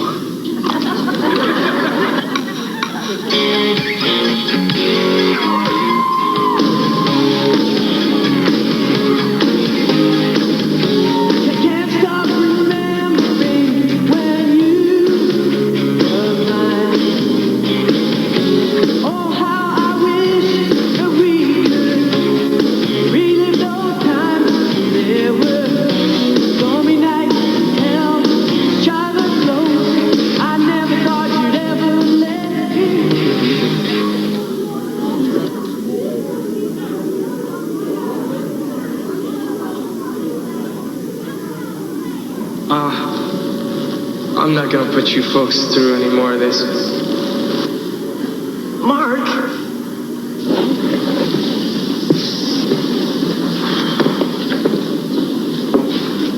Mark. Yeah. Because Jerry spilled his guts. I threatened to take away his refrigerator privileges. I should have listened to you and stayed home. I wouldn't have gone up there and put that crowd to sleep. I was awake. You were pretty good. It takes a lot of guts to get up on that stage. Thanks, Dad. But the magic just wasn't there without Ricky Martin. So, you decided how many years I'm grounded for? Oh, let's just say you're going to be able to see the return of Haley's Comet from the comfort of your bedroom. So I guess next time I decide to sneak around your back, I'll tell you first. Deal.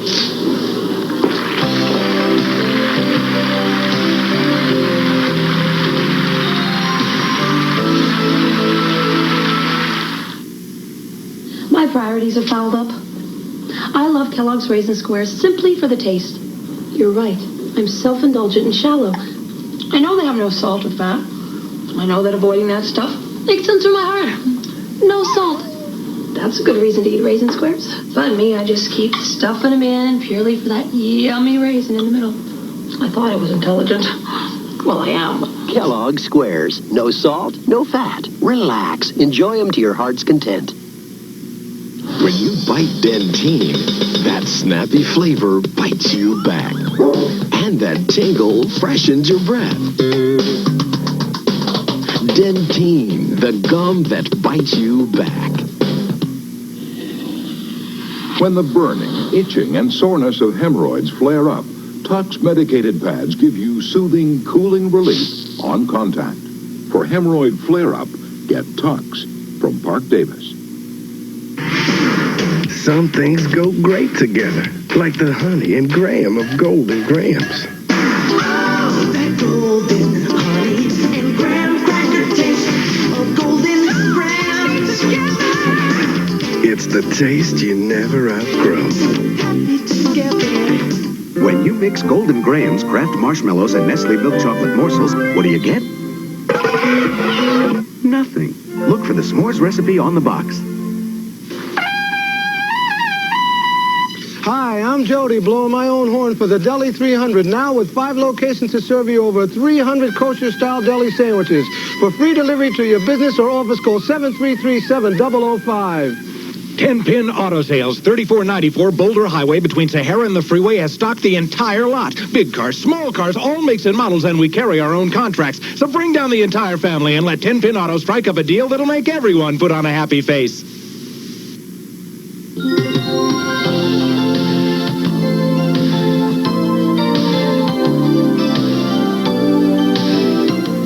Stay tuned for NWA Pro Wrestling. Next on KRLR TV 21, Cable 2.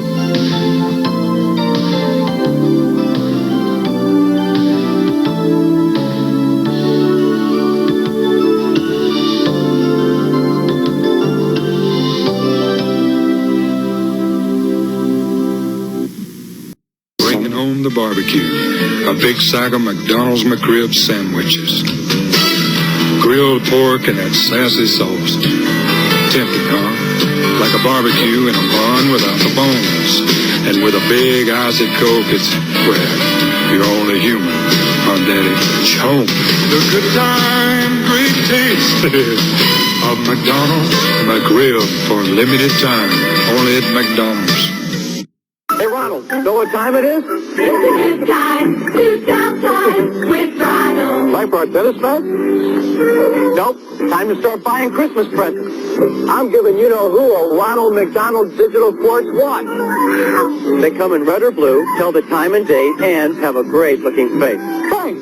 And what's more, each time you buy a watch for a special low price at McDonald's, you donate part of that money to your local Ronald McDonald house.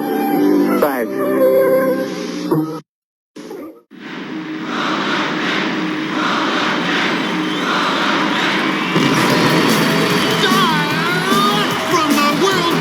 Super Roller Dome. It's a sellout crowd for the television premiere of Roller Games. Tonight, it's a bone-crunching matchup for the coveted gold. Can Mr. Mean beat the odds on the Wall of Death? Will Dar the Star outshine Sweet Stephanie in a hair-pulling punch-out? Plus, oh no, not the devastating alligator pit.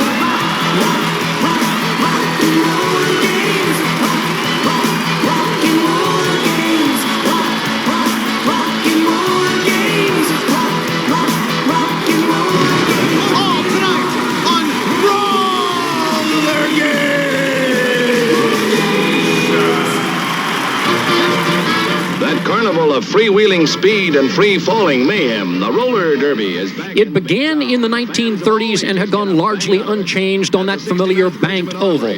But just as track and field athletes try always to run faster and jump higher, so it is that skaters demanded a stiffer test. Well, now they'll get it as the old roller derby advances to roller games with its figure-8 concourse that introduces a near vertical wall and an elevated jump. What hasn't changed in this sport are the grudges and the grouches, the falls and the brawls, the good guys and the bad.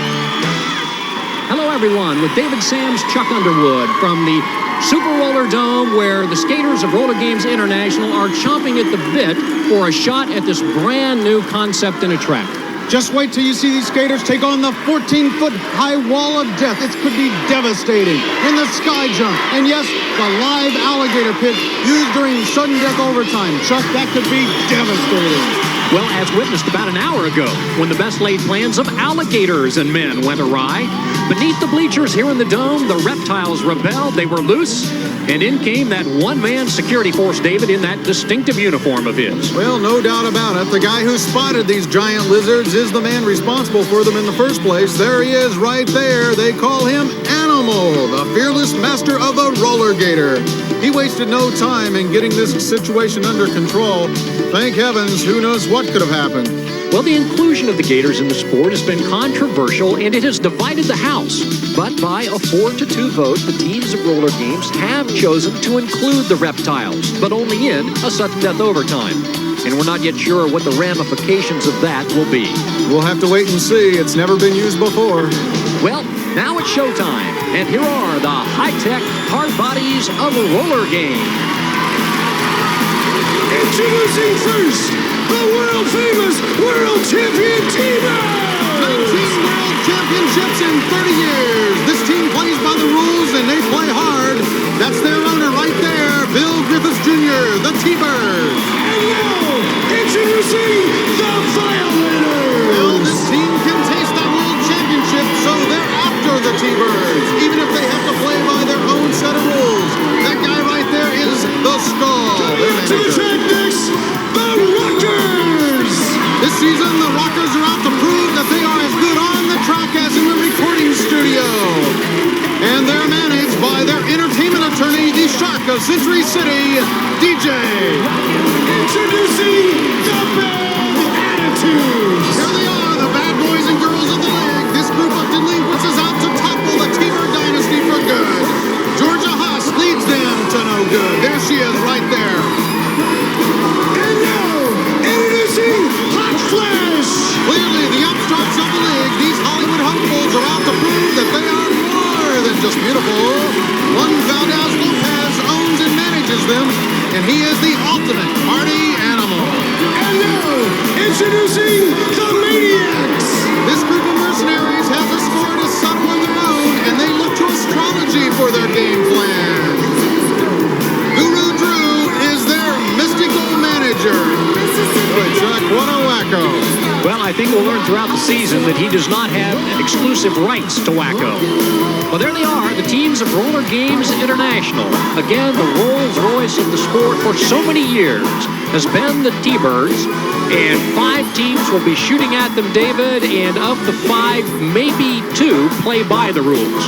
Well, 2 that definitely do not play by the rules are the Violators and Bad Attitude, and tonight we'll see Bad Attitude take on the T-Birds in the first game.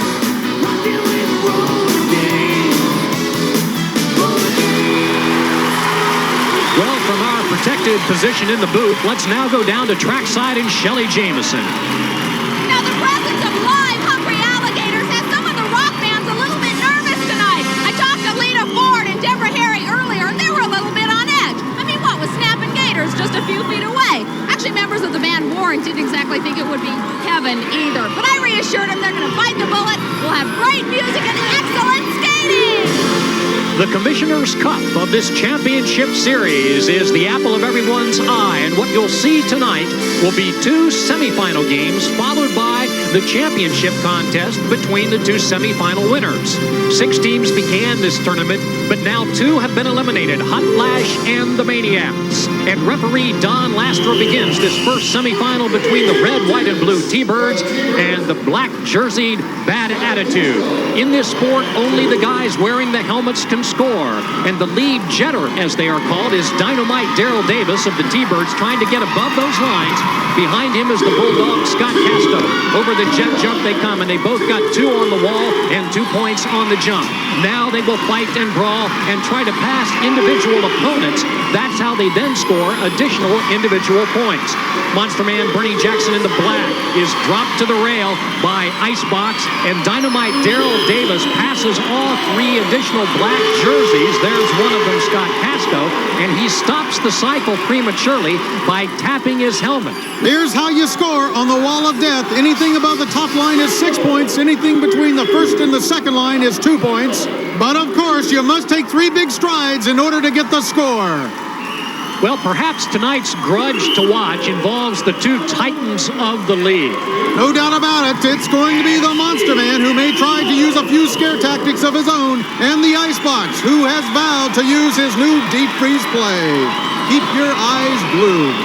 In that first scoring cycle, the T-Birds scored 7, Bad Attitude 4, and Bad Attitude's number 6 is Charlie Saunders, a new jetter. Behind him, Speedy Gonzalez, who takes them both down. Remember, each scoring cycle lasts 45 seconds. Gonzalez behind, trying to catch up and pass Charlie Saunders. Ahead of them, teams are blocking both offensively and defensively. There's the Monster Man tying up Speedy Gonzalez. Well, and now helping him to the concrete below.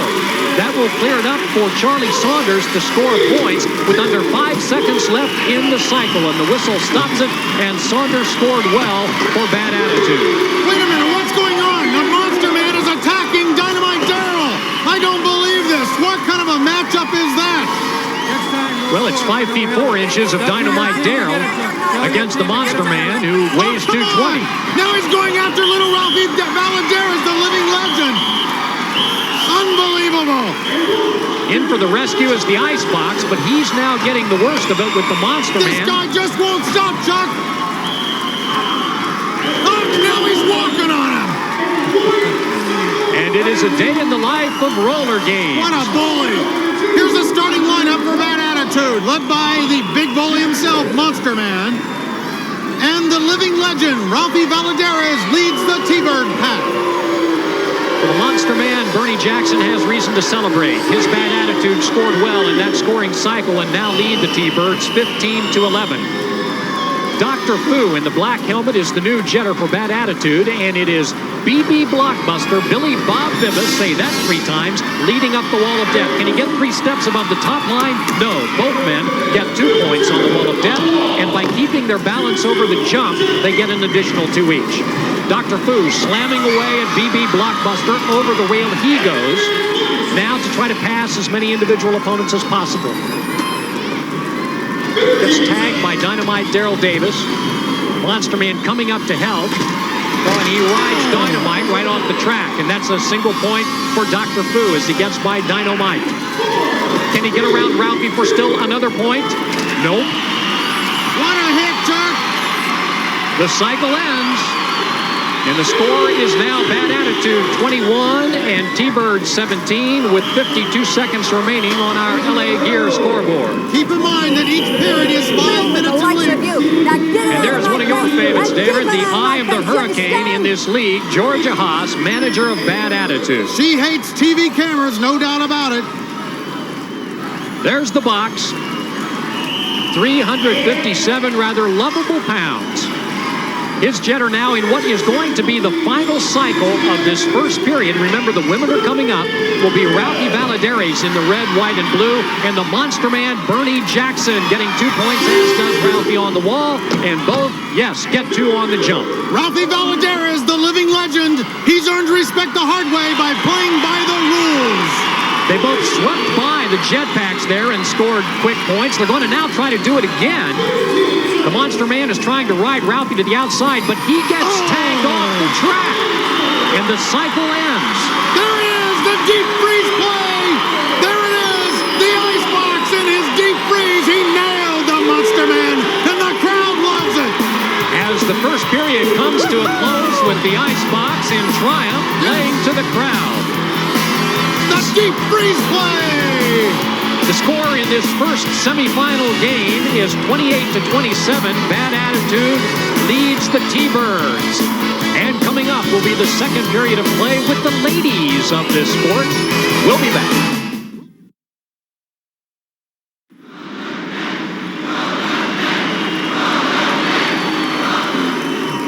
Well, here is another look at how we ended the first period with the Icebox atop the Monster Man. No doubt about it. There you have it. The deep freeze play. The Icebox is the proverbial immovable object on defense for that T-Bird team.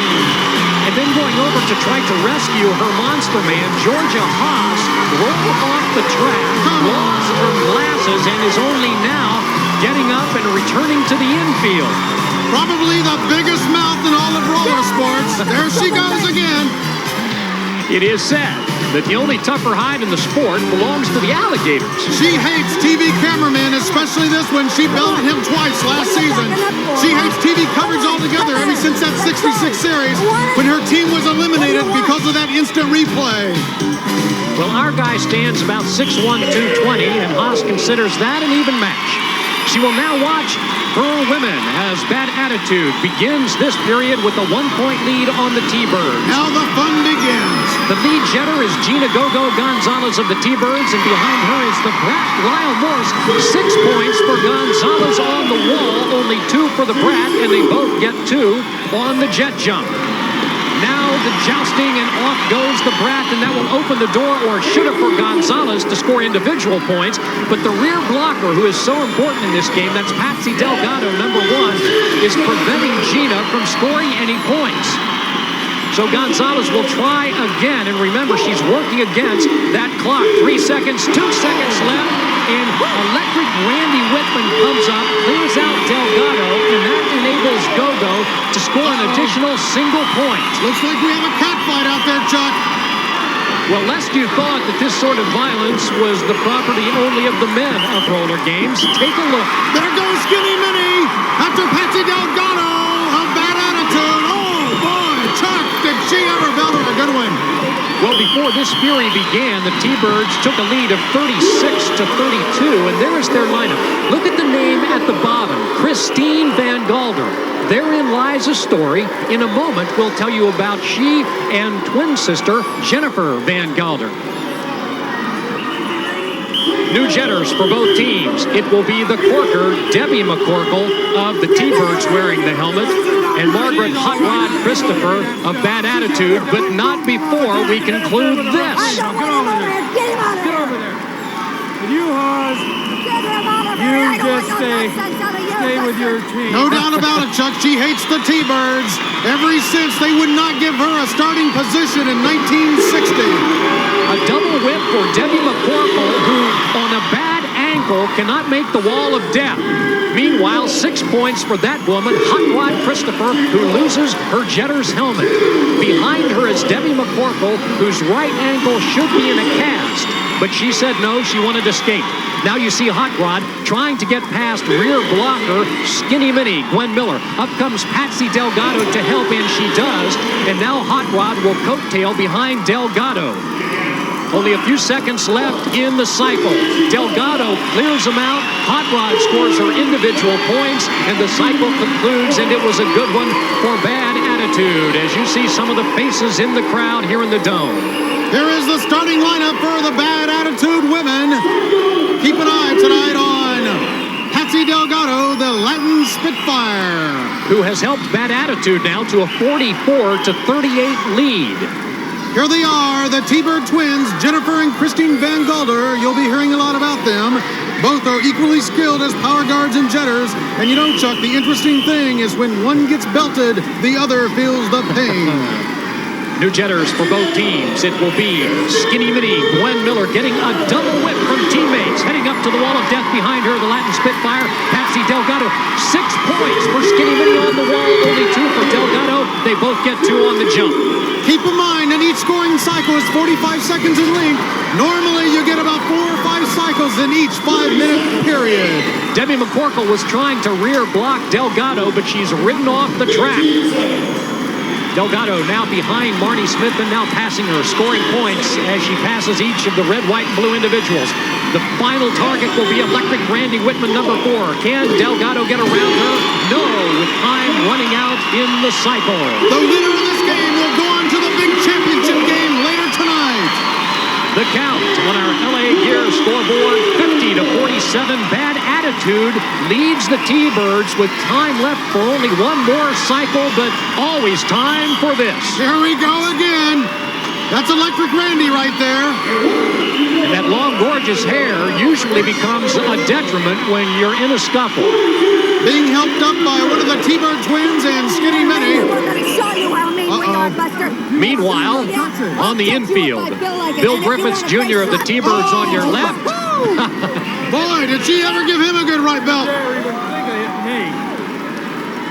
All right, Griffiths. Get it, there you go. Griffiths really going to get it. I have heard it. On your old side of the track. You better keep an eye on that fighting, or it's going to be... Get over there, and we'll have a $1,000 fine. Bill Jr. asking for help. Clearly he needs it. No doubt about it. Final cycle, a double whip for Electric Randy Whitman, heading to the wall of death with an 80-degree pitch to it. She makes it look so easy. But then both she and the Latin Spitfire go down on the jump, so no points because they fell. Tough break. Now for the jousting.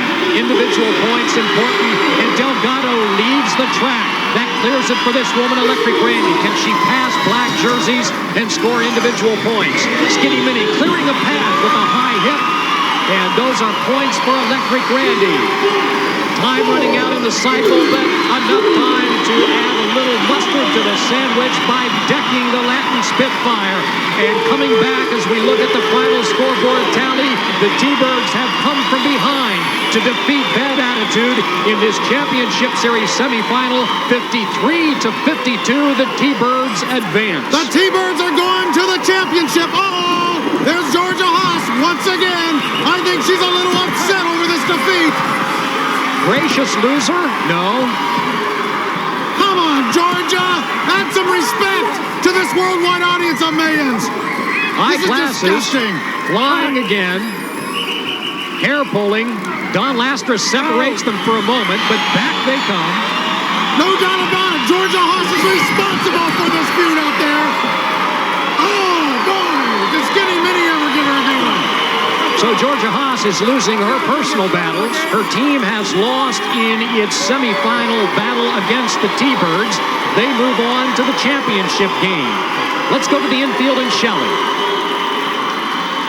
It was a rough game, but congratulations, you advanced into the championship round. It was a big win. We tried very hard to stay stuck together like we always should. We gave it all we could.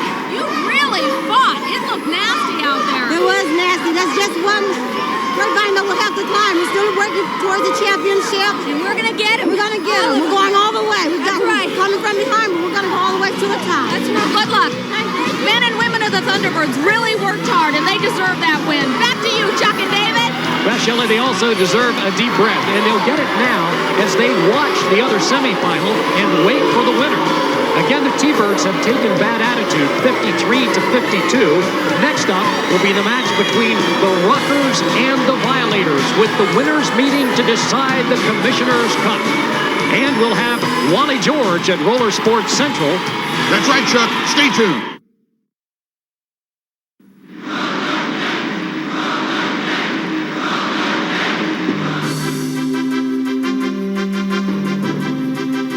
Wally George here at Roller Sports Central.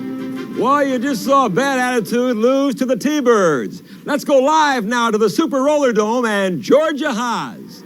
Well, George, it looks like the T-Birds gave you an attitude adjustment that you won't soon forget. How are you dealing with this humiliating defeat in front of a worldwide audience of millions? Looks like you've been out-coached, Georgia. First of all, what's your name? The name is Ms. Georgia Haas to Ms., you. Ms., Out-coached? I am never out-coached. The T-Birds won that game strictly because they cheated as usual. They're always cheated. But I'm not worried because there's plenty of time left in this series, and I have one big surprise for that Rob Valadares and those stupid T-Bird twins. And my alligators will be in the enough of your alligators, all that stupid stuff. You're out of here.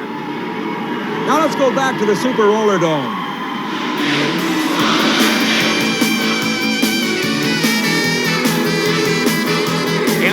chase for the Commissioner's Cup continues here in the Super Roller Dome. The championship series began with all 6 teams of roller games, but now 3 have been eliminated.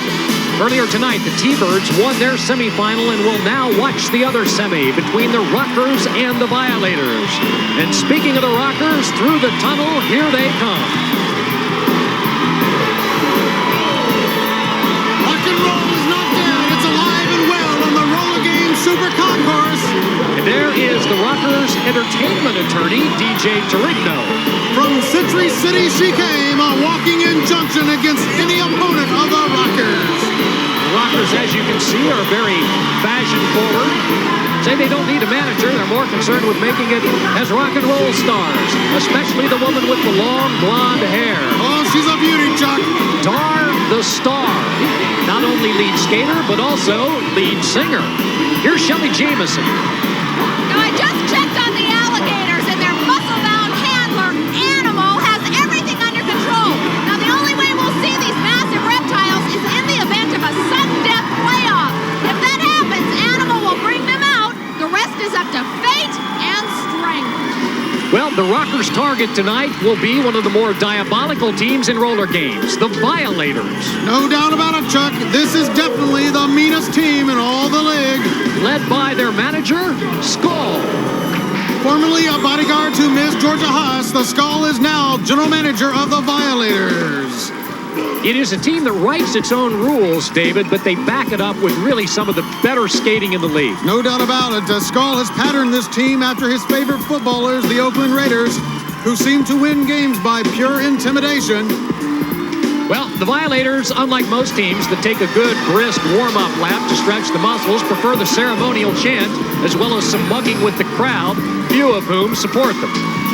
There are 2 players to look out for on this team. One of them is Mr. Mean himself. There he is right there. This guy is a 19-year veteran. With each passing season, he gets more sadistic and brutal. The 1970 Rookie of the Year. And, of course, when the women skate, it's this woman to keep your eyes on, that sweet Stephanie. Said to sprinkle gunpowder on her cereal, and the lightning bolt is so reflective of the way she skates, and it will be the women skating this first period.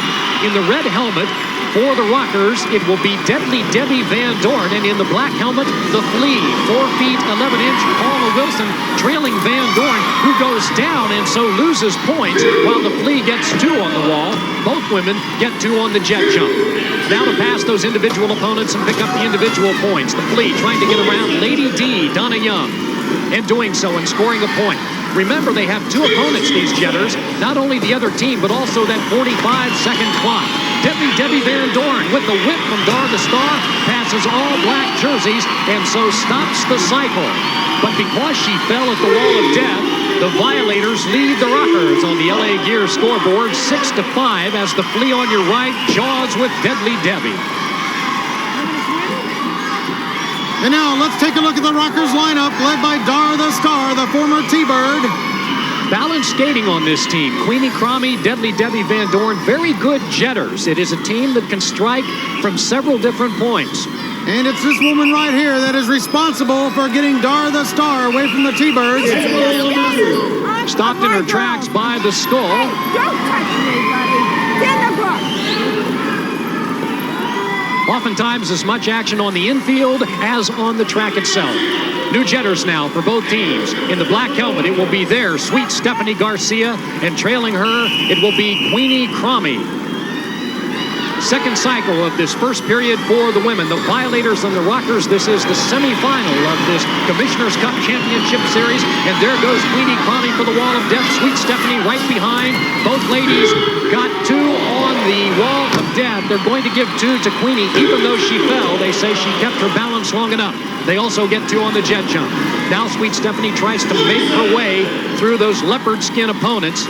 And keep in mind that she must beat that 45-second clock. She's now going to take some time to slow down Queenie and prevent her from scoring, and now she moves out on her own. That's Lady D, Donna Young going down, and Sweet Stephanie once more, and Lolly Waterman takes a hit. 2 seconds left, and with 1 second left, she is unable to get past Dar the Star. But another good cycle for the Violators. They lead the Rockers 13-9 as Dar the Star meets Sweet Stephanie with referee Paul Gallegos in the middle.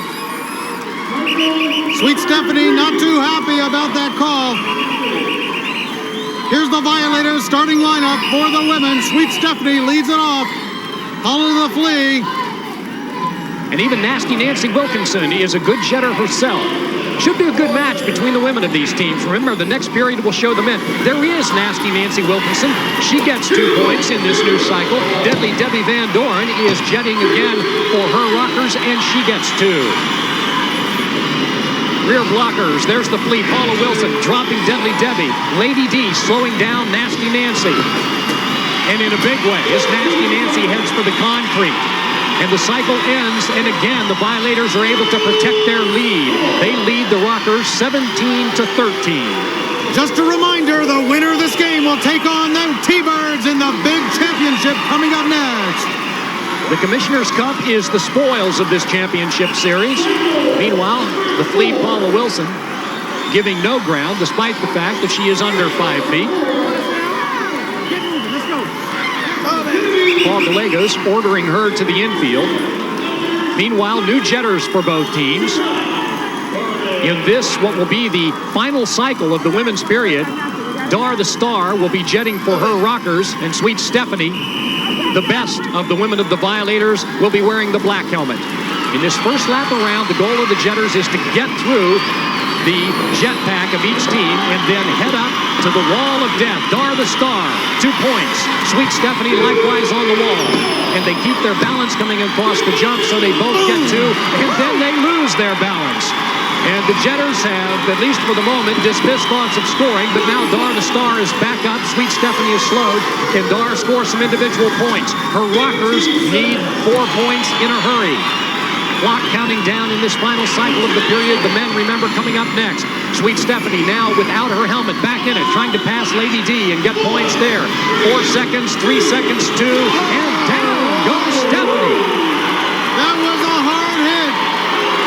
And there's the victorious Dar the Star. The audience loves her, and she loves them. Ooh, I love my rock and roll. I love my team. We've got great teamwork. I think we play better than we skate better than we look, and I think we look pretty darn tough. Well, Dar and her Rockers needed 4 points to tie the score, and they got them. Tied at 21 with the Violators, whose team leader, Sweet Stephanie, is still trying to recover from that fall beneath the rail and onto the concrete. And perhaps when she arrives back at the rail, yep, she's got Dar the Star waiting for her. Get it, Steph. Get it, Steph.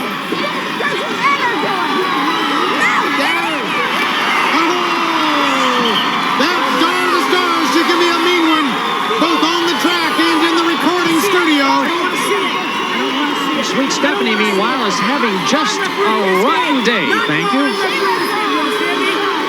Meanwhile, celebration by the Rockers. The women are going to turn it over to the men, tied at 21 when we come into this next period of play. Well, she recovers quickly, doesn't she? Another look at Sweet Stephanie taking a powder. Are we all saying ouch together? The Rockers and Violators are tied at 21 in this championship series.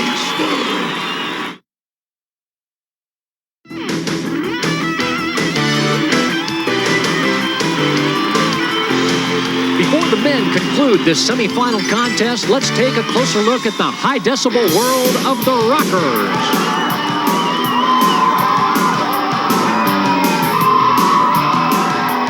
Rock and roll will never die. None of the Rockers have anything to say about it.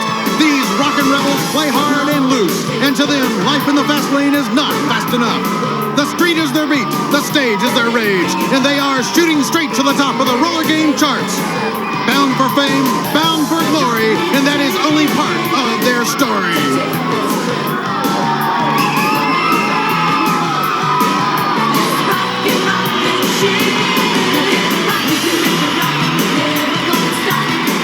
Millions of fans know what team they are going to root for. I love the Rockers. They're exciting. They're the best. It's an art form. I like the uniforms. They sing the truth. I'll always be with them. These rockers like their music three ways: loud, louder, and loudest. And they practice what they screech.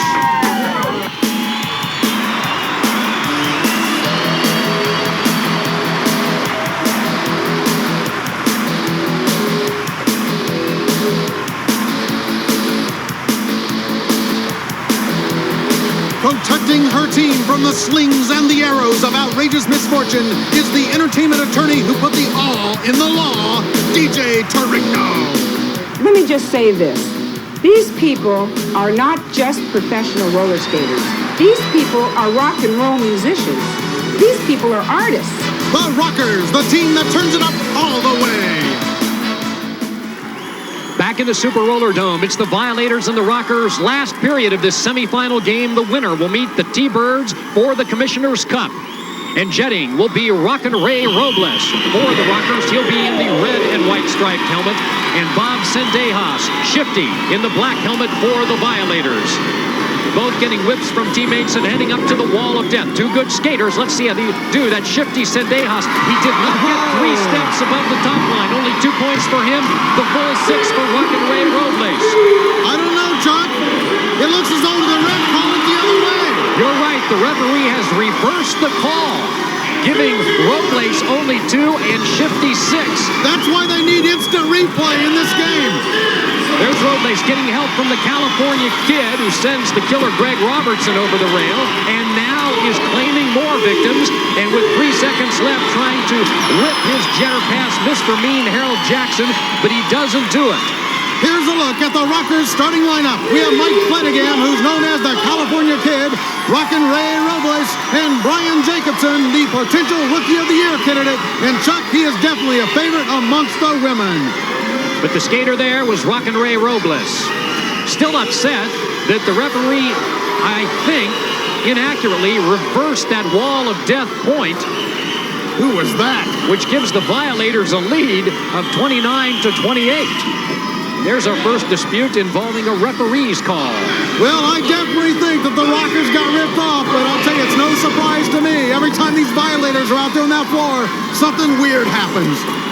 In the black, it is Tony Trujillo, the enforcer, the only one trying the jetway, as Ollie Masterson, the wild man for the Rockers, gets tied up on the main course. That'll happen every now and then. Trujillo is taking no prisoners as he scores big points this time. And there's Robles still upset with a block that is called the Screamer. Oh my goodness. The enforcer is down. Robles is hot. Mr. Mean comes in to rescue the enforcer. Out comes the skull onto the track, and whistles are sounding everywhere. Let's take another look at that Screamer play. As you can see, it can be devastating. 37-28 as the Violators jump from what was just a 1-point lead to an enormous 9-pointer now. Let's now take a look at the Violators starting lineup. Of course, right there, number 1, Mr. Mean. He's a supremely talented skater and can rack up points like a demon. And tonight, he's on another one of his mean streaks, no doubt about it. He'll now be the jetter for the Violators as you see some of the routine faces in the crowd here at the Super Roller Dome. A bad whip, and down goes Mr. Mean. He'll try to catch up because Rockin' Ray Robles also went down. No points. They were too low on the wall of death. They will do little more than live over the jet jump and get 2 points each. Rockers need 9 points. Mr. Mean on the move as Robles is not. Looking for blocking and creating some of his own.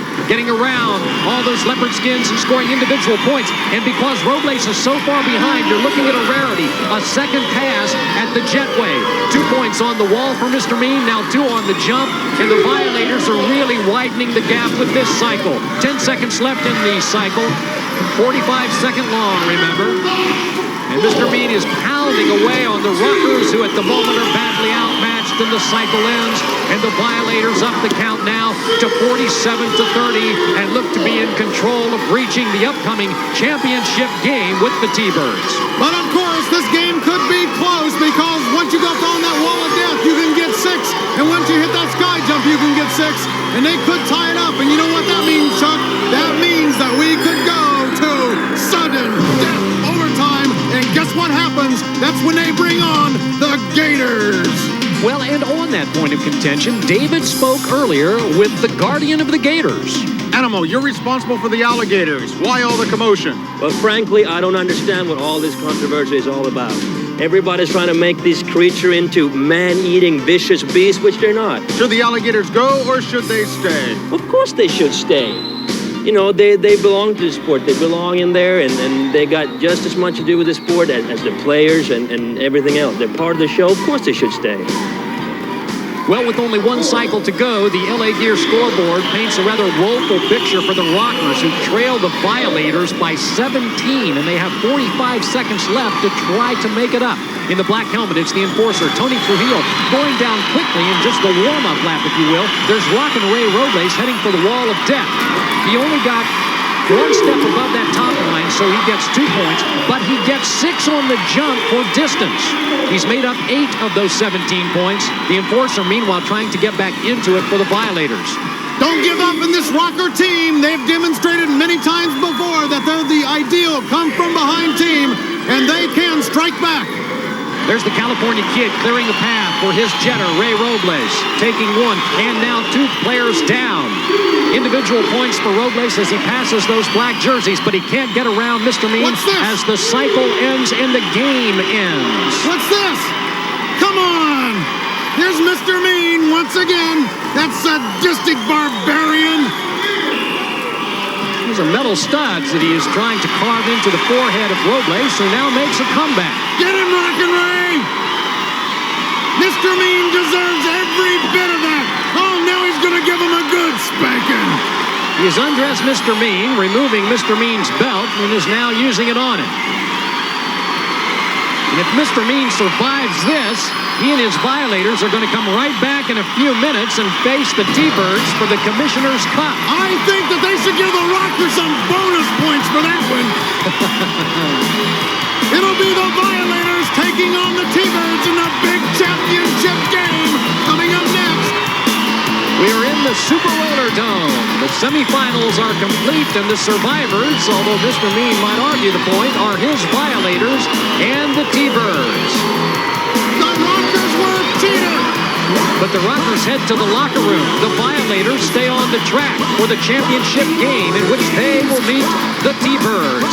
And that finale will match up Mr. Mean and the Icebox. And for the ladies, Sweet Stephanie and Electric Randy.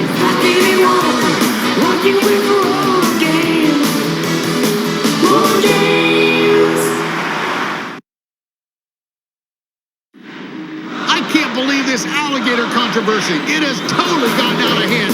Ms. Georgia Haas, what are you up to? This is absolutely crazy. What's next? Donald Trump as president? Just give me some entertainment. Here now is DC Getcha with this sports theme song. Boston, New York, and Honolulu. Then we're gonna go up to Kokomo, Denver, Nashville, and on the Buffalo. We'll be sitting pretty out in Kansas City, DC, LA, and in Cincinnati. Come check it out, see what it's all about. Rockin' with roller games. I want my rock and roller games.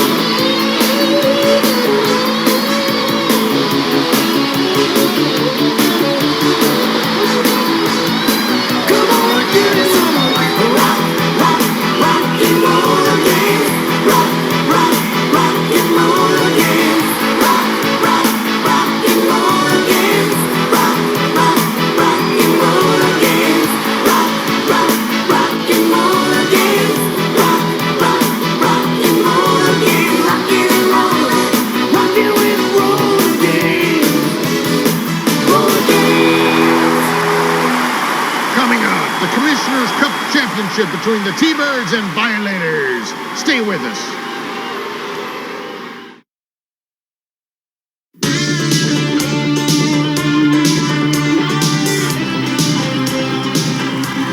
The hour has arrived. The T-Birds and the Violators will now meet for the championship of the Commissioner's Cup Series before a full house here in the Super Roller Dome that includes the fan club of the Violators. Returning to the track now through the smoke-filled tunnel will be the world champion T-Birds, world champions in 19 of their 30 years. And as they file onto the figure 8 concourse, let's take a closer look at this very special team.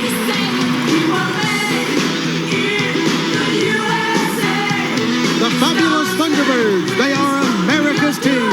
Not just a superb collection of athletes, the T-Birds are more, much more, and they know it. Hey, who are we? Yeah, tell them, Coach. What are we? World champions. Tell them, Coach. What are we going to do? Jump out of the airplane. That's right, jump out of an airplane. Son, we have no parachute for you. No sweat, Coach. To this team, nothing is impossible. These proud birds dare to win, to boldly go where no sports franchise has gone before. The sky's the limit for these champions. On and off the track, their teamwork soars, taking them to new heights of competition.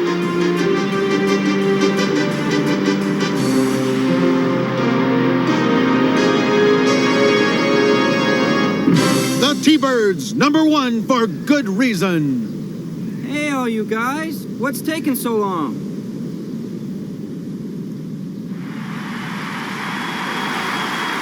The T-Birds have enjoyed enormous popularity, not only in this country, but around the world where they have taken this sport.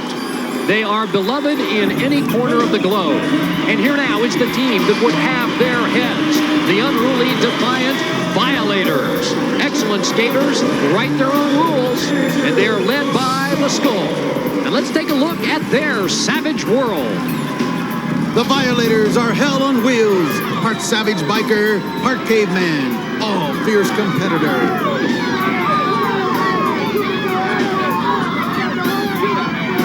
The Violators are more than a team, they are a tribe. And the only thing they love more than their bikes is inflicting pain. There are some things that Violators won't do, only nobody has found out what it is. They romp and they stomp. They savage and they ravage. They'll do anything to win. Their keeper is Skull, the cranium commander. He only answers to one god, Gamba, the all-powerful. Remember, we're the Violators. We're the ones that give Freddy nightmares. Well, the crowd says thumbs down to the Skull and to his Violators, but they are excellent skaters, among the better teams in the league. The Skull, of course, the biggest menace in the league, along with his #1 player, Mr. Mean. And Mr. Mean will be jetting for his team in this first period. Remember, the men skate the first and the fourth periods, the women the second and third. Only the jetters, the guys in the helmets, can score points. Each period is 5 minutes in length, and there are usually 4 or 5 scoring cycles in each period. And they are 45-second long scoring cycles, and Mr. Mean is the lead jetter. And because he and Speedy Gonzalez get above only that bottom line on the wall, they get just 2 points. They also get 2 on the jump, after which Gonzalez hits the deck, and that clears the way for Mr. Mean to try to get individual points by passing individual opponents. He's now waiting for the blocking to line up. He's trying to get around the 357 pounds of the icebox. Tony Trujillo, the enforcer, will give help with the low blow. Mr. Mean comes along with a high shot. And he passes Dynamite Daryl Davis and gets a point, and another T-Bird. Can, with 2 seconds left, he get around Ralphie Valadares? No. The cycle ends with a stranglehold on little Ralphie, who lists his age only as something something. Let's take a look at the T-Bird lineup. Of course, #8, Ralphie Valadares, the living legend. Chuck, this year, he should be inducted, the first inductee into the Roller Sports Hall of Fame. Well, back to the Boys Will Be Boys department. Mr. Mean, Icebox, Ralphie Valadares, Shifty Bob Sendejas. Pick your man. They're all involved. And this crowd doesn't think much of Mr. Mean, especially when he goes after the Icebox. Oh, what was that? Low blow. Now he's taking on referee Don Lastra, the Mr. Clean of the sport. Although I'll tell you, I don't see too much clean sport out there tonight. Well, Mr. Mean is a bit of an unbroken stallion. Let me make a whiff. Good one, Bill. That's Bill Griffiths taking on the Skull. Bill Griffiths Jr., of course, is the son of league commissioner Bill Griffiths Sr. There are your two new jetters, Shifty Bob Sendejas in the black. Behind him, Speedy Gonzalez. The first lap, a whip unintentionally by an opposing player. No, it looked like 6 points, but Speedy Gonzalez only got 2 of the 3 necessary steps above that top mark. But then coming over the jump, he got 6 points, goes underneath an opponent who collides with one of his teammates, and it is broken loose. That is Shifty Bob Sendejas, who hit the deck hard, and now Speedy is being mauled by the guy they call the Killer, and down goes Shamu. That was about a 7 on the Richter scale. The icebox right there. One more milkshake in that guy, and Congress is going to declare him a national park. He's okay. You're watching the Roller Games Commissioner's Cup Championship for those viewers who have just joined us around the world. 13-11 is the score after 2 cycles in this opening period. The T-Birds lead the Violators. Now their very athletic jetter for the Violators is the Killer Greg Robertson. Tremendous physical specimen. 2 points for him. And below him, Billy Bob Bibas did not even get the 2. They both get 2 on the jet jump. And there goes Billy Bob almost joining us in the booth. That really clears the path for the Killer. Billy Bob is not even yet back on the track, just trying to get there. There's the Killer passing opponents ahead, kicking Billy Bob right off the track again. A whip from the enforcer, Tony Trujillo. Ralphie Valadares sends Mr. Mean into his own teammate, and the cycle ends with that collision among Violators. That's the Killer down. You're watching the 2 rivals of the league, the T-Birds and the Violators, and right there is Mr. Mean taking on Ralphie Valadares in the icebox. Mr. Mean is a 19-year veteran. He knows how far he can push these officials. He has been through the loop. I'd like to see the icebox give Mr. Mean the deep freeze play. That would really give him a cold spell and end his mean streak once and for all. There he is, 357 pounds, the icebox. At one time, Chuck, he actually won a hamburger eating contest. How many burgers did he eat at one time? 27? The box in one sitting rifled down 24 Big Macs. Oh, so I was off by 2 or 3. Made the local newspapers for it. You're now watching the Bill Hook Reed pass the pile and scoring points, and lots of them, because the jetter for the T-Birds got tied up and never even made the jetway. It becomes a staggering good cycle, not for Ralphie Valadares and his team, but for the Violators, the result of which is that 12-point spread in favor of the Violators, and that ends the period. And next up will be the ladies of the T-Birds and Violators. This is the end of the first period of the championship game.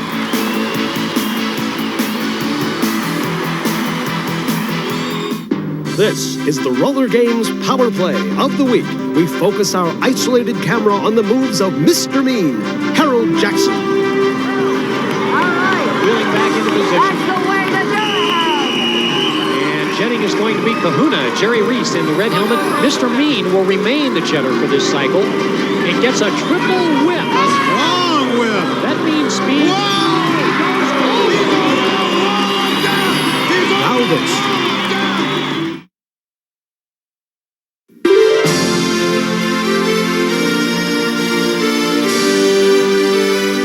And you are looking at the gold at the end of the rainbow of this championship series, the Commissioner's Cup, which in only a few moments will go either to the Violators or the T-Birds. And after the first period, the men of the Violators have spotted their women with a 27-15 lead. Period 2 belongs to the ladies, and a new 45-second scoring cycle begins with Skinny Minnie Miller in the red, white, and blue jetting for the T-Birds, and sweet Stephanie Garcia lead jetting up the wall of death for the Violators. There she goes.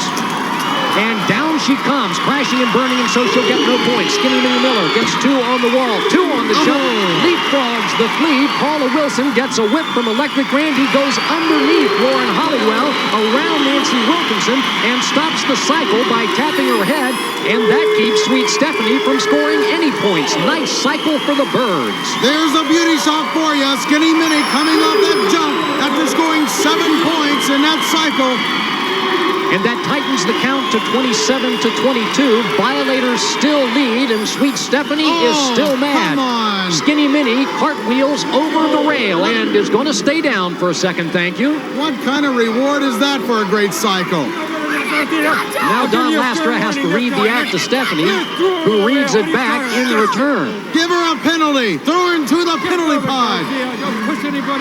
That lightning bolt is the logo of the Violators, and Sweet Stephanie allows only her face to wear it. The skull also gets a lecture. He's disgusted. Referee Don Lastra has his hands full tonight because this Violator team, led by Sweet Stephanie, is at their meanest. 27-22 Violators, and the Violators' new jetter is going to be the Flea Paula Wilson, all 4 feet 11 of her. And the Corker, Debbie McCorkle, in the red, white, and blue and the red helmet will be jetting. Remember, McCorkle has a bad, actually broken right ankle. How will she handle the wall of death? Nice whip there by the T-Bird twins. She gets 2 points on the wall, as does the Flea, but then goes down, perhaps because of that right ankle, coming across the jump, and that opens it up for that woman, the Flea. She'll try to get around Skinny Minnie, and Skinny Minnie, of course, as the rear blocker, will try to prevent that to keep the Flea from scoring points. Remember, there are 2 opponents out there for the Jetters, the other team and that 45-second clock. Skinny Minnie clears out 2 black jerseys. There's the Flea decking Christine Van Galder, now going for the other twin, and down goes Jennifer. And the cycle ends, and this one has been a good one for the ladies in black. Now here's the T-Bird starting lineup for the ladies. Now keep an eye on Electric Randy, number 4. Tonight she faces her archenemy, of course, that is Sweet Stephanie. And Chuck, there's nothing too sweet about that woman right there. Well, she's a 2-time national speed skating champion, but who in competition would be crazy enough to try to pass her? Nasty Nancy Wilkinson in the black is the lead jetter for the Violators. Behind her is Gina Go-Go Gonzalez, and they both get 2 on the wall. And now head for the jump, and by keeping their balance, they automatically get 2 more apiece. 38-28 is the count. Violators lead, and they lose their jetter. And now the T-Bird jetter Gonzalez goes down, since she's facing a mean rear blocker in Sweet Stephanie Garcia. Can she get around her before this cycle clock ends? A left hook, so that Sweet Stephanie can rest the right, which is getting a good workout. Gonzalez will not say die.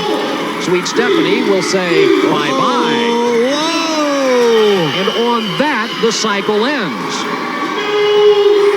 Oh, Skinny Minnie just gave her a ride of her life. The bewildered Sweet Stephanie had no idea that Skinny Minnie was flying in from the heavens.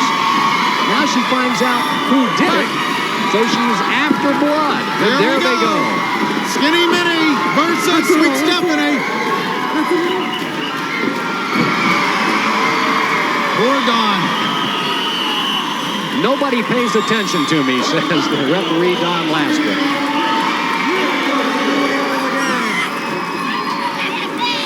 There's a warning to Sweet Stephanie. She's getting mighty close to that penalty pod.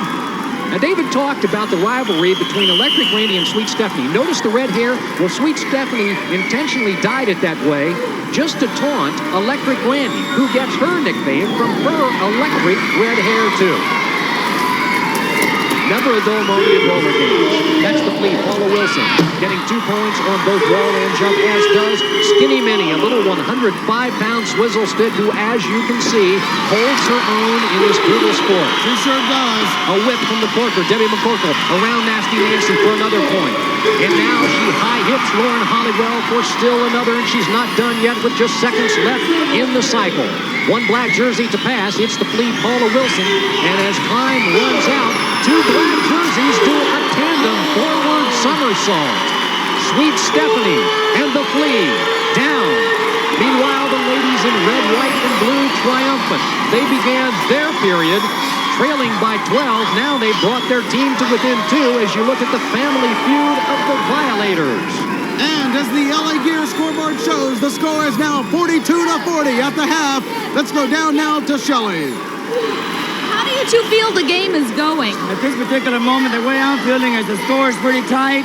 Could go either way at this moment, and we feel pretty good. It looks pretty close. I think the arena's hot. I think the game is hot, and I'm telling you, whoa, I don't know what's going on out here. Listen, that attitude should be skating against the violators, not these stupid Tweety birds. What's wrong anyhow? What is this? You know, I thought I had to face a real team. Instead, I get the Thunder Chickens. I got it made. These guys could go over it all night long. We'll just have to wait and see what happens. 2 quarters to go, Chuck and David. And tongues are wagging and fingers are pointing and cheerleaders are cheerleading. And Animal has the alligators waiting just in case we need them. Stay tuned.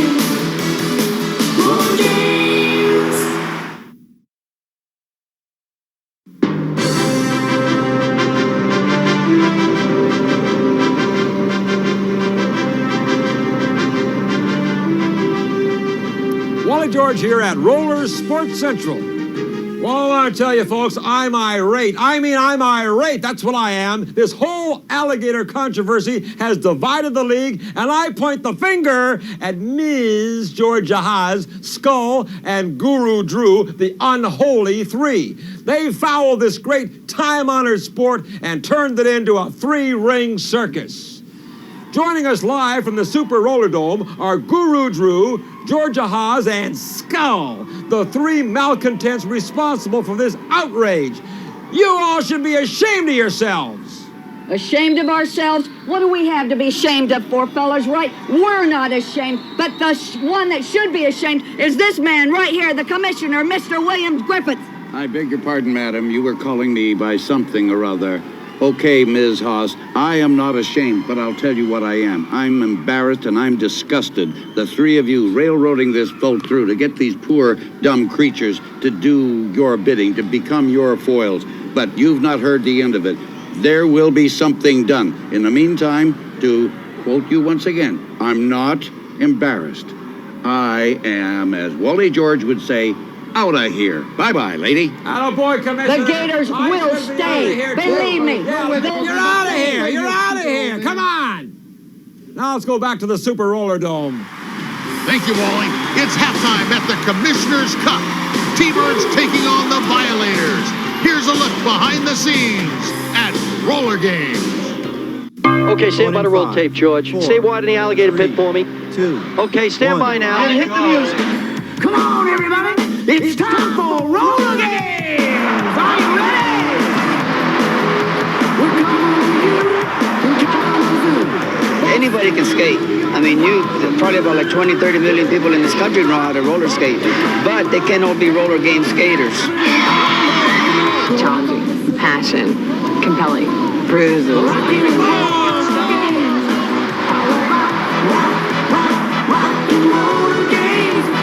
Mix in rock and roll, hard bodies, high tech, a lycra spandex world, and lots of lighting. You basically have a wonderful hook for the television viewer.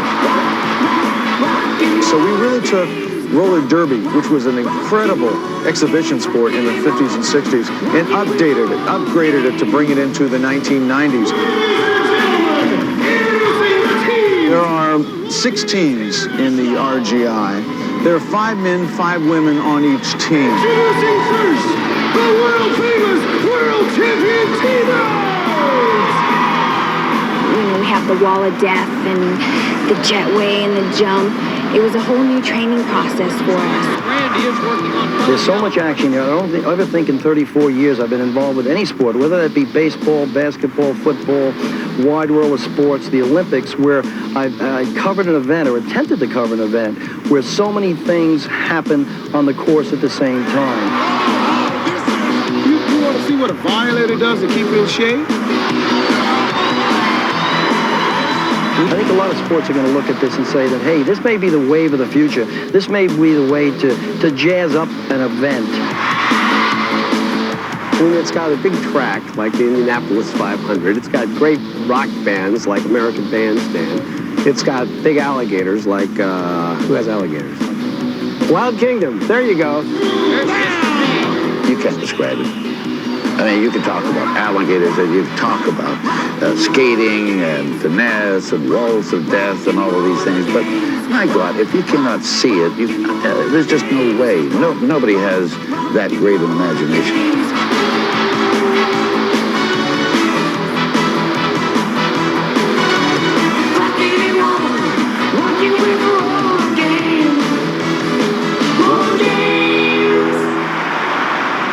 The championship game will be decided when the Violators and T-Birds return.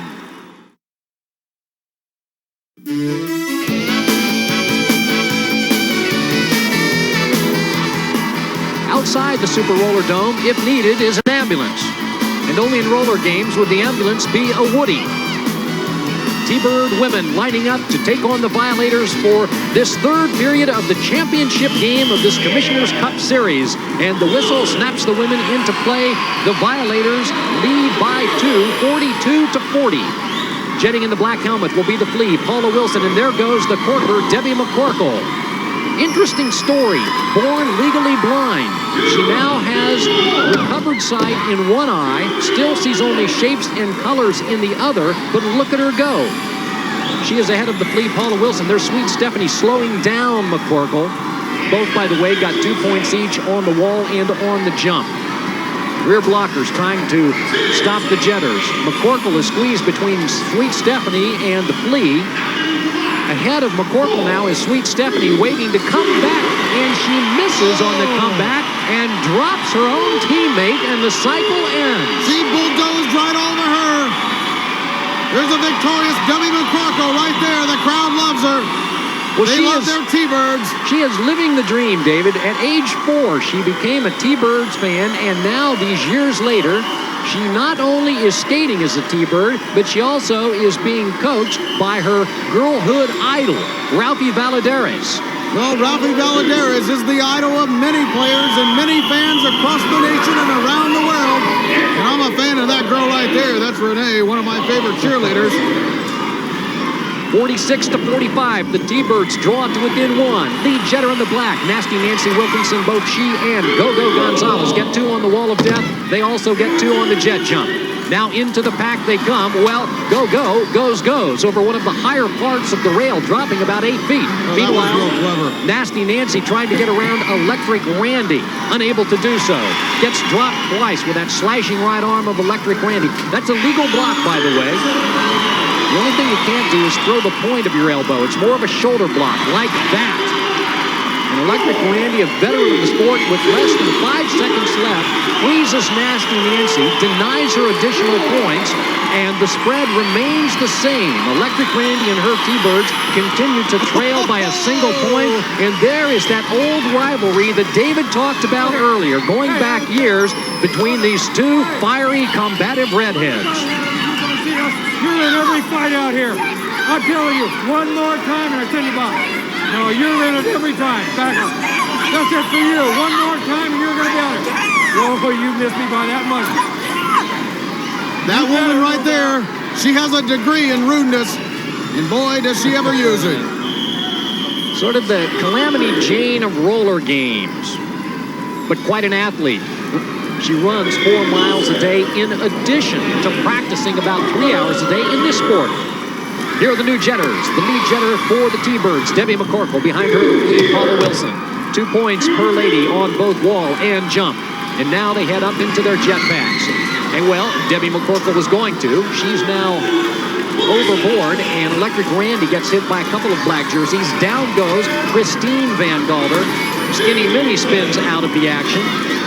And there goes the Flea scoring points as she passes those individual T-Birds. This is going to be a good cycle for Wilson and teammates. Well, it's not going to end personally so hot as time runs out in the cycle with Electric Randy low bridging the Flea. She deserved it. She's been a real menace tonight. 57-53, the Violators widen their lead now to 4 points. Don Lasper steps between Electric Randy and the Flea. No pushing up here. Both of you getting a warning. I told both Just a of you. few parting words. Listens, and you don't.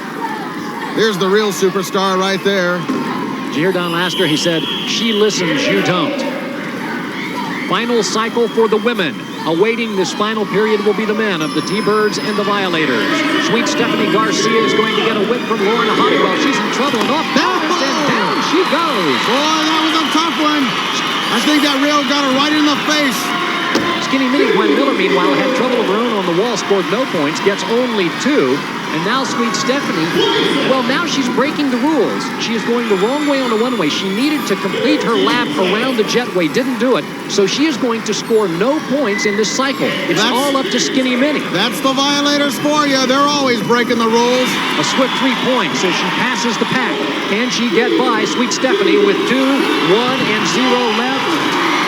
For the 3rd time, Sweet Stephanie and the Flea collide. Just goes to show you, it does not pay to cheat. For the first time since early in the first period, the T-Birds lead by 3. Let's go down to the infield now, and Shelly Jamison. I assume you two don't like each other, is that correct? That's right. Every time we come out on the track, she's trying those girls. Listen to me, Billy. You're your stupid man. I'm riding with you, and everybody in this organization. We got it with you, too, Stephanie. We're going to take care of you for one thing or wrong. Sorry. I think I'll step out of this at this point. A lot of animosity on this track, and you never know what fights will develop, but that's a nasty one, so I'm getting out of the way. Okay, Shelley, the championship in the Commissioner's Cup is going to go down to the final period.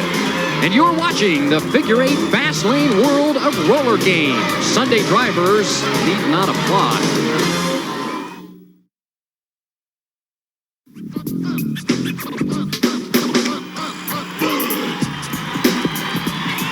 And now for the final period of this championship game, the T-Birds, before a sellout house, lead the Violators by only 3. And should this game end in a tie, that means we would go into sudden death overtime, and the Gators would be used to break the tie. So let's go downstairs now and ask Animal, are the Gators ready to face sudden death? The Alligators are ready, yes. They're standing by, and in case of a tie, they will be put out, and they're ready to go for it. You know, they won't favor any particular team or players, and that's what they're here for. That's what they've been trained for, and they're ready, yes.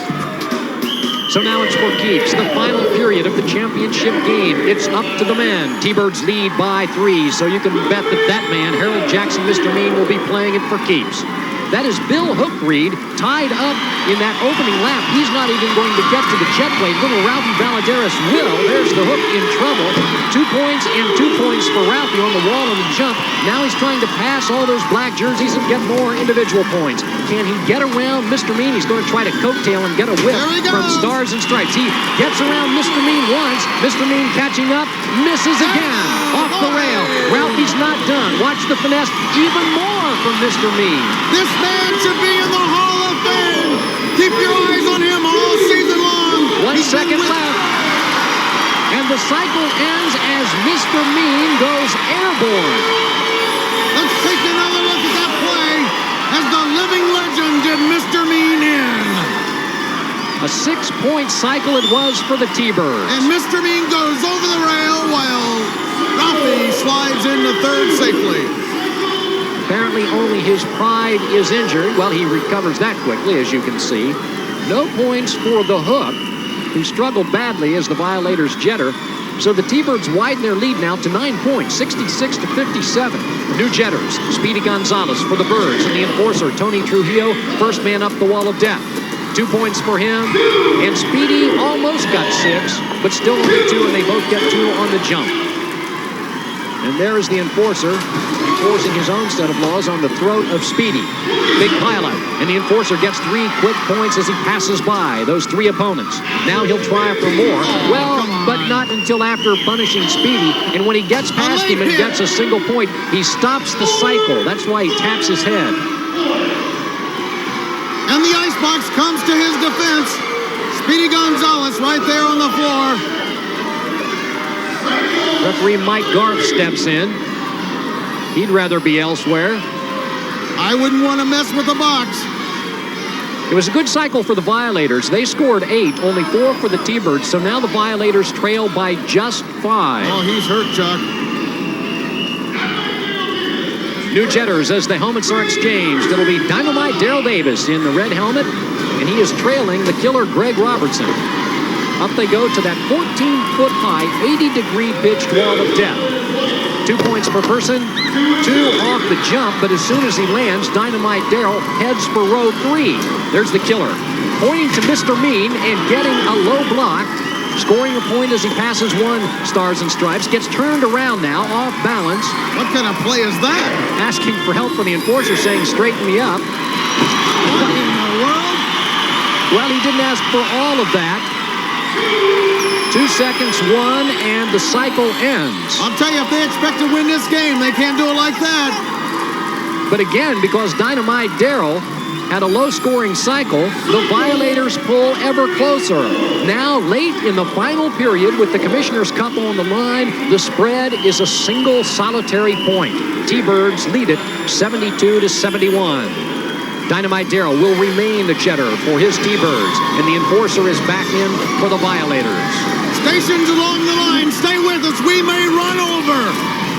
2 points per person on the Wall of Death, 2 on the jump, and Mr. Mean low bridges Dynamite. Now he's going to try to help out the enforcer on Billy Bob Bibbas, and indeed he passes Bibbas, so that's another point. Can the enforcer get more? Under 10 seconds in the cycle. Nice block by Ralphie. Bye-bye to the enforcer.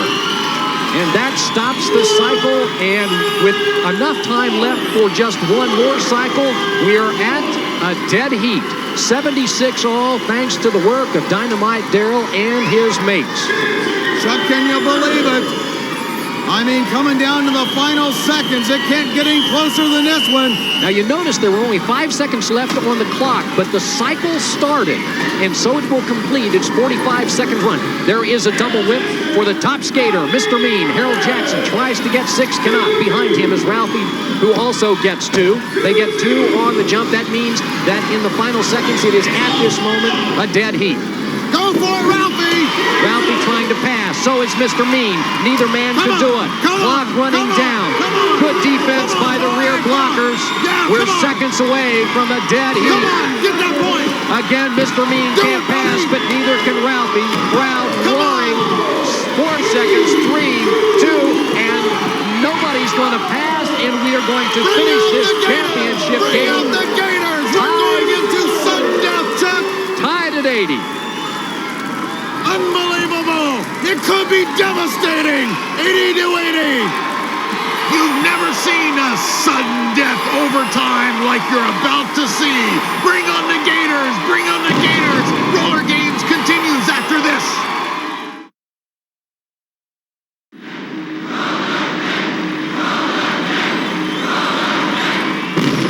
And so the game has ended in an 80-all tie. Sudden death will determine which team gets this Commissioner's Cup. Sudden death involves the controversial element of the alligators. Well, Chuck, we're bringing a new meaning to the term sudden death because, I'll tell you, it could be devastating if one of those players gets in that alligator pit. The whole league is split on this issue. Half the league wants the pit, half of it doesn't. Basically, the bad guys want it, the good guys do not. And it's been an ongoing controversy. But I'm scared to death to see what happens when one of these team's specialty players, the Gator Skaters, falls into the pit. It could be absolutely devastating. And right on cue, here come the Gators.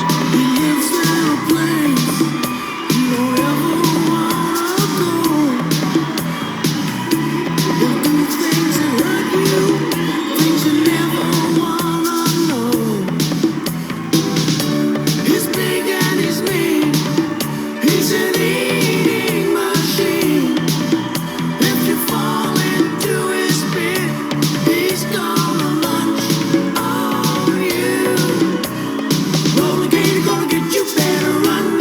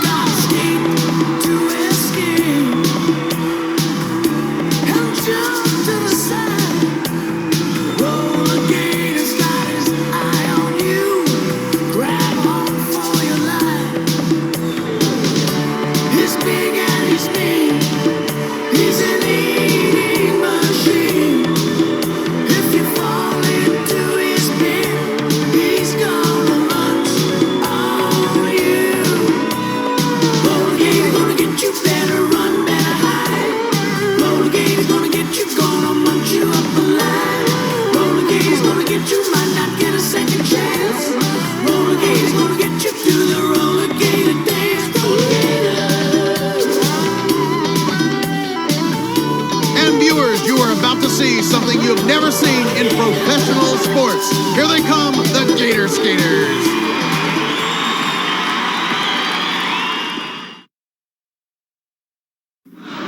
And so, with the T-Birds and Violators tied at 80 at the end of regulation, here very simply are the two rules of sudden death overtime. Specially designated Gator Skaters can win it for their team in one of two ways: by simply winning a 6-lap sprint, or by tossing the other team's Gator Skater into the pit. David Sams has gone down to trackside. Chuck, it's unbelievable down here. Look at those Gators. There are 4 of them in the pits. There are 3 7-footers and 1 big 10-footer known as Roller Gator. There he is right there. Look at those teeth. Both teams have been cleared to the outside of the track. They are lining the rail, cheering on their designated Gator Skaters, and here we go in sudden death. Each skater wearing the ceremonial sudden death hood. We don't know how they're going to play it, but they're now showing us that rather than win the lap, they're going to try to wrestle each other over that rail and into the pit.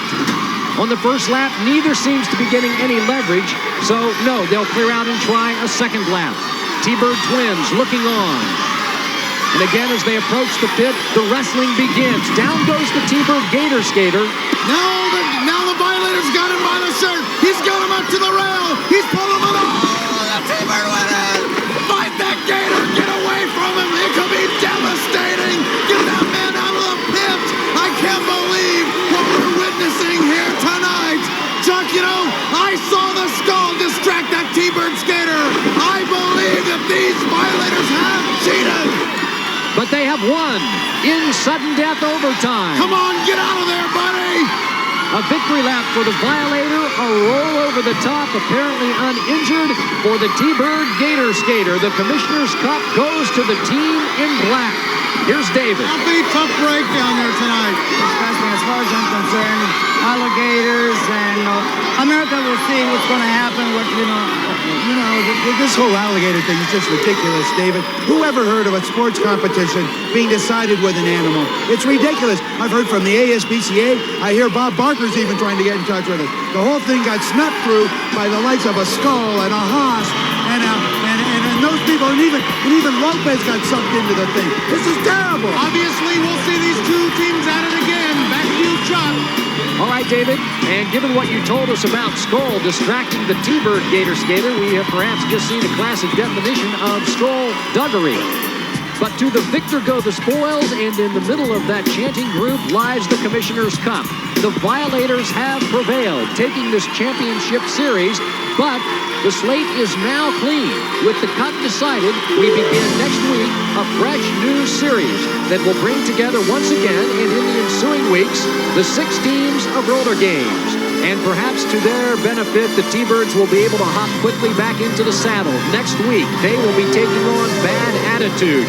A quick chance for redemption after today's painful defeat.